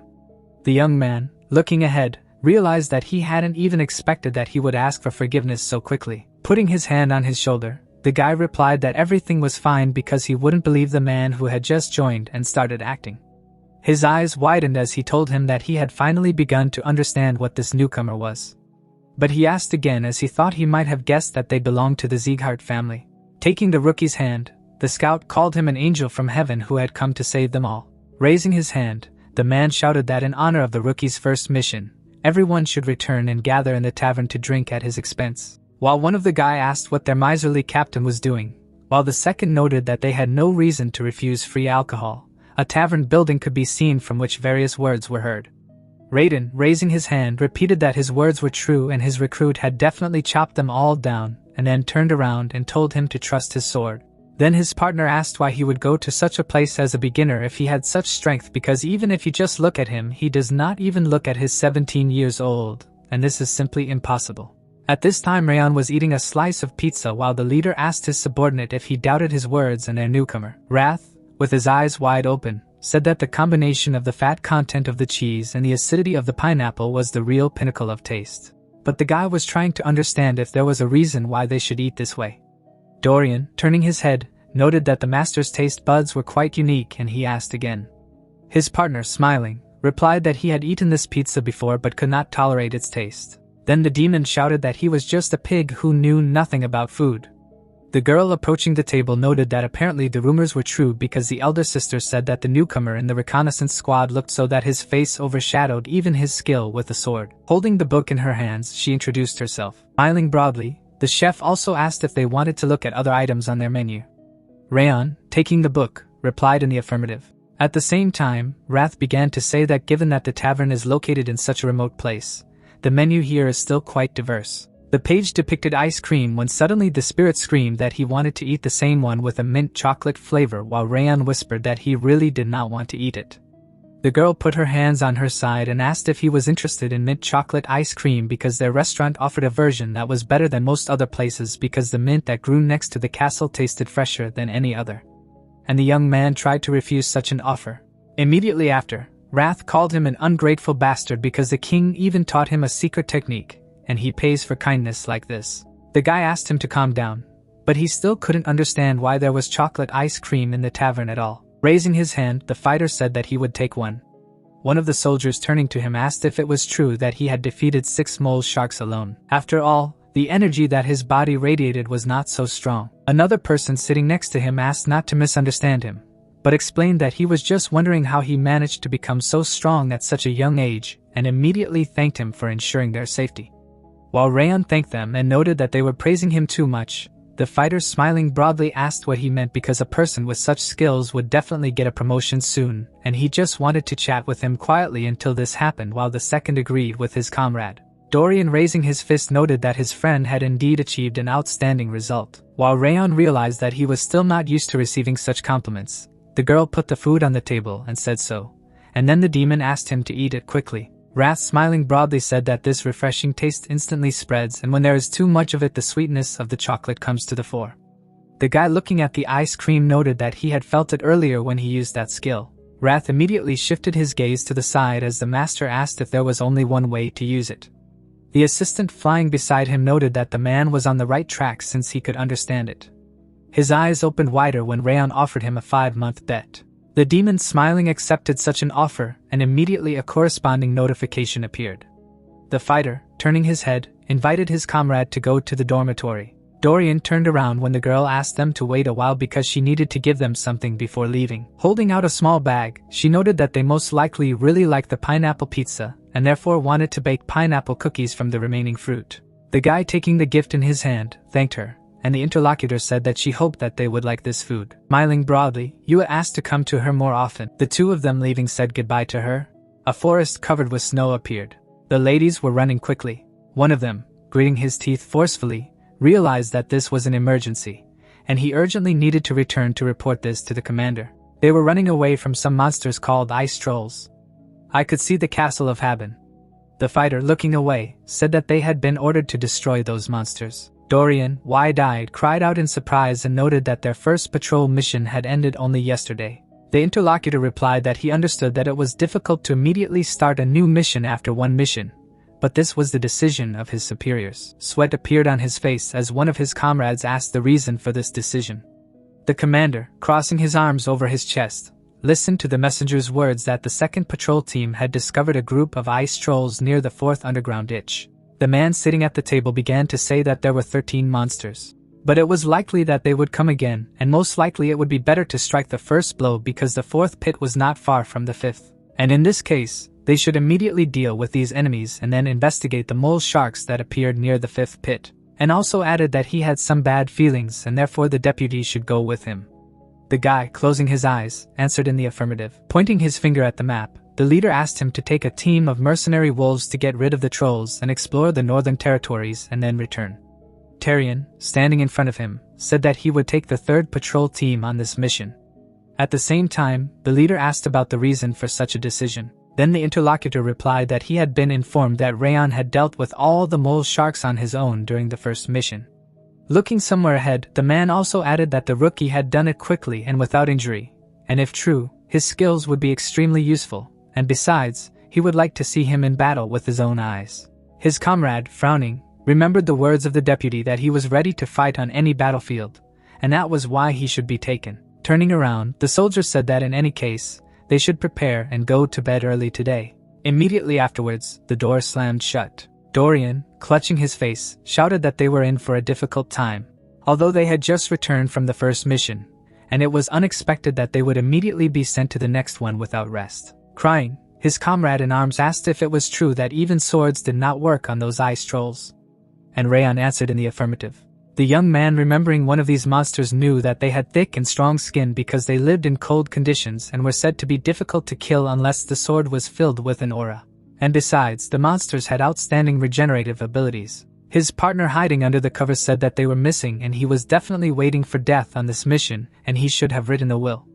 The young man sitting on the bed asked him not to be afraid because if he used his speed then he would definitely be able to defeat such an enemy, and the interlocutor replied that he was scared even after these words. Dorian looked up when he heard Rayon's words that there was another way.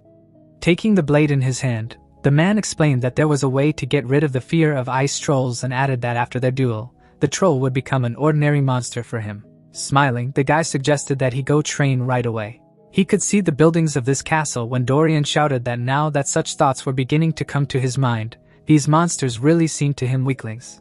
The deputy holding the document in his hands said that it was time to check the turnout. Rayon, looking at his comrade, asked if he was okay, and the interlocutor replied that it now seemed to him that anything in the world would be better than their duel. Someone appeared behind and asked about Rayon's name. The man approaching them introduced himself as a captain of mercenary wolves. Smiling, Beto noted that his mercenaries always say that they dream of a duel with this famous newcomer. Stretching out his hand, the man added that he did not know that he was a member of the patrol team, while the guy at that time said that he was also pleased to meet him. They shook hands, saying that they hoped for a good joint work. As he was leaving, the head said that it was time for him to check on his fighters and he just wanted to introduce himself. The wrath appearing behind noted that he did not like this person and asked to gouge out his eyes because you cannot trust those who have snake eyes. There was a smile on the man's face as Wrath said that in his experience, such people often turn out to be traitors 8 out of 10 times. The young man looking after him decided to memorize these words. Remembering the eyes of the interlocutor, Rayon realized that there was really something wrong in his eyes and it was better to watch him while they were here. This man continued to go somewhere. Suddenly, someone ran up to them and called out. The girl, holding the box in her hands, apologized for being late and said that she had cooked all the food they had ordered. One of them, bowing his head, noted that she became prettier every time they saw her, and she was also better at cooking, while the other added that she was the pride of this castle. The fighter, smiling, thought that this girl was really loved by the soldiers and apparently her personality was a kind of talisman of this place. His gaze darted to the side when someone called out to him. Yua, handing him the bag, said that it was the jerky she and Grandpa had made and asked him to take it, and the boy asked why she had decided to do so, and then the cook replied that this was his first expedition, and next time he should buy something from them. The young man, looking down, thanked her for this. She smiled and replied that if he liked him, then next time they would have to order something from her. The deputy, standing in front of the group, ordered everyone to line up in order to hold a short briefing. Orion's eyes were still wide when the head said that they had 2 tasks. The first being to destroy the ice trolls and the second was to patrol the area between Mount Stalin and the North Sea. Looking somewhere ahead, the man explained that they need to do everything possible so that no one gets hurt. Wrath appeared next to the man.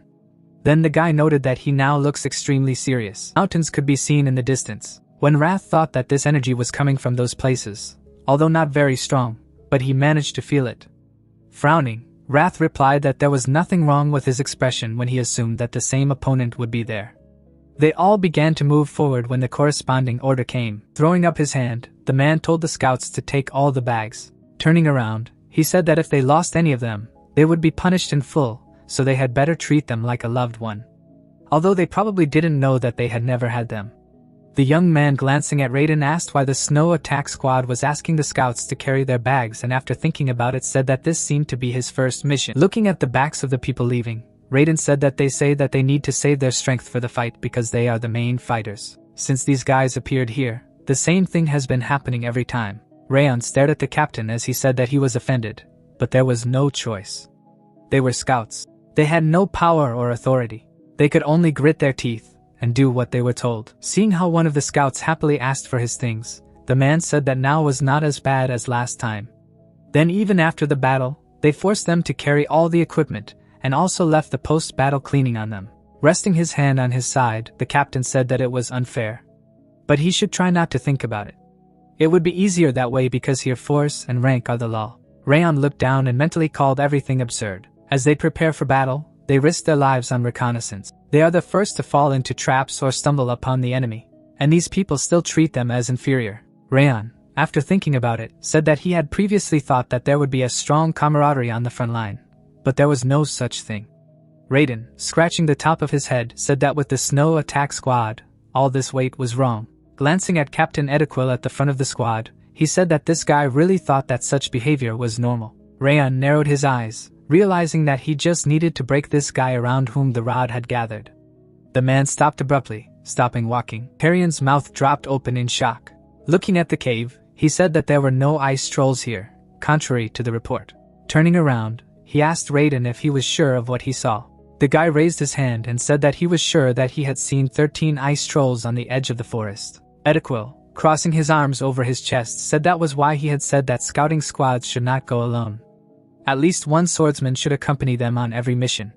As he scanned the forest around him, Tyrion ordered everyone to concentrate and look for traces of the trolls. The members of the reconnaissance squad crouched, trying to find traces. Rayon, watching the people's efforts, said in his mind that several hours had passed, and they hadn't found the slightest trace. And these people had been living here for a long time and were well trained, even if the ice trolls left fewer traces. But it was strange that there was nothing at all. The young man, glancing at the tree to the side, assumed that someone was behind all this. Rayon approached the deputy commander and asked to be allowed to go and search. He would like to check something. Ediquil, frowning, said not to meddle in his own business. He had better go and help set up camp. It was almost dark. Tyrion interrupted him abruptly, saying to give the newcomer a chance. Throwing up his hand, the man said that he was only wasting their time. Rayon closed his eyes. He felt the currents of icy wind around him. Ediquil, frowning, said displeased that if he could not search, it was better not to disturb him and get up. Suddenly, his eyes widened in surprise when the guy said that he had found footprints. Raising his head, the guy said that the trolls were near a frozen valley northeast of Mount Stalin. When Rayon stood up, Ediquil yelled at him, asking if he really took the mission as a joke, if he really wanted to say that he had pinpointed their location. The man gritted his teeth when Rayon said that he was sure of this. Did he have a problem? Ediquil, waving his hands, asked if he could answer for his words. The guy, hearing him, said that he was not stupid enough to joke in such a situation. Tyrion looked at the young man and asked how exactly he had found them. And Rayon replied that he had applied a method he had learned from a man who moved through the forests and mountains as if they were at home with an expanded sense of energy. Ediquil, who was standing behind the deputy commander, shouted again, saying that this young man did not understand what he was talking about. He did not even understand how far away the frozen valley was from here. Tyrion frowned, realizing that the captain was right. With such a distance, relying only on a sense of energy is unconvincing, especially for a beginner. Taking a closer look at Rayon's eyes, he mentally said that these eyes were unusual. It seemed that he could see through everything when he looked at them, and he himself began to believe in everything. The man pondering said in his mind that there was only one person in Zeeghart who was known for moving through the mountains and forests, as if he were at home, and if the boy really had learned from Rimmer then he could really be trusted. He suddenly came up and said that when he learned this he was also interested. Smiling, he asked Rayon how long it would take them to get there. Rayon replied that they needed 30 minutes to get there and maybe another 10 to get into a good position. Beto narrowed his eyes, realizing that the young man had already figured out where to set up an ambush. Throwing up his hand, he offered to check this place. They still had 2 hours before sunset. Anyway, Beto turned when Ediquil shouted, asking if this newcomer had bribed them. With a wave of his hand, Tyrion ordered everyone to prepare to move forward, after which he said that when it got dark, they could be attacked by monsters and the situation would be much more dangerous. If Rayon was right, this was a chance to prevent the threat. The man clenched his jaw. The guy came up to him and asked if he still didn't believe it. Standing in front of Idquil, he offered to bet so they would accept any outcome without objection. Sneering, the young man said that if he found the trolls from now on, the snow attack squad would treat the scout squad with respect. Not only would they stop throwing off their equipment on them, but they would also carry them and help with their work. Frowning, the man asked what would happen if he made a mistake. Putting his hand to his chest, Rayon said that in that case, he would do whatever he said. Turning around, Wrath said that he accepted his bet. It would be better for him to be ready to lose. After that, he would definitely not be able to open his mouth so freely. Tyrion turned around and announced his advance into the frozen valley. A figure in the tree was watching everything. Parting his lips, he asked why this detachment began to rise. Tilting his head, the observer said that this was not in the plan. Looking closely at the members of the squad, he realized that these idiots were deliberately going around in such a way as to get to a place where it was convenient to ambush the ice trolls. They clearly knew where they were hiding. Gritting his teeth, the man said that he had long ago destroyed all traces. So, how did they know the location of the monsters, especially in such a blizzard? Even a scout who had lived here all his life would not be able to find them here. If this continues, these people will find ice trolls, and that's a problem. Remembering the fortress, the man said that he needed to buy some more time to execute the plan. Rubbing his chin, he thought for a moment. He grinned widely. Taking the mask in his hand, Officer Eden said that such an outcome was also not bad. Ediquil frowned, not believing what he saw. There were indeed ice trolls ahead. He gritted his teeth, not believing that this kid could find monsters at such a distance. His eyes widened as the young man reminded him of the bet. Rayon, approaching him, said that after this battle, all life would fall on the shoulders of his squad. He was the captain of the squad, and it seemed that he should not go back on his words. Ediquil, his jaw clenched, was about to yell at the impediment man. But Tyrion ordered him to stop the altercation. Turning to the couple, he said that it was hard to believe, But they were incredibly lucky because thanks to Rayon's abilities, they discovered the trolls, and now they have a job. Waving his sword, the deputy commander ordered all units to prepare for battle. Lowering his sword, he ordered to open fire. A moment later, the arrows struck the monsters. The warriors rushed to the trolls, not giving them time to come to their senses. Beto, thrusting his sword into the monster, said that if you slow down, the monsters will begin to regenerate. They need to aim for the neck and heart. Quill, swinging his sword, said not to leave anyone alive. Rayon, standing behind, said in his mind that the squad members were working very well. They were using formations competently to suppress the ice trolls. Seeing Beto grinning, he realized that he was completely different during the battle. He had just been calm, and now his look had changed. Orion approached Rayon and asked him why he was standing still. Throwing up his hands, he said that usually he did not hold back and jump into fights already. But today he was too quiet.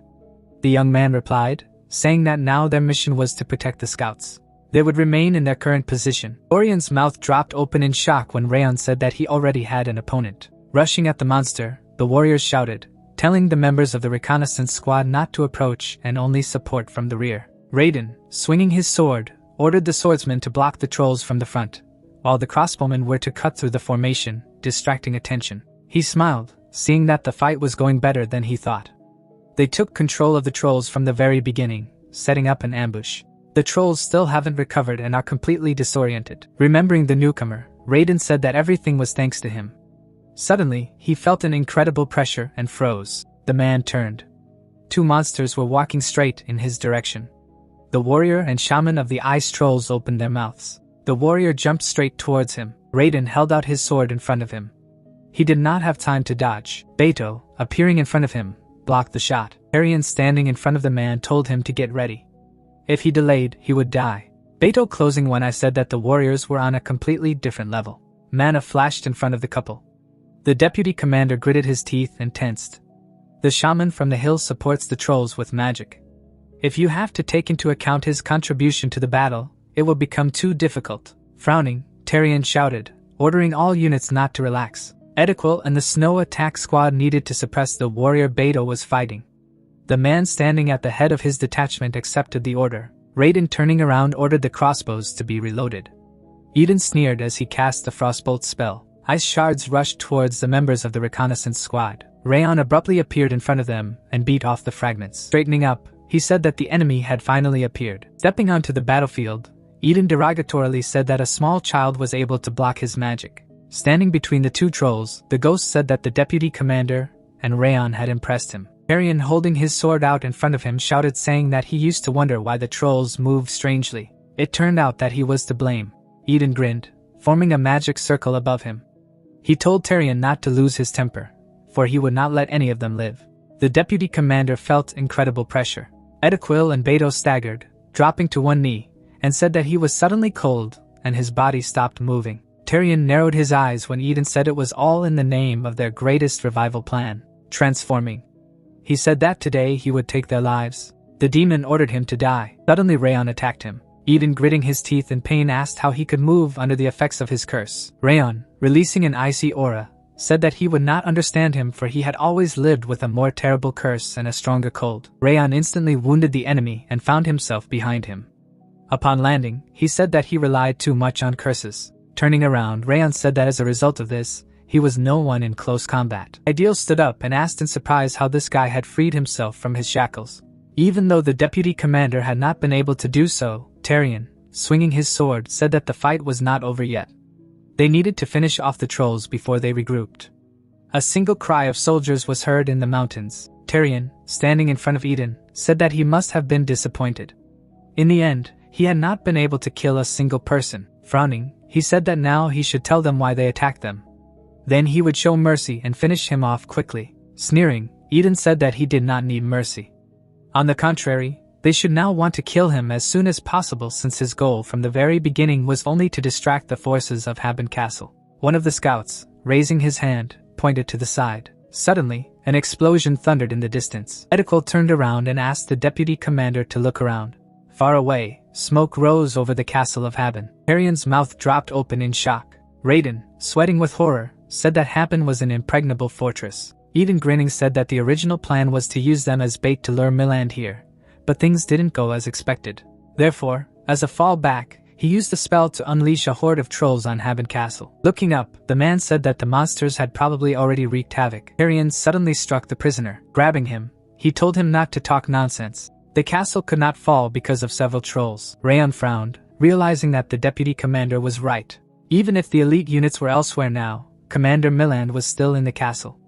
The ice trolls besieging the castle alone cannot destroy Haben. Eden, throwing his head back, laughed loudly. Grinning, he said that perhaps there really were only ice trolls there. Suddenly, the members of the squad staggered as they felt the pressure. Edequil, frowning, said that the ground itself had begun to tremble. The young man opened his mouth as he realized that this was no ordinary earthquake. Tyrion turned around as the prisoner screamed, saying that Eden had never prepared badly. All this time, they had been dancing in his palm. They could only watch Haben's fall from here. Tyrion's jaw clenched in anger. Laughing loudly, the man said that now they would understand the true despair. The deputy commander swung his sword. Without turning to the captain, he ordered to tell all the troops. Turning his head, he ordered an immediate return to the castle. Haben was on fire. Screams were heard in the burning street. The knights tried to evacuate the villagers. Milland waved his hand and ordered the first squad to put out the fire, while the second blocked the ice trolls. Soon, Tyrion, having arrived at him, reported the return of the deployed detachments. Turning to the squad members, Milland said that they were now surrounded by a horde of ice trolls. So, had they discovered anything unusual during their reconnaissance? The old man frowned upon learning that this attack was Eden's ambush. After thinking about it, he said that he felt that something was wrong here. Inspecting the corpses of the trolls, he said that judging by his words in this earthquake, their plans were not limited to trolls. Looking at Tyrion, the old man said that these bastards had nothing to gain from attacking the castle. The deputy, realizing it, said that they had not been able to figure out the enemy's targets. However, due to their interference, the wave of monsters would surge in sooner than expected. Milland frowned sharply. The members of the squad opened their mouths in horror when Tyrion said that the tracks of the trolls and other monsters were caused by them, as well as that the recent earthquake would provoke a wave in their direction. People clutched their heads, realizing that chaos already reigned in the castle because of the trolls, and in the event of a wave of monsters, they would all die. Milland shouted sharply, ordering him to calm down and not to lose his courage so quickly. The warriors straightened up abruptly. The old man, knitting his eyebrows to the bridge of his nose, said that they had never lost to a wave of monsters before. Haben Castle was an iron fortress protecting the continent. If they fell, then who would protect the people of the continent and their families? The flag of the castle fluttered, gripping his sword tightly. Milland said that they could do it. They just had to do what they had done before. They had to pull themselves together and grip their swords tighter. Raising his sword, the commander shouted, saying that they were fighting this battle not for themselves, but for those who were dear to them. The soldiers, gritting their teeth, said that they would carry out his orders. Rhaon shifted his gaze to the old man, realizing how amazing he was to be able to break the morale of the soldiers with just a few words. No wonder this old man is called the Lord of Haben Castle. Turning around, Milland told the deputy that all the squads that had not received orders were to guard the civilians and clean up the area. They were to go with him to the walls of the castle, and Dorian and Rhaon were to help the squads in the rear. Tyrion, parting his lips, asked the commander to take the two to the walls. Looking at the walls, the old man said that the main blow would be on the walls of the castle, no matter how talented these children were. One wrong move and they would die. The deputy replied that he understood perfectly. However, Rhaon defeated Eden with one blow. Milland turned abruptly, surprised. Turning around, Tyrion said that Dorian had come back from this mess without a scratch. Even if the first impression wasn't the best, there's no reason to underestimate their abilities. Rhaon stood aside, calmly watching everything. Frowning, the old man ordered him to climb the walls of the castle and defend heaven with them. The young man, straightening up, accepted the order. A cold wind beat against the walls of the castle. Milland approached the scout and asked how things were going with the enemy's movement. The terrified man turned around, saying that this was indeed a wave situation. Approaching the edge of the wall, the old man tried to understand what made the scout speak in such a tone. He involuntarily opened his mouth from what he saw. Beto, frowning, asked Edequil if he had ever seen such a wave, who replied that it was the first time he had seen such a wave. Rhaon, who was standing at the edge of the wall, was amazed. Rimmer told the apprentice, holding the decree in his hand, that he would have to go to the battlefield where the warrior had to fight the monsters that came daily from the North Sea and the mountains of Stalin, a place so terrible that people called it the hellish battlefield because the warriors here did not even have time to sheath their swords. A horde of orcs, trolls, and various creatures gathered at the walls of the castle. Tyrion approached the commander and said that they had counted about 1,000 monsters, but judging by their continuous stream, there were probably tens of thousands of them. Rayan froze, looking into the distance. He could not even determine the exact number of enemies with his instinct. Milland, looking at the newcomer, asked him if he knew about the waves, who replied that he had heard something about them. When repelling waves of monsters, there are always a lot of victims, which is why reconnaissance missions are constantly sent to prepare for them. Recently, Dorian and Rayan participated in one. They also had many other people with them, all for the sake of reducing losses. Destroyed walls can be restored, and new ones can be built instead of gates, but a person cannot be raised from the grave. Frowning, the old man said that he had to try to save as many soldiers as possible. That would be his task. The young man, parting his lips, said that he understood him. Hearing a loud roar in the distance, the commander said that they no longer had time to talk.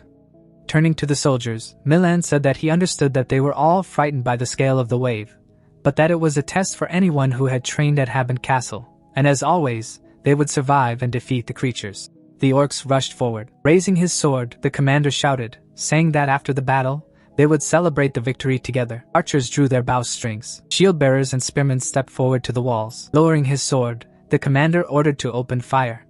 The ogres roared. Arrows filled the sky like hail. The blood of monsters spilled onto the battlefield. The creatures fell being struck by arrows. The scout looking through binoculars said to look into the distance. The elite orc ran straight to the castle gates. The monster together with his aimed at the goal. Suddenly, lightning struck him. Milland, who was standing on the wall, said not to panic and to keep the line. He would personally defend the gate. The captains of the detachments shouted to their comrades in arms, ordering them to assemble. The monsters began to climb the wall. Raising his sword, one of the warriors said to throw off the orcs with the help of the aura as soon as they were above. Suddenly, the monster climbed the wall. At the same moment, Rayan attacked him. Standing next to the soldier, he asked him if he was wounded, who replied that he was fine. Looking around, Rayan mentally said that this place was a real hell. It seemed that he had already killed several hundred monsters. Looking at the battlefield, he realized that the number of creatures was not decreasing. He frowned sharply when he heard the boom's skull approaching. An explosion thundered. The young man fell to his knees due to the explosion. They were even attacked by a suicide monster. It was not clear if the soldiers were okay. The guy looked back when he heard a scream. Wounded limbless people lay on the ground and screamed. Rayan stood up and said to wait a little. He froze abruptly when he heard someone telling him not to go. Milan, fighting, said that they had to defend the remaining wall. If he was distracted by trifles, everything would collapse. They should hold out. Rayan stood up, realizing that this was the right decision. If he left the walls for the wounded, then they would collapse. The people below were crushed by the debris of the wall. Rayan pursed his lips, gripping the hilt of his sword. He said that he was not a commander. His task was to prevent the soldiers of Haben Castle from dying. Rayan jumped down. The young man landed in front of a horde of creatures. The king's spirit manifested itself, and asked him if he was crazy. Did he really think that he could protect everyone here? Looking at the orc in front of him, the guy said that it would be difficult for him, but he would try. The King of Essences, frowning, said that this was a decision made on emotions. Only death awaited him. Rayan gripped the hilt of his sword. He knew that his decision had been foolish, but in this life, he had vowed not to be a murderer, but a warrior. Rayan stood in a stance with two swords. Frowning, he said that as long as he was standing, no one would fall. The guy's foot bent. He rushed at the monsters in front of him, intent on surviving this hell. The battle did not stop for a moment. Rayan slashed, chopped, and chopped again. His hands were covered in blood, his skin was torn off, and the young man had used up all his aura. As he sliced through another ogre, he felt only a sword. Rushing towards the monsters, he saw only the scarlet color of blood. Rayan, straightening up, roared. The guy rushed at the horde of creatures again. As time passed, the moon began to set in the bloody night sky. When dawn rose, Rayan stopped fighting.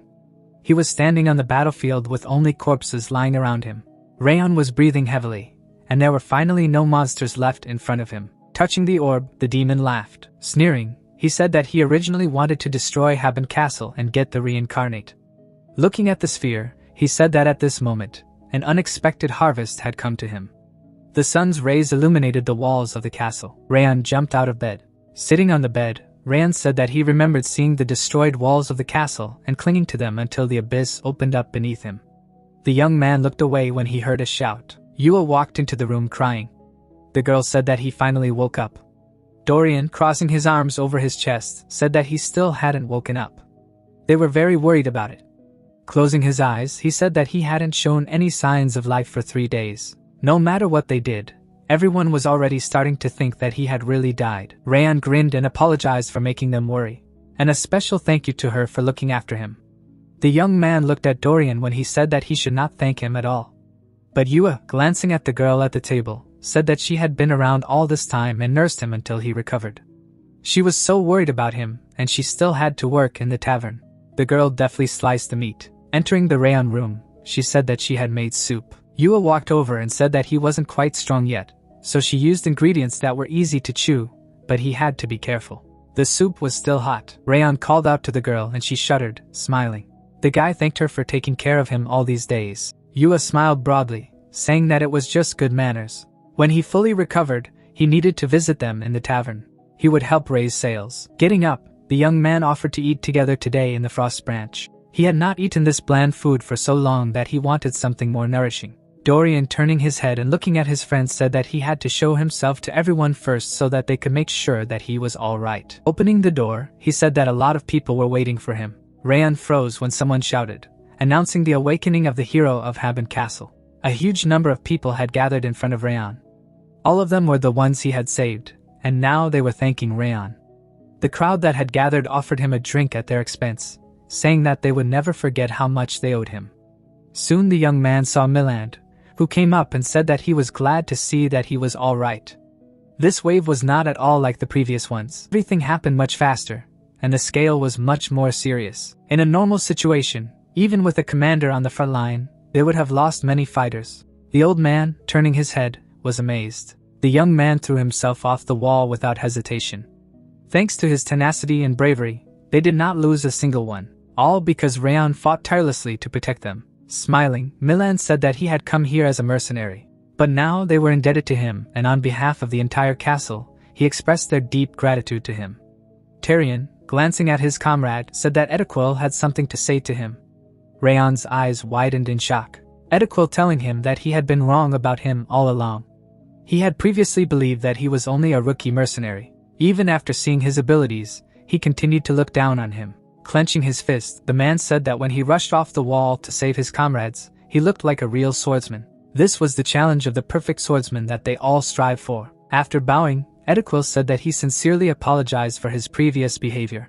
Milland smiled and said that they had all fought valiantly, holding back the wave to celebrate this victory. They would have a festival.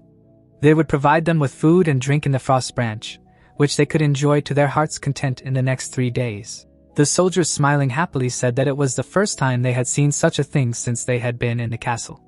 People ran to the Frost Branch. They were going to drink for 3 days as if it were the last time. Rayan smiled as he watched everything. Milland turned around and told the guy to go with everyone. He would join them after meeting with the officers. The men standing aside tensed when the commander told the deputy and the captains of the divisions to follow him. Dorian, approaching Rayan, said that it was time for them to go have fun. Looking at the sky, the young man said that it was really time for them to go.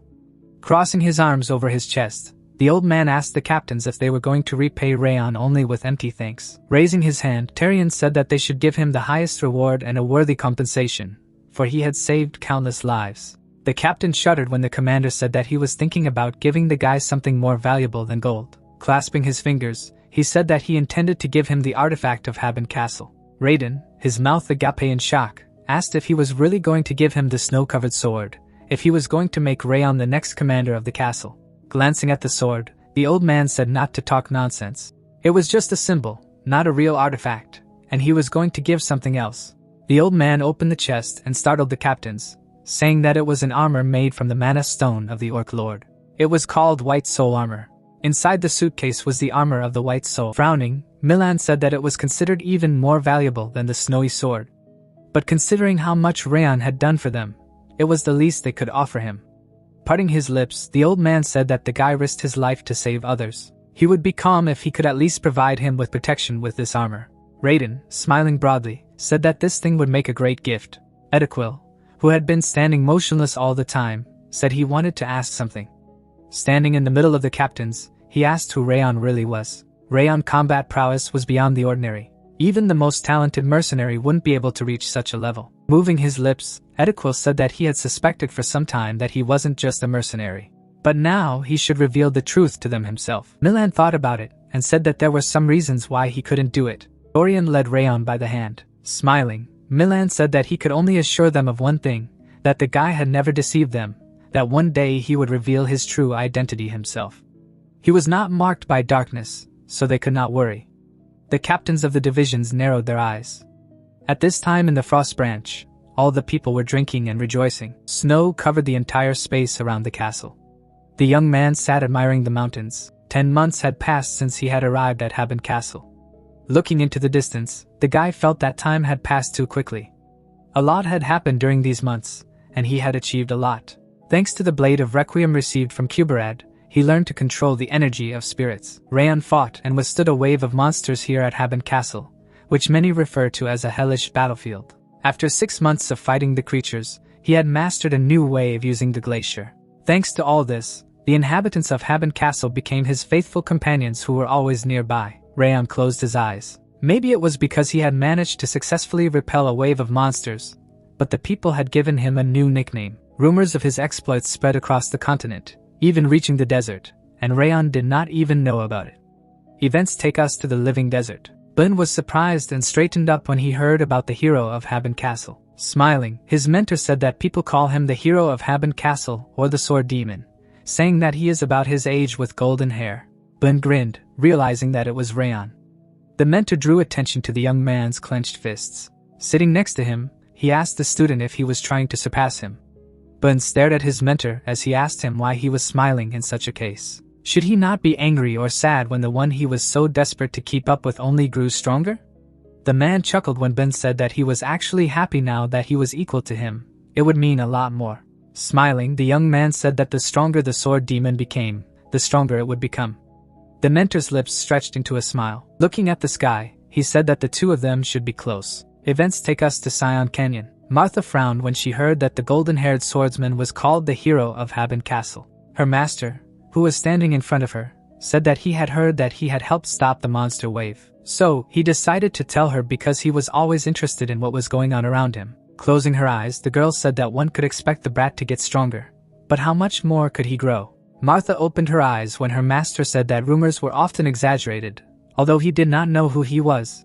But she was definitely stronger than him, for the corpses behind her back were proof of this. A huge number of corpses lay all over the area. The man glanced sharply at the student when she said that this guy was really a real genius. Clenching her fist, she said that she could feel it herself. Even now, he was getting stronger. Smiling, the swordsman said that it was all the more interesting for him to find out who made her so tense. Frowning, Martha said that this guy saved her life, but remains her rival whom she must defeat. Inside the Kadam jungle base, the lady raised her hand and said that she had previously known that they had reinforcements on the castle walls. But why would one person rush into battle to protect all these wounded? Glancing at her friend, the girl said that she was sure that these were just rumors. The young man was not capable of such a thing. Nan, smiling, said that she had no doubt that it was all true. He was capable of such miracles. Surprised, the lady asked how strong this guy was.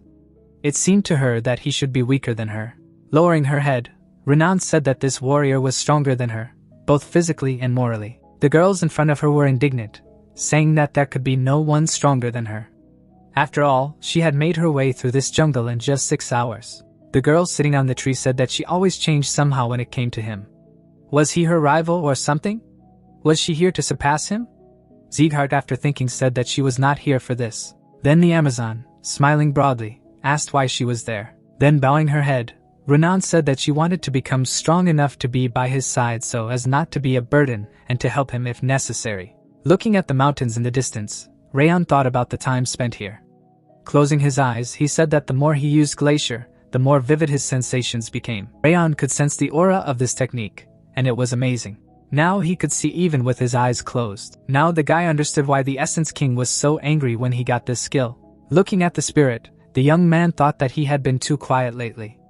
In addition, the demon was staring at the peak of Mount Stalin all the time. The young man shuddered when the spirit called out to him. Frowning, the demon king offered to make a bet. Rayon raised his head and asked what he wanted to argue about. Looking at the castle, the spirit said that it was simple. The test of that pointed man was to hold out in this place for a year. Turning to the boy, the king said that he was betting that he would not last the remaining 2 months. The young man, raising an eyebrow skeptically, asked if he was serious. Wrath shouted in fury, saying that he always told the truth. Looking at the frowning demon, Rayon felt as if he was a fool who did not understand that the wave had already passed and Eden was unlikely to attack. After the death of the Spirit of Blue, the troops of Balker and Orphan were stationed here. If Eden has even a drop of intelligence, he will not go again. Rayon only needs to train and then return to Sieghart. Wrath smiled as the guy accepted the bet. Flying up, the Demon King said that now that the bet was made, he would give advice. He was only giving it because he had managed to get attached to it. The young man's mouth dropped open in amazement as the spirit told him to grab all those he cared about and get out of here. Grinning, the king said that if he did not listen to him, he would regret it very much later. Glancing at the castle behind him, he said that very soon this castle would disappear from the face of the earth. It had been a month since Rayon had made a bet with the Wrath. Snow was still covering the area. The young man waved goodbye to his comrade. There was only 1 month left until the end of his final exam. Despite the ominous warning from the demon, peace continued to reign in Haben Castle and children played happily in the streets. Considering that the demon was shouting at Mount Stalin, calling her lazy, things didn't go the way he thought. The guy raised his head. Surprisingly, there were many birds flying across the sky at that moment. A flock of black crows filled the sky. Rayon raised an eyebrow, not understanding what it was. He stopped, tripping over something. A frog lay under his foot. The guy looking down mentally said that the climate in this place was too cold. Frogs should not appear until the onset of summer. A drop of water gathered on the tip of the faucet. Suddenly, the water poured out despite the closed tap. The whole castle shook. People on the streets, frightened, began to scatter. The bell rang. Milan frowned when he heard the wave coming. Rayon raised his head. Tyrion and Raiden stared at the gate in amazement. The soldiers looked at each other, saying that it was not the season of waves. Raiden, running up to Rayon, said to get ready, they would go together. The young man ran to the walls, realizing that he had to hurry up and warn the others along the way. The dead frog remained lying on the road. The soldiers fighting the monsters shouted and cursed, saying that this wave was the same as the last one. The monsters broke through their formation. Tyrion, frowning, asked the commander if Eden was behind this. The young man, having cut the monster, said that everything was not the same as last time. He did not feel madness or desire to kill monsters. It seems that this huge horde of monsters are fleeing from something more dangerous. The guy's eyes widened as the demon said that he had told him that he should leave this place. Grinning, the spirit said that this was his fate for not listening to his warning. Hovering beside the young man, the king said that he had had a chance until he fully awakened. But now he had discovered them all and would not stop until he wiped this castle off the face of the earth. However, something could change if he offered him a sacrifice he deemed worthy. Rayon stared at the bracelet and asked what was coming. The young man gritted his teeth when the demon said that he did not have to tell him everything. He would see everything with his own eyes. Rayon ran up to the commander and asked if there was a plan in case an enemy appeared that they could not defeat. Milan stopped and frowned, saying that it was not in his nature to ask such questions. The guy opened his mouth in amazement. The old man, looking at the young man, said that they would fight anyway, for countless innocent citizens would pay if they could not defend the castle, even at the cost of their lives. They would have to buy time to evacuate. Rayon gripped the hilt of his sword tighter. Without thinking about the monster that had rushed at him, Rayon said in his mind that when he didn't even know who they were fighting, he couldn't ask for an immediate retreat. After cutting the orc, the guy decided to focus on stopping the wave. Soon, the moon appeared in the sky. Edequil, swinging his sword, said that something was wrong with the monsters. They needed to shoot down flying monsters with bows and crossbows. Rayon, turning his head, noticed a strange thing. Even ordinary animals like deer escaped. This did not happen even during the last wave. Milan immediately glanced at the deputy and ordered soldiers to evacuate ordinary residents. Those who lived outside the walls of the castle and those who lived outside the walls of the castle were also evacuated. Tyrion immediately ran, accepting the order. Rayon flinched as the commander told him to run away through the aura if the situation got too bad. The boy froze when Milan said that now he understood what he meant. He was more far-sighted than he was, and besides, he had a great future ahead of him. He needed to save his life. The efforts he made to protect Haben Castle will never be forgotten. Rayon gritted his teeth. He didn't believe that he now had to run away and leave all the people he had fun with to die. Swinging his sword, Rayon decided that he would not do it. Suddenly, the flames around him dissipated, and a terrifying aura frightened him. The young man's eyes widened in shock. The pupils of the raven looking at him narrowed. Rayon lowered his sword, realizing that even after 12 hours, the sun had not risen. The demon stepped into the territory of the forest. Moving his lips, he said that he was cold, tired, and sick of all this. Stepping forward, Sloth said that unfortunately, he had already woken up, so he had no choice. He had to erase everything. The space around the Demon King was distorted. Rayon was sweating with fear. Wrath grinned and said that he had finally sensed it. It's too late for him, so he'll tell you something. Like that lazy idiot is called Sloth, the recipient. All the creatures around him fell asleep eternally. Sloth, who went to the castle, was a demon lord of the same level as Wrath, for he was the monarch of laziness, Sloth. The demon's pupils narrowed. Milan's hand trembled, frowning and staring into the distance in horror. He asked how such a creature could exist. Rayon, drenched in sweat, said in his mind that even for a commander who had reached the level of a master, the presence of a demon lord was traumatic. Probably only he could feel the difference between himself and the lord. Grinning, Wrath said that Sloth had managed to gather a lot of energy, although it wasn't as much as in the demon world, but for a lazy bastard who did nothing but sleep, it was enough.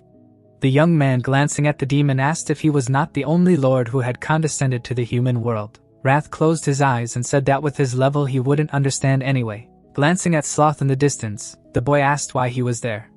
Over the past year, there have been small skirmishes and attacks from masked people, as well as reconnaissance that took place after the end of the waves. Countless disturbances and tremors reached the very top of the mountain, especially the vibrations from the horde of monsters. Sloth, which slept on the top, was awakened for this reason. Before he had just woken up and fallen asleep, barely opening his eyes, but this time he was fully awake. Wrath turned to Rayon and said that it was a great moment to tell him a story. The demon world was a land of non-stop slaughter and desire. It could be assumed that whoever fell asleep in such a world would literally beg to be killed. But somehow Sloth just didn't stop sleeping. So, how did he become a lord? The fact was that he indiscriminately killed everyone who disturbed his sleep. Even the heavens turned red after his carnage. If someone said something to him or attacked him, they died instantly. In this way, this demon killed everyone who woke him up in the last 1,000 years, leaving countless corpses in his wake. After all, he had become the lord of the demon world and was now frowning at the monsters and humans. Rayon opened his mouth in fear, realizing something, grinning. Wrath said that this guy had come to kill all the people who disturbed his sleep. The young man slapped his face and asked if there was no way to stop him. Wrath, after a moment's thought, said that if there had been someone like himself, or his grandfather, then Sloth would have tried to avoid the fight, but there was no one like. Rayon thought about it, and said that he had previously thought that this lord was killing everyone indiscriminately. Wrath explained to him, immediately saying that if the battle dragged on, Sloth would not be able to sleep, and that was the worst of all. Rayon frowned, realizing that the opponent is a man, and his dream is the only thing he bases his decisions on. Looking at the soldiers who had already begun to fall, Wrath said that he had only two options. The first was to give him control of his body so that he could drive Sloth away or he would die. Rayon froze. If he didn't do anything, Sloth would kill until everyone here died. And then Wrath would take over his body before he even died. So the human world would face the worst nightmare, the apparition of the two demon kings. Frowning, the guy told the spirit that he had to take control. Suddenly, Milan came up to him. The old man, frowning at him, said that he was really grateful to him. Parting his lips, the young man asked what he was talking about so suddenly. Milan, standing beside Rayon, said that since he had arrived here, things had improved at Haben Castle. The back he had exposed during the last raid still seemed very reliable to him. And now it was his turn to be an example to all. An aura burst out of the old man's sword. Holding his sword up, he said that he had lived as long as necessary and had done a lot. But he was different. He was the one who had a great future ahead of him. His era had not yet come. Rayon's eyes widened. He realized that the commander did not give up even in such a hopeless situation. He had even resigned himself to his death. Enveloping himself in flames, the guy said that it would be difficult for him alone, so he would fight alongside him. Looking around, Rayon ordered the captains to evacuate. Tarion, who was on one knee, said that they couldn't just leave the two of them. They would also fight them to the very end. Frowning, Milan shouted, asking the deputy how he was going to fight if he couldn't even stand properly. Now they must save at least one more person. Isn't that their task? The deputy lowered his head and gritted his teeth. Turning around, he ordered all the troops to descend from the fortress wall and open the southern gates. Frowning, he said that for every moment that ran and the commander held on, they had to save one more man. The soldiers ran, asking the commander and the young man to survive. Wrath sneered as he said that this senseless attempt by weaklings to survive was causing him to shed tears. Sloth was already at the gate, parting his lips, he said that they made him feel cold. His eyes flashed as he said that they caused him to come here. The explosion thundered in front of Rayan. The guy gritted his teeth, feeling the strongest waves. It turned out that the overwhelming force he had felt before was not the limit of a demon. The young man closed his eyes when the wrath said that he had already told him that he had only two options. Opening one eye, Rayan said in his mind that he still could not give in to anger. He was in despair, but it was not over yet. If he gathers all the information he has received so far, he will be able to find a solution. Sloth reflected coldness. He was sleepy. Rayan remembered how the spirit told him the story of his comrade. He was a murderer of thousands who valued time and quickly got irritated. The guy opened his eyes wide, realizing something. Wrath grinned and said that now he just had to give up his body. Looking at Sloth ahead, Rayan offered to make a bet. Enveloping himself in fire, Rayan said that he would receive his malice so that he must be given the strength to fight him. The demon objected, saying that a simple battle would lead to nothing and he would gain nothing from this deal. Frowning, the guy said that he would refuse to give him his body even if he died. Wrath clenched his jaw and said it was a lie. The young man closing one eye said that he just like him never bluffed. If he reneged on the deal, they would both die here, and if his plan didn't work, then he promised that he would give him the body immediately. Wrath frowned angry. Milan closed his eyes. Rayan shouted in a panic, telling him to answer right away. Wrath stared at the guy angrily. Dissolving, he said that he would pay seriously for this. Sloth raised its head. He felt a familiar energy around the young man. Rayan opened his mouth and asked Sloth how a trash like him dared to make a mess in this castle. Frowning, the young man said that this territory belonged to Wrath, and he was his vessel. Wrath's own eyes widened in shock. He immediately formed, asking Rayan when he had become a vessel.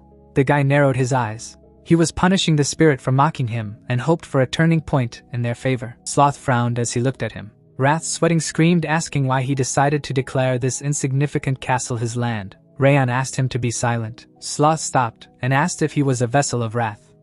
The youth replied by saying that he was indeed a vessel, and right now the Lord was furious that he dared to approach his territory. Wrath, nervously, began to float around, saying that this had never happened.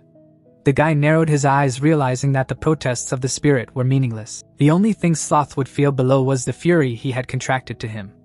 The demon narrowed his eyes. Rayan frowning said that being a vessel of Wrath, he transmits its will for word. Rayan closed his eyes. He abruptly raised his sword and shouted, asking if he had decided to enter his territory, he must want to die. If he does not stop now, he will make it so that he will not be able to sleep for the rest of his life. Sloth rubbed his chin, thinking that he could no longer sleep.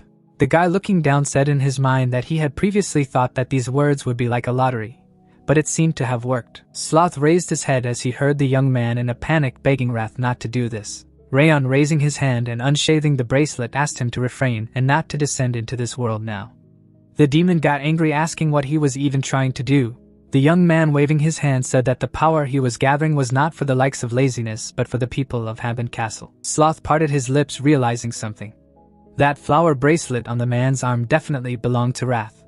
Wrath itself opened in shock as Rand told him that he shouldn't chase Sloth forever to make sure he would never sleep. Sloth unleashed its aura abruptly. Remembering the appearance of Wrath, he realized that if he fought with him, he would not be able to sleep. This random person had the energy of the Demon King Wrath, his bracelet, and even knew what he hated the most. Gritting his teeth, Sloth said that this man was indeed a vessel of Wrath. Lord Wrath's spirit flew to the ground. Frowning, Rayan introduced himself again, calling himself the vessel of Demon King Wrath, which would inevitably become the body into which the Lord would descend. And he knew why he had come. His sleep must have been disturbed by the wave. Sloth stared at the young man in silence. Standing on the wall, Rayan told the demon that he had chosen the wrong opponent. The culprits of this incident were Eden's people. They were using the monsters as their pawns. They were just protecting the castle from the wave they had summoned. Moving his lips, Sloth said that if he was telling the truth, then he had no reason to fight Wrath. Turning around, he said that he was leaving because he had to go back to sleep. Sloth turned as he heard the man tell Lord Wrath that it was not yet time for him to arrive. Raising his hand with the bracelet, the young man said that he would convey everything exactly. Lowering his hand, Rayan asked Sloth how dare he just walk away after attacking his subordinates. The demon replied, saying that he didn't know about his presence here. The guy interrupted him, telling him to shut up. He himself is a demon, and should know that life pays with life. Sloth turned around and wanted to protest, but the man interrupted him, saying that because of the monsters that had fled from him, his subordinates had died, and now he thought that he would simply ignore the fact that he was being announced to him like this. Sloth frowned. Wrath gritted its teeth when Rayon said that taking his life in return would not be of equal value. So, as a noble lord of the underworld, he would give him a chance. Putting his hand to his chest, he asked if he would lose the sleep he valued most, or if he would give his strength to the king's vessel. Wrath's eyes widened with anger. He realized that Ran had planned this from the beginning. Stretching out his hand, Sloth said that this choice was too simple. A magic circle formed on his finger. Wrath floating in the air screamed, telling the demon that he was being deceived by a man worse than a demon. He was obliged to kill him. Darkness poured into Rayon's body. At the same moment, the guy's face twisted. Rayon soon straightened up and felt the energy of Sloth. Wrath falling to the ground said that he could not even think that he would die from stress. Turning around, Sloth said that he had to go. He was very sleepy. He stopped when the guy stopped him. Releasing his aura, the demon asked what else he wanted. The guy froze, feeling an incredible killing intent. The young man, putting his hand to his chest and realizing that it was dangerous to provoke further, said that he wanted to give him something. Throwing the package, he said that it would definitely be useful to him. In the bundle was the magic stone of the Goblin King with which Sloth could sleep forever, for it was warm. The demon stared at the magic stone as Rayon said that he would give it to him so that no matter how much he moved in the area, he would not come down here and drive away the waves of monsters. Looking up, Sloth said that it was not difficult. But whose request was it? Rayon, frowning, said that this was a deal he was offering him so that he would not appear here again. Holding out his hand, Sloth said that compared to the value of this stone, it was a low price. Suddenly, darkness enveloped his wrist, and the demon said it was surrender. A bracelet appeared on the guy's hand. Lowering his hand, Sloth said that someday he would help him. He was also created to his master's liking. Turning around, Sloth said that he would now leave before his master bothered him again. Rayon pursed his lips as he watched him. He narrowed his eyes, realizing that he could not lose consciousness yet. Looking at the demon's back, he knew that he had to wait until he was far away and the sun rose again. Turning around, Rayon realized that it was too dangerous. If he didn't have information or Wrath didn't agree to the deal, everyone would die. Besides, if someone in the castle remained conscious now, he wouldn't be able to use this method. Soon, the hopeless night that seemed endless receded with the Demon King disappearing from sight. The sun began to show over the horizon, and the nightmare ended. Milan touched his face. Sitting on the floor, the man said it looked like he had survived. Reaching for his sword, the castle commander muttered that he remembered exactly feeling a wave of energy near the end of it all. Clenching his jaw, the master thought that he had sensed the energy of a transcendental who had attained absolute greatness, and it was enough to remind him of the Northern King of Destruction. After which he couldn't understand how he could survive after such a thing.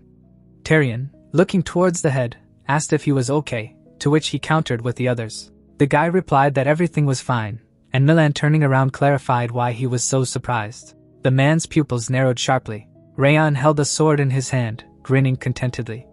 Rayon said that he had kept his promise. Through the sweat on his face, the deputy commander wondered if he really managed to stop that monster, and noticed that even the commander was unconscious and also did not understand how he managed to hold out until the very end. Parting his lips, Rayon said that he was glad that they were all right. The young master closed his eyes. The head of the castle, having caught him, said that the battle was over and let them applaud the hero. The inhabitants of the settlement appeared. Milan crossed his arms and asked if Rayon had come to his senses yet. Rayon was lying in bed, and it could be heard that he was still asleep, and it was obvious that he was fine, but it had been 3 days since the battle. Looking towards the warriors, the man said that he was sure that his body was exhausted after the battle and therefore he would need some time to recover. Standing in front of the leader, Tyrion clarified who the guy was and said that he had felt his energy, and then emptiness. The fighters' eyes were surprised when they heard that it was a demon. After introducing the dark force, the castle commander explained that this vicious and cruel aura was definitely demonic energy, and added that an energy wave of such strength meant that he was most likely the Demon King, and no one would be able to defeat him in battle except for someone like the Northern King of Destruction. A sharp sword was visible, and one of the guys asked how Rayon had coped, and noted that none of them were killed and therefore did not understand how this could be. The warrior looking down asked if they thought he had bargained with the Demon King. A handshake appeared and the fighter said that even if Rayon was a genius, there was no way he could defeat the Demon King in battle, and then there was only one option, namely a deal, and also added that this was only his assumption. But perhaps he offered his body and soul to save them all. Milan, holding his chin, said that he remembered hearing the word agreement from him when he passed out, and wondering if it really meant he had sacrificed himself for them. The swordsman, through the sweat on his face, asked to tell them about Rayon and said that he knew that he was not an ordinary swordsman and therefore thought that he could no longer hide his identity. Parting his lips, the man said that it was time to tell them everything. After introducing Rayon, the castle commander explained that he was one of Rayon. The warrior, looking ahead, noticed that talented 16-year-olds like him all belonged to the 6 emperors, the 5 demons. And Tyrion said that he knew he was unusual, but that everything fell into place if he was Zeidhart. Looking back, the gentleman said that Rayon had sacrificed himself more than once to save them, and now they were indebted to him, and therefore the only right solution was to make up for what he had lost. Milan crossed his arms and said that they would support him from now on. The young master was lying under the covers. The head of Rayon was on a pillow, and he thought it was a familiar place, but at the same time, he wondered if he was in the infirmary of Haben Castle. Rising to his feet, Rayon muttered that it looked like things had gone well since he had woken up. Noticing Yua, Rayon asked what she was doing here. A container of water was visible and Rayon asked if she took care of him while he slept. The girl lay with her head in her hand. After which the young master said that she didn't even know when she would wake up, and yet she continued to do so. Turning his gaze to the side, Rayon muttered that whatever it was, his body was not in the condition he expected and thought that he would feel lousy because of laziness. Clenching his fingers, the guy realized that he really felt that he had recovered and his senses were sharper than before, and then wondered what had happened. The expression on the young man's face was confused, and then Wrath clarified why it would be and why he was surprised that his body had become lighter. Wrath, frowning menacingly, exclaimed that something strange was happening to his head and not to his body and called the teenager a little deceiver. Smiling, Rayon thanked the Demon King for saving him, and the Demon King asked if he had decided to mock him and if he wanted to die. Rance said that he was the first to manage to fool the 2 Demon Kings, and now he was convinced that Sloth was the dumbest Demon King in history. Wrath clarified why his soul level rose simply because he held out for a few minutes against such an idiot, and at the same time, Rayon, through the sweat on his face, asked him again.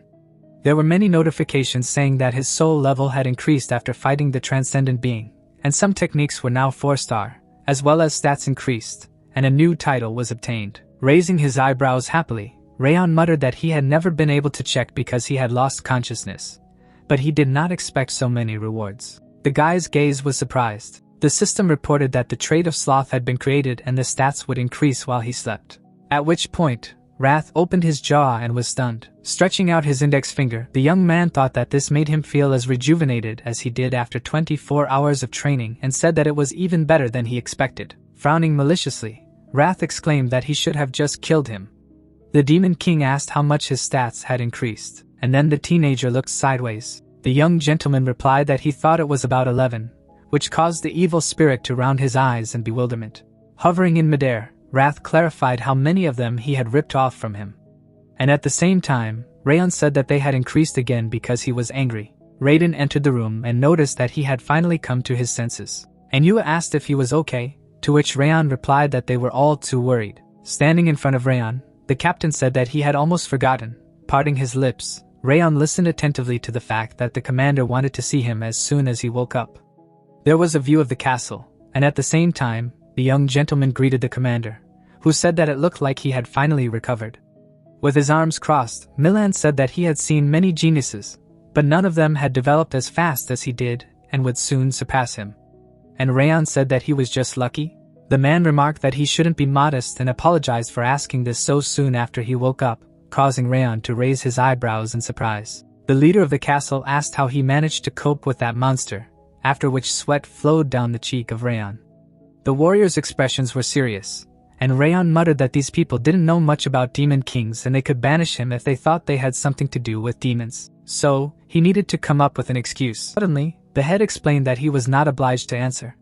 And then the young master looking ahead asked him again. Sitting at the table, Milan reported that they realized that he was strong enough to be the Demon King and thought that he had bargained with him to make the enemy leave. And what the opponent asked for, they believed that he gave his body and soul as collateral to save them all. The guy said that it looked like they were right, and his comrade exclaimed that he had bargained with the Demon King to save them. And at the same time, Rayon thought that things were not going as they should. Wrath opened his mouth wide and shouted that they were idiots because that idiot had given his soul, not Rayon, and wondered what the Demon King had to do with a person's body and soul. Standing up abruptly, the commander of the castle said that since he had sacrificed himself to save them all, now it was their turn to help him. Placing his hand on his chest, the man said that he appreciated everything he had done for the castle and all its sacrifices. The leader noticed that Haben Castle supported him, and at the same time, Rayon's face was confused. The head asked to let them know if he needed anything, and Rayon grinned contentedly. The young master said that there was actually something he wanted to ask for, and then Milan, looking ahead, said that he should speak then. Smiling slightly, Rayon said that he should fight him before he returned home. A view of the great building opened up, and Rayon said that time was moving forward and there was only a week left before graduation. Raiden was standing at the door, and then Rayon explained that through the effects of laziness, he had become accustomed to his body becoming stronger, and had gained a deeper understanding of his new techniques. Rayon frowned seriously. Standing in front of the commander, the young master said that today when he left Haben Castle, his physical condition had reached its highest peak. Clenching his fist, the young man shouted that Rayon would succeed and he had to defeat the commander before leaving. And they also believed in him. The man, parting his lips, asked if he was ready. Lowering his eyebrows, the teenager replied that he had prepared while he waited. Taking off his robes, the leader noted that then they should not waste time and added that it would not be boring. The head slammed his foot on the ground. The swordsman, smiling menacingly, said that they could begin. Clenching his jaw, Rayon realized what the owner of the castle was like and added that he had an incredible aura.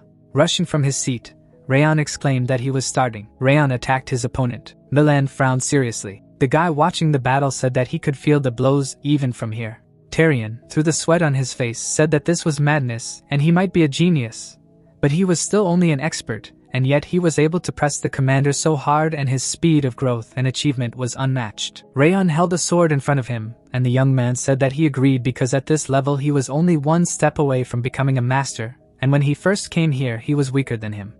But this is simply ridiculous. The man, lowering his eyebrows, noticed that his strength and speed were good, but he lacked sharpness, and added that this was just a training match, and also wondered if he thought he could beat him in this way.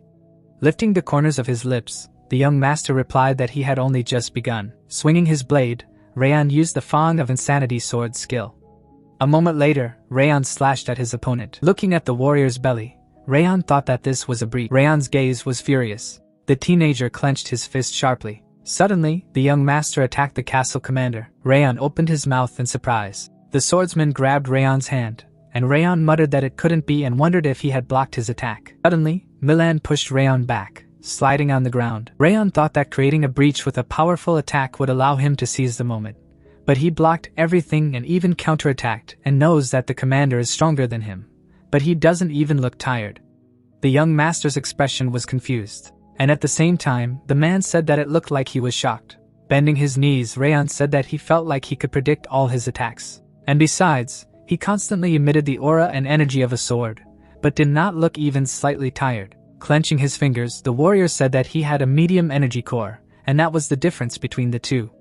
The castle commander introduced the green power, and explained that the medium energy core opens when it reaches the level of a master, and it allows you to control strong powerful energy with a small amount of aura, and now he is at the highest levels of an expert, but still a master. Ilan reported that he couldn't win the battle of attrition, and at the same time Rayon, through the sweat on his face, muttered that he had heard of a medium energy core before but had never seen it live and was surprised that it offered such an advantage. The man held the sword tightly by the hilt, and Rayon understood what it means to be a master. Rayon lifted the corners of his lips. The warrior, looking ahead, clarified why he was smiling. With his mouth parted contentedly, the young master noticed that he saw a way forward and was glad that he still had a lot to achieve. Frowning seriously, the castle commander said that it meant that he was still going forward, even when he collided with the wall. A dark aura swirled around the swordsman's hands, and he asked to be allowed to show what he still had to achieve. Lowering his eyebrows, Milan said that he would show his full strength. Suddenly, a burst of powerful energy rang out. Rayon's pupils narrowed sharply, and then the man said that the skill he was about to show him was called Ice Dragon Death, and it was he and the Ice Horn sword that had destroyed the Ice Dragon. Parting his lips, the castle commander explained that he would not give his best, but this would be the first time he had used this skill on a student. Standing in front of Rayon, the warrior said that he should try not to die. Rayon's expression was confused, and he thought that this was an aura that was capable of splitting everything, and it was foolish to take this attack directly, and it was best to dodge and counterattack. Rayon closed his eyes abruptly. Remembering the battle with the orc, the young master realized that there was no point in being here if he was just evading her. Rayhan frowned seriously and muttered that this was a great opportunity to test the growth of his strength. Looking ahead, the swordsman asked if this was all he was capable of, and what was the name of the skill. Bright flames swirled in the air, and at the same time the Sieghart family had noticed that these were the results of his training at Haben Castle combined with the memories of the Thousand Fires technique after his battle with laziness, and reported that it was the strongest skill he could show him right now. Rayhan, holding a sword in his hand, said that he called it the breath of a fire dragon. Milan abruptly lifted his foot off the ground and agreed to see who would win, the opponent's dragon or his sword. Suddenly Rayhan's boot was enveloped in bright flames. The enraged rivals stood opposite each other. At the same second, a powerful explosion rang out on the platform. Tyrion began to cover his face with his hand and asked how such a force was possible, and whether he met their commander's attack head-on. Lowering his jaw in alarm, the deputy captain asked which of them had won. White smoke was wafting on the territory of the castle. Rayhan tilted his torso down. Parting his lips, the boy exhaled heavily. Bowing, the warrior thanked his opponent for giving him the opportunity to study, after which he added that this was his defeat. The spectators in the stands raised their hands and began to shout that their commander had won. But the young master was also great because he had almost defeated him, although they did not understand how this was possible.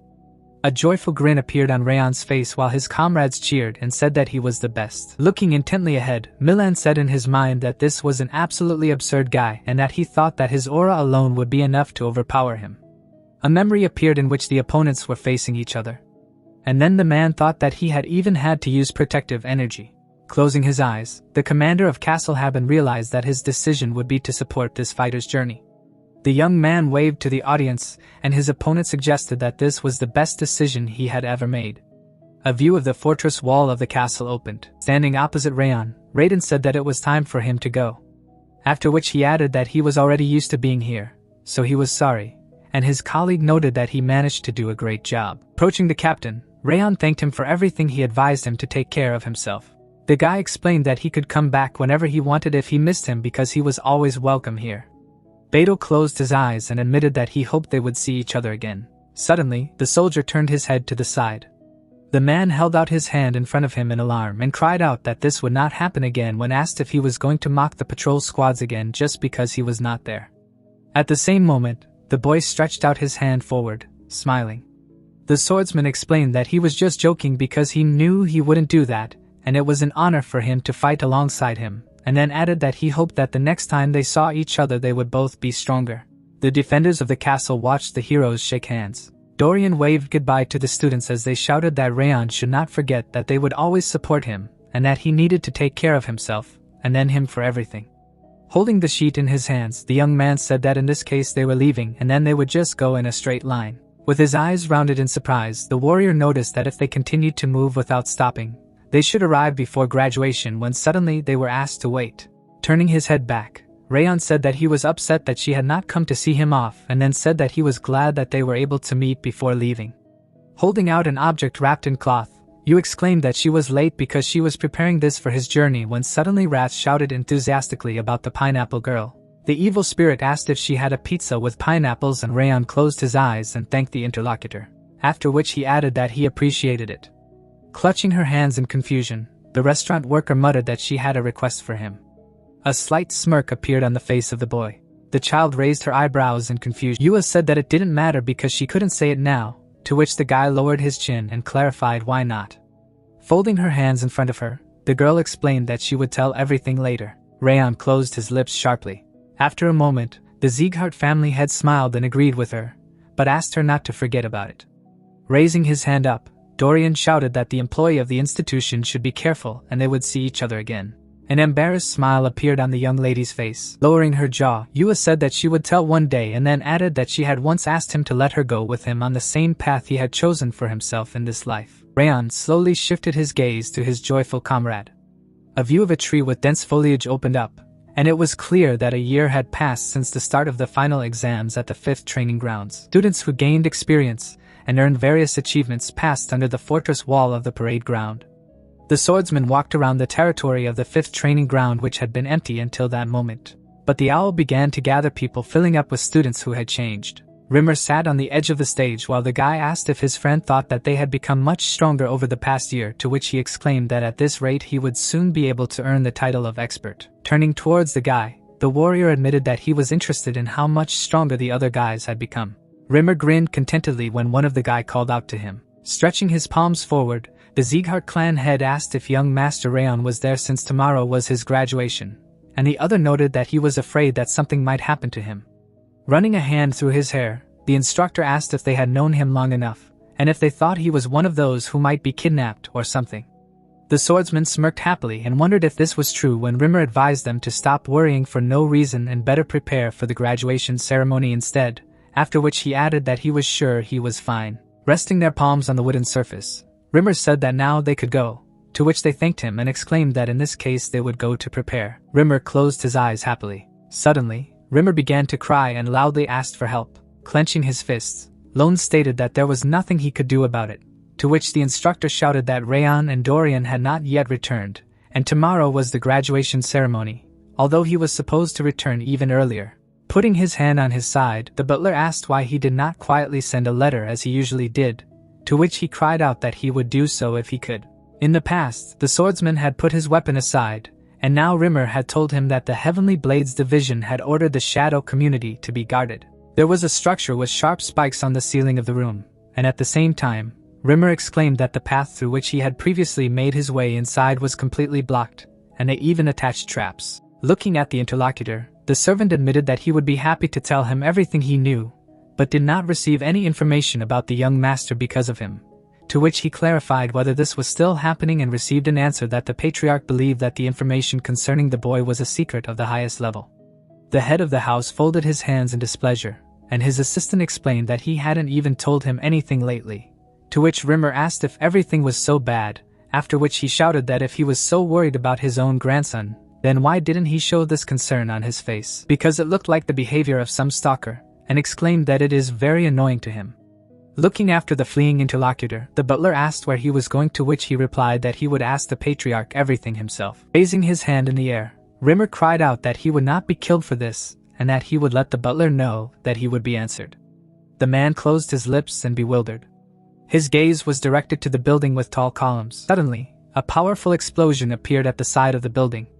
The light reflected in the window of the Sieghart family's central martial arts hall.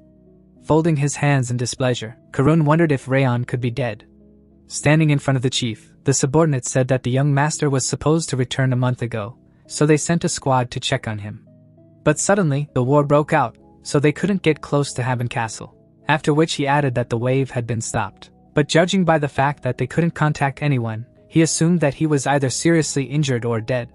The servant noticed that Instructor Rimmer was so worried that he went to the patriarch to ask him about it, to which the manager of the Central Military Palace smirked and replied that it was great since he had always been troubled, so he was glad that he disappeared without his intervention.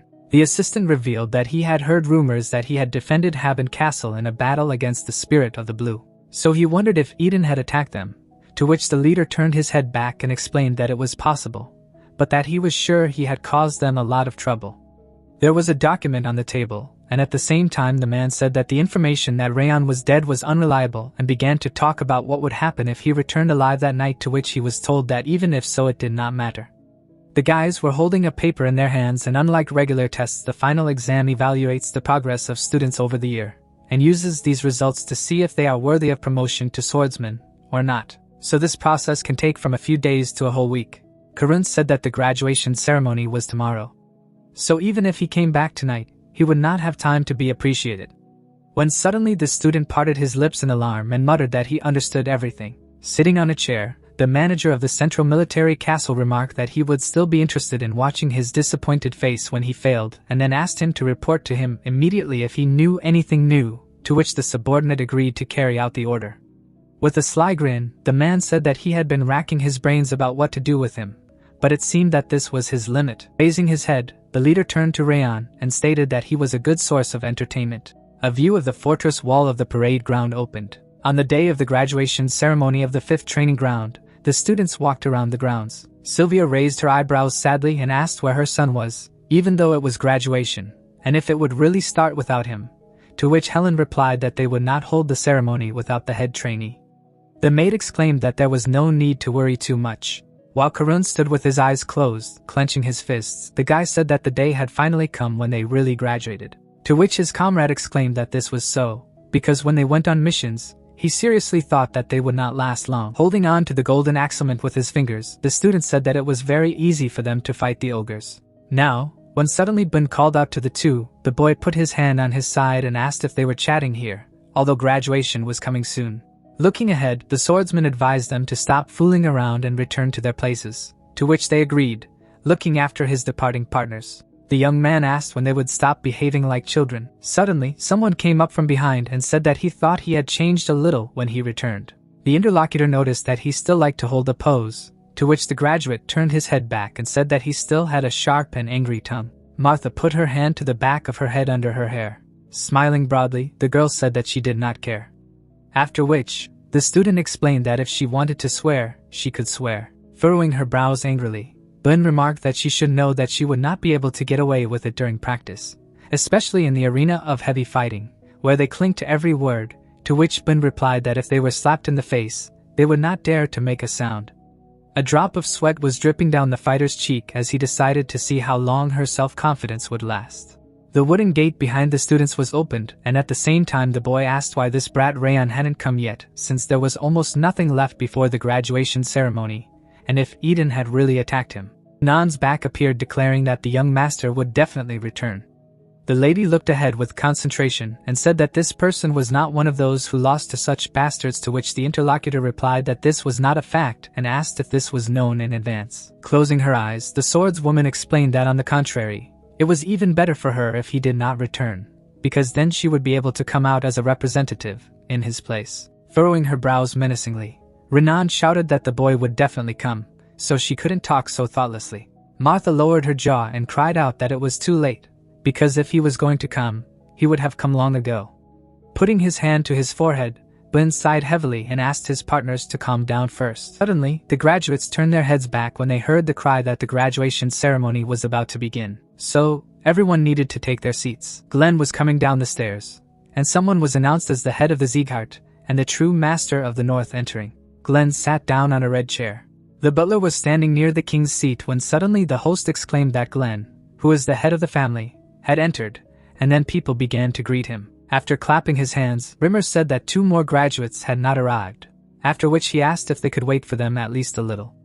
To which he said that he would not allow this to happen. Frowning, the head of the house noted that although the date of return was not strictly defined, the date of the graduation ceremony was announced back in February, and then added that if they did not show up by this time, then it meant that they were not worthy of graduation. Rimmer pursed his lips in disbelief as his superior asked if he was going to demand that they postpone the ceremony for the sake of those who were absent. The graduate stood in front of the senior instructor, who said that in this case they would begin the ceremony, and under the leadership of the head of the clan and the elders of the family the ceremony would be held, after which he added that now they would hold the last roll call before the start of the ceremony. Sweat was dripping down the boys' cheeks and they didn't know if Mr. Rayon hadn't come or if they were really starting without him.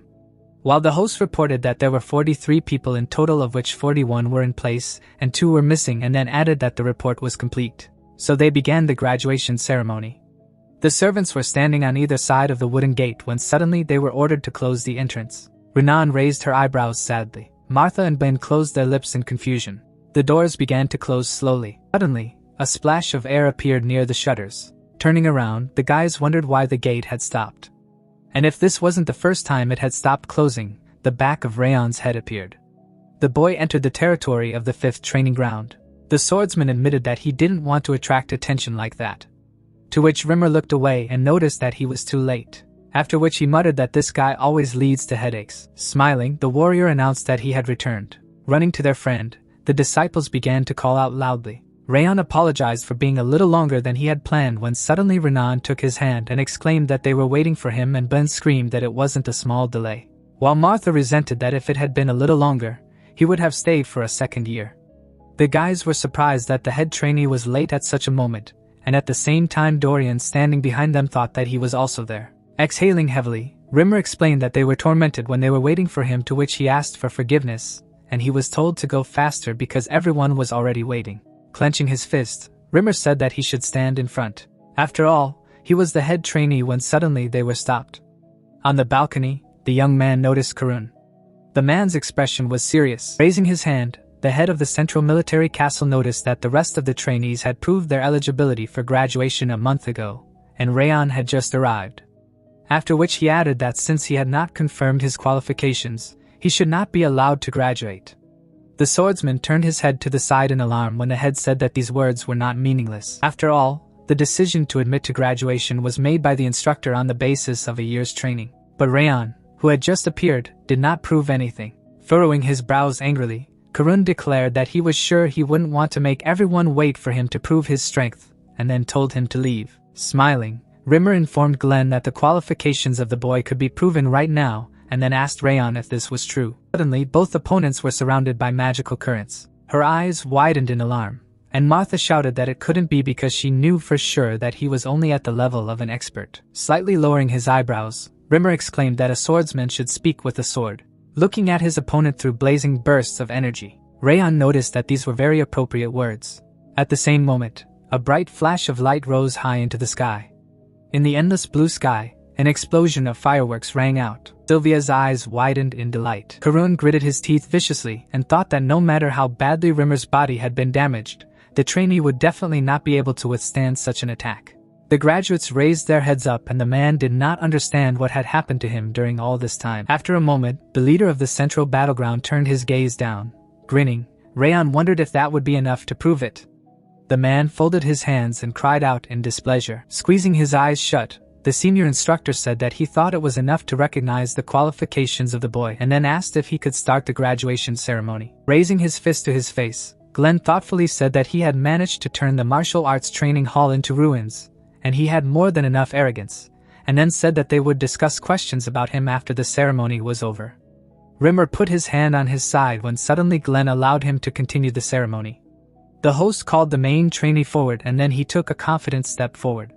There were satisfied smirks on the faces of the students, and their training supervisor reported that there were only 43 people in the 5th training ground, of which 43 were in place, and there were no absent ones. A view of the fortress wall of the training ground opened up while Rimmer exclaimed that from this moment on the graduation ceremony of the 5th training ground begins. A large mansion stands quietly under the night sky, its upper windows glowing with light. A blood-stained young man lies on the ground with his head tilted to the side and his arms stretched out beside him. Several armed men slash and stab at each other in a chaotic fight as blood sprays through the air. Rayon walks along a stone corridor inside a prison-like structure while distant screams echo around him. He walks toward a doorway with his fists clenched while 2 men stand on either side watching him approach. Rayon kneels on one knee and says Rayon has come to visit as summoned. Darius Robert sits in a chair and says, "Thanks for coming, Rayon." Rayon stands before the desk while Darius speaks from his seat and says he is sorry it has not been long since Rayon finished his last mission and yet he is calling for him again. Rayon answers that it is not a problem and says he may call for him anytime.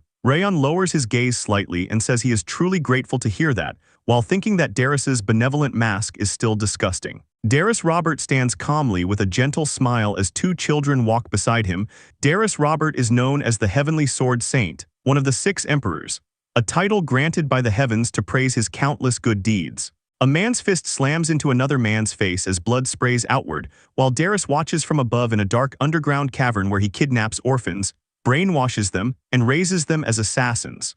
A hooded Rayon slices a blade across a man's neck, and blood bursts from the wound while he recalls that he once believed Darius was a genuinely good person and would have given his life for him. Rayon stands with his hands slightly raised while glowing chains wrap around his body as he breaks free from the brainwashing placed on him. He sees the evil Darius committed and starts forming a plan to run from him. Darius sits in a chair and says the place Rayon must go this time is the Epilan territory, where a top-grade mana stone lies buried beneath the land, and it is only a matter of time before Epilan's patriarch learns about it. Rayon turns his head slightly while Darius says he hopes Rayon will get rid of Epilan's patriarch as soon as possible and leaves the method to him. And Rayon says this is not a job that ends with simply assassinating the patriarch. Darius raises his hand with a faint smile as Rayon states, the mission is not only about killing the Epilan patriarch, but also about finding a way to swallow the buried mana stone in one attempt, while a large mansion stands behind a closed iron gate. Rayon bows slightly with his hand placed over his chest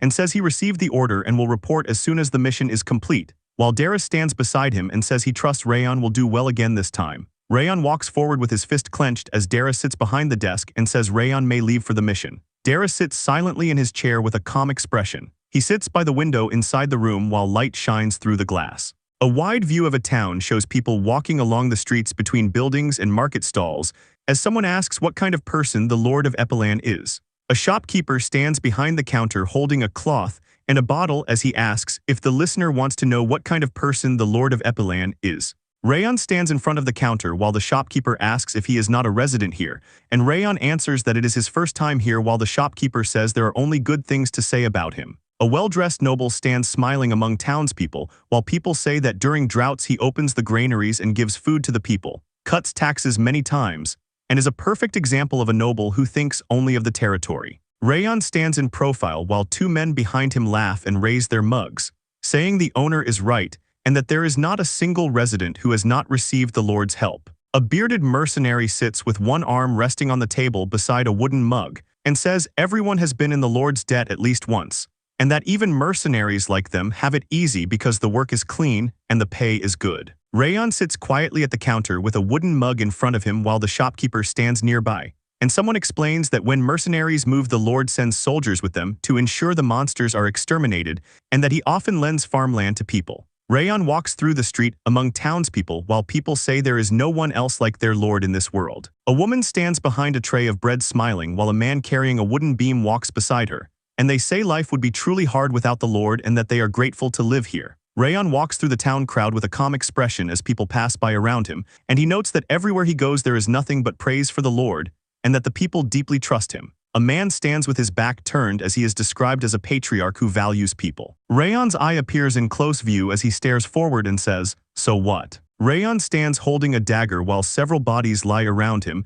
and he was kidnapped as a child, lived his whole life as an assassin, and after breaking free from the brainwashing, he prepares to escape. Rayon runs forward through a narrow path with sweat on his face, and says he cannot let his plan fall apart because of a lord he has never even seen. The patriarch touches the mask with his gloved hand, while Rayon questions what if the Lord is rotten to the core like Darius. Rayon's clenched fist hangs at his side as he questions how he can know the Lord is not secretly kidnapping children and raising them as assassins, and he believes that man must also be evil underneath. A small hand grabs Rayon's cloak from behind and calls out to him. Rayon turns his head with a surprised expression while a young girl holding a stuffed rabbit looks up at him and asks if he is okay because he looks upset. A man approaches quickly as the girl holds onto Rayon and says she scared him by disappearing, and the girl explains she asked because Rayon seemed upset. The man kneels beside the girl and apologizes, saying his daughter is a bit nosy. The girl hugs her stuffed rabbit while insisting Rayon truly looked troubled as the man holds her gently beside him. He smiles gently with his family beside him and says that if Rayon truly has a problem, their family will help him and he can talk to them comfortably.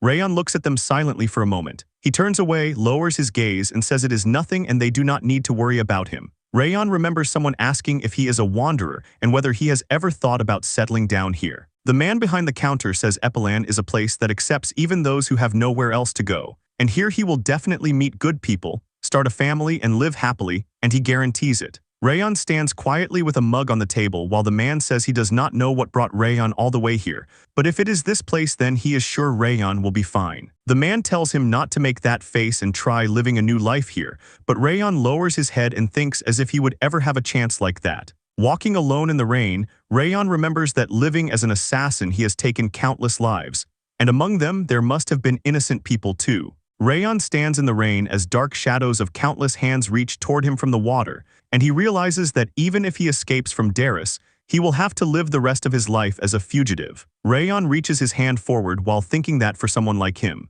a sweet future like the one he just imagined could never exist. Rayon turns his back to the bright sky and walks away in silence. Later that night, a large mansion stands beneath a star-filled night sky as clouds drift slowly above the roof. Several assassins gather together while one of them says that before they begin the operation in earnest, they will review the plan one more time. Sitting, the assassin explains their operation is to poison the wells, infect the people of the territory, and kill the patriarch while disguising it as an epidemic. He continues by saying that when that moment comes, Darius Robert will arrive in the territory and appear as a savior. Two hooded assassins sit together at night as one instructs them to leave and return only after pouring poison into every well touched by human hands.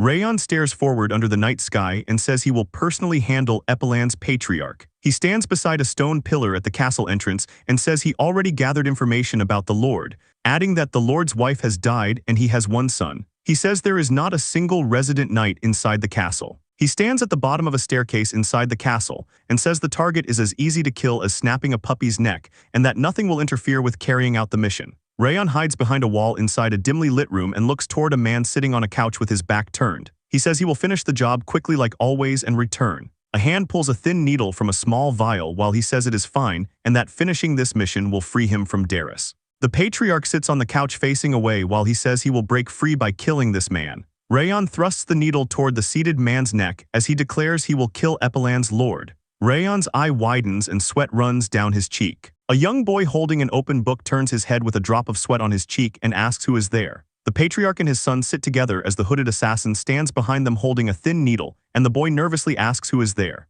He places his hand over the boy's eyes and tells his son to cover his ears for a moment. The man keeps his hand over the boy's eyes and asks if the intruder has come to kill him, then says it is fine to kill him but asks him to spare the child. The patriarch sits in the chair holding the boy tightly while Rayon stands behind them, and the man begs him to spare the child. Rayon stares forward with tense eyes and sweat on his face and admits he got too emotional and entered the room without noticing how many people were inside. The patriarch holds the boy firmly while the assassin realizes he must kill them both, including the child who witnessed everything. Rayon grips the thin needle at his side and convinces himself the man must be a villain like Darius. He raises the needle and swings his arm down, declaring he will kill them here no matter what. Another man suddenly appears behind him and grabs his arm, stopping the strike. He freezes as voices of the townspeople echo that their lord always helps them when times are hard and that he is different from other nobles.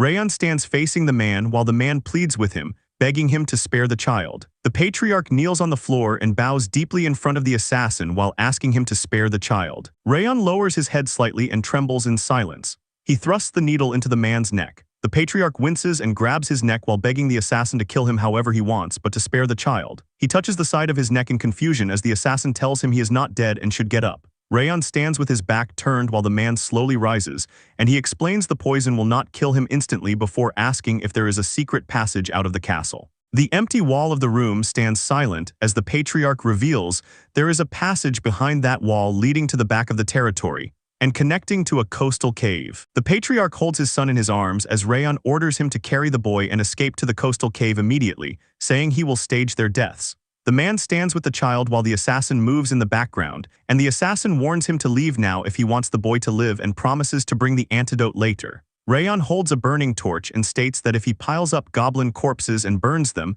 everyone will be fooled. Flames erupt and spread violently as the fire consumes the pile. Two men outside turn toward the mansion in shock and ask what that is as they stare at the burning building. Two men run toward the blazing mansion as flames roar across the building, shouting that the Lord of Epilan is inside and asking why a fire suddenly started. The mansion burns violently while two hooded figures stand on a hill overlooking the fire, and one asks why he set the mansion on fire. Rayon turns his head and the other one says the fire is far too conspicuous and that they should have followed the original plan.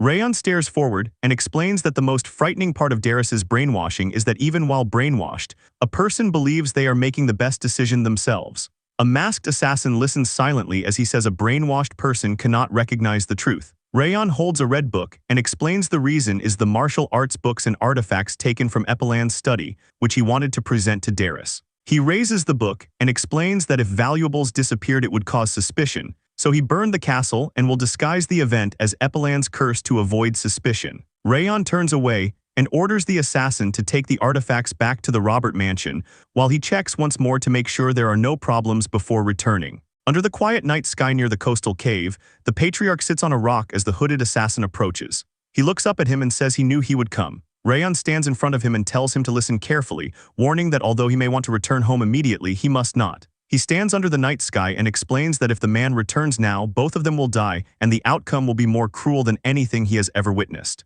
The patriarch tightens his arms around the child, while the assassin tells him to hide here for at least a week. He then says that by now he must be wondering who ordered the assassination. Rayon looks across the dark shoreline and explains that soon a plague will spread through the territory, and before long someone will arrive who will save the land from it. He adds that the person who appears as the savior is the one who sent him here. Rayon stands facing the patriarch, who holds the boy close at his side, and tells them that when they learn who is after them, they must not resist and must run no matter what. And the patriarch replies he understands and will leave after a week and hear the news of the territory from another land. Rayon extends his hand and tells him to take it as the patriarch looks confused and asks what it is. He places a small vial into his hand and explains that it is the antidote to the poison he injected earlier and that it will not work immediately, so he must take it in 1 week. The patriarch accepts it and quietly says he understands. Rayon turns his body and walks away while the patriarch holds the boy against his chest and calls out for him to wait. Rayon stands still under the night sky and looks forward as he asks if the man will be okay if he spares him. He lowers his head slightly and speaks as he asks if the man is worried about the person who came to kill him.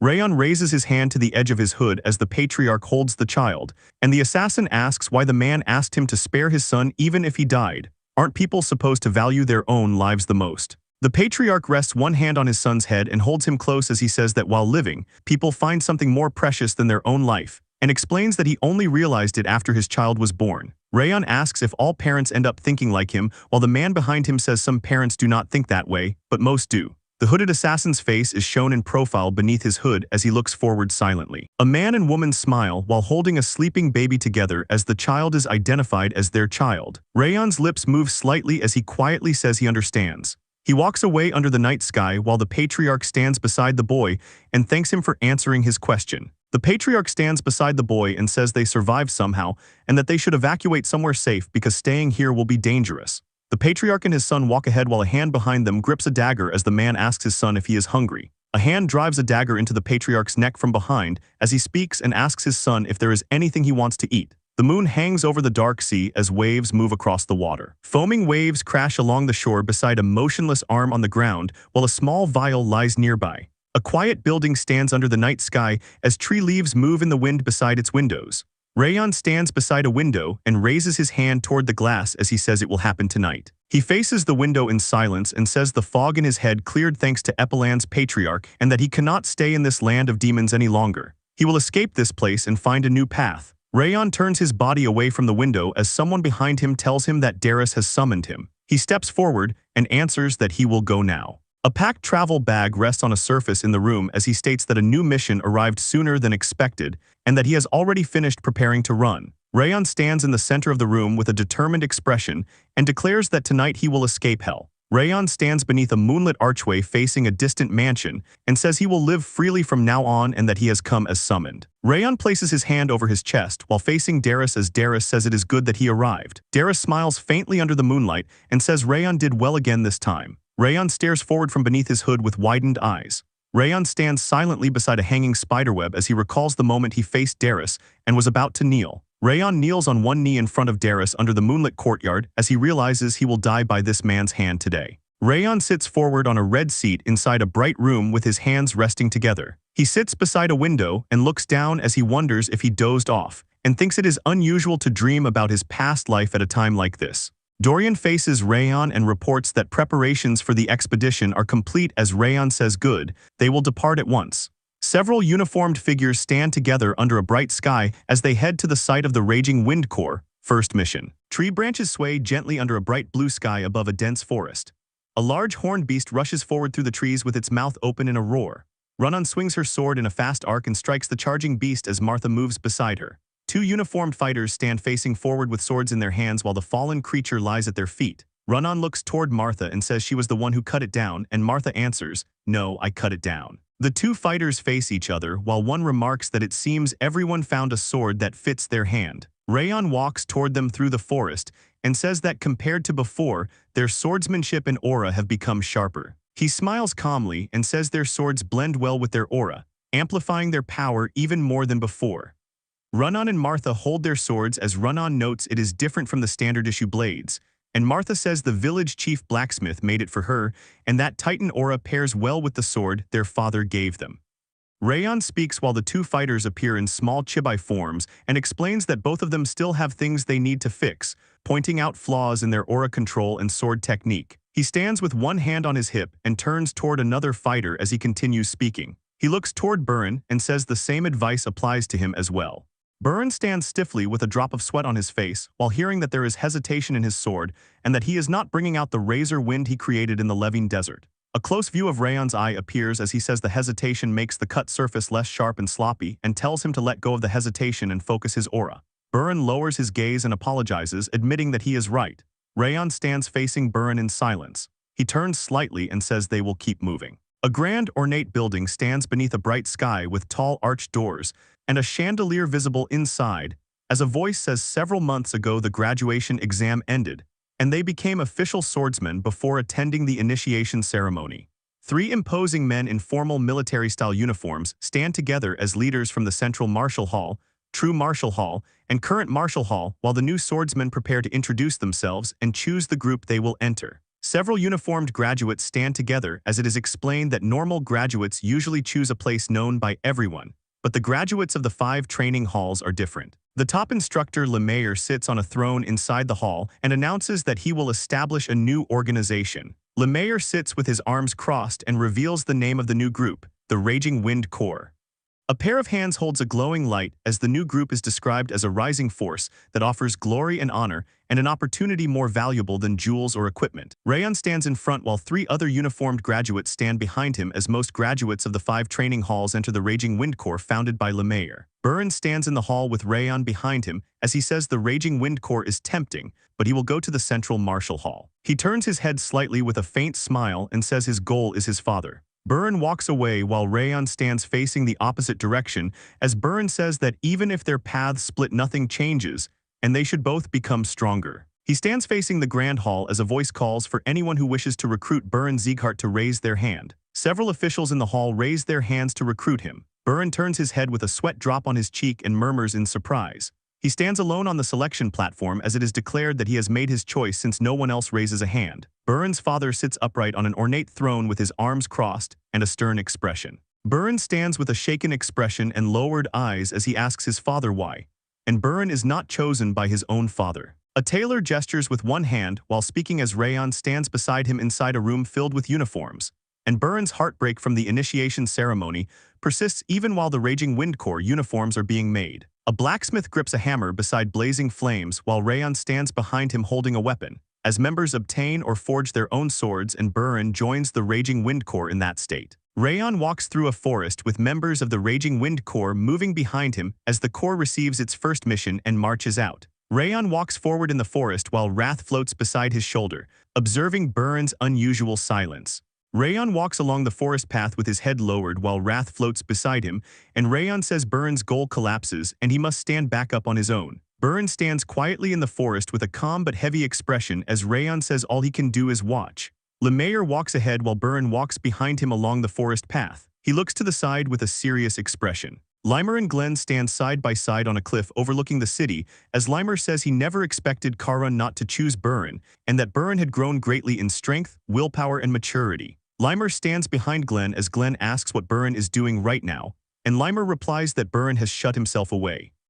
Burin sits alone on a bed beside a large window with his head lowered, as it is explained that he desperately wanted to enter the Central Martial Hall, and now his heart has fallen apart. Limer stands beside Glenn as it is explained that Karun dislikes his child having an ego and expects him to grow into someone who faithfully follows his commands, but Burin achieved mental independence. Glenn's face is shown in close profile as he says Karun was influenced too much while he was consumed by his inner demons. Limer and Glenn stand on the cliff as Glenn says choosing swordsman is the leader's exclusive right and even he cannot control it, and Limer asks what he means. Glenn stands with his back turned while Limer looks at him in shock and says he obviously has to take Burin and asks why he is asking him, then blurts out in surprise that he should take him. Limer stands with a nervous smile and says Burin will do fine in the Raging Wind Corps but adds that he is not a nanny. Glenn turns his head slightly as a sharp sound clicks around him. He stands on the cliff, and Limer declares that he will do his best so Burin's wounds can heal. Limer presses his fingers against his forehead and sighs, asking why becoming a great teacher is so exhausting. Limer walks beside Rayon and asks if he plans to draw the new sword after going through the trouble of having it made. A close view shows the ornate sword hilt resting at Rayon's waist, as it is explained that the old man Valken forged it into an artisan sword and turned it invisible as an artifact, yet it still has not been drawn. Martha and Runnon stand side by side as Rayon replies that he has not had a chance to draw it since everyone has been doing fine on their own, and a voice answers that there will probably be a time he draws it someday. 2 uniformed corps members stand side by side, and a voice announces that everyone did good work and that they have arrived. People walk along a street lined with buildings and trees as it is stated that this place is Porbani. Limer stands with his back facing two core members and explains that their mission is to search for missing people and find clues in a place where disappearances have recently been frequent. Two core members shout their response and say yes to the core leader. Limer looks ahead with a small look of surprise and asks if they should head inside. Two robed men walk forward from a building entrance as Limer recognizes one of them and asks Morel why he is here. Morel looks toward Limer and asks if he is the light sword Limer, saying he should be the one asking why Limer is here. Rayon looks forward calmly and recognizes Morel Kazan as the Salaman magic core leader known as the Flame Serpent. Rayon's eyes widen as a voice suddenly asks, "What are you doing here?" Rayon stands facing a woman with orange hair and says, "You." The orange-haired girl stands with a tense, wide-eyed expression, as she is identified as Princess Jaina of Balkar. Princess Jaina turns sharply toward Rayon with her teeth bared and shouts that she can hear him while Rayon stands facing her and says she is the girl he met at the Carmelun auction house. Jaina glares with a tense expression and a sweat drop on her face as she demands how a fraud like him could insult her and asks if he has a death wish while Rayon replies that he never insulted her. She places her hand on her chest and leans forward angrily accusing him of lying about being a direct descendant of Sieghart, while Rayon faces her and says he never said that as she insists he manipulated the situation to make it seem that way. Jaina clenches her teeth with a sweat drop on her cheek and glares to the side as Rayon says that if someone is fooled by the mood it is their own fault, and she lets out a strained groan. Rayon stands facing her with a calm expression while she stiffens with a startled look, and a voice shouts not to speak so casually to the princess. A robed man stands facing forward with his mouth open as he shouts angrily declaring that mocking Princess Jaina of Balkar means having a death wish, and he is identified as Morel's disciple Enild. Enild thrusts his finger forward toward the viewer with an angry expression and orders him to apologize at once and observe proper courtesies. Martha turns her head slightly toward Enild while Rayon stands between them and she asks who he is and calls him domineering. Several robed men stand in front of the uniformed group while one leans forward with clenched fists, and a voice challenges them by asking if they are looking for a fight and mocking their words. A robed man points directly at a uniformed man while speaking aggressively as the uniformed men stand facing him, and he insults them as weaklings and questions if they are done talking. Morel and Limer stand side by side facing a group in the distance, and a calm voice remarks that the atmosphere is lively and comments on how nice it is to be young. Morel stands with his arms crossed beside Limer and says it seems he has come to search for the missing person while Limer looks ahead in silence. He turns his head slightly while keeping his arms folded and says the search will be quick, and they should return instead of wasting time, adding that the novices brought are inadequate. He shifts his gaze forward with a neutral expression and Limer says that those called novices do not seem any different from their men. His lips part slightly as he speaks and he agrees to proceed. Morel faces Limer while speaking, proposing to settle the matter with a sparring match where the loser follows the winner, deciding whether to return or provide support. Limer smiles faintly with his hand near his mouth, while Rayon stands behind him, and he remarks on the sparring match and mocks him for poor acting. Rayon stands stiffly with a small vein popping on his face, while a voice declares they have reached the mission location and cannot return without drawing their swords, assigning Rayon as the representative. Enild places his hand on his chest and steps forward slightly while addressing Morel, insisting he take part in the match because he cannot ignore insults toward their princess and nation. He raises a clenched fist near his chest and shouts that he will show Sieghart what it means to be a mage of Balkar, while Morel stands beside him with a calm expression and tells him he will do well. Enild stands with his back facing forward toward Rayon and declares his name while Rayon stands opposite him with his arms at his sides. Enild places his hand over his chest with a confident smile and introduces himself as a combat mage of Balkar and a disciple of Flame Serpent Morel, while a voice cuts in calling him noisy. Rayon faces Enild with a steady gaze and says the match decides leadership of the search, asking if he even knows what the princess did, while Enild stands facing him in silence. Rayon stands with a cold expression as a voice says that does not change the fact that he insulted the princess and demands he reveal his name, adding he will show him the true greatness of Balkar magic, that his sword will never graze his flesh. He lifts one hand slightly while looking forward and calls for Dorian to bring what he needs as Dorian behind him places a hand on his chest and responds. Two cloaked men lean back with tense faces and sweat on their cheeks as they stare forward in shock, asking what that is and how something like that just came out of his pocket. Rayon holds a massive glowing club with both hands as heat and flames surround him and the onlookers react to its enormous size. He speaks calmly, introducing himself as Rayon Sieghart and saying he will beat him down with the club, while Enild stares with wide eyes and sweat on his face. Rayon looks forward with a steady expression as flames burn behind him and says the opponent needs a good beating. Rayon stands holding the glowing club at his side, while Enild lies motionless on the ground in front of him, and two cloaked figures watch from a distance as one says there is no way. Enild lies on his side on the grass with dirt and bruises on his face, letting out a weak groan as a voice questions if he fell in a single hit. Morel stands upright with a composed expression and states that Rayon struck after filling the club with aura.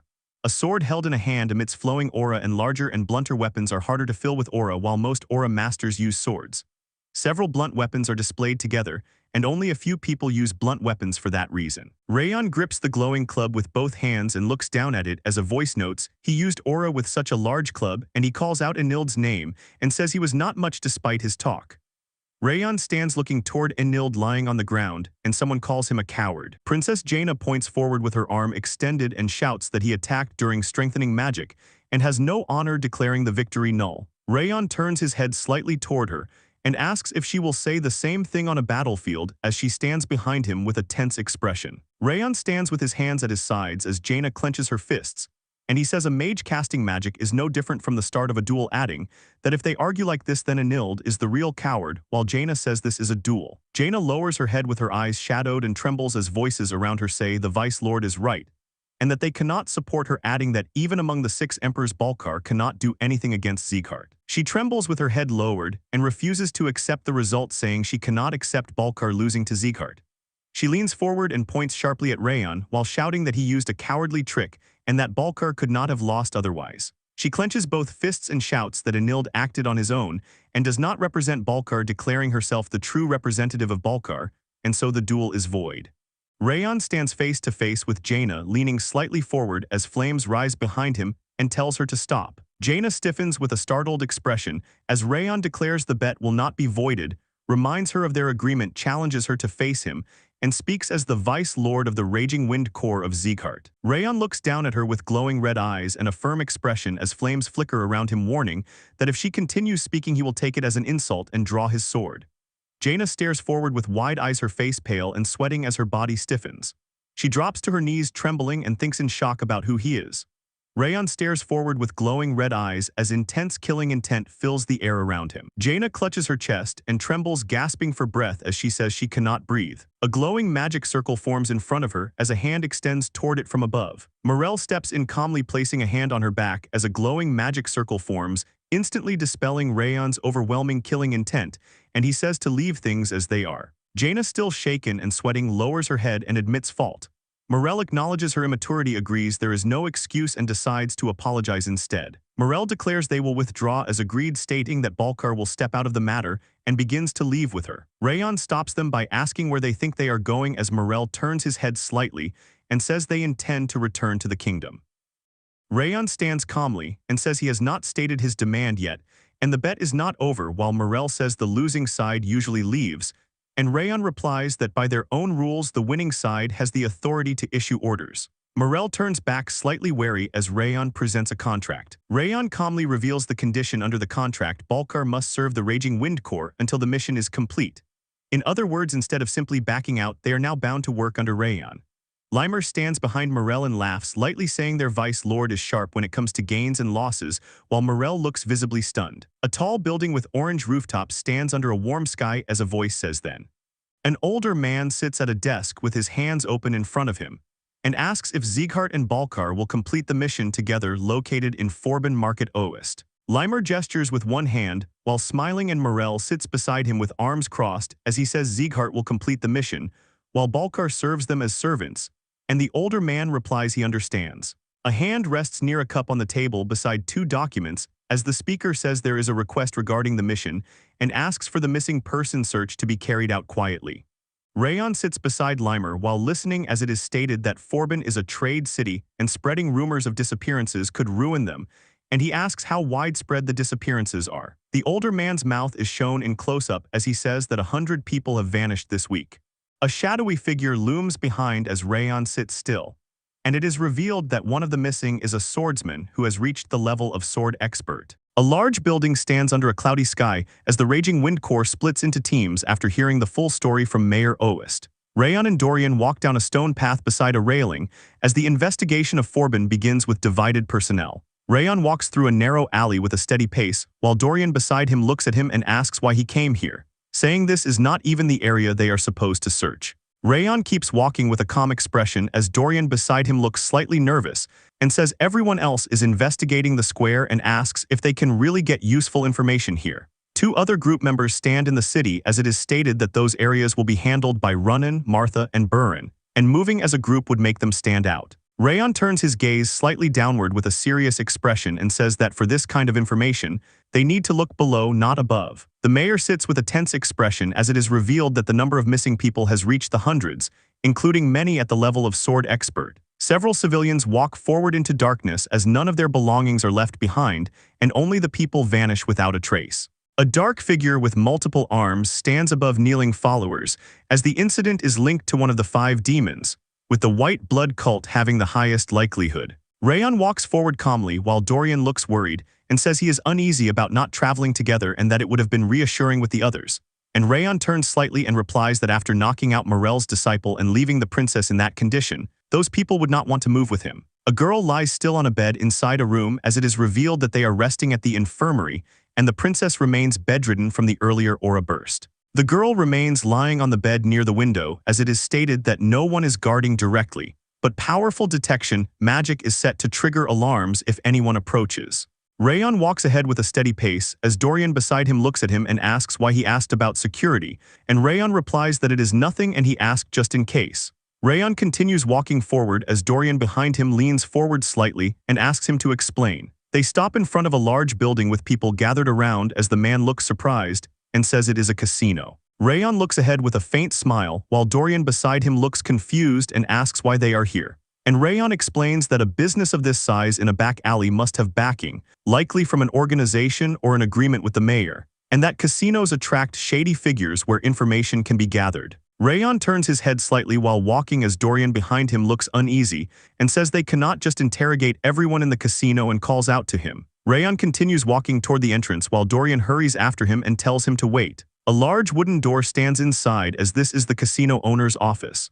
A well-dressed man sits behind a desk with a composed expression and asks if they came from City Hall. Rayon stands with one hand slightly raised while speaking as Dorian beside him stands stiffly, and he says they received a report about illegal funds and asks to see the books. Dorian stands beside Rayon as he leans slightly and whispers nervously while Rayon keeps a faint smile, and he says, "Young master, what are you doing all of a sudden? How could you just impersonate City Hall out of nowhere?" The casino owner lifts his hand with a dismissive gesture while a guard stands behind him, and he demands evidence of illegal fund circulation and calls it harassment without proof. Rayon faces forward with a faint smile and one hand slightly raised as he says they understand the frustration, but must investigate reports and asks for cooperation. The casino owner's mouth curls into a grin as he lets out a low laugh and questions how they dare take his words lightly after being ignored when they needed them most. Rayon stands calmly with a steady gaze while men step in behind him, and a voice says, "Do you kids even know where you are?" And it is revealed the place is backed by the Thieves' Guild as an order is given to beat them. The casino owner drops to his knees with clenched fists while 2 others lie unconscious behind him, and Rayon stands in front of him as the question about the Thieves' Guild. Rayon stands facing the casino owner and asks to summarize if many disappearances happened among his subordinates, and the casino owner hurriedly confirms. The casino owner lowers his gaze with a tense expression and admits they do not know the circumstances of the disappearances. Rayon looks down with a serious expression as it is stated that people vanished suddenly even while walking together and no details of who, when, or how are known. The room remains still as it is revealed that not only tourists but entire families have vanished without a trace, as if they never existed. Multiple members speak in the city as it is revealed that such cases never reach City Hall and reports do not make it to the mayor, leaving them on edge. A hooded figure stands in darkness tearing papers as it is revealed that someone is blocking reports and there may be an insider within City Hall. Rayon faces the casino owner with a steady gaze and says there is one last commonality, that people near the victims felt a strange and alien presence during the disappearances. Rayon and Dorian walk away from the casino as he asks if he caused trouble on purpose, and Rayon replies they needed to find the Thieves' Guild to get information. Their feet move along the ground as Rayon says those at the bottom know better, and Dorian questions whether the Thieves' Guild would accept a request after what happened. Rayon turns slightly with a calm expression as he says they will think about that when the time comes, while Dorian beside him looks uneasy and says, "He's not planning to beat them up too, is he?" A sharp scream rings out as Rayon turns his head toward the sound, while Dorian stiffens with wide eyes and says it is a woman's scream. Rayon runs forward at full speed and shouts for Dorian to run, while Dorian follows closely behind and answers, "Yes, young master." Two men press a girl down against the ground and restrain her body, while she struggles beneath them with her mouth tightly bound. The girl's face is covered with cloth, and her body twists on the ground as she muffles her cries and shakes under their grip. A man's body jerks backward with a shocked expression as he looks forward and says how a kid can be this strong. Rayon's foot makes direct contact with the man's body and sends him backward through the air. Rayon stands upright and looks down at the fallen man and says she is safe now, while Dorian crouches beside the girl and supports her as she responds weakly. Rayon stands still with a serious expression and a drop of sweat on his cheek, and says these are not the ones responsible. Two men lie unconscious on the ground with their bodies sprawled, as Rayon determines they are just trained thugs and not behind the disappearances. Dorian holds the girl by her shoulders to support her upright as she leans toward him and thanks them for saving her. The girl faces forward with tears in her eyes and trembling lips as she says she thought she would die if not for them. Dorian stares ahead with widened eyes and a sweat drop on his face, slightly leaning forward as he murmurs in surprise and says this is nothing. Rayon stands facing the girl at a distance while she stands opposite him, and she thanks him as a swordsman. Rayon's eyes widen slightly with a faint sweat drop on his face as he reacts in silence, while hearing that she does not know how to repay him. The girl stands with a faint smile and one hand pressed to her chest as dark swirling energy looms behind her, while Rayon feels an urge to hug and comfort her and questions if these are his own thoughts. Rayon stands facing her with a tense expression and a sweat drop on his cheek, and rejects the feeling as something that does not belong to him while recalling his past as an assassin. The girl turns her head slightly with her eyes closed and speaks calmly, saying she survived thanks to him and that he came as expected. The girl suddenly leans forward toward Rayon as a red streak shoots from her toward his neck, while she says she is doing this for him. A burst of blood splashes across the frame with a sharp impact. Rayon's boots stand firmly on the ground as drops of blood fall and spread across the stone floor near his feet. The girl looks down at her hand as it is cut and covered in blood with widened eyes and a stunned expression as blood drips from it. She lets out a sharp scream as blood splashes forward toward Rayon, who stands still facing her. The girl leans forward with a pained and angry expression, clutching her bleeding hand as he reveals she is from the White Blood cult, and she questions how he broke free from her spell. Rayon stands upright with a calm smile and relaxed posture as he answers that he broke free easily. Rayon stands facing the girl with a relaxed posture while holding the True Soul sword at his side as she leans forward toward him and shouts, "Damn it." The girl bends forward with a tense expression and a drop of sweat on her cheek as she glares ahead and says what happened, and states the bewitching spell was working on him at first and she is certain of it. Rayon stands upright with a calm expression and a steady gaze directed forward as the question is raised about how he escaped the bewitchment. The girl grips her injured arm while staring at Rayon's hand, holding the True Soul sword, as she realizes he must have something that lifted her bewitchment and reacts in shock after seeing it. She tilts her head slightly with a tense expression and a drop of sweat sliding down her cheek as she mutters that it must be that sword. Rayon stands with his back partially turned while holding the True Soul sword at his side as she states that the spirit energy from the sword blocked her bewitchment magic. He raises the True Soul sword upright in his hand with a calm expression and a bead of sweat on his cheek as he acknowledges her words and states that without the True Soul sword lifting her bewitchment, he would have been the one attacked and collapsed. Assassins cut down fleeing people with swords as blood sprays from their backs, while it is revealed that Shirn Village was massacred by the White Blood cult, and the citizens' grudge resides within the True Soul sword and must be interrupting her sorcery. Rayon smiles slightly while facing her as he states that her blood energy mixed with white blood during the attack proves she is a member of the White Blood cult, and adds that it is unfortunate while explaining the sword counters her spells as she looks toward him with narrowed eyes and her expression hardens in anger. She thrusts her arm outward as dark red energy surrounds her body while she states she does not know where he got that sword from and shouts asking if he thinks he has won. The girl thrusts her arm forward as blood red energy surrounds her outstretched hand. Rayon stands facing her with his arm lowered and states the ability to regenerate using blood energy and that she must be an archbishop at least. She raises her hand as a circular blood-red sigil forms around her arm, while she says that even knowing that he still shows ease in front of her. Her foot slams into the ground as debris and dust lift upward from the impact. She stands close to Rayon with her arm extended and blood energy surrounding her, while shouting that she will pierce his throat right now.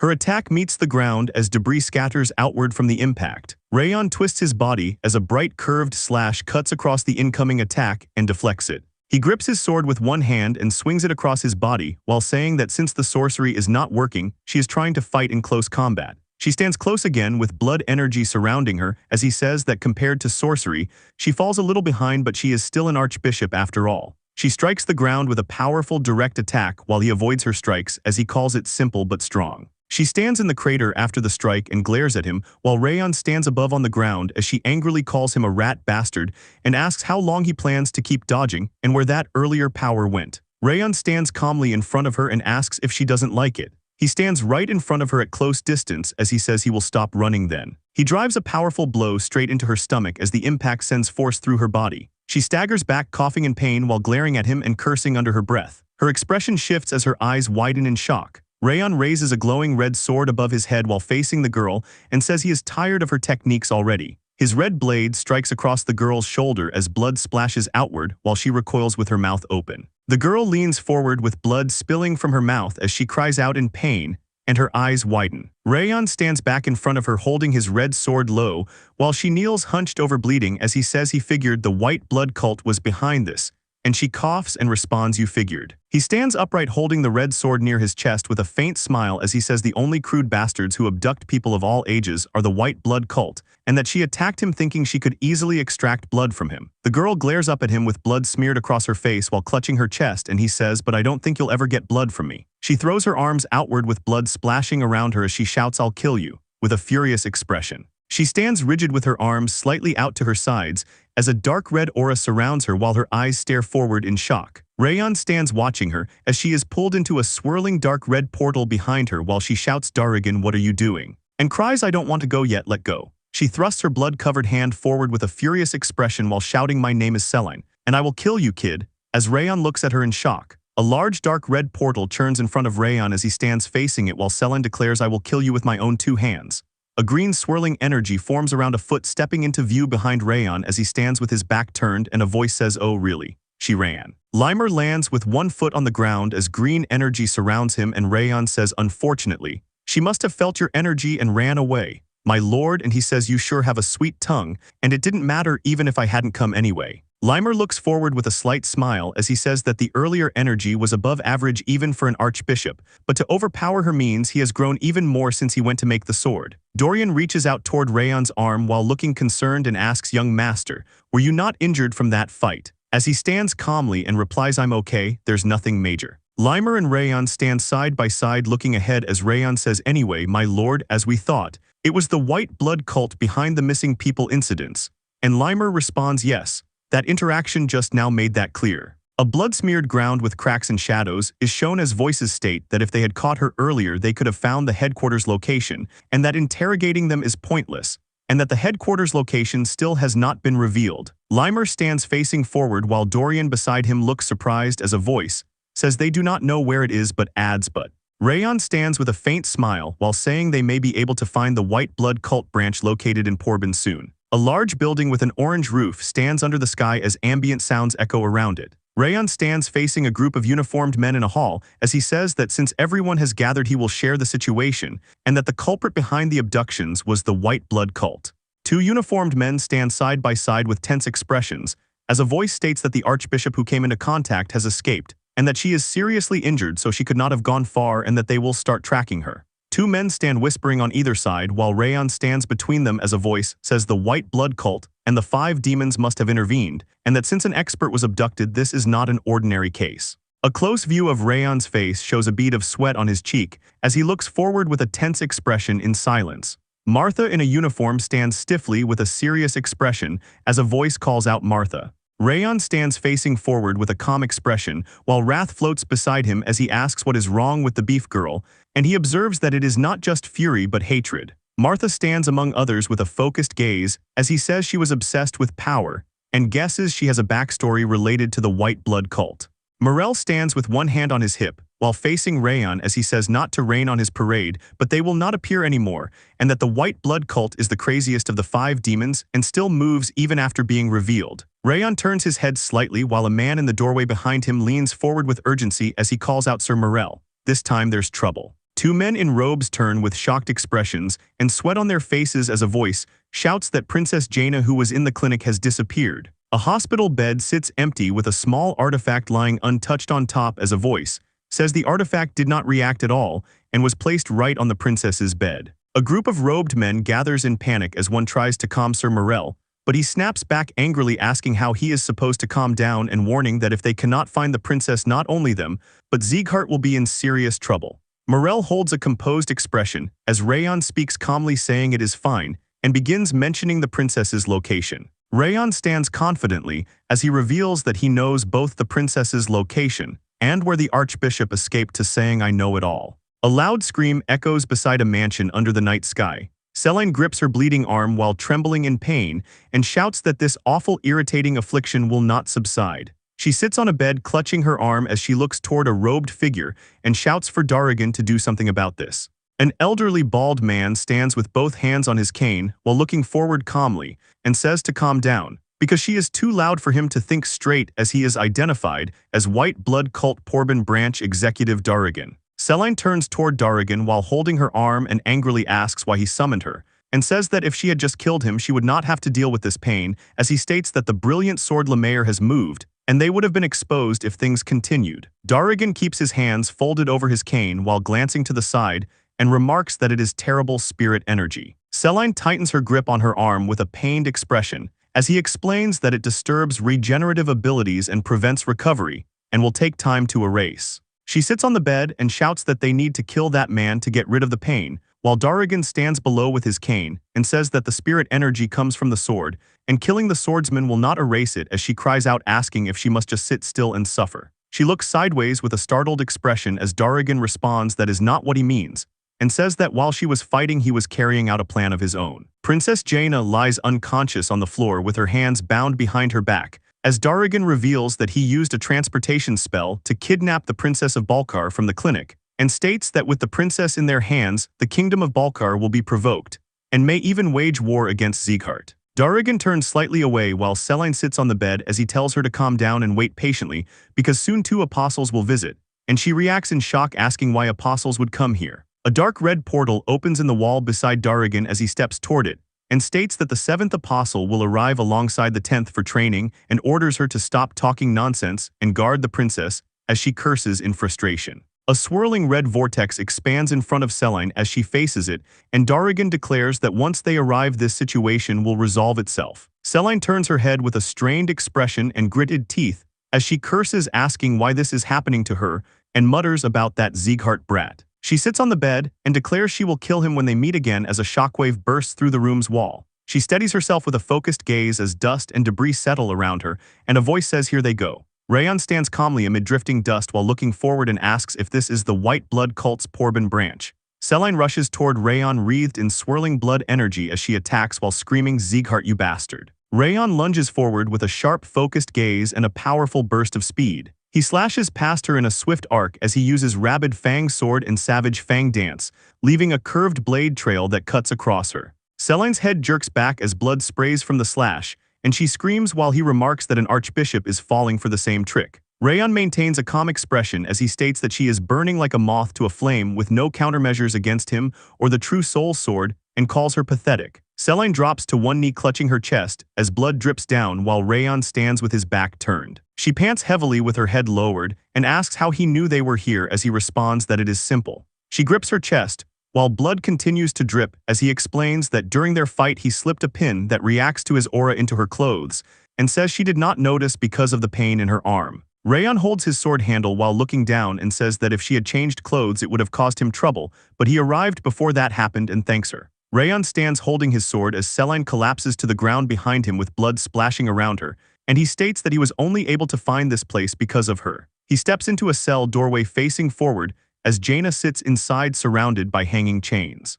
Jaina lifts her head with a shocked expression with her hands bound behind her back, and he asks if she woke up because of the noise from their fight, and she demands to be let out. She looks forward with a tense expression as he asks why he should help her, and she reacts in confusion while shouting, "What are you saying?" Rayon looks down calmly and says that he has no reason to save someone who only thinks about bringing him down, and that he only came to see her final moments. Jaina sits in front of him with a fearful expression and stammers asking if he knows what the kingdom of Balkar will do if she dies, and questions whether Sieghart is supposed to be their ally, as he responds that they are only allies on paper, and in reality they are on bad terms, and includes her and that Enid brat. He turns his head with a faint smile and says that this is perfect timing, because if she dies now he can blame it on the White Blood Cult, and bids her farewell, calling her Jaina. Jaina stares at him with wide eyes in shock as she tries to stop him and calls out for him to wait. She looks at him as he walks away and desperately shouts from behind that she will not get in his way again, and promises she will never look down on him again as she begs him to save her. Rayon stops and turns his head slightly to glance back at her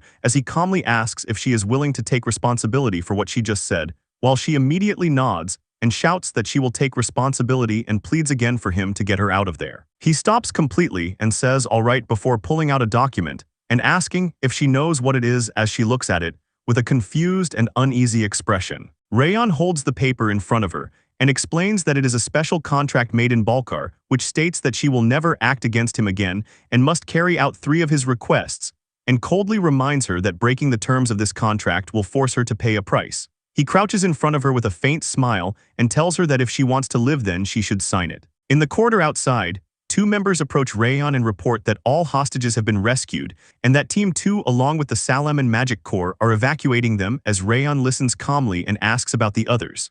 In another area, Burin leads Team 3 and intercepts fleeing White Blood Cult members.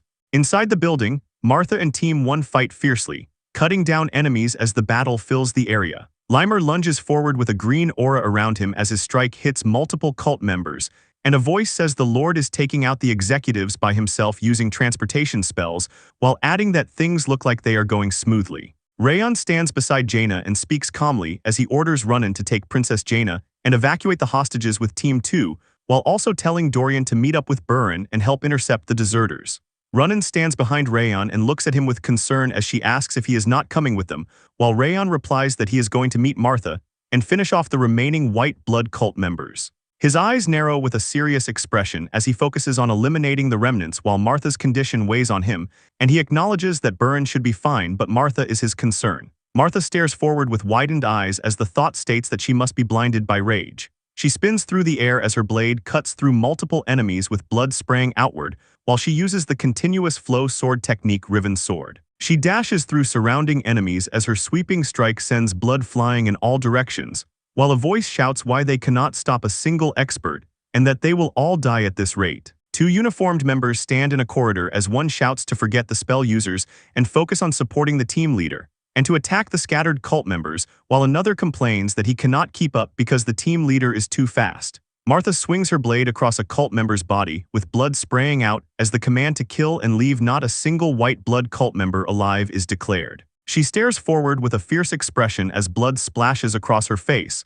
while the command to kill them all is stated. She leaps into the air with her sword raised above her head, facing multiple hooded enemies, as she acknowledges that as the team leader she should not be doing this, and that her team's safety and the mission should be her top priority. 2 hooded cult members stand facing her with tense postures, as she looks toward them while acknowledging that with these abhorrent White Blood Cult bastards in front of her stopping her blade from swinging is not an option. Marta slams down into the ground between surrounding enemies as a powerful impact bursts outward and sends them flying while declaring that it is not an option. Her legs stand firmly on blood-soaked ground as the aftermath of the impact settles around her. She grips her blood-stained sword while breathing heavily as she looks around and says not enough and asks where the rest of the White Blood Cult members are hiding. She stands with her sword lowered at her side as streams of blood rise around her and she reacts in shock. Marta faces forward gripping her sword as a massive circle formed from blood spreads across the ground around her. She turns her head with a tense expression and sweat on her face as she identifies it as a summoning circle made of blood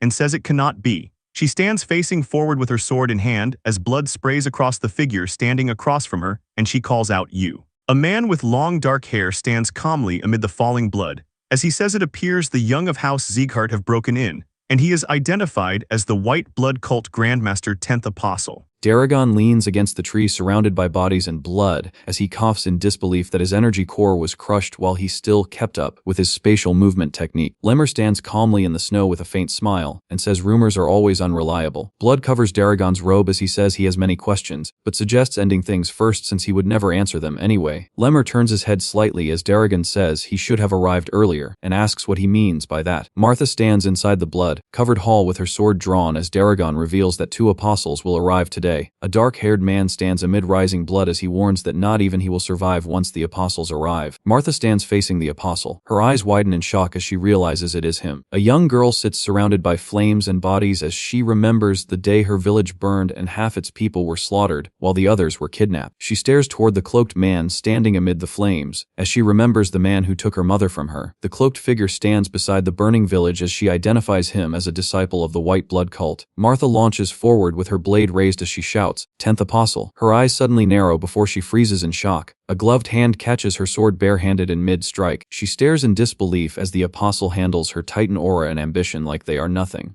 Martha stares at the apostle in panic as the thought of dying crosses her mind. The apostle's eye shifts to the side in silence. Flames explode across the hall as Martha is knocked away from the apostle. The 10th apostle stands calmly amid the flames as someone tells Martha not to rush and blinded by emotion. Martha sits on the cracked floor staring upward as he says she cannot fight him alone. Ron appears beside Martha and places a hand on her shoulder as he tells her she is not alone in this fight. Martha lowers her head and tells Ron to let her go because she has to kill him. She glares forward and screams at the 10th apostle, demanding to know what he did to her mother and the people of Arlen Village. Martha freezes in shock as the 10th apostle says he does not remember Arlen Village. The 10th apostle stands across from Ron and Martha as he says most humans brought to the main sanctuary die, and claims her mother likely became sustenance for the cult as well. His expression hardens as he calls that treatment too generous for mere insects. Martha screams at him in rage and calls him a bastard. Ron rises beside Martha and tells her the 10th apostle is not her opponent, while Martha shouts that she is going to kill him no matter what. Ron looks toward Martha and calmly says the 10th apostle is not his opponent either. The 10th apostle stands silently as energy rises around him. Lemur suddenly appears beside the 10th apostle and drives his sword into him. Lemur clashes blades with the apostle and tells Ron that he is right. A confident grin spreads across Lemur's face as green energy swirls around him, and he declares, "He's mine." The apostle raises his arm through the blood and says he planned to kill them before Lemur arrived. A massive shockwave erupts through the hall as debris explodes outward. Lemur and the apostle exchange rapid attacks high above the ruined hall while Ron watches from below. Ron stares upward in shock, barely able to follow their speed even through the ring of fire, and wonders, is this what a battle between those who've surpassed the wall of master looks like? A shadowy figure suddenly appears behind Ron and asks where he thinks he is looking. Ron blocks the apostle's pure blood technique as their blades collide head-on. The red-haired apostle lands back and says Ron recognized the arc of his blade, meaning he must know about the white blood cult's pure blood technique. Ron stares at him in shock, sensing overwhelming energy and asking who he really is. The red-haired man introduces himself as the white blood cult's 7th apostle and the youngest person ever to earn that title. The 7th apostle smiles while saying he expected trainees to be boring, but finds them entertaining instead. The apostle lunges forward with Bloodbanner's sword and mocks Ron as an insect trying to flap its wings. Ron twists away from the blood-colored attack while gripping his sword tightly. Sweat runs down Ron's face as he admits the apostle's speed is beyond what his eyes can track, and says Glacio is the only reason he is still standing. The apostle grins as Ron says he is this strong without even using external energy. Then the apostle laughs, saying he blocked another attack. Ron stands with his sword raised as the apostle admits he is clearly not just any insect since most experts die from that technique. Ron freezes when the apostle says he wants to see if he can block the next attack too. Sweat runs down Ron's face as he realizes the apostle may finally use the master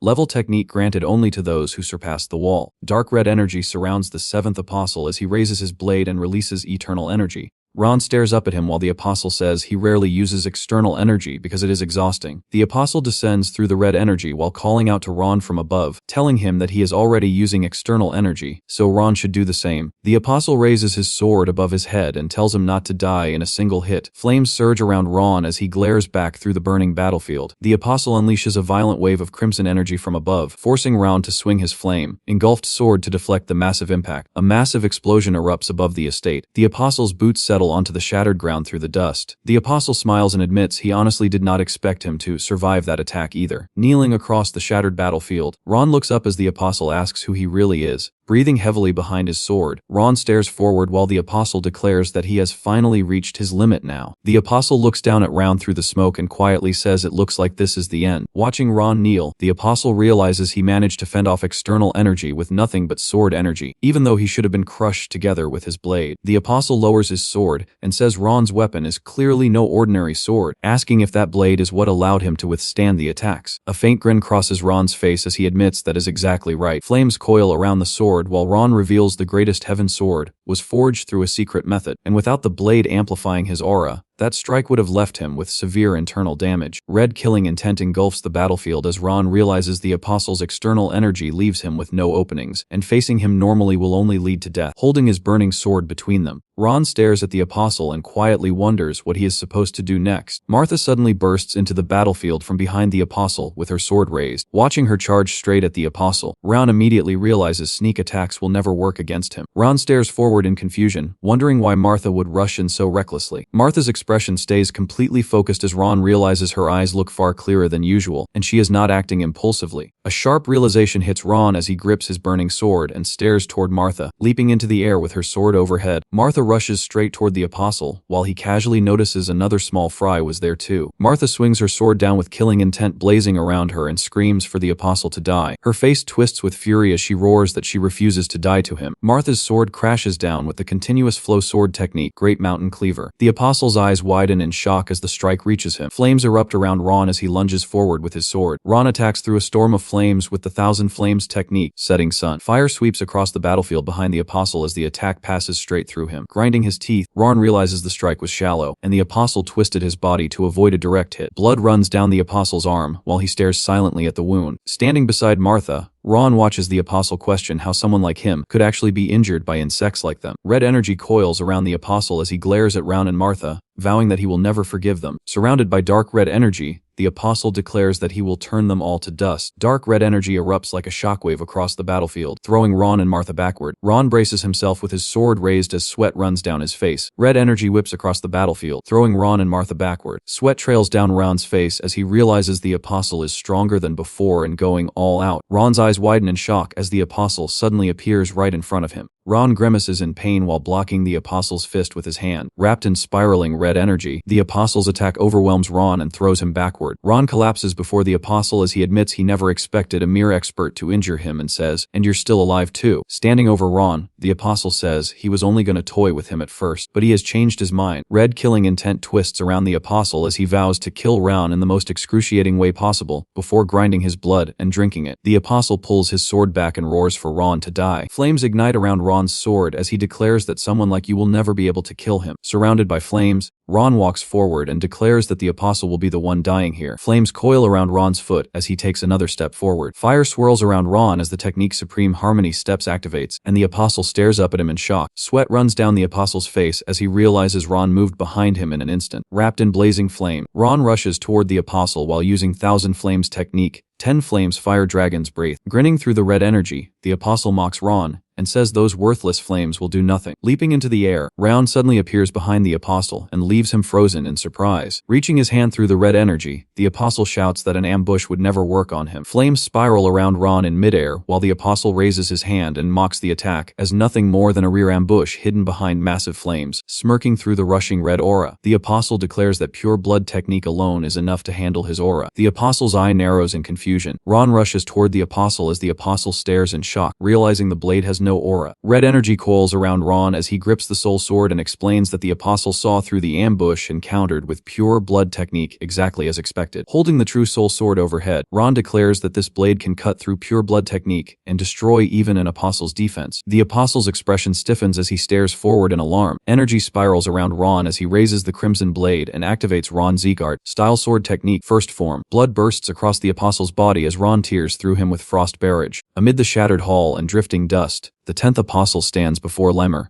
The 10th Apostle admits that the rumors claiming Lemmer could no longer fight were false. Smiling with a sword resting on his shoulder, Lemmer replies that rumors are shallow things, and if the 10th Apostle is swayed by them, then he is already outdated. Looking toward Lemmer, the 10th Apostle says a rumor spread across the entire continent is hardly shallow and suggests he must have recovered his martial arts by some other means. Lemmer laughs and simply answers that he wonders. His expression turns serious as the 10th Apostle says it does not matter, because while he was held back by his injuries, he continued moving forward. Red energy surges around the 10th Apostle as he raises his sword overhead. His weapon slams into the ground as crimson energy erupts around him. A massive surge of red energy explodes around the 10th Apostle. Lemmer braces himself and admits that a battle decided by raw strength isn't quite to his liking. Green energy gathers around his sword as he says this mission might be his last and activates Sword Field. Red and green energy collide across the ruined hall, sending out shockwaves. Both men suddenly look ahead in surprise as they sense something. Ron suddenly appears behind the Apostle as blood sprays from the Apostle's body. The apostle clutches the wound in shock as blood pours from his chest, trying to steady himself. He growls that this kind of wound is nothing. Blood continues streaming down his body as he doubles over and coughs,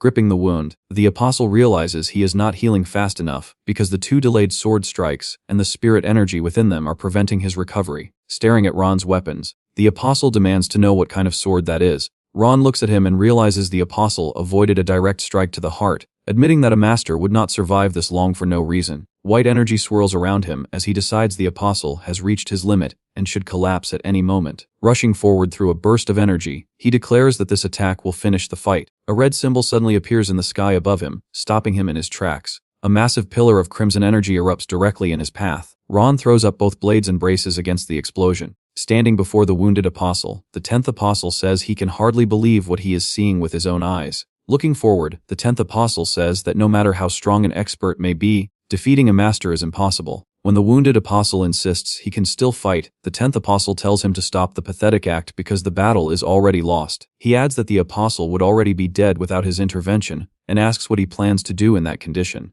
Helping the wounded apostle stand, the 10th apostle admits that Zeegard has won today, and says they will meet again. As the two begin to leave, a voice demands to know where they think they are going. Martha steps forward and declares that they will die here by her hands. Ron raises his blade and agrees, asking who said they would be allowed to leave. Ron glances back as Limmer approaches from behind and says he would like to agree as well, but he does not recall saying such a thing. Resting a hand on Ron's shoulder, Limmer says that is what he would like to say, but fighting now would cause the entire Raging Wind Corps, including both of them, to perish. Lemmer says they can continue the fight if Ron truly wants to, but there is still much they need to protect. Sweat runs down his face as Ron admits he understands that, but still struggles to let the matter go. Supporting his wounded disciple, the 10th apostle listens as Ron asks whether even a person like him values a fellow disciple so much, leaving him in shock. Ron tightens his grip on his sword and reminds the 10th apostle that he destroyed a peaceful village, drank the villagers' blood, and consumed their flesh. With anger written across his face, Ron demands to know whether trash like the apostle is capable of valuing a fellow disciple. Standing over the ruined hall, the wounded apostle claims the villagers should have been grateful to become nourishment for the white blood cult. Ron immediately fires back, asking what that makes someone who lost to such filth. Martha stands beside Ron as he declares that he is saying this here and now. Facing the apostles directly, Ron declares that the 10th apostle, the survivor of Arlen Village whom the cult does not even remember, will be the one to kill him. Martha blushes in surprise as Ron firmly declares, "I will make it so." Supporting his injured disciple, the apostle looks toward Ron and asks for his name. Ron answers, "Round Zeekart." A faint smile forms on the apostle's lips as he remarks that it is amusing to see the Zeekart family still alive and well. Standing beside Martha, Ron introduces himself once more as Round Zeekart, the survivor of that village. A burst of blood, red energy fills the air as the apostle says he will eagerly await the day they meet again. Watching the empty space ahead, Ron asks if they have already left. Ron suddenly doubles over while Martha stares at him in alarm. Rushing to his side, Martha grabs Ron by the shoulders and urgently asks what is wrong. Supporting the exhausted Ron, Martha urges him to wake up, while Limmer tells her he has simply reached his limit, and that remaining standing for so long was already a miracle. With a faint smile, Limmer calls Ron truly remarkable, praising him for holding his own and achieving victory against a master. As he reflects on Ron's performance, Lemur says the sight of him standing before the 10th apostle reminds him of the patriarch in his youth. A smile spreads across his face as he quietly remarks that his decision seems to have been the right one after all. Looking down at the unconscious Ron, he declares that he is willing to stake the rest of his life on him. The scene shifts to the infirmary beneath a bright blue sky. Inside the infirmary, the disciples note that the Vice Lord still has not woken up after 3 days, adding that he was nearly half dead when he was found in the annex. The disciples continue, remarking that he usually wakes up quickly, but even for the Vice Lord, fighting a master could not have been easy. Sitting alone on the bed, Martha quietly says she hopes he wakes up soon. Looking down in silence, she admits that he really is incredible. Standing beside Ron in her recollection, she reflects that defeating the 7th apostle as an expert was remarkable, and that he still faced the 10th apostle, despite severe internal injuries and certain defeat. Remembering Ron beside her, she says that because he supported her even then, she was able to face the 10th apostle properly as well. Holding a sword, she reflects that the resentment she carried inside her has finally been released. With one hand clasping the other, she quietly thanks Ron. Sitting on the edge of the bed, she asks Ron to please wake up already. Her gaze snaps toward the person who suddenly calls out. As Dorian rushes in, the others tell him he scared them, and ask why he is screaming out of nowhere, but he blurts out that the Vice Lord has opened his eyes. Ron sits upright in bed as the announcement rings out that he has finally opened his eyes. Seated before the members of the Raging Wind Corps, Ron praises their performance on the mission, noting that despite the operation becoming far more difficult than expected, they completed it without serious casualties. Addressing the group, Ron warns them not to become drunk on their success and says this is a chance to calmly examine their own shortcomings. Called on first, Team 2 stands at attention with nervous expressions. Recalling the mission, Ron tells Team 2 they protected the hostages well but failed to keep all of them under control, instructing them to properly account for and manage every hostage next time. Looking tense, Burren receives praise as Ron says Team 3 executed the Raging Wind tactic nearly perfectly and suffered the fewest casualties, earning a nervous thank you in return. Ron turns his attention to Team 1, while Martha stiffens and hurriedly answers. Standing before her team, she lowers her gaze as Ron states that Team 1 performed the worst, blindly following their enraged leader, and risking fatalities had the ambush become a frontal assault. Seated on the bed, Ron says he understands her grudge against the White Blood cult, but reminds her that a team leader must place the safety of the team above any personal vendetta. With her eyes hidden behind her bangs, Martha falls silent as Ron asks if she understands his point. Bowing deeply before Ron, she admits the mistake was entirely hers and apologizes for her reckless actions. Her eyes widen in shock when Ron suddenly asks if it was Arlen Village. Facing Ron, Martha listens as he says the Raging Wind Corps stands as one and will inevitably clash with the White Blood cult again. Ron tells her to share her story when she is ready, and she quietly replies that she understands. Standing frozen in surprise, she hears that preventing the seventh apostle from taking action helped secure their victory, and Ron commends her courage in facing a master. As the others excitedly ask if she really landed a strike on a master, she awkwardly tries to explain that she only wanted to get in his way. With his hands clasped together, Ron formally declares that the self-reflection session ends here. Members of the corps begin filing out as a call rings out for everyone to make their preparations before departure. Ron calls out to Burren, and he immediately answers, "Yes, Vice Lord." Standing face to face with Burren, Ron thanks him for giving the mission his all, leaving Burren visibly stunned. Turning back at the doorway, Ron tells Burren that the Raging Wind Corps needs him, and that he absolutely wants him by his side. Burren stands speechless as Ron simply tells him to get some rest. A dark memory flashes through Burren's mind as his father declares he has no need for a foolish son, while Ron insists that he desperately needs him. Burren's expression tightens as he silently takes in those words.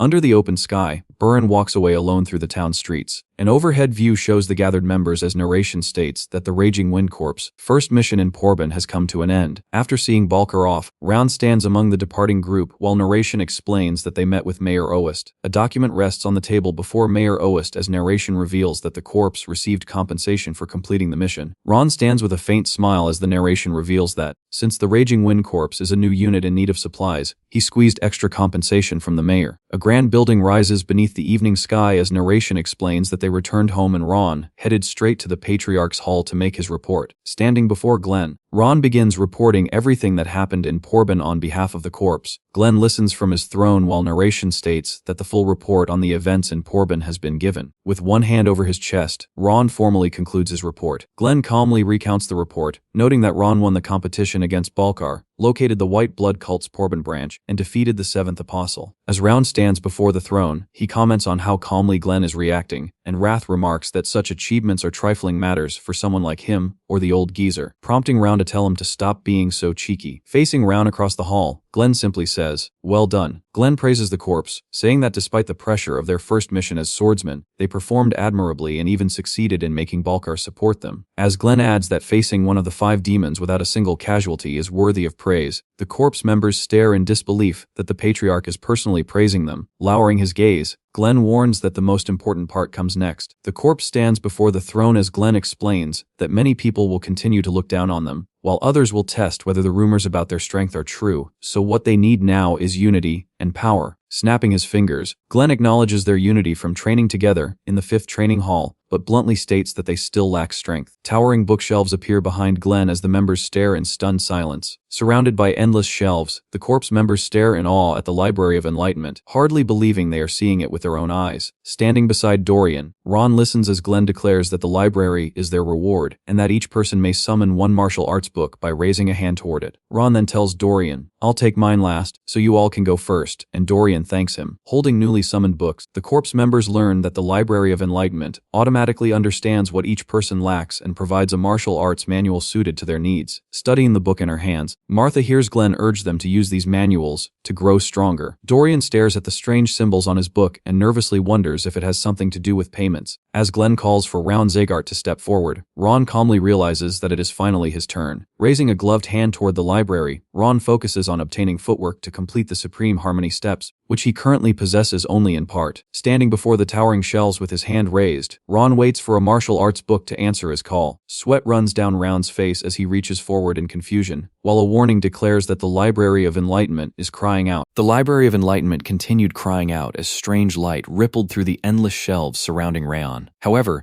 instead of producing a martial arts manual, the towering bookshelves began trembling one after another. Watching the silent shelves, Rayon was left stunned when no book emerged from the library. A voice then informed him that the martial art he needed could not be found there. With a snap of his fingers, Glenn calmly declared that the Library of Enlightenment held no affinity for Rayon and that the process should end there. As the golden shelves gradually faded away, the shocked members of the Raging Wind Corps realized that the Library of Enlightenment was disappearing. Unable to understand what was happening, they wondered if their Vice Lord would receive no reward at all. While Glenn ordered the members of the Raging Wind Corps to leave, Rayon suddenly turned around as someone called out to the Patriarch. Stepping forward with her martial arts manual in hand, Martha stated that they had only survived the mission because of Vice Lord Rayon. Because of that, she asked that Rayon receive the same reward as everyone else, even if she had to return the footwork technique she had been given. She then asked whether there was truly no way for Rayon to be rewarded as well. Glenn remained silent for a moment, leaving Martha anxiously waiting for his response. To her surprise, Glenn told her that she was gravely mistaken. Standing beside Martha, Rayon listened as Glenn explained that failing to receive a book from the Library of Enlightenment did not mean he would go unrewarded. In fact,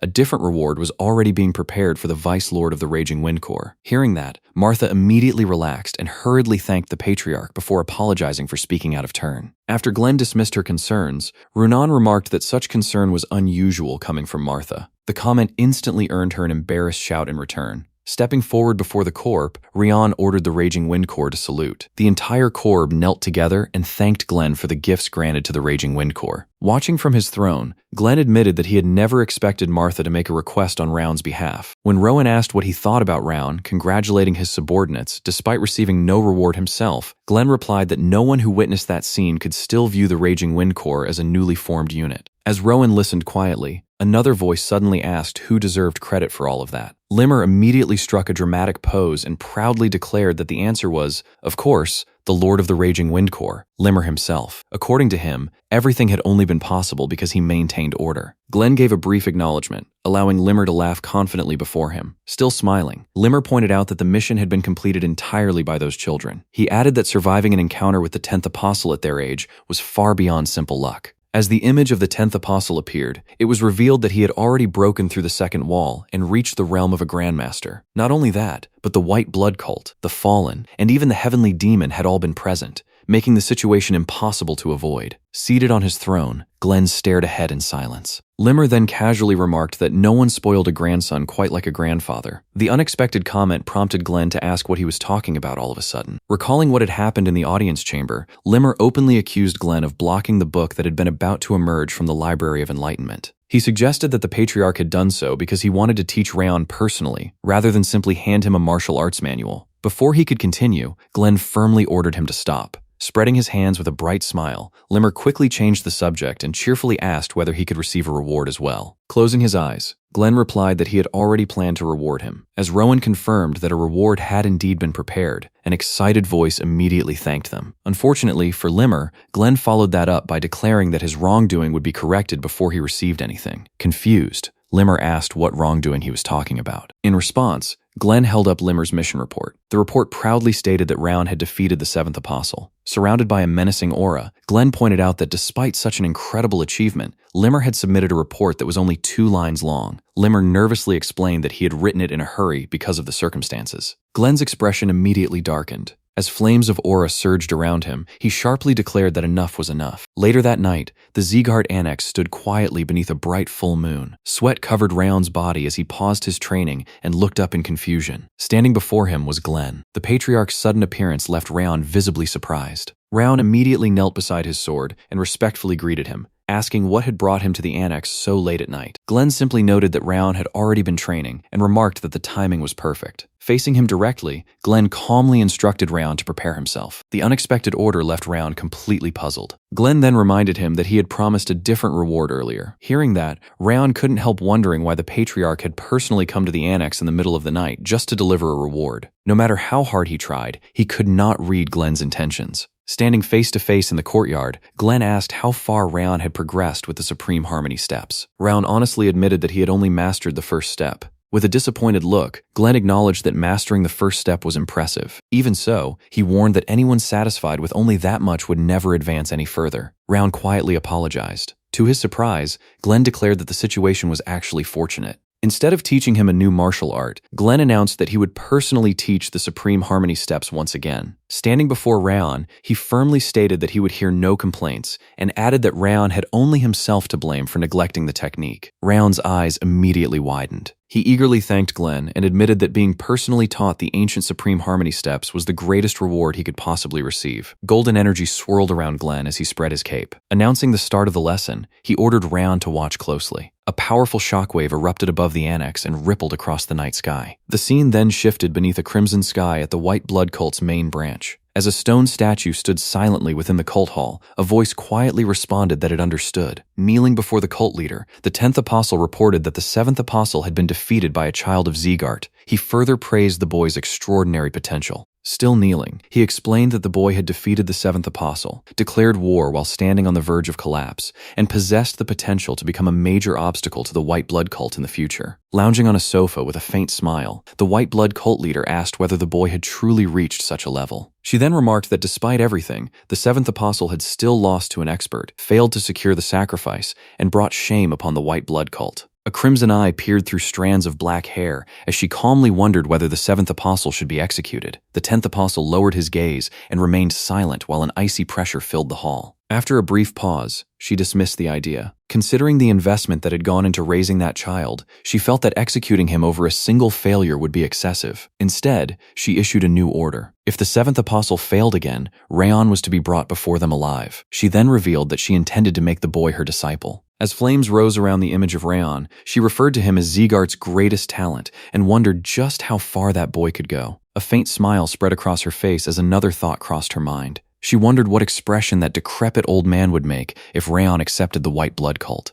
The thought amused her greatly, and she admitted that she was eagerly waiting for the day she could witness his despair. Surrounded by swirling rings of energy, Raon relentlessly continued practicing the Supreme Harmony steps with his sword in hand. Even while keeping his eyes fixed ahead, he admitted that it still wasn't enough. As he dashed through the flowing rings, Raon realized his control over the Ring of Fire had improved, yet he still couldn't grasp more than a fraction of the Supreme Harmony steps Glenn had demonstrated. Recognizing the technique as an incredible treasure, he kept replaying those movements while they remained fresh in his mind. Determined not to waste even a single moment, Raon pushed his exhausted body forward and continued practicing the steps. As day gradually replaced night around the mansion, his relentless training never stopped. From atop a rocky ledge, a woman silently watched Raon train. She noted that 3 days had passed since the Patriarch taught him the Supreme Harmony steps, yet he hadn't slept once during that entire time. Quietly admiring his unwavering determination, she was revealed to be Cheryl, the leader of the Heavenly Sword Order. A flashback showed Cheryl asking the Patriarch whether she should continue watching the boy. Glenn replied that since she had taken an interest in Raon herself and the Heavenly Sword Order had no urgent mission, she could continue observing him. Standing behind him,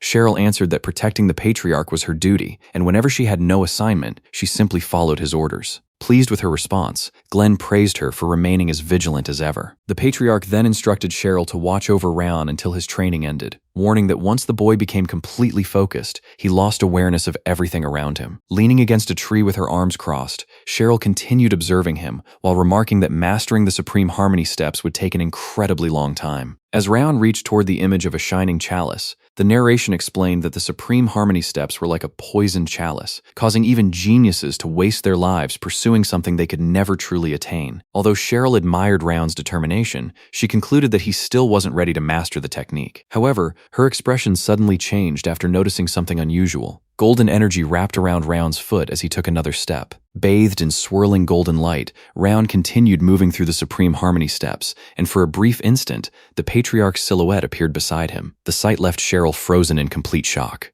Unable to believe what she had just witnessed, she wondered if she was actually dreaming. Watching Round's movements more carefully, Cheryl realized that, for a brief moment, she had seen the Patriarch's technique reflected in his steps. Although he still had a long way to go, he was clearly following the same path. Still stunned, Cheryl couldn't help wondering if the rumors had been true after all. As Rayon quietly placed a hand against his chest beneath the rocky ledge, Cheryl found herself questioning whether he had really grasped the supreme harmony steps in such a short time. The scene then shifted to Rayon sitting beside Yua on a garden swing as he asked whether she was enjoying the food. Yua smiled brightly while holding her meal and happily replied that the food was delicious and everyone at the annex had treated her kindly. Glad to hear that, Rayon welcomed Yua to Zeegart once again, still surprised that she had actually come to live there. Beaming with a warm smile, Yua said she was happy they had been able to meet again. Remembering the past, she explained that after Rayon and the others left, she told her grandfather she wanted to proudly help people just as Rayon did. After receiving her grandfather's permission, she wrote a letter requesting Zeegart's approval to let her train alongside Rayon. Not long afterward,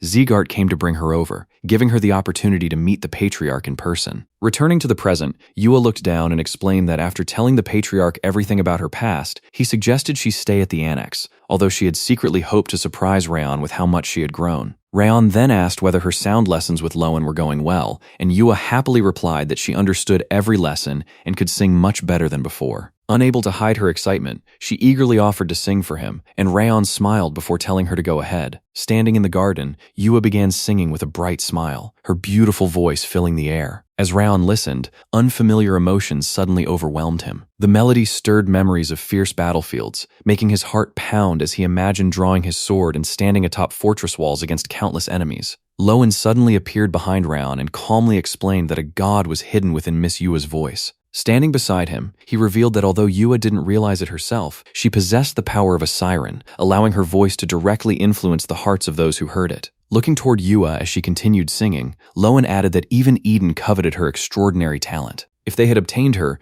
she could have become a terrifying weapon, which was exactly why Zeegart had taken her in. Rayon had always known Yua wasn't ordinary, but he was impressed that Lowen had identified the true source of her power so accurately. Looking at Lowen, Rayon also concluded that he must have been an exceptional assassin in his younger days, which explained why he was such an expert on sound. Even so, he quietly hoped Lowen wouldn't teach Yua anything too dangerous. Trying to phrase his concern carefully, Rayon awkwardly asked if singing was all Lowen planned to teach Yua. However, he immediately panicked when Lowen cheerfully assured him he wouldn't teach her anything dangerous, forcing Rayon to quickly explain that wasn't what he meant. Before the conversation could continue, Cheryl arrived and told Rayon they needed to talk before ordering him to follow her. Once they were alone, Cheryl informed Rayon that the two of them would be working together on a guarding mission. When he asked if she really meant a mission, she confirmed that she did. Although Rayon wondered why the Heavenly Sword Order alone wasn't enough for such an assignment, the scene shifted to an earlier conversation between Cheryl and the Patriarch. The Patriarch instructed Cheryl to take Rayon with her, explaining that although he had already broken through by defeating a master, he still needed an opportunity to advance even further. Cheryl was left stunned as he added that witnessing her swordsmanship would surely help Rayon become a true master. Accepting the Patriarch's decision, Cheryl asked if he had any concerns. As the Patriarch calmly sipped his tea, Cheryl asked why he cared so much about Rayon. She admitted that after watching him train the Supreme Harmony steps, she finally understood why he had told her to keep an eye on the boy, since Rayon's determination and talent were on an entirely different level. She went on to point out that she had never seen the Patriarch care so much about a single person, but he immediately brushed the comment aside, telling her not to say such meaningless things. The Patriarch simply smiled and explained that the rise of the youngest master would only bring greater honor to the family, making it only natural for him to support Raon's growth, leaving Cheryl speechless. Lowering her head, Cheryl then explained to Raon that the Heavenly Sword Order existed to protect both the family and the Patriarch. Since nearly 30% of its members were constantly deployed on field missions, there weren't many people available at the moment. Back in the present, Cheryl asked for his answer, and Rayon realized that any mission requiring the leader of the Heavenly Sword Order herself was far from ordinary. He carefully weighed the risks, knowing failure could cost him both his life and the reputation he had worked so hard to build. Even so, he also realized that Cheryl was a grandmaster who had mastered countless sword arts. Thinking it over, Rayon concluded that witnessing the swordsmanship of someone at Cheryl's level up close was an opportunity that rarely came around. Remembering Rath's words that he was standing on the boundary between expert and master, he believed this mission could finally push him beyond that limit. Without hesitating any longer, Rayon accepted the offer and agreed to accompany Cheryl on the mission. Cheryl instructed him to gather 6 members of the Raging Wind Corps, including himself, since they were scheduled to depart in just 2 days. When Rayon asked who they would be guarding, Cheryl revealed that it was the youngest daughter of the Yonan family. She explained that their mission was to escort the Yonan family's youngest daughter safely to Latran, a nation currently at war. The mention of the Yonan family immediately caught Round's attention, and Cheryl confirmed that he had heard correctly. The narration explained that the Yonan family stood alongside Balkar in prestige, not because of military strength, but because of their unmatched skill in creating artifacts. As a result, the Yonan family was recognized as one of the most prestigious families of artifact creators. After accepting Cheryl's request, Rayon returned to the Raging Wind Corps and selected Runan, Burin, Martha, Dorian, and Crane to accompany him on the escort mission. Crane points at himself in disbelief, as Rayon confirms he earned the final spot on the team because he had recently started showing real potential. Even with tears welling in his eyes, Crane receives Round's quiet assurance that one day he'll realize this mission was a valuable opportunity. With the team selected, the Raging Wind Corps joins up with the Heavenly Sword Order, and the escort mission officially gets underway. As evening approaches, Cheryl orders everyone to set up camp before nightfall, and Round acknowledges the instruction. Round assigns Burin and Dorian to pitch the tents while Runan and Crane gather firewood. He then tells Martha to help him prepare dinner, explaining that she's the only one there who can actually cook food fit for people to eat. The mention of Runan taking over the cooking instantly leaves Martha speechless. A dark image of Runan's cooking is enough to make Martha silently change her mind. Giving in with a frustrated shout, Martha accepts the job as Rayon tells Dorian to bring out the cooking pots and prepared ingredients, and Dorian immediately agrees. While preparing dinner, Martha suddenly wonders where the Heavenly Sword Order disappeared to since they had been nearby only moments ago. Rayon and Dorian soon realize the Heavenly Sword Order never helped with the camp at all, leaving the entire setup to the Raging Wind Corps. A nearby voice praises how quickly the camp was prepared, remarking that they must already have plenty of experience with field missions. The man introduces himself as Econ, the vice head of the Heavenly Sword Order, before another member casually points out that the tent is crooked, the support pole is slanted, the floor was set too low to survive the cold night, and they even forgot to dig a proper drainage trench around it. Soon after, Martha announces that dinner is finally ready. After tasting the meal, Rayon admits the cooking is rough around the edges, but still surprisingly good, and even Wrath praises Martha's cooking beyond his expectations. The Heavenly Sword Order immediately starts criticizing the meal, questioning both the dinner itself and the heavy seasoning while warning that food this salty could leave everyone dehydrated later. Just as Martha is about to tell them to stop complaining if they aren't going to help, Rayon raises a hand and cuts her off. Instead of arguing, Rayon apologizes and promises to prepare the meal properly next time, while the Heavenly Sword Order says they expect better standards. Leaving the dishes and the entire night watch to the Raging Wind Corps, the Heavenly Sword Order heads off on patrol while encouraging the rookie swordsman to keep working hard. Watching them leave, Martha fumes that they're treating the Raging Wind Corps like nothing more than errand boys, but Burin reminds her that the Heavenly Sword Order exists to protect the Patriarch and had already been patrolling before dinner. Martha fires back that there was nothing around to patrol anyway and accuses the Heavenly Sword Order of openly taunting and bullying them. Round calmly ends the argument, tells everyone to finish cleaning up and get some rest, then announces that he'll handle the entire night watch himself. When the others question whether he'll really stay awake until morning, Round tells them not to worry, because he has a few things to think about. Martha refuses to accept that plan and suggests splitting the night watch into two-person shifts instead, but Round insists he'll be fine. As the group protests that they're not fine with the idea, Round falls silent beneath the full moon. The campfire continues burning steadily through the night. As the fire crackles, Martha asks Rayon if he's really going to let the Heavenly Sword Order keep treating them like this, saying they're openly picking a fight. Rayon reminds her that she was the one who had been excited about joining them in the first place, making Martha admit she never expected the Patriarch's personal guards to be such petty people. Although Round admits their behavior is different from what he expected, he simply smiles, which only frustrates Martha even more as she demands that he say something instead of quietly listening. Before Martha can continue, Round suddenly stands up and suggests they train together. Looking at her, he says that since they're just sitting around during the night watch, they're only wasting time. Confused, Martha asks if he still wants to train even out here, calling him unbelievable, but he tells her he'll also help with her swordsmanship and orders her to get up. After a brief silence, Martha reluctantly gives in and tells him to stop talking because she already understands. The next morning, while the Raging Wind Corps heads out together, several members of the Heavenly Sword Order quietly watch them from a distance. Their attention soon shifts toward the forest, where the members of the Raging Wind Corps are already sparring and training together. Unable to keep finding faults, Ikon admits to the Heavenly Sword Order's leader that criticizing the Raging Wind Corps has become impossible because they do everything flawlessly. Listening with folded arms, Cheryl hears that the Raging Wind Corps not only performs every task perfectly, but even spends its spare time training. Quietly looking ahead, she listens as Ikon questions why they're continuing to torment such admirable youngsters. Recalling the Patriarch's words, Cheryl remembers being warned that Rayon has a strong tendency to rely on his own strength to solve problems. Because of that, she ordered Ikon and the others to deliberately find faults and provoke complaints from Rayon and the Raging Wind Corps. Cheryl reveals that if Rayon had responded with force,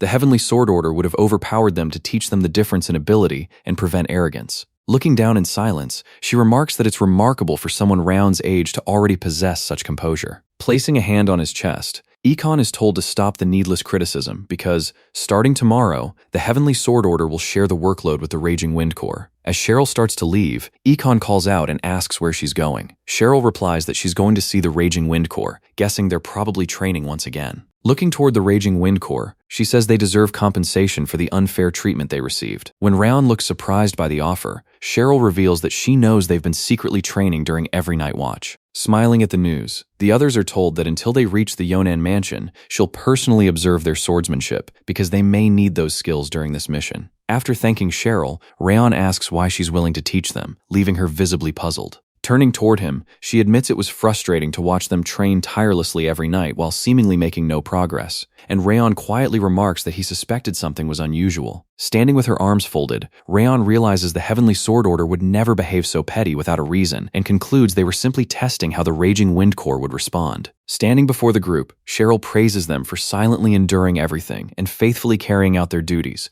earning an enthusiastic thank you from the Raging Wind Corps. Looking at Rayon, she says she noticed he has been training the heavy sword technique and asks if that's correct. Drawing her sword, she tells Rayon they'll begin the lesson immediately. Raising her sword into position, she says it's better for them to experience her teachings firsthand than through words alone. A crushing sword aura engulfs the forest as the others brace themselves beneath its overwhelming pressure. Staggering under the pressure, the group exclaims that it's unbearably heavy, as if the very space around them is being crushed. Sweat runs down Round's face as Cheryl calmly declares that today's first lesson has begun. Surrounded by the overwhelming aura, she reveals the name of the technique she'll teach, Heavy Sword. She explained that Heavy Sword wasn't simply about imbuing a blade with aura to make it heavier. Instead, true mastery meant dominating the surrounding space with your own weight, turning it into your personal domain, and the key to doing that was creating a powerful mental image. A silhouette appeared as she introduced the concept of a mental image. Looking at her glowing sword, she explained that Heavy Sword worked by imagining the surrounding space completely filled with weight. Holding out her sword toward the struggling students,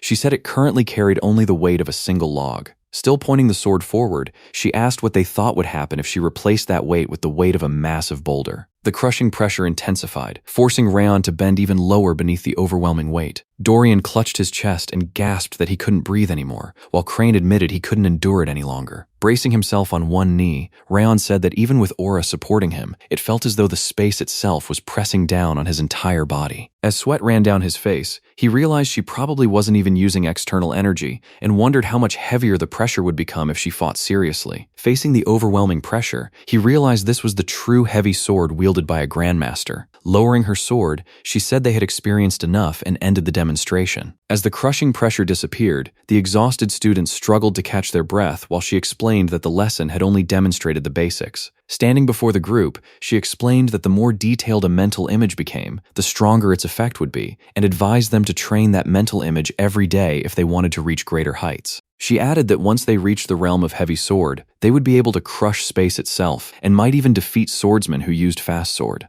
Looking back over her shoulder, she announced that today's lesson was over and that they would continue tomorrow. The students thanked her for the instruction as she walked away through the forest. Rubbing his sore shoulder, Crane said experiencing it firsthand had made the lesson truly sink in, while Dorian agreed that it had been difficult, but that he now understood what she meant. Still shaken, Martha admitted the demonstration was far beyond anything he had imagined. Standing on the cracked ground, the group concluded that even a simple demonstration from a grandmaster carried unbelievable power and proved she was on an entirely different level. Wrath scoffed that everyone could achieve a display like this with a little mental image training, leaving Rayon quietly, repeating the words, mental image. Recalling Wrath, Glenn, Limmer, and Daruth, Rayon realized they had all emphasized that while martial arts mattered, mental image became even more important the higher a swordsman climbed. Clenching his fist, he realized Cheryl's heavy sword could even crush the soul. Staring at his clenched fist, he believed that if he could make that power his own, the wall separating him from becoming a master might finally fall. The night sky faded into bright daylight as time passed. An elderly butler welcomed the swordsman of Zeegart,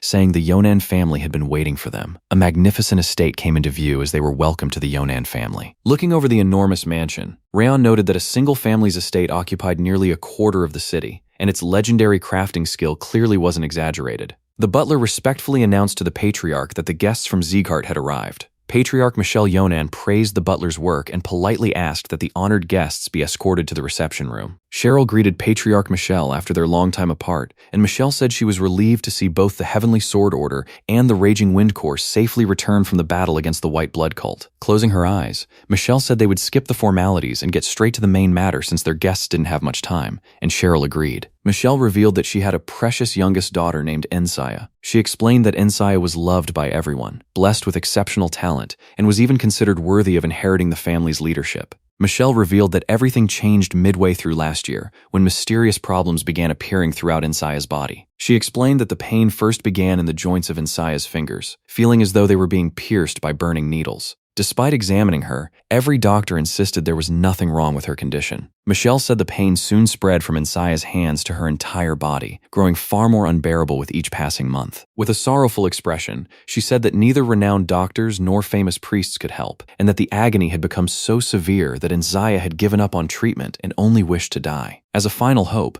Michelle revealed that she sought the help of the Saint of Rags. Hearing the name, Raon immediately realized that this mission was connected to Sir Frederick. Recalling the kindness Sir Frederick had shown him when he was young, Raon quietly resolved to repay that debt if they met during this mission. Michelle explained that the Saint of Rags always put his patients first and would never come simply because someone requested his presence. Because of that, she asked the Raging Wind Corps to escort Ensaya to the Saint instead, revealing the true purpose of their mission. Looking at her, Cheryl immediately agreed and said they should leave as soon as possible. However, Michelle apologized and asked them to postpone their departure for a few days because a renowned healer named Timus was currently staying in a nearby village, and she wanted him to examine Ensaya one final time before they left. The moment Raon heard Timus's name, his expression turned cold. He remembered that Timus had served the Robert family as a highly skilled healer and one of Daruth's trusted subordinates, using his medical expertise to force powerful families into debt or even eliminate their patriarchs under Daruth's orders. Realizing Timus was here, he immediately suspected that Daruth was plotting something. Without wasting another moment,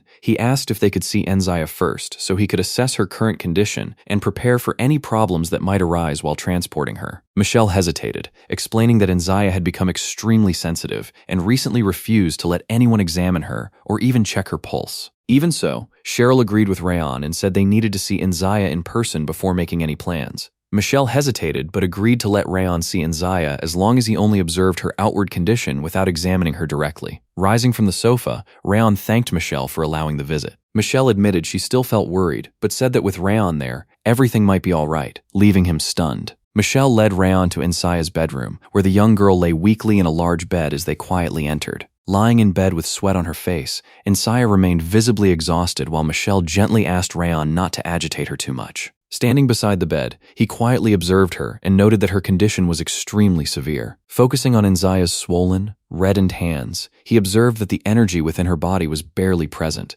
leaving her physically weakened. Still lying in bed, Ensaya slowly opened her eyes and let out a faint, sleepy murmur. As Michelle began introducing the visitor, Ensaya slowly turned her head. Raon looked at her in surprise after hearing her reaction. Staring directly at Raon with flushed cheeks, Ensaya blurted out that he was unbelievably handsome. Walking through the forest, Timus mocks the Yonan family for taking so long to contact them, saying he would have burned them all if they had delayed any longer. His companion asks whether their plan could fail if the Yonan family suddenly seeks help from the Saint of Rags. Without changing his expression, Timus says that's exactly why they prepared bait for those insects. As they continue along the forest path, Timus explains that Michelle treasures her youngest daughter more than anything, yet no one has managed to improve her condition. Looking ahead with a cold smile, he reveals that Ensaya's condition is neither an illness nor a curse. He goes on to explain that when no one can cure an unknown condition and only they can ease the pain, the desperate family will have no choice but to rely on them. Imagining Michelle kneeling before him, Timus declares that she will eventually abandon everything and beg them to save her daughter. He calmly explains that they'll pretend to treat Ensaya while buying time, secretly place their own people inside inside the family,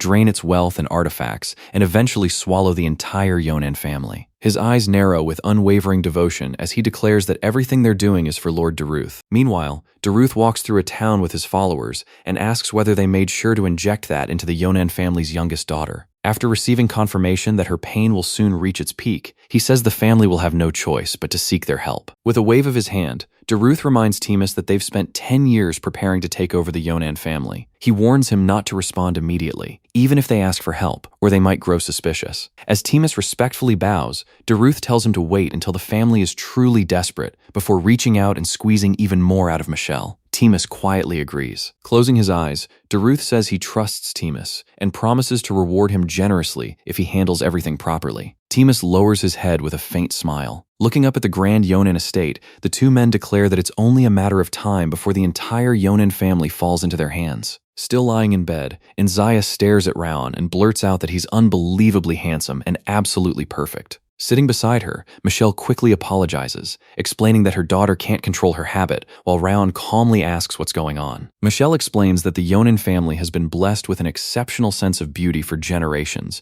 making an eye for beauty essential for crafting artifacts. She adds that even among the Yonans, Inzaya's aesthetic sense is on another level, allowing her to instinctively recognize and draw out the true value hidden within gemstones. Michelle explains that, in Inzaya's eyes, Raon, the Vice Lord of the Raging Wind Corps, is like a flawless gemstone already perfected by a master craftsman. Inzaya stares at Raon's golden hair, ruby-like eyes, and sharp features, declaring that he looks less like a person and more like a living masterpiece. Forcing an awkward smile, Raon thinks dealing with this is even harder than fighting the Seventh Apostle because he has no idea how he's supposed to react. Hearing Inzaya praise Raon's appearance, Wrath scoffs that true beauty belongs to him and demands Raon's body for a moment so he can show it off instead. Ron bluntly tells Wrath to stay quiet, while Inzaya continues admiring him and calls him the very definition of perfection. Snapping out of it, Inzaya suddenly realizes what she's been saying and looks completely embarrassed. Turning to her mother, she asks who the visitors are, and Michelle explains that they're Sieghart swordsmen who came to escort her to Latran. She then introduces Raon as the Vice Lord of the Raging Wind Corps. With a gentle smile, Michelle encourages Inzaya to endure just 2 more examinations,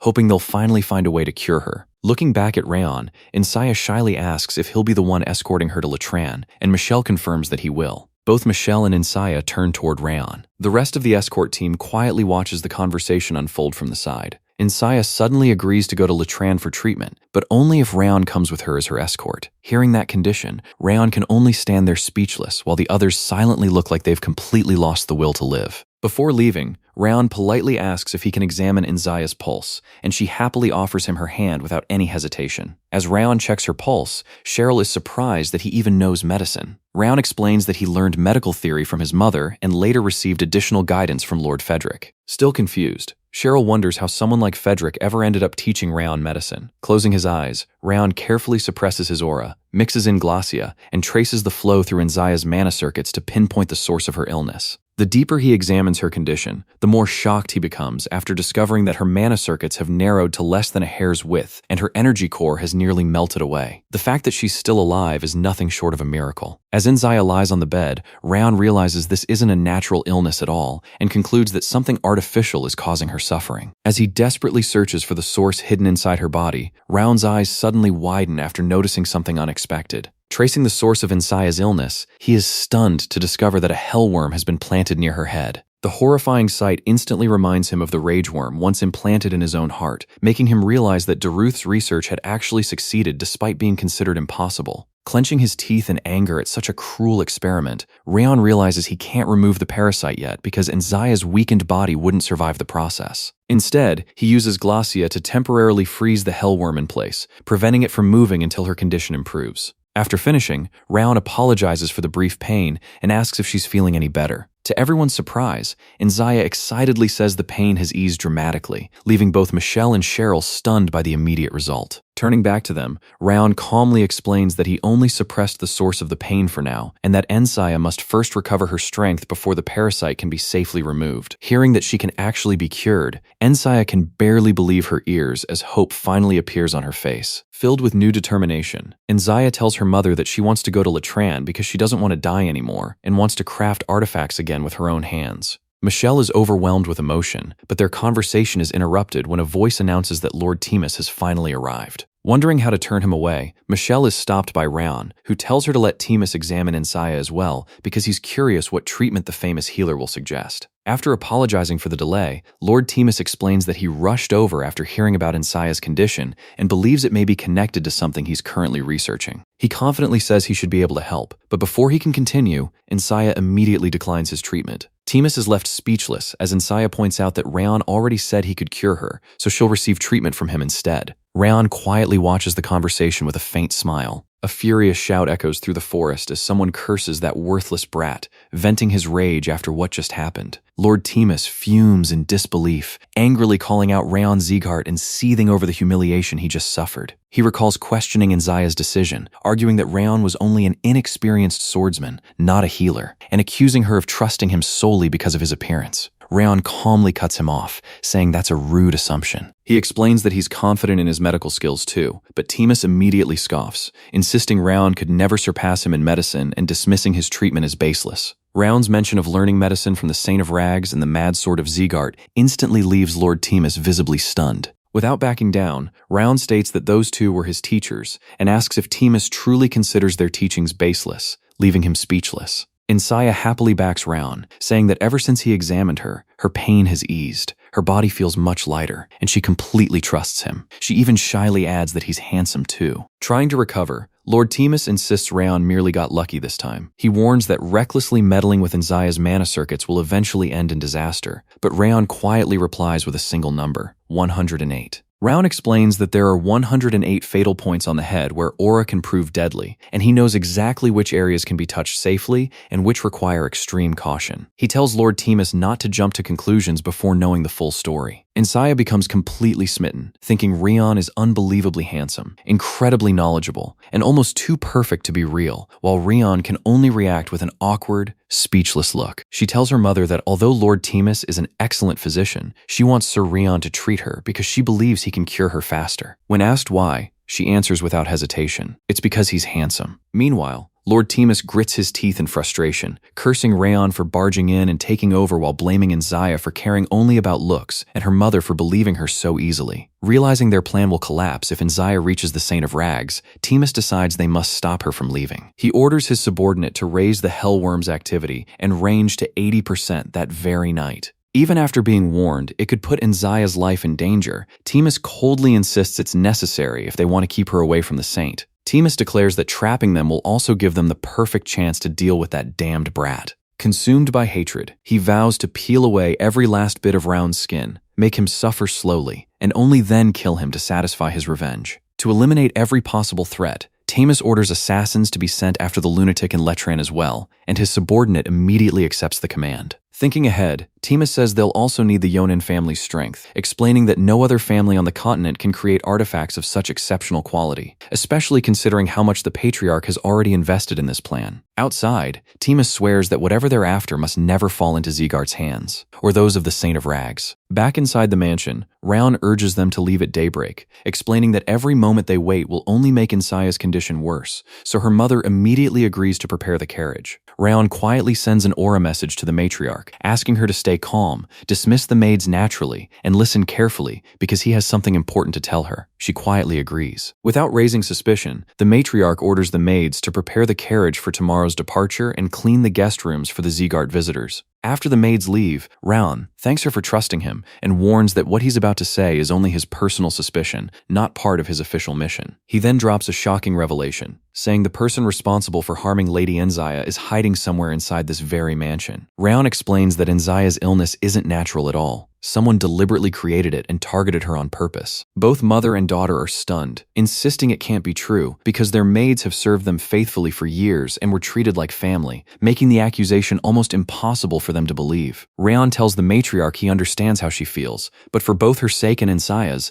this matter has to be handled without hesitation. Convinced by his reasoning, the matriarch asks how he plans to identify the person responsible, and Raon calmly reveals that the bait has already been set. Confident in his plan, Raon declares that by tonight, the culprit will be in his hands. Later that night, the bedroom door quietly opens as someone slowly approaches Insaya's bedside while she lies motionless in bed. The maid silently raises a syringe and carefully aims its needle toward Insaya's forehead. Just before the needle can touch her, Insaya suddenly grabs the maid by the throat, leaving her completely stunned. The maid crashes onto the floor as Insaya keeps her pinned down, unable to believe the supposedly bedridden young lady possesses such overwhelming strength. Round reveals himself and calmly declares, "Caught you," confirming the assassin walked straight into his trap. Realizing he is using a face-changing artifact, the maid is horrified that he predicted her attack and prepared for it in advance. Round explains that the moment they announced they would leave early, he knew the culprit's only chance to interfere would be that night, and thanks her for acting exactly as he expected. Keeping the maid pinned down, Round warns that assassins usually carry suicide poison, then quickly forces his fingers into her mouth and pulls the hidden poison pill back out.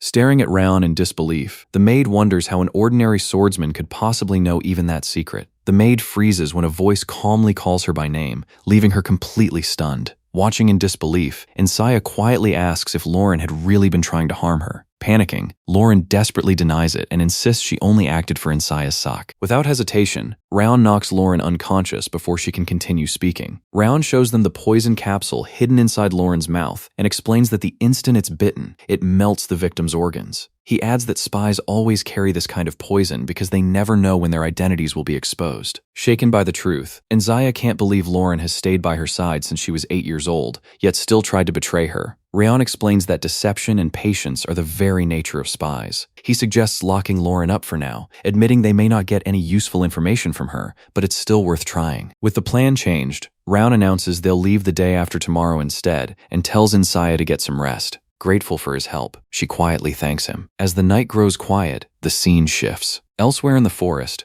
one man reports that Lauren still hasn't sent word back, even though she should have confirmed the mission was completed by now. Realizing something has gone wrong, Timus curses Lauren for getting caught despite having such a simple task. When his subordinate suggests contacting their superior, he immediately shuts the idea down, warning that doing so would only get them killed. He reminds his subordinate that they've spent over 15 years preparing to take over the Yonan family, and if news of this failure reaches their superior, both of them will lose their heads. Determined to contain the damage, he declares that he'll handle the entire situation himself as quickly as possible. He then orders his subordinate to contact every nearby branch, gather as many Shadow Squad members as possible, and have them bring every weapon and poison they can. He explains that now their spy has been exposed, the head of the Heavenly Sword Order will be far more alert. To stop her even briefly, they'll need every poison and smokescreen they possess. His face twists with rage as he vows to turn everything around by killing both the head of the Heavenly Sword Order and that brat. Before they leave, Michelle Yonan asks everyone to take good care of her daughter. In response, the Zegart family promises to safely escort her daughter to the Saint of Rags. As they prepare to leave,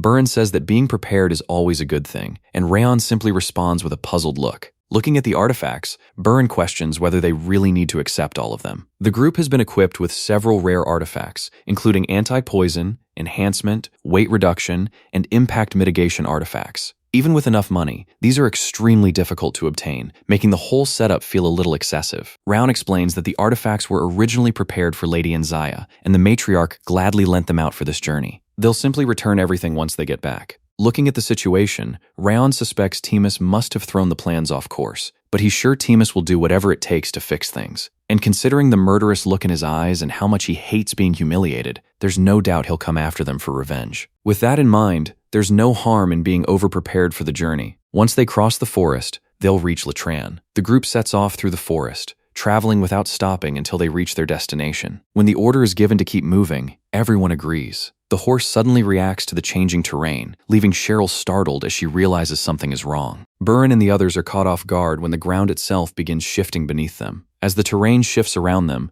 the group finds themselves surrounded by the strange forest. Without wasting time, the Heavenly Sword Order forms a defensive formation, while the Raging Wind Corps takes position behind the carriage. Cheryl takes charge and orders everyone to follow her commands, making it clear that no one is allowed to die. Rayon remarks that they've finally arrived, and he had been wondering why everything had been so quiet until now. Timus finally appears, looking completely unfazed, as Rayon says, "I almost thought you wouldn't show up, Timus." From the rocky heights, one of Timus's men reports that the targets have entered the formation, and Timus calmly replies that once they've stepped into it, they're as good as dead. The blood lightning formation takes effect, disrupting their senses and restricting their breathing while creating an illusionary space that crushes anyone caught inside. And because the formation becomes harder to break, the more sensitive a person's senses are, experienced fighters are actually at a greater disadvantage. Even if they somehow manage to break through the formation, poisonous fog is waiting above ground to block their vision, while dozens of deadly poisonous insects lie beneath them, ready to strike even a master. Looking at Cheryl, Timus reveals that he has gathered every shadow in the area, making it impossible for even the head of the Heavenly Sword Order to escape his trap. Smiling, he declares that he won't leave even a single fragment of their bones behind. At the same time, Burin immediately tells everyone to stay calm, hold their positions, and keep an eye on their surroundings as a strange illusion begins spreading around them. The soldiers are surrounded by an unfamiliar sight, but they're reassured that it's only an illusion and not reality, so there's no need to panic. Then Martha orders the Raging Wind Corps to stop covering the rear and raise their swords. The soldiers react with surprise but agree. Round looks at her as she threatens to smack their heads with the flat of her sword, while he realizes the squad leaders are calmer than he expected and that all their regular training has paid off. Round is suddenly contacted through Aura, leaving his eyes wide with surprise. Cheryl reminds him that, just as he said, the spies have attacked them and asks if he had prepared for this as well, to which he agrees. She then says he must be curious to see how the heavy sword techniques he learned from her will fare in real combat, making it clear that their order will protect Inshaya carriage no matter what. She then challenges Rayon to show her what he can do, leaving him surprised by her words. After hearing that,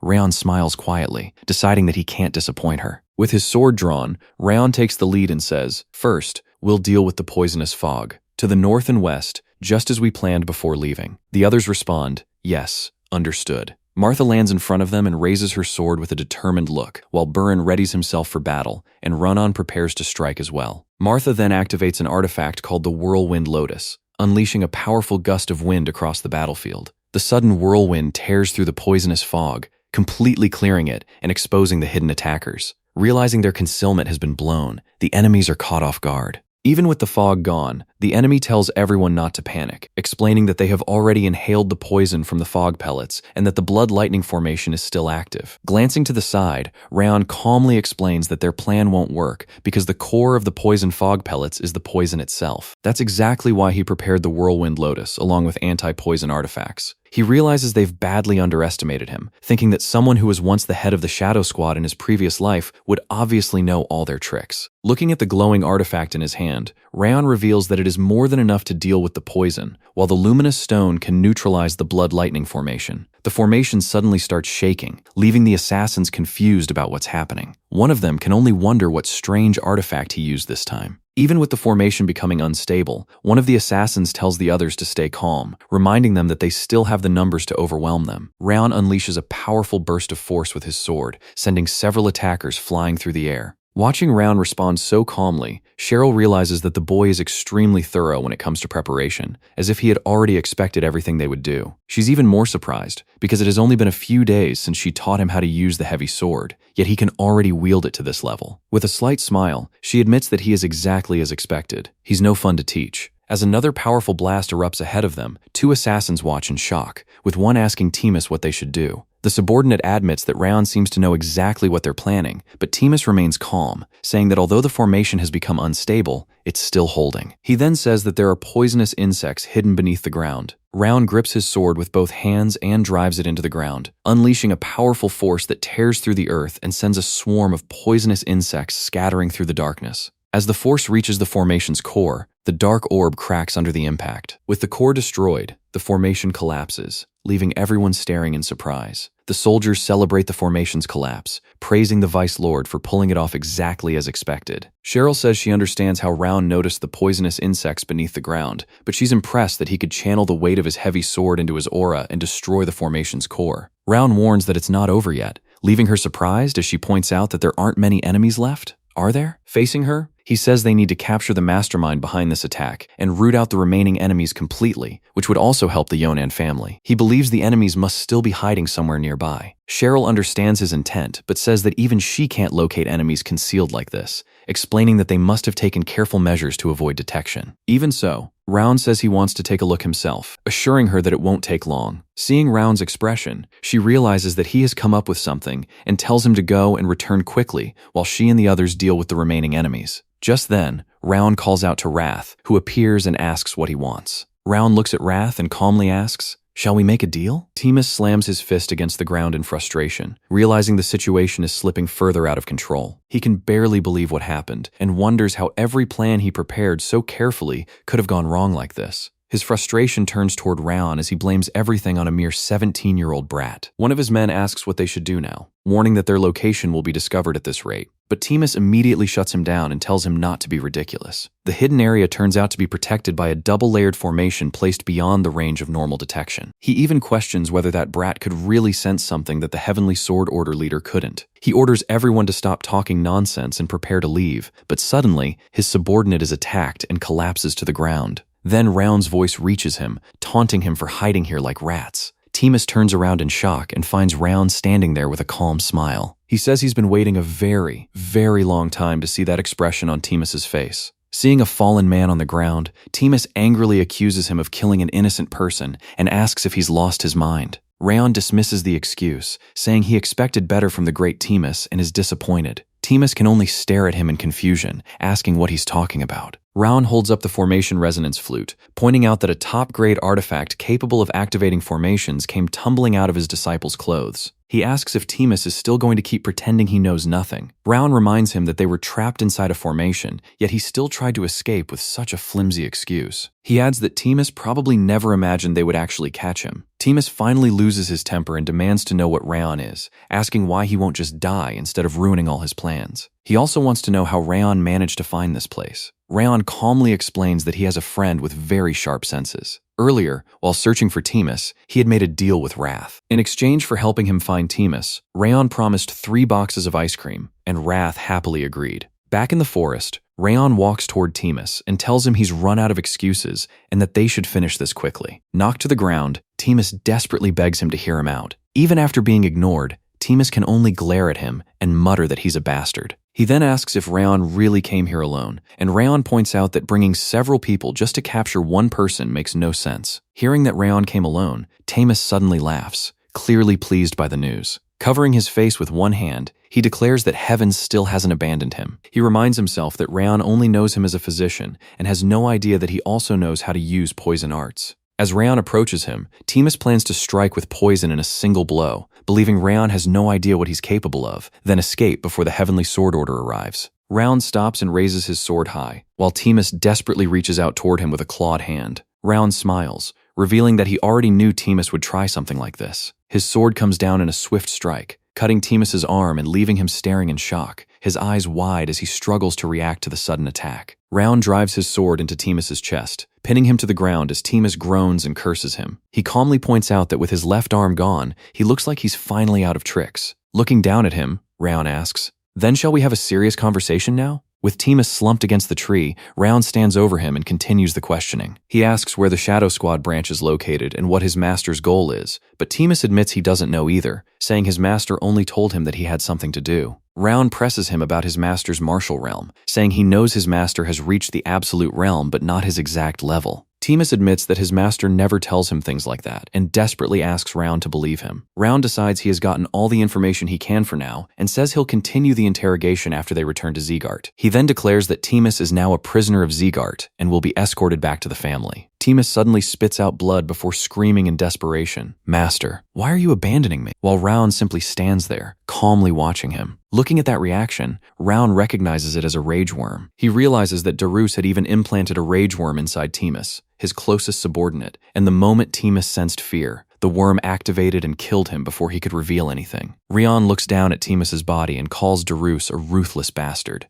Just then, Cheryl arrives and asks Raon if he's finished looking. Runan has come along with her as well. Runan explains that Raon was taking so long that she got worried and decided to come along. Cheryl then asks if he found the mastermind behind the attack. Raon points toward Timus and identifies him as the man who tried to take down the Yonan family from the shadows and attacked them. Runan looks at Timus in shock, realizing that he was behind everything. Raon notices that, as expected, Cheryl isn't rattled even after seeing Timus, and quietly wonders if she realized what happened when the formation broke. Cheryl examines Timus's condition and concludes that his heart ruptured because of a rage worm, which means someone behind Timus is capable of controlling rage worms. She asks if Timus revealed who his master was, and Raon says he didn't. He tried asking again, but the moment Timus became afraid, the rage worm inside him killed him. At the same time, Raon knows he can't reveal yet that Daruth is the real culprit. Without solid proof, accusing one of the 6 emperors could start a war and put countless people in danger. He calmly sheathes his sword, knowing that Timus's death is something he must bring about with his own hands. Cheryl then tells Raon that she'll take the credit for solving this whole mess. When he asks why, she explains that Timus was a physician who was well known across the continent. So even if they show proof that Timus was involved, many people might still refuse to believe it. On top of that, Raon and the Raging Wind Corps could end up becoming targets. In short, if the truth about Timus's death gets out, it could badly hurt his reputation. As he looks at her, Raon thinks Cheryl is far stronger than her appearance suggests, strong enough that not even a needle could pierce her. Yet throughout the entire journey, she has been quietly looking out for him and the others, proving that beneath her tough exterior, she is truly a warm-hearted person. Raon understands her point and agrees to leave the matter to her. Just then, Runan looks shocked as a voice remarks that they've actually run into each other in a place like this. Sirius Cillian smiles as he greets the head of the Heavenly Sword Order and Raon before turning his attention to Runan and warmly calling her his lovely younger sister.